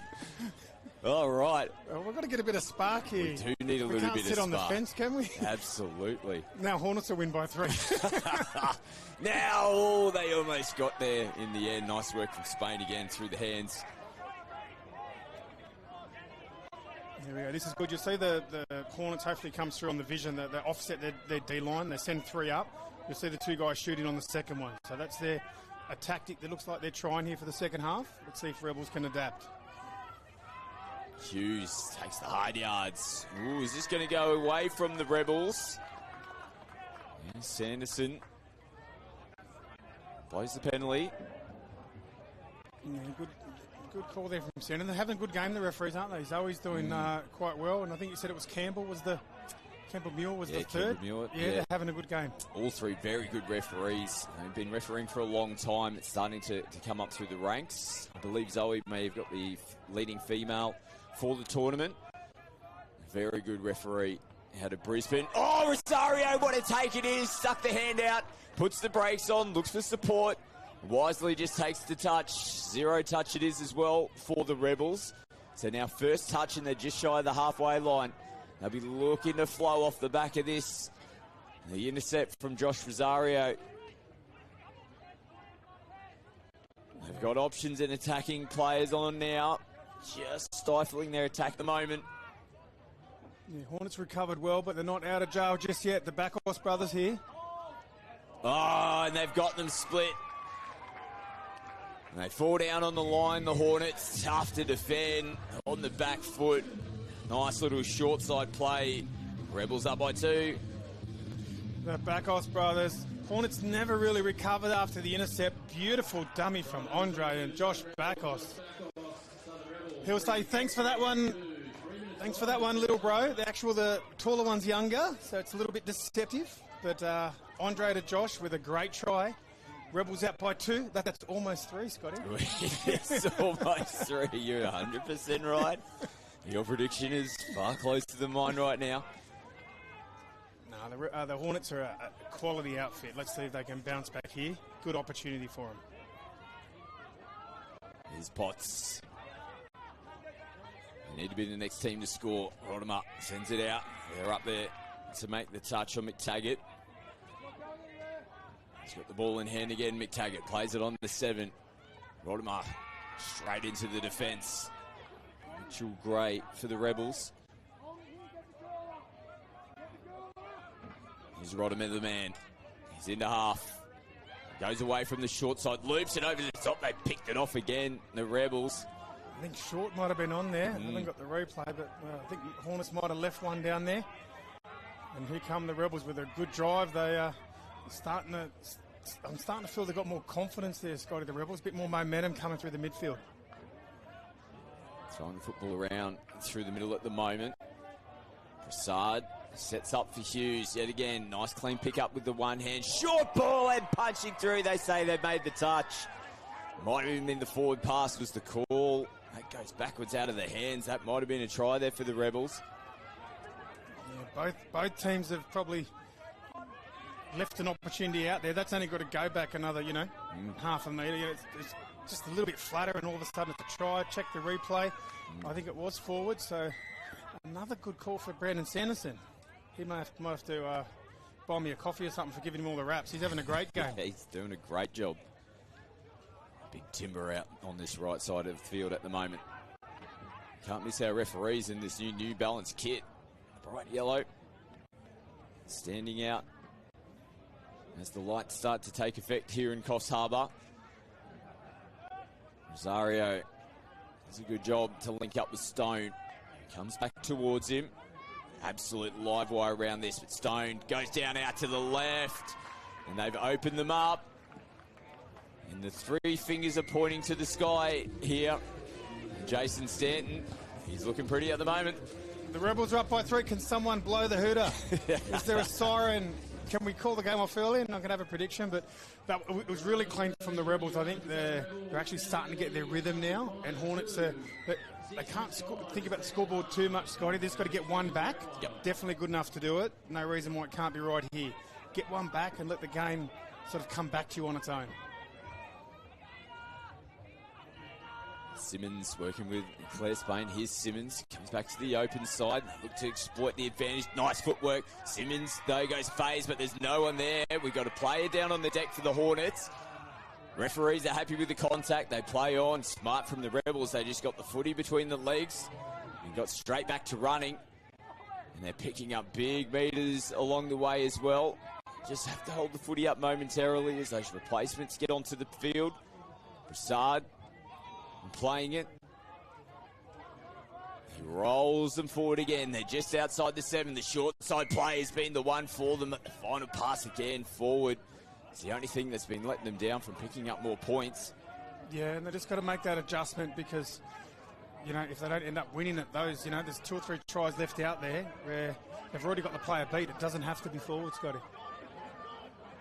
Rodimer plays on the 10-metre line of the Rebels. And they're punching up out of defence, but this time they hold back off Rodimer. Hughes can't get there in time. Well, they went to sleep there in defence, the Rebels, and in a grand final they're looking comfortable. They just leave that door ajar and the Hornets go straight through it.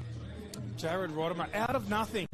You cannot take your eye off this player. He is just electric. He can step off his left, off his right. He's got a good pass.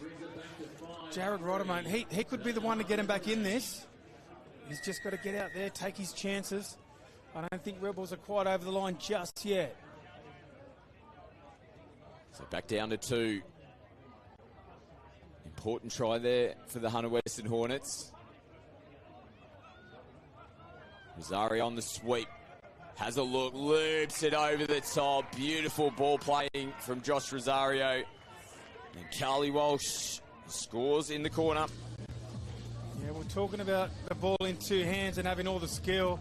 Check out Rosario on this one. He come around the back, looked like a dive for all money. Fake the dive, fake the short ball. A beautiful long one over the top. And I think it was Carly Walsh there on the wing. I've noticed, I think, Brittany Rudd towards the top of your screen again hasn't come off. She must be a fittest player at Coffs Harbour. Yeah, very fit. The girls doing big job. Minutes. Such an important position on the field as well, particularly in mix.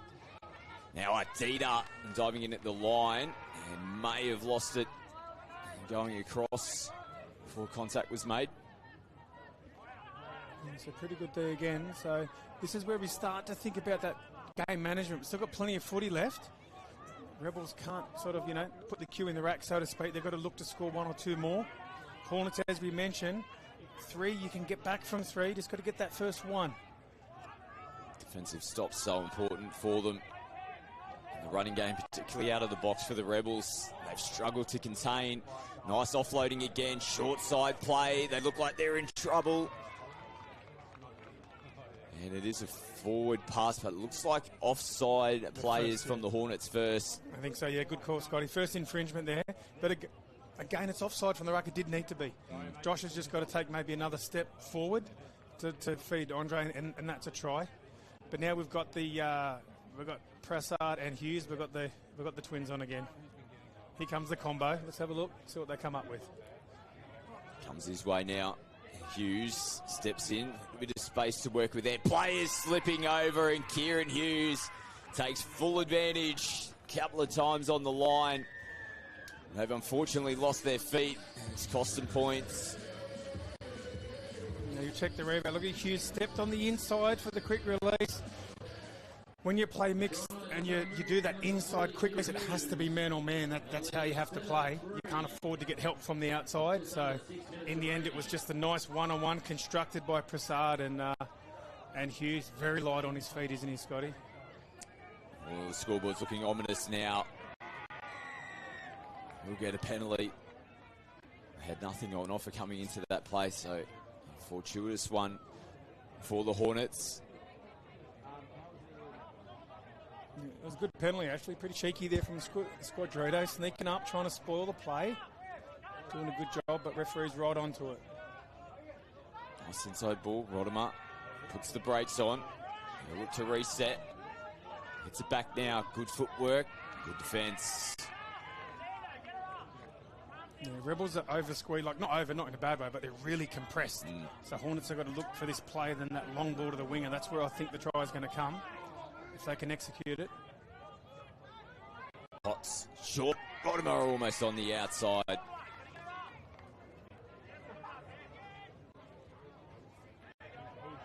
Now Blake flicks it.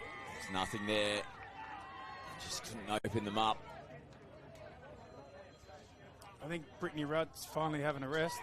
It almost appears, and this is a bit of a guess, but almost appears as though Rebels are over squeezing to the right, giving Hornets the big left to right pass, thinking that's not their favourite. And then they've got Brittany Rudd, probably their best winger, one of the best wingers up here, holding down. And it appears that seems to be working. So Hornets will have to adjust. I'm sure Tom Taylor down there, he's got lots of smarts. He'll be looking at that. Well, definitely worked for them in that previous defensive set, didn't they? Kept them pretty well contained. In the middle, didn't offer too much for them. Rebels in front by 4. Clock winding down. They've got one hand on the trophy at the moment. Taking seconds off the clock. The experience here from Prasad in the half. Goes away from Hughes. Still almost getting away from Potts. Here comes and makes the touch. Women's Open Grand Final coming up next. UQ Rebels taking on the Southern Rebels. First time the Southern Rebels have been in a National Touch League Championship final in their club's history. Wow, not bad. So big occasion coming up. They've had a fantastic tournament. They beat the Hornets in the semi-finals to progress through. UQ Rebels beating the Sydney Scorpions in a replay of last year's grand final in extra time. So huge Women's Open Grand Final coming up next. Yeah, there's a little bit of game management here now. Prasad won't be in a rush to use the sets. He'll slow it up. George Azzi for Rebels has had a good game. He's done that, that dump right before the play on so many occasions. Having a great game. Coming back towards him now, and luckily off the hands there of Richie. Another forward pass within that 7-metre area.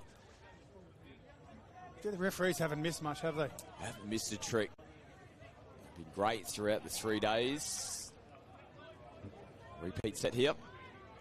And we might be running out of time. I think the clock's starting to work against Hornets. I think they've had a really strong tournament, but I think Rebels have been relentless, haven't they? Once they got into the rhythm of the game, I think Hornets scored first, and once Rebels settled in, they've been hard to beat. Now Idita with some space to work with. He's lightning quick, takes him on himself on the outside. One of the tries of the tournament.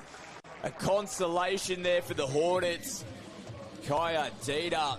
Wow, he's down a little bit ginger behind the in-goal area, but holy heck, what a try. This is going to be a beautiful replay. Look at that from halfway. He's run around the wing, and they got down, stop, put the brakes on, and the acceleration. Wow. If I wasn't retired from touch, I'm retired now. How about that speed? And got her on Absolutely the superb. Got on the outside. It was the second kick as well. Got on the outside of Kieran Hughes. We've seen throughout this grand final, no slouch at all. Is that like turbo, nitro, something? Absolutely. I want him tested after the game. Fastest man in Coffs Harbour. That was electric. What a try. And look at the score. It is 3. I didn't want to highlight it to you, Scotty, but this has been It was only a matter of time. If I didn't do it, you were going to do it eventually. But the Rebels up by 3. I think this game's been the one I've watched the scoreboard the most. I've tried. Went off early with the Rebels by 3 call. That's been a great call. That's why you're one of the greatest. Good contact down the sideline. Brought a few groans from the crowd as well. Nothing too much in that. The girls, they love it. They don't mind the contact as well. They just quick tap, get straight back to work. Yeah, good tournament from the Hornets. They made the semi-finals last year. They get into the grand final this year, so progression from 2024. Just didn't quite work out for them here. Short side. They come back through, looping over the top. Just went away from them, unfortunately. They did create an opportunity. Yeah, you're right. Hornets, they've been strong for so long. The whole program. I think the men's are coming up later today. Men's are on tonight. Such a strong franchise, and all the players. I think those that are probably new to touch, they would have played 8 games, 9 games. Yeah. I'm not sure in this division, but amazing athletes to be able to get their body right. Friday through Saturday through Sunday, and then put on a good show. Yeah, but the Rebels have won another mixed open championship. Another tremendous performance from them on the big stage. Now 10 out of the last 15 grand finals.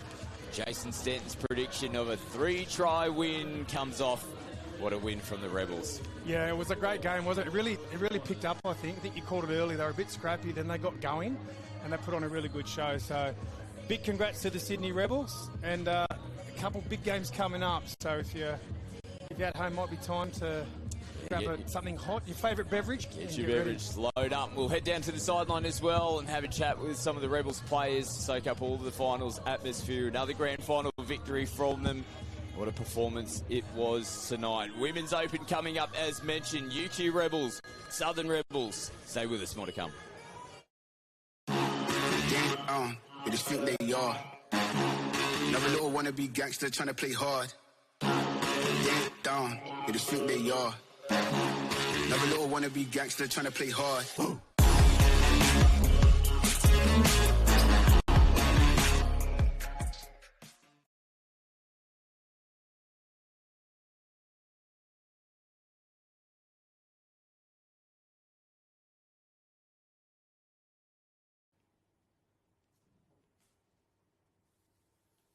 Light overwrap tape for further protection and to prevent the rigid tape coming off during sport. And then lock this off with the rigid tape.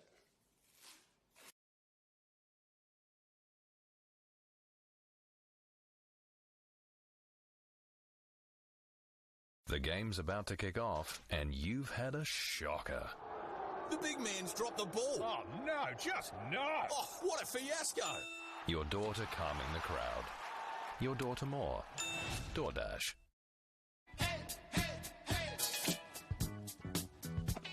What you got to say?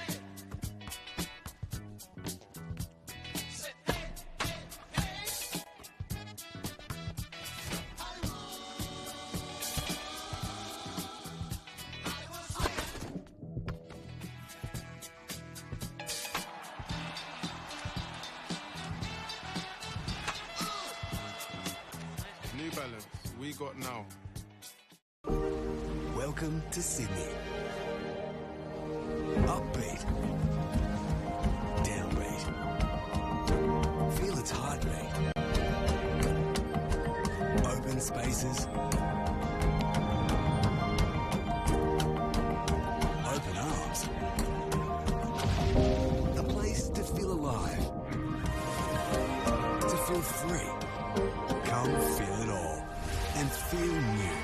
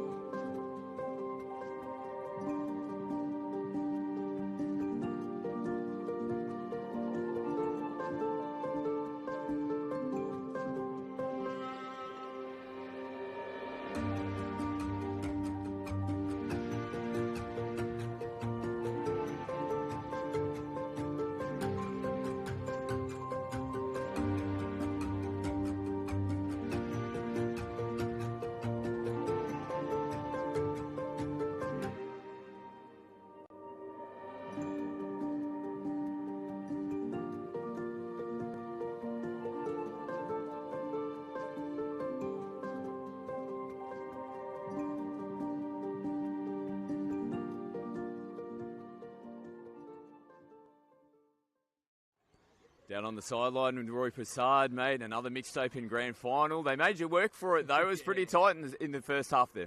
Yeah, we were actually worried, to be honest. Well, I am.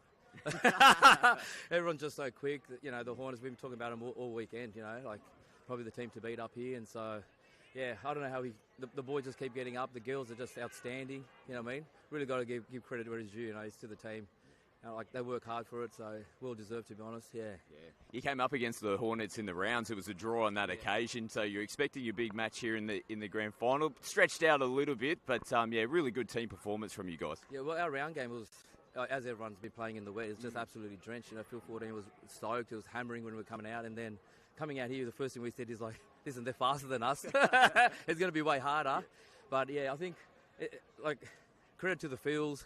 You know, Coffs Harbour, he's amazing. Like, you know, after how badly he's been drenched, it's outstanding to play on. So, yeah, it's just, we just knew it was that team, you know what I mean? The Hornets were always our crew to beat, so it's been outstanding, mate. You said as we were walking over you weren't going to play this year and they dragged you back in, mate. You must be happy that you put the boots back on one more time. Yeah, it's hard to say, like, no to the boys. The body feels okay. It's not great, that's for sure, but they wanted to go back-to-back. That was, like, the big chat about it, and I actually said I don't want to play anymore, you know? It's just too quick, to be honest, and then the back-to-back call came out, and then got the all clear off the wife, you know, and here we are. So yeah, it's amazing, mate. It's amazing. The Rebels just have such an amazing history in the mixed open division. I think it's about 10 out of the last 15 grand finals you guys have won now, and you've been a long part of that.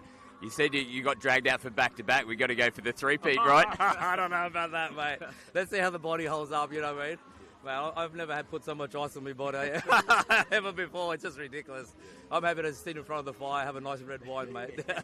Amazing performance, and like we said, such an amazing history you guys have done in the mixed open division. Another grand final win. Congratulations. Thank you so much, brother. Appreciate it. Thank you. Good on you. It's actually a really great sign considering there are a couple of key players down. Yeah, a few sort of injury concerns for the Hornets, but, you know, the Sharks team, like, chock full of superstars out there. You know, you've got Dylan Hennessy, you've got Corey Russell, and a nice little piece of play Some there. Superstars That was link fantastic. up right there and then. And yeah, another good opportunity with, you know, field position for the Sharkies. Zach Genry calls that penalty there, and that's put the Sharks in a great position with Hennessy picking up from half. What can he do here? He's working there with Dayberg Mir, and they're very, very happy. Multi-time try scorer, one of the top of all time. You know, they just really need a set completion. So far, so good here for the Hornets. Let's see if they can keep things up. Fifth and last, charging away from dummy half. Can he find a free player? Though he can! And the ball looks like it's down. It is indeed. And right there we see first try on the ball. For the rest of this half, at least, just to get themselves back on an even keel. And Lindsay Brain would be pretty relieved with that one because, yeah, the way things were going, they weren't looking too encouraging at all. Spaces open up on the left, though, and the Sharks, they've hit back straight away. So he's a competitor, isn't he? Absolutely is. And he loves to sort of get involved in that part of the game. So they're going to call try here, and that's play actually offside blown. So penalty. And we got a bit of a runaway. Can things get equaled up here? Let's have a look and Matty see. Atkins. They're running away here. It's Hugh Doherty. Can he make it to the line? He can. And unbelievable. No, wait there. The referees are taking it. Let the boys play, sir. It's an absolute fiasco out there right now. The referees. All the right things, but it's important because... Now please join us in welcoming... Well, the referees are making their way out onto the field. Second last game of the Championships Women's Open Grand Finals as the UQ Rebels, led by their captain Sammy Jo Curtis, enter the stadium. Gabro's in commentary with me for this one.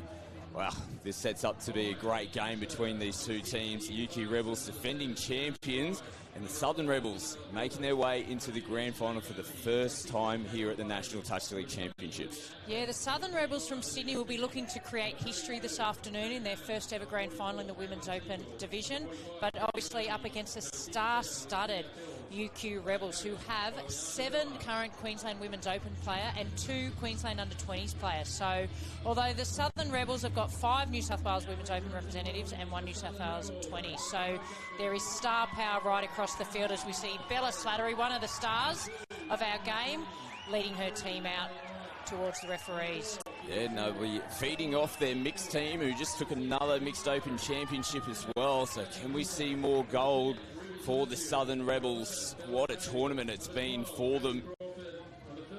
They knocked off another high opponent in the semi-final to make it through. Tight contest against the Hornets.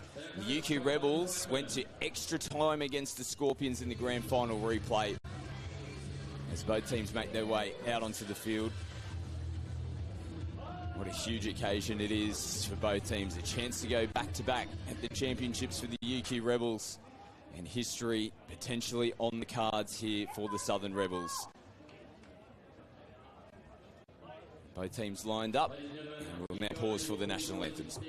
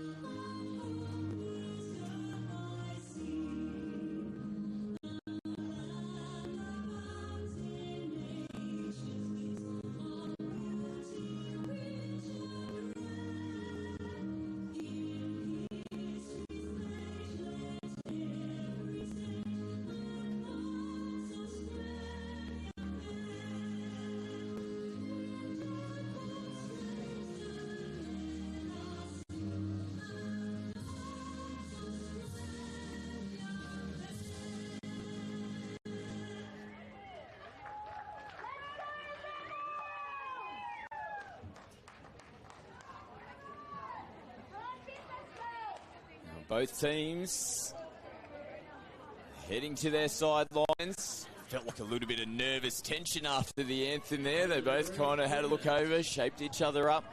A little advantage as well for the Rebels. They're heading over to the far side of the field. They've got the drier sub-box of the two. So we take a look at the two team lists for tonight's grand final. Yeah, so for Southern Rebels, as we spoke about, a star-studded lineup with Andy Law, Sophie McSweeney, Emily Irons, Keely Silver, Kate Phillips, young Tynese Barry, Jasmine Fountas, Ruby Thomas-Hugh, Bella Cable, Hayley Crawford, Tallulah Kirk, Sophie Davis, Summer Halliwell-Quinn, Isabella Slattery, Abby Bonich and Sailor Parrott, coached by Clayton Blackman and Matt Quinn as the manager. And the Rebels, their captain Sammy Jo Curtis, Narangi Andreasen, Donovan, Demi Ashurst in the 5, Evie Clarkson, Tiani Bryce, another one to watch for the Rebels. There's just so many. Isabella Fold, Sinead Murphy, Caitlin Blade in the 16, and Olivia Atkins in 20. Danita Smith lines up in 25. Kate Hammond, another young superstar in this Rebels team in 32. Caitlin Seekle in 44.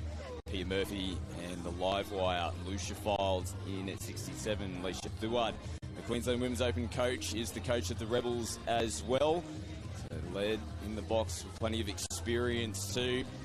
Really interesting how both these two teams have progressed into the grand final. It was a tough semi-final for the Rebels, the Southern Rebels, you should say, against the Hornets. They threw it in there, but does the extra time match that the UQ Rebels had against the Scorpions, does that start to play a little bit of effect as well coming into the grand final? It could well. As you said, they went into a drop-off in a replay of last year's grand final versus Scorpions. But a little bit of gamesmanship here, because at the start of, just as the teams came out, the UQ Rebels actually, I guess we would say old school, bags that box over the other side. But as we know, the rules of the game is the team that wins the toss gets the choice of the box. And in a very smart decision over there by the Southern Rebels, they have taken the far box, which we've seen all day and all weekend, is a lot drier. So the transitions, which we saw in their semi-final, seem to be a lot faster than the Hornets were able to do over this side of the box, where there is it's just a mud pit, Scott. Any little advantage you can get in a grand final like this, you will absolutely take every time. Our three referees for this Women's Open Grand Final, Charlie Cheesley, Alec Clark and Lachlan Freshwater. You're inside the UQ Rebels box right now. What do you think the key messages are coming out of the box? I think it'll be just to get in the grind. They're probably slight favourites coming into this match, I would say, based on an earlier result on the weekend, which they beat the Southern Rebels 4-2. that doesn't amount to much as we head into the grand final. It's a clean slate, but I'd say their coaching staff will be saying start strong, start fast, and see if we can run them off their feet. How much does this historic moment play into part for the Southern Rebels? First time into a grand final. The NTLs, as we know it, or the championships now, started back in 1997. The best position that they ever had was third, and they did that in 97, 99, 2000 as well. There you go. I was in all those teams, so I know exactly we failed to make a grand final. Some of these people weren't even born back then, Scotty, so I don't think it'll play too much of a factor. I know they have spoken about it. I've spoken to a fair few of the girls who I know from the Southern Rebels, but as soon as they get on their field, as we see now, it won't matter for anything. They'll be wanting to win it for themselves and each other, and obviously all their family and friends watching in the stands and at home on KO Sports. If you can read anything from body language, the Southern Rebels looked very relaxed. They looked happy. You could see them as they came out of the tunnel onto the field. They were smiles. They had their family, their teammates around them. Fingers crossed for them that they get a good performance in here in the grand final. Who knows? Dare to dream. It's there to take. And as I said, they probably weren't expected to get this far. I know themselves internally, they were planning to make it to the grand final and win the champs, but I think a few outsiders may have thought they might not have got to the big dance. But they're here, and they're on the field, and they're ready to go. And as I said, 5 New South Wales Women's Open player and a New South Wales Under-20s player coming through, so do not write them off. They finished 8th in 2024, and they're in the grand final in 2025, but they're up against one of the juggernauts in the sport, UQ Rebels, who won last year. They're a club-based team as well. This new format taking on one of the regional teams in the Southern Rebels. And if it's anything like last year's grand final, Scotty, we are in for a belter of a match. Oh, it was an absolute classic last year. The Rebels and the Scorpions, the Rebels getting it done just, and that was reflected in their semi-final today as well. Here we go. UQ. First touch. Sammy Joe out the back. Lucia got the bright pink boots on. You won't miss her. Comes back into Ashurst. Smart footy here from the UQ Rebels as they switch back, but a great defensive start from the Southern Rebels. They would have talked about that. Let's start strong in defence. Yeah, and it took a full-length dive from one of their superstars, Bella Slattery, to ward off any attack from the UQ Rebels. Good start to their set of 6 here with the ball in hand. Slattery, though, just has to go back. They need to punch forward again as they work their way towards the halfway line.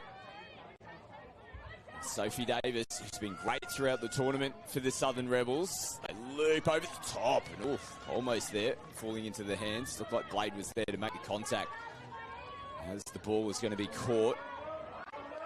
And second touch, they're already over the halfway line here, UQ. Clarkson, strong and hard, as changes onto the park. Donovan plays it. Bryce from half picks up, just glides across the park beautifully, but a great defence again on the line from Southern Rebels. Yeah, the UQ Rebels have started with a bang. They're kind of staying away from that box. Their first few transitions, they've kind of gone a little bit further in field, and it's paying dividends because they were steaming up the field and again took a length of the field touch to stop the try there for the UQ Rebels. Changes on now for the Southern Rebels over the halfway line.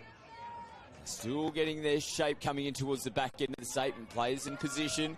Now pick up from half. And a comfortable touch in the end. Donovan just holding her position. As soon as she was onside, she made that touch. Yeah, and they've got to watch the number 7, Jasmine Fountas, for the Southern Rebels. She's done that plenty of times this weekend. Just come on, strike, dump, and through she goes. Andresen kicks out. He's got that left knee heavily strapped. Looks to be running pretty freely at the moment. Hammond in from half, can't get it cleanly. Yeah, and they couldn't get through their set there, but again, they're coming on at speed, and that's what we'll see all afternoon from the UQ Rebels. They do not let up, so the Southern Rebels will need to be on their game in attack to ward off this superstar team. This is where they need some punch. The Southern Rebels out of the box. Slattery straightens them up. As Law feeds it. And they give the football back here to UQ. They won't be too disappointed with the start, the Southern Rebels there. They've completed the 3 or 4 sets where they've had the ball, trucking it well down into the UQ's Rebel end. So they'll be looking to get an error here, forcing it with their defence, with Slattery making the touch, and see if they can get a look at the UQ Rebels line. Now Ashurst skips off the left foot. Sammy Joe comes back off the right.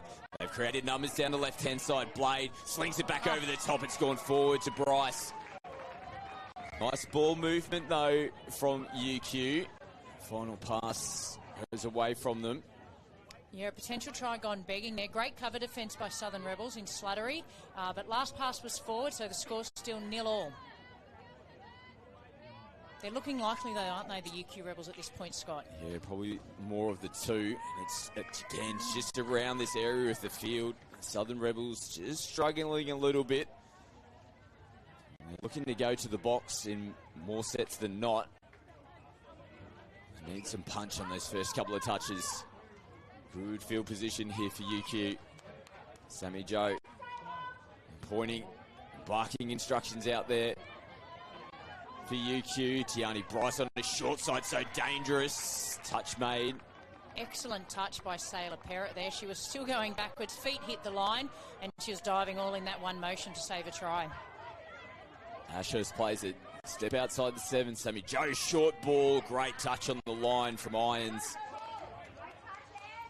They keep attacking him, but they keep warding him off at the moment. I wonder how long they can sustain this pressure, the Southern Rebels. They need to get the ball to the other end of the field. A little bit better. They're still making changes around their 10-metre line, the Southern Rebels. They're over the halfway line now. As Fountas tucks it under. It's a clean play, the ball down. And a pick up and go, looking for some offside players. Halliwell Quinn there on the last touch. Yeah, and she'll make her debut for New South Wales in the Women's Open in a couple of weeks up here, and she does have speed to burn, young Summer.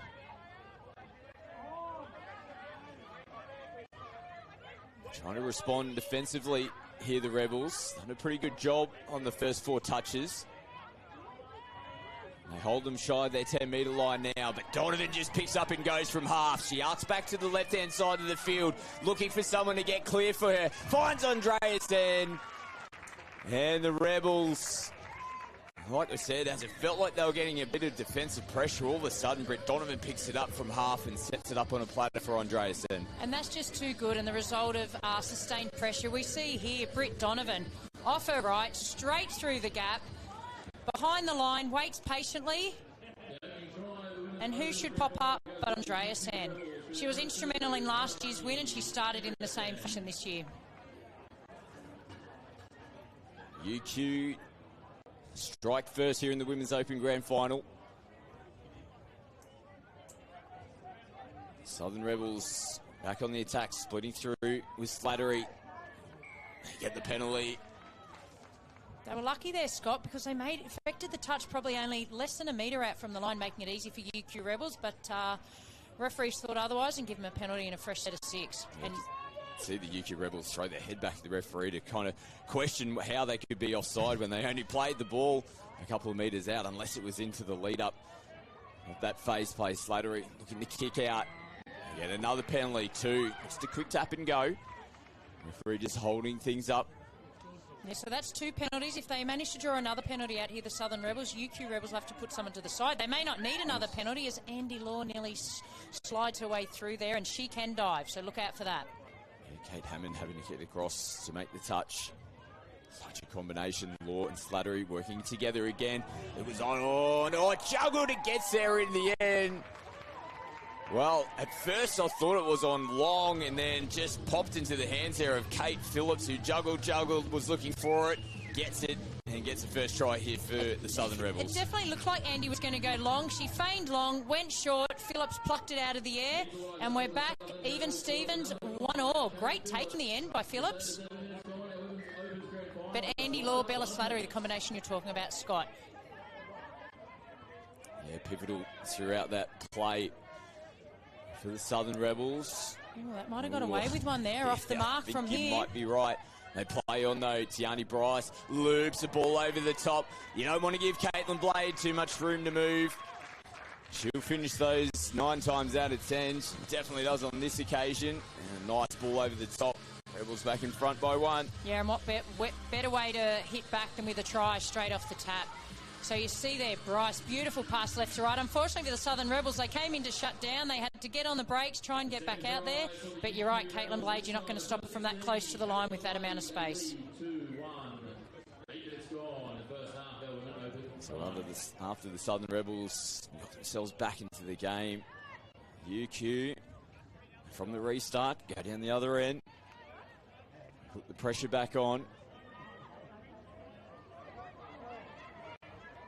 Nice option to switch through. There wasn't anything happening for them. They've got all their numbers on the left, but an incorrect play the ball.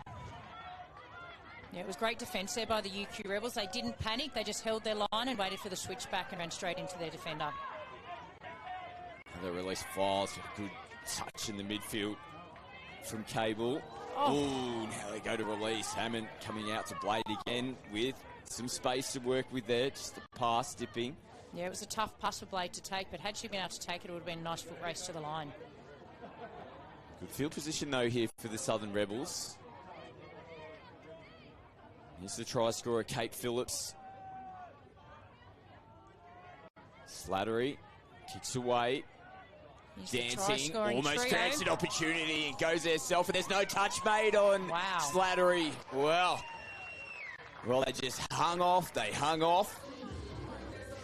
Slattery takes it with both hands. You just cannot look away. There was nothing doing. It was the three that set up the try before. Slattery rolls in. Looks like she's about to make a touch. Skips out, skips back around, dummies through, and great honesty there by the UQ Rebels player in Kate Hammond. And we're all locked up at 2-2, Scott. Worth another look at. There wasn't anything going on there. She kind of bent the back and through she went, Slattery. A little defensive lapse there for UQ. Now outside the 7, last touch on Andreasen, takes it right to the line. Good read from outside in, Hayley Crawford. Looks like she might be down there. I think it's Sammy Jo Love. Yeah, she's going to jump off the side there. She might have just landed on her lower back or her butt. But it was a touch that had to be made there by the Southern Rebels because it was looking like another try there for UQ Rebels. Looks a little ginger. We take a look at the replay. It's a great read. It's a bit of a heavy shot. Might have been as she landed onto the turf. Better flow here for the Southern Rebels. Fountas, short ball. Now loops out the back. The battle's gone forward. Nice set though, wasn't it? And I like how controlled they were on touch 4 coming into the last. Yeah, it was a really good set there by the Southern Rebels, and we saw that in the semi-final. Sailor Perrott just kind of volleyball spike it over to her winger for a try. And interesting in the semi-final, Scott, as we know, Southern Rebels had somebody in the bin for a period of time and managed to score with only 5 players on. And that was a huge moment in the game because it could have opened up for them. And the Hornets might have been able to run away. They scored with 5 players on the field. Her on-field has seen a penalty here. Forward pass. Yeah, we've got about 5 minutes left in this first half. It's 2-2 on the scoreboard, so both teams will be looking to create some ascendancy as we head towards half-time. They shift through the hands. Fountas gets them over the halfway line. Phillips gets good punch coming out of the interchange area. Law looks to skip. Comes back in field to Phillips. Didn't quite get that down cleanly. That was because of the contact coming in from UQ. Yeah, so they're getting a fresh set of 6 on the line, and they've got their, again, that trio that was on when they scored their last 2 tries. So you've got Slattery with the ball, dancing with the defence. She'll draw another penalty here. Second penalty. So if we see another one, again, we might see 5 players on for the UQ Rebels to defend a set. Slattery, no options early. Plays it, receives it back from Law. Comes back to Law, out in front of Phillips. Ball down. So early in the count. Good field position. And turn the footy back over to UQ. Yeah, they definitely need to be more patient there. They had 3 or 4, and now they've made matters worse. They're giving away a penalty. UQ Rebels will take that all day, asking where the mark is. I dare say going to stay out of the mud and head to the right-hand side of the field. Sammy Jo Love out on the field. Good to see she's shaking off that little knock. Out in the left link position at the moment. Andreasen back to Lucia Files. Ash Hurst is sweeping. They go away from her though. Out to Lucia, who skips. And a diving effort. There from Tomasu to make the touch. Last one of the set here for UQ. Ball out in front. And they'll come back though for the penalty. Yeah, it looks like a late pass there signalled by the referee, and it's hard to take your eyes off UQ Rebels. There's just so much strike power right across the field. It's hard to defend them because you don't know which way the ball's going to be going or who they're going to turn to. You definitely can't go to sleep on them on the last touch of the set, particularly when you think you've got them wrapped up on a dead play. Good meters coming into the last now. Clean play the ball. Nice bump work and footwork, but they finish it off in the middle.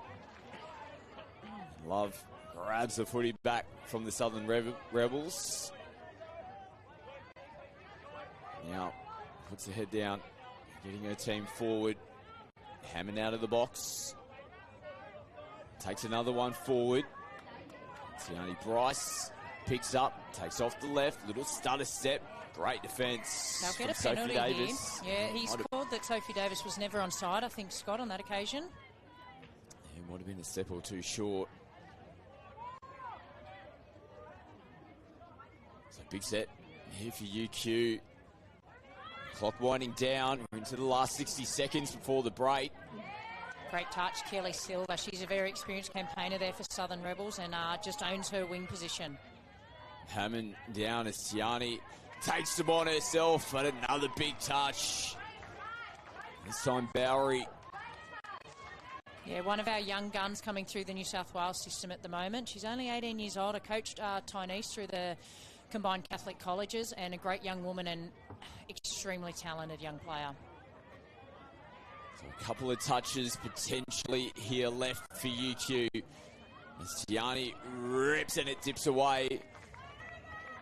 They'll be a little bit disappointed with that set, I'd say, Scott. The UQ Rebels, they had a golden opportunity to take the lead going into half-time, but just couldn't put the icing on the cake. Yeah, we know how big momentum, particularly going into the second half, would have been. Southern Rebels, credit to them, as now we see decent contact. And Tiani using the shoulders. Yeah, I think she was more bracing, trying to slow down a little bit, in fairness to Bryce there. Yeah, we're actually into the last 60 seconds. The clock wrong previously, so this is a big opportunity. We said it was a big one for UQ down the other end, but the Southern Rebels now have a good chance to try and get points before the break, but a loose pass. Yeah, with about 30 seconds to go, UQ might have a little bit of a trick shot coming into this last 15, 20 seconds now, but they're a long way from getting to the Southern Rebels try line, and that's Ruby Thomas-Hugh pushing up in defence for her team. This is a big chance here for the Rebels to put the pressure on. It's just a loose boot. It's unfortunate that a boot got in there because they were doing a really good job to contain UQ as they were coming downfield. Hooters about to sound in the background. Last play for them now. Donovan, we've already seen her split them open once. Oh, it's still Andreasen. Sends it over the top, dips away at Blade. The crowd groans right as the Hooters sounds for half-time. And both teams go into the break locked up. It ebbed and flowed throughout that first half, didn't it? UQ looked pretty good, but the Southern Rebels did a great job to grind and get themselves back into the game. Yeah, they sure did. It started off in a flurry with, I thought UQ had obviously the first part of the half they owned, but Southern Rebels have settled into the game, and it's 2-2 as we head into what's going to be an amazing second half, Scott. Well, as expected, another tight contest here in the Women's Open Grand Final. Halftime score, Southern Rebels 2, UQ Rebels 2.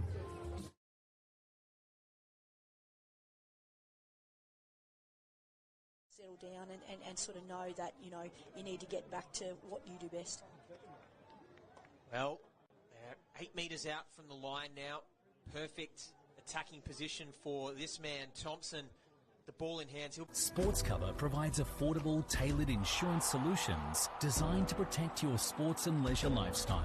Created by sports people for sports people. More than 35 years of industry-specific experience and knowledge makes us not only experts in our field, but pioneers of our industry. So whether it's in the sporting arena or it's for fun and leisure, you play with pride. We protect with passion, because we don't just know sport, we are sport. The game's about to kick off, and you've had a shocker. The big man's dropped the ball. Oh, no, just not. Oh, what a fiasco. Your daughter calming the crowd. Your daughter more. DoorDash.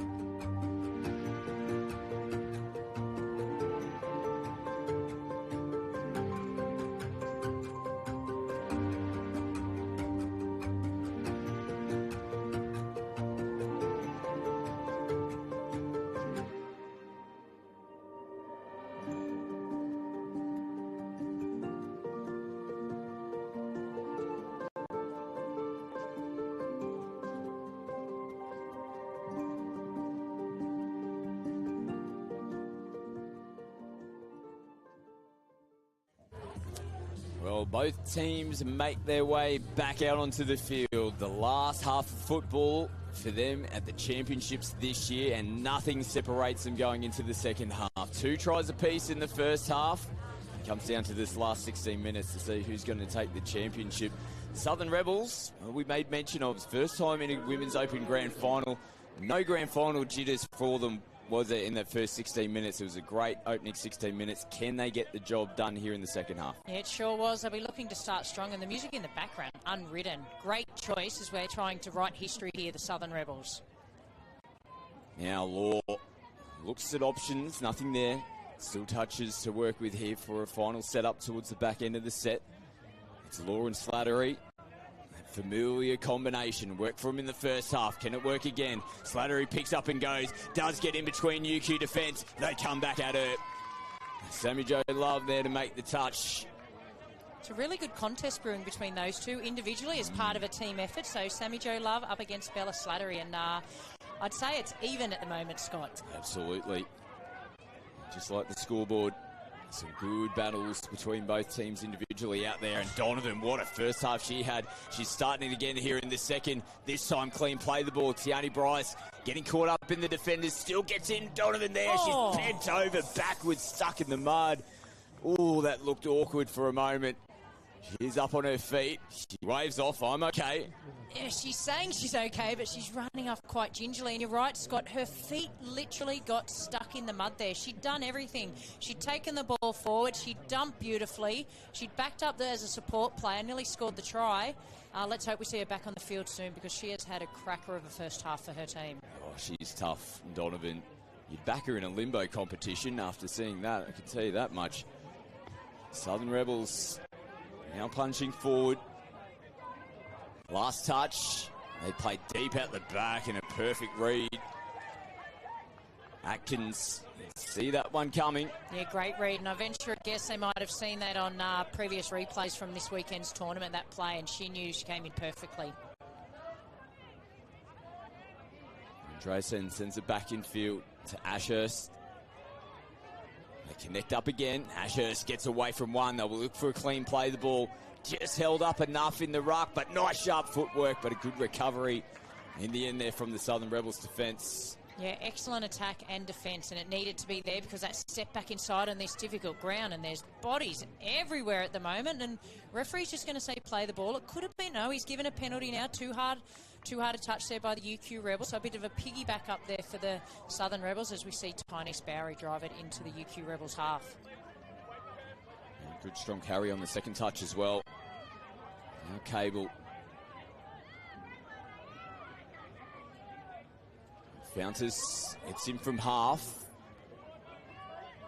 Looks at options. Does come back to Cable. Links back up with Fountas. Receives it back. Plenty of touches and just nothing there on that side. Maybe a little miscommunication on the back end of the set. I think so, yeah. They came back to around where the numbers were. So, unfortunately for the Southern Rebels there. But UQ Rebels, great defence as they march the ball straight down the field. Great hands there by Fields. Yeah, still very tricky conditions. We did get a little bit more rain today. You can see muddy patches throughout the field. Now they're isolated. Murphy had no other option but to come back to Clarkson. It was the last play. Rebels here start their set just shy of the halfway line. Got to capitalise on this. We see teams where they get the ball around the halfway line. They somehow struggle to get downfield to get that attacking opportunity on the back of it. And you can see the first 3 touches, they've gone lateral across to get some fresh players on. Someone's got to get them forward here so they can have a crack on the back end of it. They got a pop-out play, and it's off the hands of Andy Law. Yeah, it was Slattery and Law trying to work together there. Tried a little fly play, but Andy couldn't reel the ball in. This is a better start of the set for the UQ Rebels. Love releases. Ashurst bobble and good contact. Forced the mistake. Wasn't over vigorous. No, so that's another little win there for the Southern Rebels, and they're slowly creeping up where they're starting the other sets with possession. They're now just creeping into the UQ Rebels half. We see nearly there Andy Law. She did well to maintain possession. Back-to-back sets they've started on the halfway line.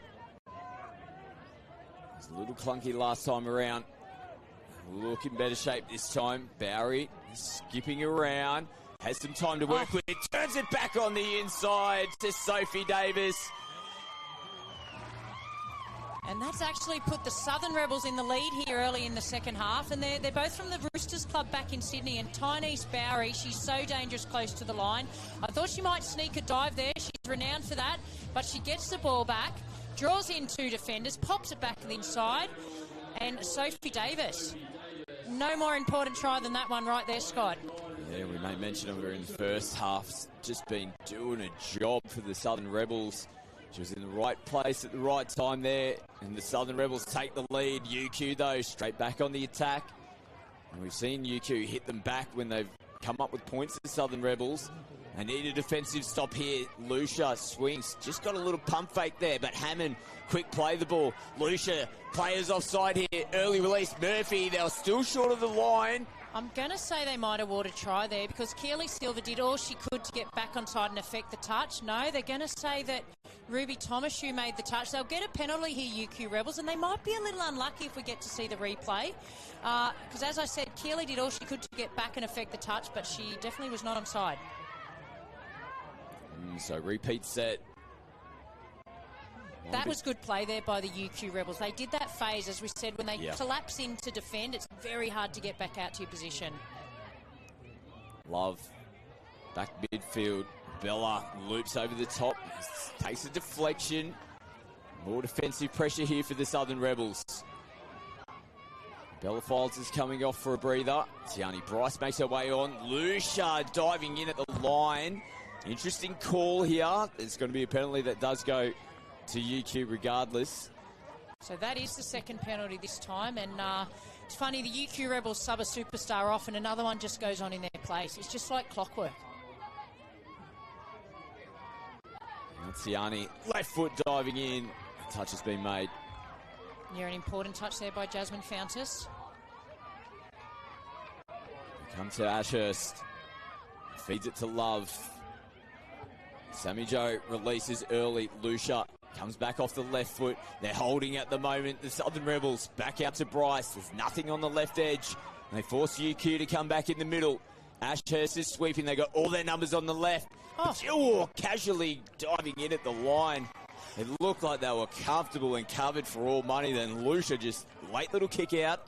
They just make the touch. Yeah, it looked like she might have snuck over there, Files, but a good touch by Fountas in the end, and Southern Rebels will be happy with that defence. We see the replay here. There didn't look like there was much on.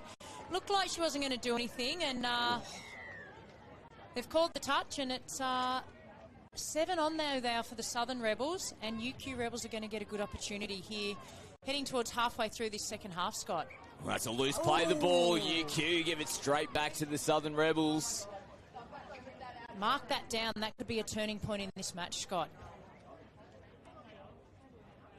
There's some very nervous Southern Rebels parents just in front of us here in the commentary box, and they are riding absolutely every play of this match. It's great to see family and friends here at CX Coffs Stadium as we see another era. Nerves are starting to build here. Tension's building. It definitely feels like there is more tension in the air now. Even with the Southern Rebels in front by 1, we know the one-try margin's not going to be enough. UQ coming up with a few uncharacteristic errors of their own. But if you give them too many opportunities, they will capitalise eventually. They've got too much class across their lineup. Southern Rebels almost just have to be perfect in every aspect for the rest of this game. Can they hold out? Clarkson, Andreasen picks up. They go away. Donovan out in front. Good hands from Clarkson. Last touch of the set. But again, great defence, Scott. So they're throwing everything at him as we see Slattery make a great run, and they're still happy to promote the ball out wide as they head towards their box. But they're throwing everything at him, UQ Rebels. But at this stage, Southern Rebels are up to the task. They need to be clean in this set. It's been a good start for them over the halfway line. There's a bit of contact there. Now, ball out in front. Nice quick play the ball. UQ and stretched a little bit down their right-hand side of the field. A little juggle in the end from Bowery says the ball go back to UQ. At least they finished their set. That was a bit wobbly out of the hands. Referees play on. No, they will come back in the end. As we see players down on the deck. Britt Donovan again. She's in the absolute wars out there for UQ. Southern Rebels say, we'll just take the ball and get on with it, thank you. Yeah, she's now covered in mud, so she hurt her back earlier in the match. She's now fallen face first into the mud, but a tough competitor. She'll be back on the field very soon. It was a late call there, wasn't it, Scott? It was a late call. I think it's the right call. Yep. They may have just been getting that communication across. It's a tricky period of the game where they're coming across, making changes. Referees were switching positions as well, but it was the right call. Southern Rebels now attacking. Barry plays it within the 7. They pick up and go, but they're diving across there. There really wasn't too many options. Only the one winger out there and plenty of UQ jerseys there to make the touch. Yeah, so UQ Rebels are straight back onto the ball. They'd be starting to have a little glance up at the clock. There's 6 minutes to go, still plenty of chances, but scoreboard pressure can start to be a factor in the next couple of sets of 6, Scott. Sammy Joe releases it. Tiani with room to work with. Heads out to the left-hand side of the field. Back on the inside, takes a deflection. Nice work from Atkins out in the left. And again, it was Tyneese Barry, came all the way from the middle of the field. You can see her just getting back into position now, but a touch that had to be affected because they are on the charge again, UQ Rebels. Well, this is a huge part of this game. Rebels holding on to a one-try lead at the moment. It's the Southern Rebels. UQ Rebels looking for points to lock it up. They look skinny there, getting back to the line. Great inside defence. Referees are chatting. It was a touch on the inside. Yeah, Barry was the onside player, and she had her hand up, definitely making the touch. And again, because otherwise I think it was going to be a try, another try for Andrea Sand. So they're still in front here, 3-2, but a couple of touches up the sleeve of UQ Rebels. Now Bryce, it's opened up. Huge hole there for Sammy Jo Love. Well, it was almost too good to be true for her. She saw the ball come back her way and saw how much space she had to work with. Had to get the motors going again. She dives across the line and locks us back up. I don't think she could believe how much space opened up for her there. So they go through one way. Bryce draws the defence in. And so much space, and she's going to score them all day long, Sammy Jo Love. Came round on the sweep, Bryce threw it back inside, full-length dive. We're all evened up, 5 minutes to go. Oh, here we go. What a game it's been. They just keep producing these Women's Opens grand finals, don't they, Scott? Yeah, they're traditionally always tight contests. And again, we're getting another one here tonight. And nothing there on the last play of the set. They'll take some confidence from that UQ Rebels. They've been able to have a strong defensive set there, and they're getting the ball straight back on, and they're still running at speed, although they've made an error there. So that could prove costly as Rebels get onto the ball there and making subs of UQ Rebels. It's Cable putting it through the hands. Couple of changes for the Rebels. Keely Silva plays it. Hits out to the right wing. Bring it out to the left edge now with Irons. It's away from Files. Slattery back on the park. Halliwell Quinn looks to sweep, but Law kicks out down the right edge. Halliwell Quinn now holding, sweeps around the other side. She's racking up the K's. They're going away from her, but they come back towards Law. Yeah, and she's renowned for that, Andy Law. She's got a beautiful dive and working extremely well off Bella Slattery. Now last, they've only got 5 players out on the field, but we know that they can score with 5. Law headed to the sideline to get a change. So now things become interesting. About 3.5 minutes left on the clock. They're going to go for some push defence here, the Southern Rebels, but UQ Rebels, they've got plenty of trick plays up their sleeve as well. Well, they've had to burn 3 touches, now 4 to get to their box, so it makes it hard to get good flow coming into the last touch when you're still sweeping on. They've done a pretty good job though, UQ. Tiani comes back to Hinarungi, no one there. And straight back onto the football here for the Southern Rebels. And it could be at this back end where that drop-off, those extra few minutes of play, can come. The legs are a little bit more tired, but they'll be putting everything they can into it to try and get a win here. Down into the last 2 minutes of the grand final. Southern Rebels on the attack. Last touch for them now. Ooh, probably caught in 2 minds of to hit the hole, switch back in underneath. Bella Cable. She comes up to make the touch. Tough assignment here for UQ Rebels. They've got to get it down the other end of the field and give themselves a chance to win this game in regulation time. Donovan back out to the park. What a performance she's had. She's been in everything. Here she goes. Releases Hammond. Nice footwork from Hammond. Has the touch been made? Hammond's taking off. The question's been asked, and yes, the touch was made from Bella Cable. Yeah, she was away for the prize there, but not to be. So Southern Rebels will get the ball. Bit over a minute left in this game. Both teams probably get one more opportunity with the ball in hand, Scott. Got to get down the other end first. A bit flat here as the changes come on. Southern Rebels. Slattery again. Someone's got to punch forward. Back in the Law. Slattery decides to pick up. There was contact made. And they get the penalty here, the Southern Rebels. This is big. This is massive. One last set. Slattery with the ball. Andy Law behind her. Let's see what magic they can create. Can they create history in this next 40 seconds, Scott? Donovan comes up and makes a big touch on Slattery. Wow. And what a game she's had, Donovan, in attack and defence. Experience there on the first touch of that repeat set. Britt Donovan gets the footy back for her team. Bell folds over the halfway line. UQ, they might have one more chance to break the hearts of the Southern Rebels. Lucia picks up, sends it out to Ashurst. Great footwork from Ashurst. She links up in the corner. And the scramble defence from the Southern Rebels. We are heading to drop off, Scott McAllister. My heart is pumping and I'm not doing anything. I'm just watching this epic grand final. And UQ Rebels, we know they've been in this situation before, but it's definitely a tough one to pick. Well, they've been in this situation in the game before. They were in it as well last year in big matches. They got it done in the semi-final. They know what it takes to win in these type of situations. The Southern Rebels, they haven't been in the grand final before. Now they're in extra time in the grand final. Wow. That was heart attack moment at the back end. What about the footwork there from Ashurst? Almost creating an opportunity there for Atkins down the left-hand side of the field. And we go into extra time. Yeah, so everybody will just get their breath back here for a moment. And you can see here down for the UQ Rebels, they've actually already taken their players that they're going to put on the field and they're having a little chat to them. And the ones on the other side here, they're probably just going to talk about how they can assist from the sideline with their team. So, as you said, Scott, they've been here before. They know what to do. They know how to do it. Can they execute it now that the time is here? Looking for back-to-back championships, the UQ Rebels. Southern Rebels, the first title in their history. It's going to come down to extra time. We go into a 2-minute period now. If there's no team with the clear advantage after that 2 minutes, we drop down to 3-on-3. Golden try from that point on. The Rebels, they get the tap off. That's a little win for them as well.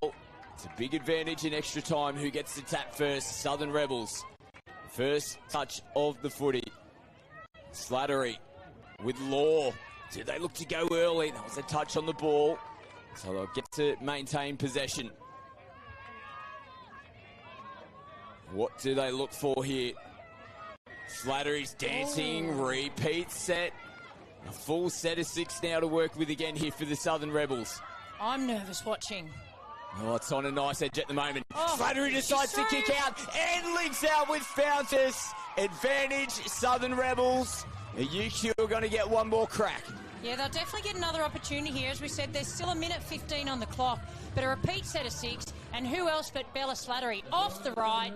Could have nearly gone herself, unselfishly passed to Fountas in the corner. 4-3 with about just shy of a minute left on the clock. Lucia Files, Tiani Bryce, Sammy Jo Love, and Hinarangi Andreasen on the field for UQ. So much experience, all Australian players out there for the UQ Rebels at the moment. Tiani can't get on the outside. Lucia now, ball in hand. Hitting from half, pops it, Tiani out. They've threaded it and got it out there to Sammy Jo Love. She has one peep at the clock. They're pleading the touch there, the Southern Rebels, Tynese Barrowby. The refs have called play through. It's now 4-all. There's about 25 seconds on the clock. And they will get about maybe 2 or 3 touches here, the Southern Rebels, to see if they can steal it in 4-on-4. Well, here we go. 10 seconds left before we drop to 3-on-3. Can they crack them? If they can't crack them, they need to hold on to the ball, the Southern Rebels, because then they'll get the advantage with 3-on-3. There's one last play. Law, they decide to go, and Lucia gets across to make the touch. Hands on heads here in the commentary box. We're all not sure what is happening out there, but it's 4-on-4. It's about to be 3-on-3, and I'd say the Southern Rebels have got 2 touches in hand, Scott. Yes, they've still got an opportunity to win it now. The next try wins the Women's Open Grand Final. Bowery, they loop it over the top, and it's over the hands there of Andy Law. Was that their chance? Rebels do take the opportunity to get some replacement players. Lucia taking her time to go and get the footy. Yeah, sucking in a few deep breaths, no doubt, Lucia Files, because they'll be looking to her here. They've got to go the length of the field, but there's 3-on-3 and plenty of space. Who's going to be the first to crack?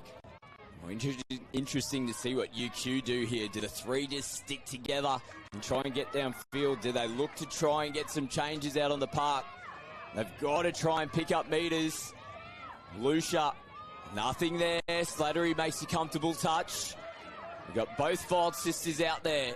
Ashurst now picks up from half, kicks off the right foot, switches back in, and the contact is made. Players out of position here for UQ. Southern Rebels look to go straight away.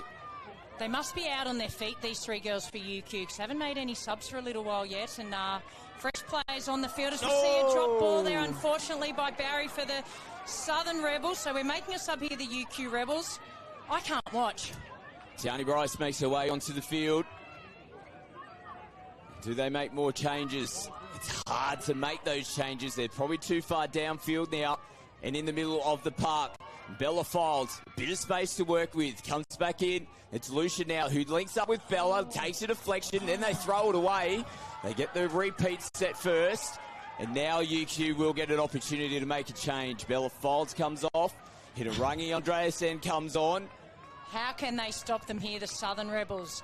You've got Bryce, Files and Andreasen. This is going to take some sort of effort from the Southern Rebels. Bryce, space on the outside, looks to go, and it just gets on the outside. Does she get it down? Yes, she does. Tiani Bryce won it for them last year. She wins it for them again in 25.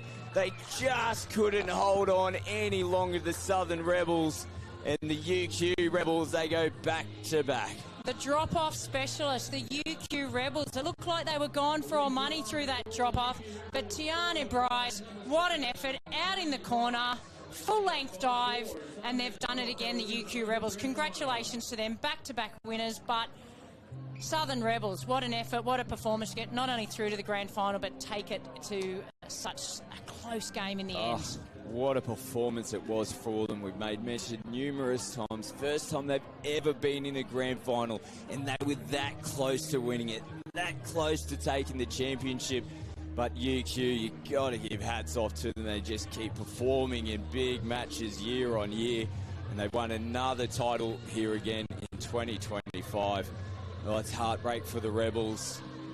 It is heartbreak for them right at the moment, but they'll look back and be extremely proud of the effort they've put in and making it all the way to the grand final. But UQ Rebels, they play so well as a team. They never give up, Scott, and they know, given any opportunity, put them in a drop-off, and they are the specialists. Well, we'll get down on the field, and with Adam Pride, he's going to have a chat with our Rebels. That's UQ Rebels winning team again here at 2025. Final match of the tournament coming up. Men's Open Grand Final. We've got the Hunter Western Hornets taking on the Sydney Mets. Plenty more to come. Stay with us. Down, they just think they are. Another little wannabe gangster trying to play hard. Down, they just think they are. Another little wannabe gangster trying to play hard.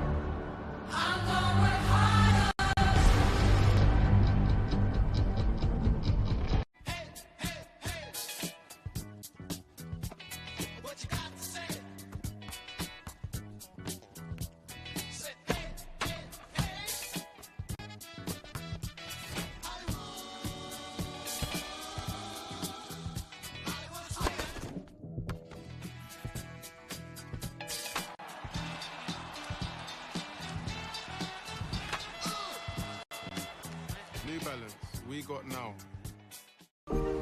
Welcome to Sydney. Upbeat. Downbeat. Feel its heartbeat. Open spaces. Open arms. A place to feel alive. To feel free. Come feel it all. And feel new.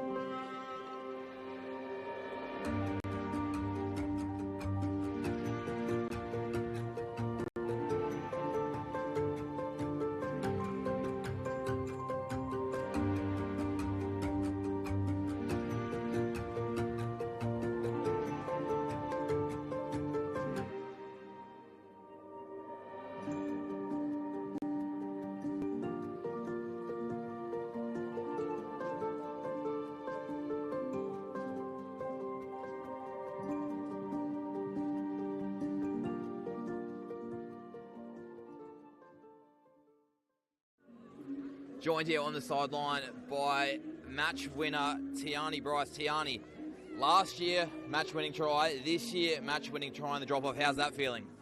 Pretty good, but all credit to the girls. They help us get all there, and our wins all to them. So. You said full credit to the girls. It hasn't been all easy. You dropped a round game this tournament, drop-off in the semi-final against Scorpions, repeat effort against Rebels. How do you keep getting it done? Just the family of the Rebels, we all dig deep for each other and we get there in the end. So just the unity that we have is just amazing. So. Unity is a big part. It's good to see that. We can obviously see that from the sideline. Is there anyone you want to thank on behalf of the team? Sharpie. We missed him this year, so all thanks to Sharpie. He's got us where we are, so yeah. Definitely. What about any coaching staff? Or? Yeah, obviously our coaching staff Leash, Amy, Leilani, and even Renee too. She's had to sit back a bit this year, so yeah, all credit to everyone. Awesome. Congratulations. Thank you for your time. Enjoy the celebrations. Thank you. Could have had an opportunity potentially. Should have been there, yeah, definitely. But let's see what Suns do with this repeat set. Attacking the line and a nice dive in. They're going to give them the try this time. And it is the Suns after facing a mountain of pressure from the Swans early. Swans though back on the attack from the restart. Yeah, they're and offside, play on Sakul. And great listening there. Fantastic play there from Indy Kelly. Lucy Dean plays it coming into the fifth and final play. Nice ball out to the link. Good ball as well out to the corners. Referees the same play on. Takes a deflection as well. Repeat set here for the Suns. Danger signs. It's Caitlin Presswich. Plays it on the 7. Takes off. Comes off the left foot. Oh, referee's going to point to the spot. So they've got some work to do here. Nice little exchange of passing in the middle of the field. Just shy of the halfway line as they get over now. This is a better recovery for them off the back end. Kelly plays it. Nice clean pick up. Talking about wheels. Here she goes again. Walker. She's on. Oh, and then juggle in the corner. What a finish. Claudia Wheatley. Oh, how good was that? That is just great footy. Clean pair of heels out of half and just shopped around. And to a 2-try lead here. The West Southwest Suns. Pressure here for the Swannies. Nice inside ball. Short ball, nice early release, and over the top from Searston. Great setup, great lead-in work there from the Swans, and that's a nice response. Yeah, really good response. Great lead-up work, their movement, out towards their box, and they're getting their subs on nice and early and doing what they need to do. And here comes Kaushi on the latch. Searston, nice short ball, good running. It's open up straight through the middle here for the Swans, and under the post goes Brooklyn Schmidt. It was a gallant chase. And now the Swans level it back up to threes. And the Swannies, so they probably need to get a little bit tighter on those static plays. Kelly into half, feeds, takes a little juggle. Ball out in front, cutting in on a beautiful line again. That's a great hole. Claudia Wheatley, another try to her name. What about the 2 tries she scored in this semi-final? They've been absolute crack. 2 tries here in the semi-final for Wheatley. She's playing big minutes as well. Out here on the left-hand wing, they go back out now. It's the Swans that go back out. To their left wing, I should say, Laura Fry. She scored one before. This time she puts the final pass on. And the Swans, they're going nowhere. And another latch here from Misha Couchy, and they're lining up. Looks like a fly play here. And decent contact, just probably caught off the feet. Her assistant come forward now on the last. Looking for offside players. Still play on is the call, and they're on the spot to finish it off. The Swans are back in front. He'll assist and scores the try. Nice running here for the Swans. That is Ella Assist and Zach Henry and Jordan Randall. Well, the stage is set for an incredible finish to what has been a wonderful tournament, the Championships for 2025. We have reached the Men's Open Grand Final. The referees here, Dave Baggio, Tony Calabria, Zach Genrich and Jordan Randall. It is, of course, the Sydney Mets taking on the Hunter Western Hornets. Hello to our viewers across KO, Sky Sport New Zealand and Sky Sport Next across the globe. This should be such a tantalising fixture. James Preston and Adam Pride to bring you all the action. We cannot wait for this one. Yeah, the bar has been set high after that epic Women's Open game. 3-on-3 drop-off. Excited for the men's. Both these teams haven't had it all their own way. The Hunter Hornets dropping a round game to the South Queensland Sharks. The Mets doing it similar, dropping a couple of games on their way to the finals. But both the Hornets and Mets defeating the 2 undefeated teams in terms of the Swans and the Sharks. So they're both confident, and I'm excited to see this game, James. And maybe a slight little advantage here as well for the Hornets, of course. Their only loss did come against the Sharks, 7-5 in the final pool match of the round stages.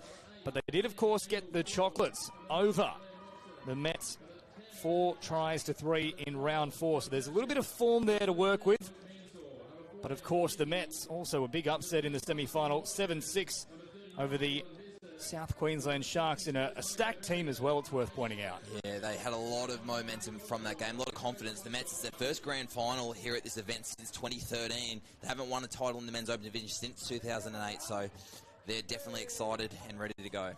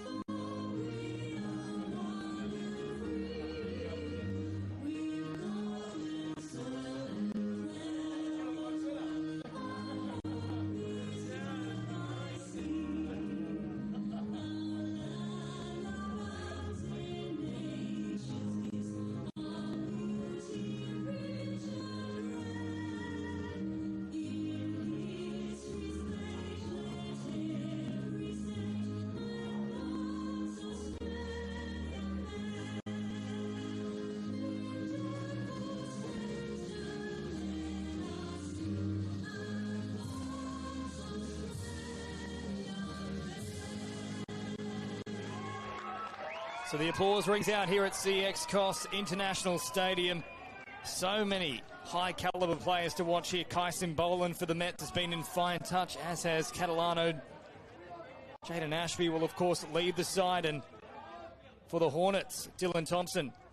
He is the captain for them, but just on form alone, he's been probably in his prime in this tournament, I'd almost say. You wouldn't think Thompson's mid-30s, the way he's running out of this competition at the moment. Hornets, their game's really structured on that run out of the box, so look for those punch plays back against the grain that we've seen a lot in the semi-finals, really troubled the Swans. Meanwhile, the Mets play their own unique style, really led by Kyson Boland, fresh off his Men's Open debut at the recent Trans-Tasman. So 2 differing styles. Both going to rip in here, though. There's so many internationals away from the Australian setup too. Lincoln Little, for example, representing the USA in the World Cup last year. Number of Lebanese internationals as well on the Sydney Mets side, the likes of Luke Mansour and also Robert Catalano Jr. They picked up a bronze medal in the men's open division. So there are just some red-hot customers on both sides of the field. It's hard to pick between them. Now, worth pointing out here, of course, in the Hornets' loss yesterday to the Sharks, they didn't have Josh Moffat. Now, he has been one of the stars of this tournament. They rested him for that game, and he can make a big difference himself. Interestingly, Josh went and played rugby league yesterday, actually broke his wrist, so he's actually out of this final. Dan Langbridge was another player that did that. He's back, got through that rugby league game. So they had two boys out at footy yesterday, one of them back today. A few injuries through their team, but the 14 are going to get through. I got assured by their physio, walked through the tunnel on the way back up. Now, Langbridge is a big inclusion, of course. Moffat, that's a big loss for them, though, but they'll still have his brother Luke, who's also been playing very strongly in this tournament. There is Kyson Boland just heading out to the left of the screen as we now catch up with the Hunter Western Hornets. It's a tight team, strong bond across the board, well coached by Lindsay Brain. They will leave nothing in the tank, these two sides. If you're just joining us for the first time here on KO, Sky Sport New Zealand and Sky Sport Next, 16-minute halves. And if we have an epic encounter like the previous match, the drop-off then will beckon. But we're a long way from that, Adam. Yeah, the other thing that'll be a little bit different for those that haven't watched the tournament and even from the women's game, you notice 4 referees that has been trialled at this tournament. So we'll have a referee in the pocket. So the top 4 referees at this tournament getting rewarded with this final. So Dave Baggio is going to start us off in the centre. We've got Tony Calabria, the pocket referee at the moment, Jordan Randall on the close side, and Zach Genrick on the far. So congratulations to the referees on their grand final appointment. Another one to watch when he does get on the field. He's starting in the box here, but Jack Edwards, of course, was player of the series and of the final itself last year for the 2024 edition. But we are underway for the Men's Open Grand Final for 2025. Quick release here from Edwards as they come forward once again now. Kane waiting for his opportunity. There's big contact, of course. Catalano Jr. is involved. Always very aggressive in his approach. Kane, quick hands, all lovely play, but knocked down there from Cameron Chloe, an important touch. Yeah, Chris Lennon coming in from left leg. We've seen that off the tap play a few times. Sydney Mets striking from the short side. Luckily, they got their hand in there. Kane now will roll it back. Moffat just slowing things down a touch right there on that 7. Gets away from Simbolan for now. Still staying alive in this play, and he's done a great job to work for the penalty. Yeah, a little bit of chest moving at the moment. Mets not wanting to engage. Good patience here from the Hornets. Moffat again. Bring it forward. That time didn't quite get on the right mark, so Lennon had to wait. He'll scoop it up now. Kane flat pass. Back here for Lennon. Also shifting it here for Edwards. Keeps it alive for Kane, who drops it down once more. Moffat, quick release. Oh, Kane, the big left foot step, got to ground quickly. Cover defence coming across. Great save there from Catalano Jr. The crowd was up and about. They thought it might have been an offside playthrough. They went rooster and then just recycled it, went back down on the same player, and it was a little early release on the punish. Kane off the left. It's been a good touch there from the link because he definitely beat the middle Catalano out for that try. So last one coming up here. They won't get to launch another raid, so nearly 2 minutes gone. Scores remain level. 0-all the score. So they bring it forward now with a nice run from Luke Osborne. Towers above the rest of the opposition and real strong driver of the ball as well. As now they'll get those fresh troops onto the field up towards halfway. Quick delivery and they'll cross that threshold now. Last one coming up. Meters on offer. They head out towards this left-hand side. What about the speed now? Oh, there's a great opportunity. Watkins links up. Well, Watkins absolutely scorches the turf. Where did that turn of pace come from? Perfect start here from the Sydney Mets. Hornets, plenty of repeat sets at them. And they just find flow out of the box. It's a middle drive. Watkins just turns on the afterburners, finds space. Great awareness there from the Sydney Mets link. That was Angles Kirk to find space for the try. That was electrifying from Watkins. As you mentioned, Angles Cork on the spot to collect the try. 1-0. Mets strike early. Now Thompson out there for the first time. Lovely ball back on the inside. They just made the touch in time. Thompson can't believe it though. Yeah, questioning there. Jake Gretsch making a close touch. Thompson still shaking his head. That is the thing with Thompson, one of the most talented touch footballers you'll ever see, but The temperament, sometimes it gets the better of him. Yeah, very competitive human. There's a lot of players on this field and in the men's open division that do really ride that competitiveness. Got to make sure you keep your head and your composure there for your team. And speaking of composure, they've given away a penalty. The Hornets offside the rule from referee Baggio. It's a really good start here for the Mets. One try on the board, and now they'll get a relieving penalty. Yeah, interesting in that semi-final. Mets come from behind against Sharks, the probably more youthful of the two teams. Probably, you'd say, definitely say the Hornets the favourites, last year's champions. They're aiming for 4 of the last 7 in this division. The more confidence the Mets gets from the more scoreboard pressure they apply early, the more dangerous they're going to be. Worth pointing out as well, of course, this is now their 5th grand final appearance, though, in those 7. So, yes, aiming for a 4th win, but they certainly have got great form in reaching this level as they come out now for Hickey, who has spent a fair bit of time on the wing in the past, but in the last few seasons very much been operating as a specialist link. Hornets now working away from their own end. Thompson, lovely release, and then Little hot stepping, picks up some more meterage, as does Wilton here. Quick roll ball now for Squires. And then just trying to get away from them is Edwards. His first taste of the action in this final. Meters on offer now for Langbridge. At pace here on the last. A long floating cutout ball, but well and truly forward. Mentioned pre-game that the strength of the Hornets is their flow and their drive through that midfield. Sydney Mets left the ball close to their box side, so Hornets had decent territory to cover. Mets won the first 3 touches, even though Dan Langbridge hammered it with a bit of energy, got some momentum back for his side. They were never under too much pressure there, the Mets. Good start, good tactics from coach Jack Buckley. Now Simbolan out there, he's certainly one to watch. Lovely scoop again here from Watkins, who's threatening. Oh, touch there from Lennon, who just couldn't resist. Yeah, hot hand here, Finn Watkins. Already set 1 try up, asking a lot of questions of this Mets defence. Oh, sorry, of this Hornets defence. Lots of foot speed, decent left to right. So bouncing around now is Catalano. Out here for Simbolan. Once more, Catalano waiting for the call.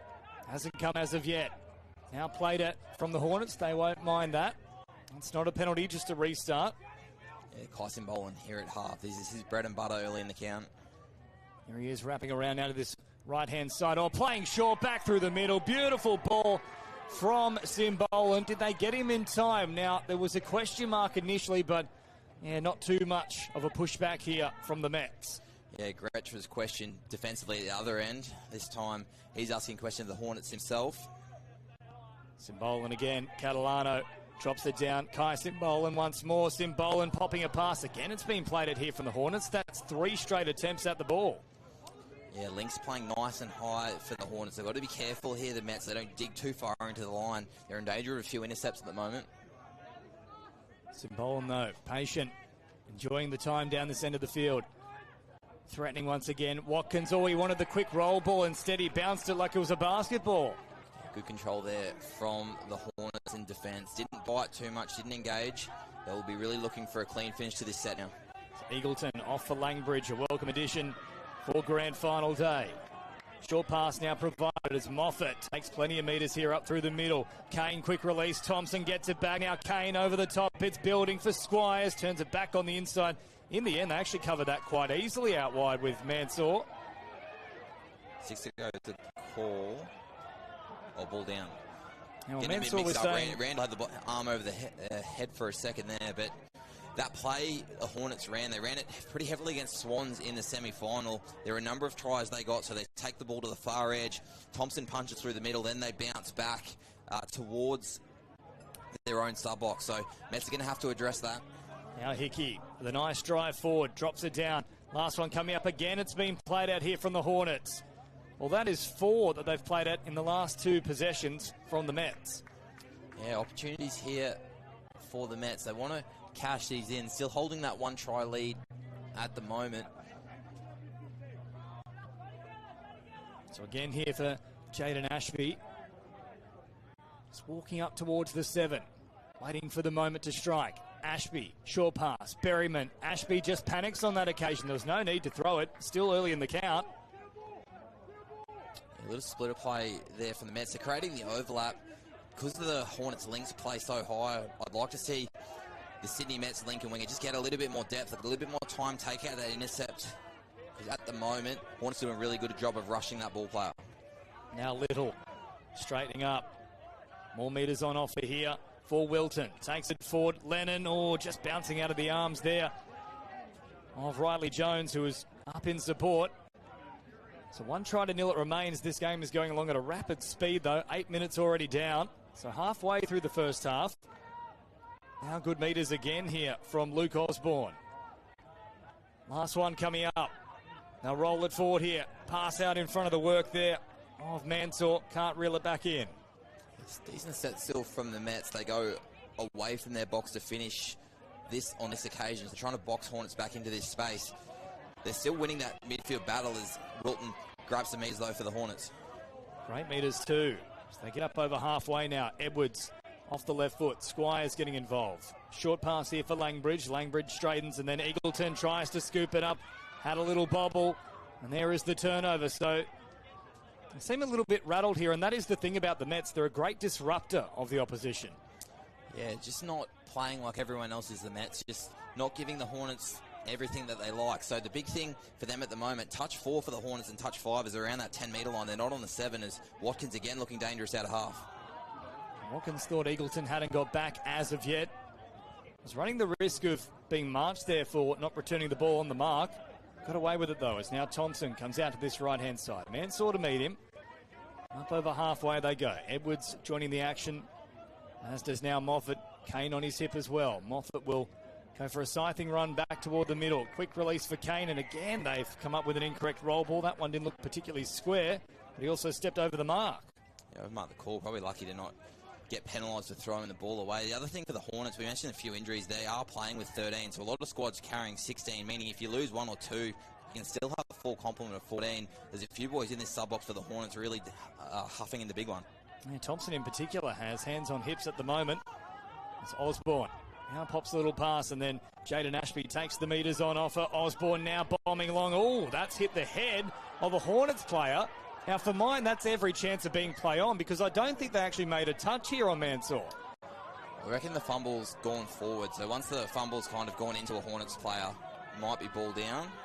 So I think the Mets winger gets a touch first. Oh, no, off the head. Oh, I think it's 2 heads there, and then into the hands of Hickey. They've probably got away with one, the Hornets. You don't see that too often. So, obviously very hard to pick up as it's going at full speed, but yeah, I think there was a double head into the arms of Hickey. It would have been one of the great try assists. Might have actually travelled forward, so it might have gone head Mets player forward. It might have technically been a forward pass. Anyway, that was 140 metres ago. We've gone up and down the semantics Friday. It's all semantics. Now Tomoko, nearly found a pass there. Tomoko Berryman. Squires came in. There's a bit of feeling between these two sides as well. So they'll now work up here, the Hornets, towards halfway. Lincoln Little takes the meters on offer. Now marching up is Jones. A tough one for Edwards to take, because there was a high pressing line there from Jacob Harrington, and now they head wider still. Lennon, who's full of speed.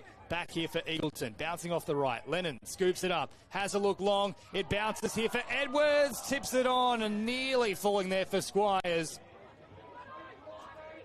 Now get another set to work with, though, the Hornets. They get an offside penalty here, the Hornets. Making a change, they're calling Lincoln Little onto the field. That's an interesting change. Little going to hop out on the wing here, it looks like. Yeah, it looks like Squires, so they're playing 13, so it looks like the Hornets are playing 2 wingers on full time, so I think they're making the most of this opportunity to give Squires a break. And close again there for Lennon. Shutting him down right on the line here, so they're certainly asking questions, the Hornets. Yet to come up with an answer they would like, with less than 4 minutes on the clock in this first half. Eagleton, Lennon. Eagleton now just stopping on the run. Track back to that left-hand side. Playing for a penalty. Lennon now with a lovely face pass out to Edwards. Clockwork stuff from the Hunter Western Hornets, and Little comes up with the try. What a ball, though, through the middle. Yeah, Chris Lennon, this is sharp. Gets the ball back on a counties play, digs into the line. Just hits a nice flat past the link. Don't underestimate the skill of Jack Edwards here. Catches the ball, pivots off the left, finds the winger off balance, and Lincoln Little giving his winger a break.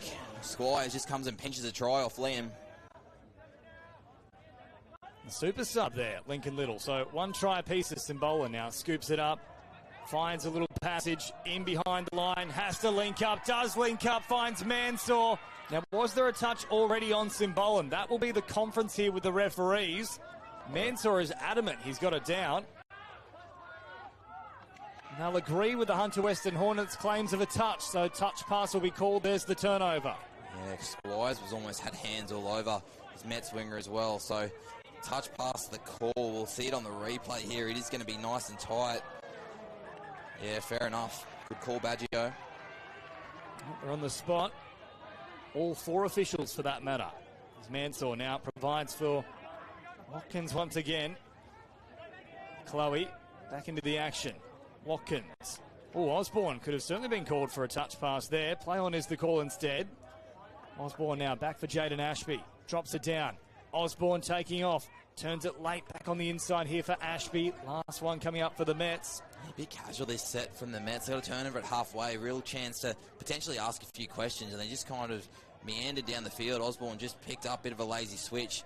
Just really released any pressure that they could have put on the Hornets. And both teams looking rather tired here. As now Hornets spread it from left to right. Through the hands of Thompson. Pops a little pass up here. Squires back into the action as now they cross that halfway threshold with Connor Edwards. Quick release for Langbridge. Now Eagleton steps off the left foot. Edwards just overran the play. As a result, Langbridge had to take off himself. Just got the timing a little off there. Yeah, little sweeper, little minus play where the sweeper comes back towards the half Langbridge. I didn't mind that option. They did look like they might have been offside. Just pinned his ears, asked the question. Referees were happy though. Now Hickey back into the action. Haven't seen too much of Catalano Jr. in the past 5 or 6 minutes. He's still on the sideline here. Maybe sparing him for the second half as they now run at full tilt here into the arms of Hickey, but the ball comes free, and with just under a minute remaining, Hornets will get one more chance. Might get a couple of plays as well for the Mets. Yeah, good read there. Hugh Doherty just on the short side got up and snuffed that out. So Hornets taking their time with the turnover, trying to reduce any chance the Mets would have to get the ball after this set. Nice switch of emphasis once again here. Out towards Lincoln Little, then Edwards with a nice driving run. Thompson looking for more points here, the Hornets, before the break. Quick release now from Moffat. Kane brings it forward. Last one brought up. Lennon, lovely bit of skill there from Moffat. Lennon then over the top. Little looks for a double, pops it back on the inside. They're coming everywhere like ants chasing a breadcrumb. That was epic attack, but also equally epic defense. Look how many Mets players are around the ball. There was 5 of them turning to help. 6 to go is the call. 10 seconds here. I imagine the Mets aren't going to make a touch. Well, they've knocked the ball away there as well. I wouldn't be surprised if there's at least a 4 sub. It won't really amount to anything. They're just talking here. I was worried it might have been a sin bin. Gretsch to the sub box. Thompson claiming that he was all the way through. However, Robinson is suggesting he's made the touch. Now, the time has officially run out. We haven't heard the siren as of yet, though, but it's certainly gone, at least in terms of that 16 minutes. There it is now, so it's coming a little bit late. Lennon draws the pass off the head there of Hickey back into the arms of the Hornets, and that brings to an end an enthralling contest here. 1 try piece at the break. Yeah, we didn't even get out that last play. Lennon digging into the line, little wrap play. Thompson is up and very active at the moment. He wants to make sure he keeps his head here for his team. Not happy about the touch, but what a half. 1-1, end-to-end. High action, high octane, touch football. The boys deserve a breather. They certainly do. We'll take one as well. It's very much a match worthy of a grand final. Hope you're enjoying all the action on KO, Sky Sport New Zealand and Sky Sport Next. A quick break and then all the second half frenetic action in just a moment.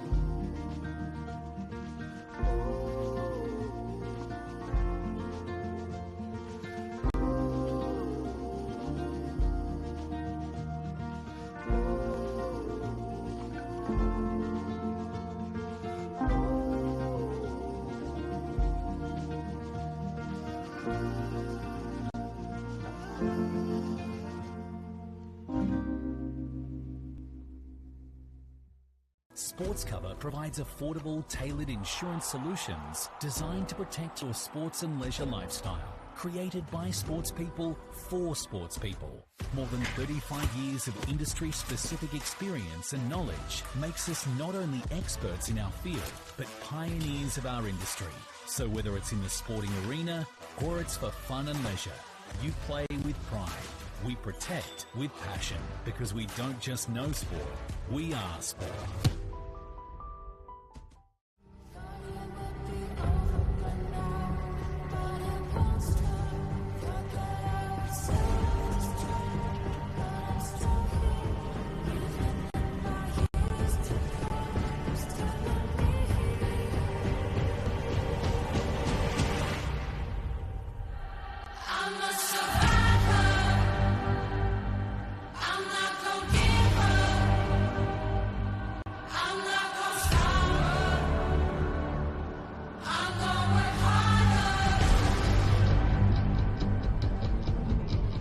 Welcome back to CX Coffs International Stadium Men's Open Grand Final action, and what a grand final it is, on a knife's edge, all locked up as we prepare to get underway with the second half here. 16 minutes to sort it out, one try apiece. Of course, the Mets scored first off the back of a Watkins break and an Angles cork try, and then Lincoln Little leveling things up close towards that halftime break. Terrific action here as Catalano Jr. brings it forward for Kai Simbolan. Hope you've enjoyed the first half. Great to have your company here across KO, Sky Sport New Zealand and Sky Sport Next as they come back on the inside. What a pass from Berryman. Nearly split them, but Simbolan will be ushered back to the 7. Last one here. Simbolan dancing across the face. And certainly these two sides have picked up where they left off, Adam Pride. Yeah, big first half. Good defensive set here from the Hornets. They're going to come towards their box. So as we said, their game's built a lot on this punch and this flow. So we'll see Thompson and Lennon now out of the box. Look for them on touch 4 and 5. Good meters from Moffat. Now Kane follows in like kind. Short pass here from Lennon out to Thompson, but just can't link up with that wide man. That ball hit the deck, and there is the turnover. Two contrasting styles as well. The Mets very much a spoiling kind of team with their effort and energy.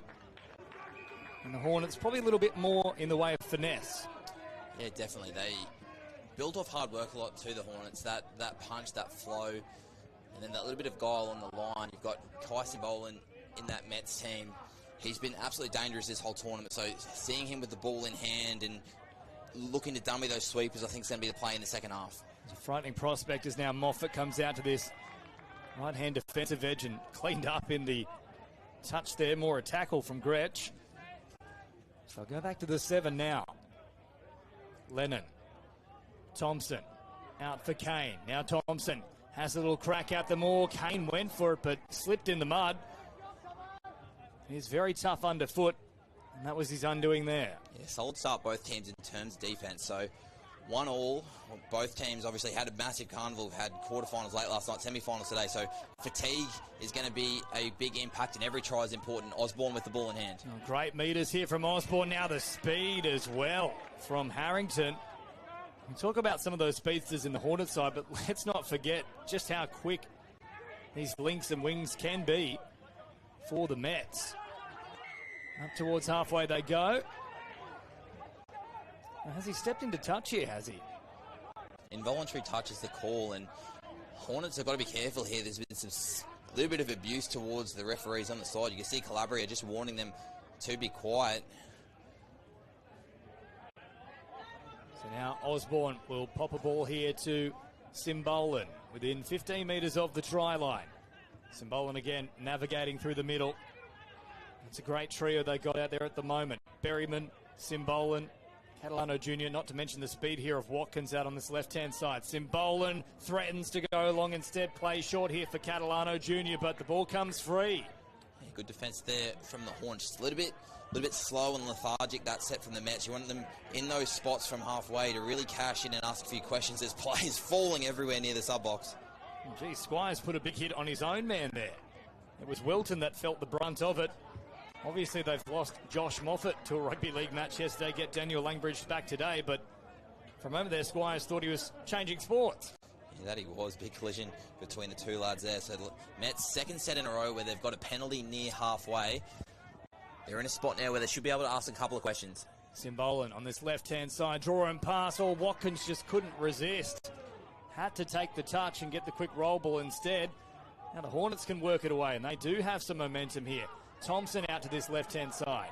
Yeah, they did a bit of space there. Kai Simbolan on sweep. Dylan Thompson did a really good job pressing high at length, forcing an early decision from the Mets, and luckily for his side, it was the wrong one.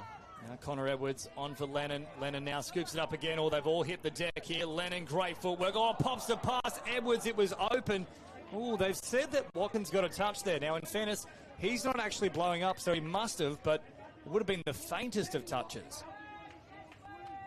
Calabria's having a chat here to Simbolan. There was two players that came together in the backfield before that touch. Let both players play. Could have been a penalty either way. It looks like Calabria's happy to let it go. Now Connor Edwards again. Stepping up quickly was Berryman. Makes the touch here on Luke Kane. That's another penalty coming up now for the Hunter Western Hornets. Yeah, the link. Berryman leaving too early on that occasion. The call come from the sideline referee Jenrick. All four referees wide up with each other. Lennon. Back to Kane. Kane once more will have a crack from distance. I think he did enough to get underneath the touch there of Catalano Jr., but referees are on the spot. They reckon he got him. So back to the 7 now for Kane. We'll drop it down. Moffat. They're slipping all over the place. Lennon will take full advantage of a great recovery from Watkins. Yeah, Watkins was almost face down there. Managed to get up and reload. They're still under the pump here, though, the Mets. Moffat. Back to this right-hand side now for Lennon. Can they conjure something up on the last here? Lennon brings the ball to Moffat. Well read from Berryman.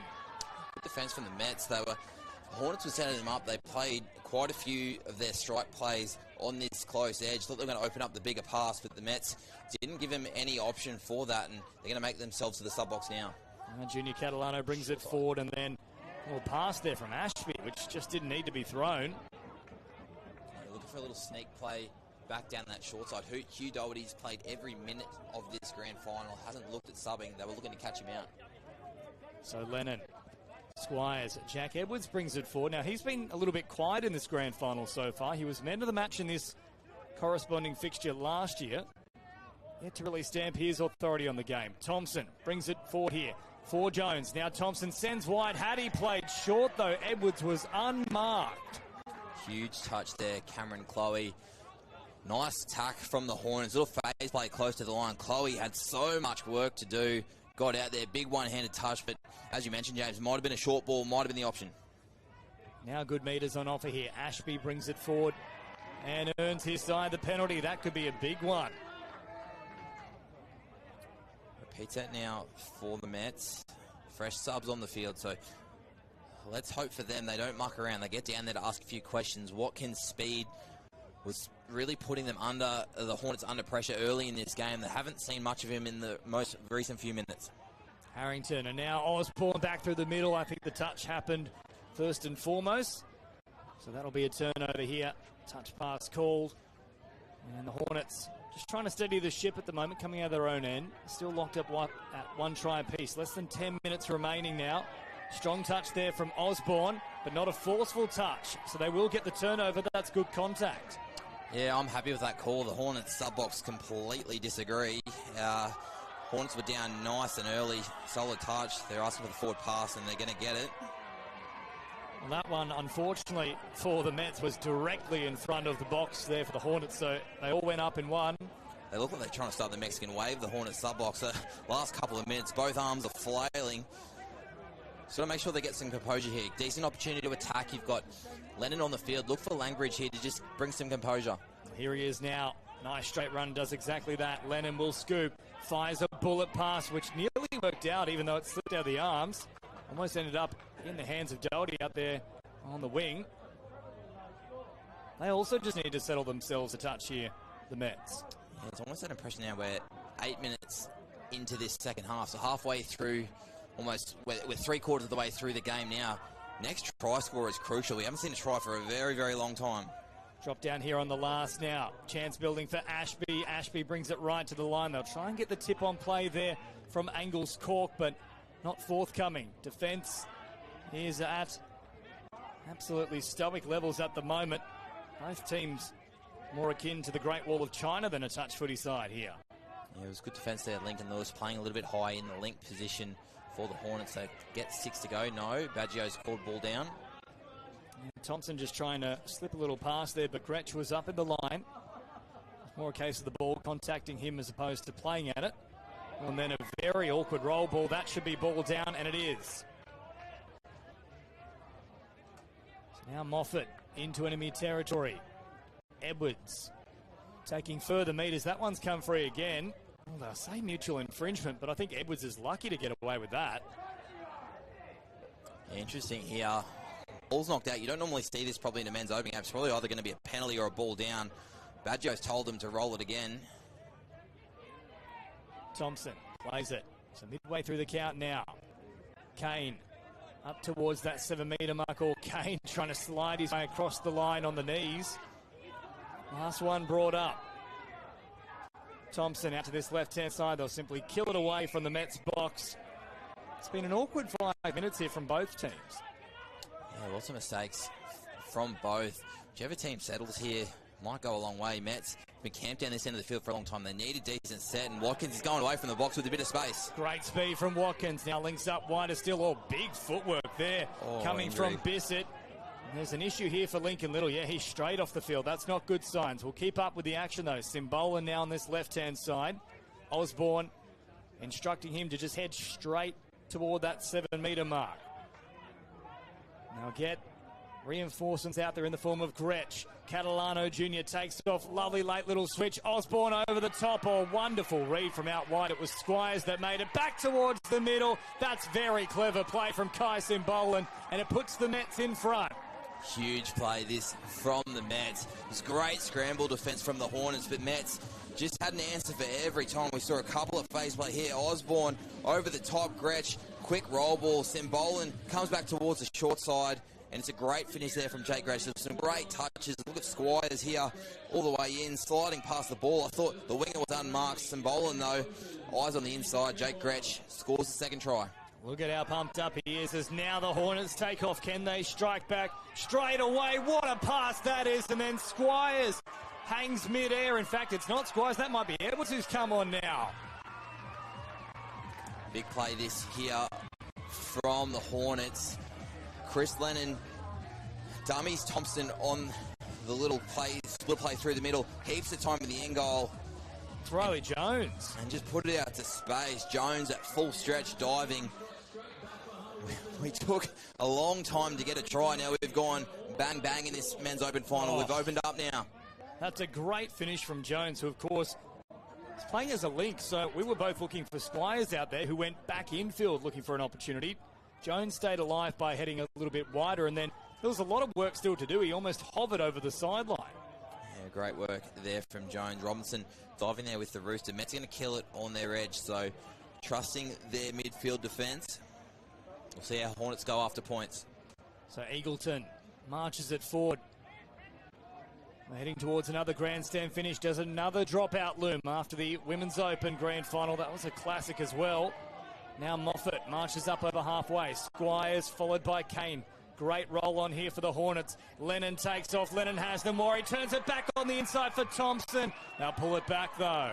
Yeah, big touch there from Tomoko Berry in the link for the Sydney Mets. We saw and mentioned in the semi-final, they went that play a lot where they'd punch from the far side and come back in. The change-up now the Hornets have made is they're putting Lennon at half with his foot speed. He's using Thompson as decoy in these muddy conditions. He's creating havoc for the Mets.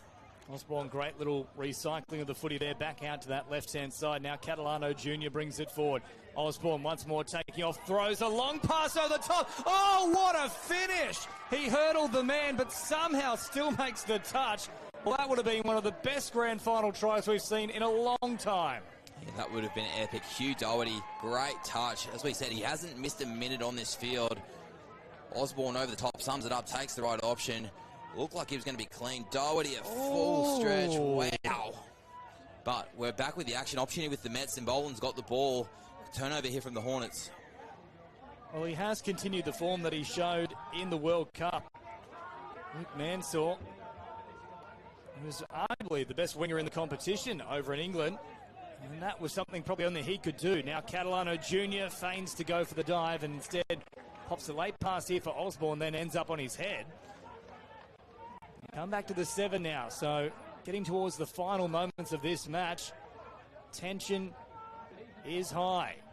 Simbolan bouncing to this left-hand side, looking for a penalty. Would love a set restart here. Catalano Jr. now for Osborne, keeps it alive, back towards the middle, as does Catalano Jr. Simbolan, Catalano once more takes off or tries to squeeze the pass. Had he looked wide though, they were unmarked on the wing. Yeah, the Hornets do a really good job. Their links probably really test the patience of the referees in terms of they like to hold on the line and then press up nice and big. That time Thompson pressed up big. Great ball playing, got in behind the line. If he hit the wing, it was an easy try for the Mets. Good meters there from Jack Edwards, now followed up by Connor Edwards. Squires pops a ball here for Wilton. Wilton, great meters. Edwards on the last. Lennon building for something here. The quick tip on play. Oh, the Hornets! Well, that was special as well. Doherty gets a very deserved try, and they hit the front with barely 90 seconds to go. Yeah, they change up. They come back towards that box, and this time they give Lennon early footy. He's been absolutely running amok in the last 6 or 7 minutes. Nice flat pass, but it's all the credit there has to go to Riley Jones. He scored the previous try, an absolutely nice tap on play. That's not easy to do. He certainly made it look easy though, Jones, and you're right, what a big second half it has been for him. A try and now a try assist.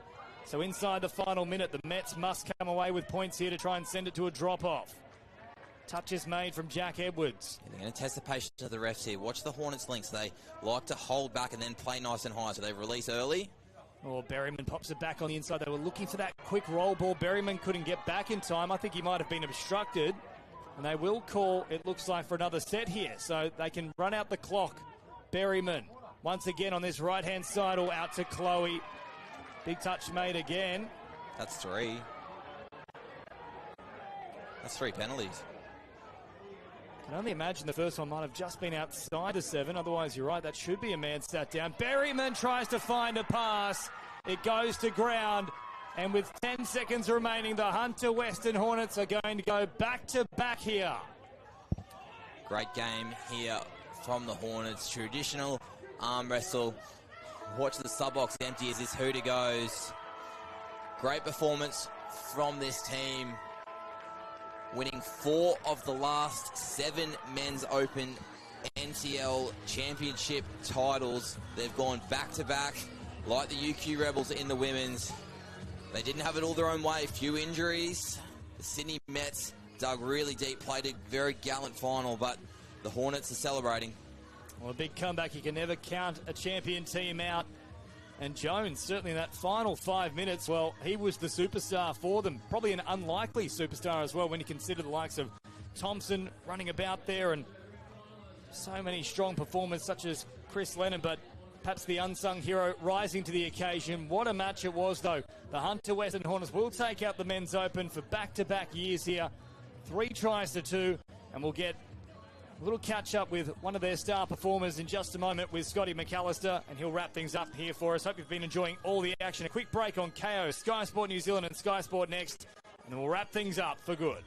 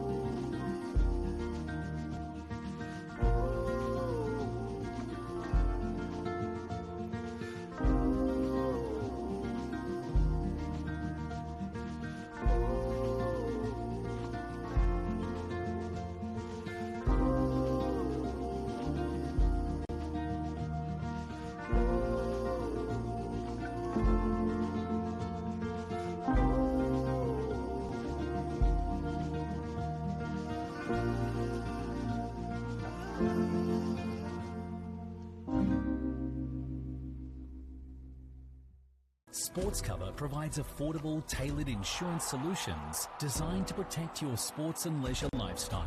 Created by sports people for sports people. More than 35 years of industry-specific experience and knowledge makes us not only experts in our field, but pioneers of our industry. So whether it's in the sporting arena or it's for fun and leisure, you play with pride. We protect with passion, because we don't just know sport, we are sport.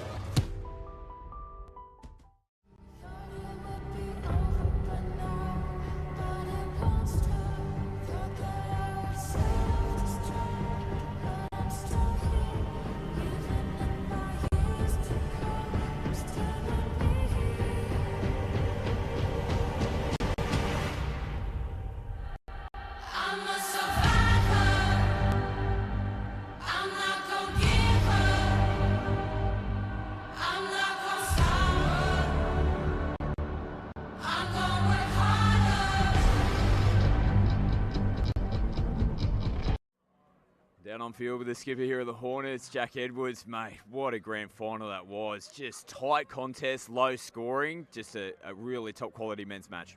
Yeah, look, if you look around, there's no one with any gas left in the tank. That was unbelievable. Could have gone either way in that last 5-10 minutes, but we've done well in staying composed all tournament, and we've kind of built our campaign on it. So it was just, yeah, I just feel great for the boys. We haven't had the best of preps. The floods have impacted a fair few people, including us. So, you know, we had one training session coming into today, but man, I'm proud of those boys over there. They just worked their asses off. Mate, the first half in particular, low scoring, tries early on, but then just back and forth between both two teams, no one giving an inch. What was the key messages at the halftime break?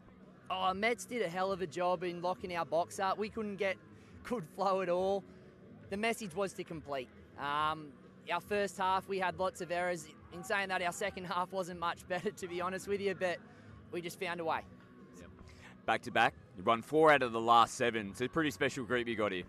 Yeah, it is. It's an unbelievable group. We've been together for about 6-7 years now. I don't know how much time we've got left together. A few of us are getting on, but yeah, we'll relish this moment for sure. Enjoy it, mate. An amazing performance again. Back-to-back champions as well. Congratulations. Thanks, mate. Well done, Jack. Thank you. Well, a massive last day of finals here at the championships. The Hornets get it done. They go back-to-back. The UQ Rebels go back-to-back in the women's as well in extra time. Amazing tries and performances that we've seen out here this weekend. That's a wrap from us. We hope you enjoyed the coverage no matter where you're tuning in from across the world. We'll see you back here in Coffs Harbour in 3 weeks' time for the State of Origin series.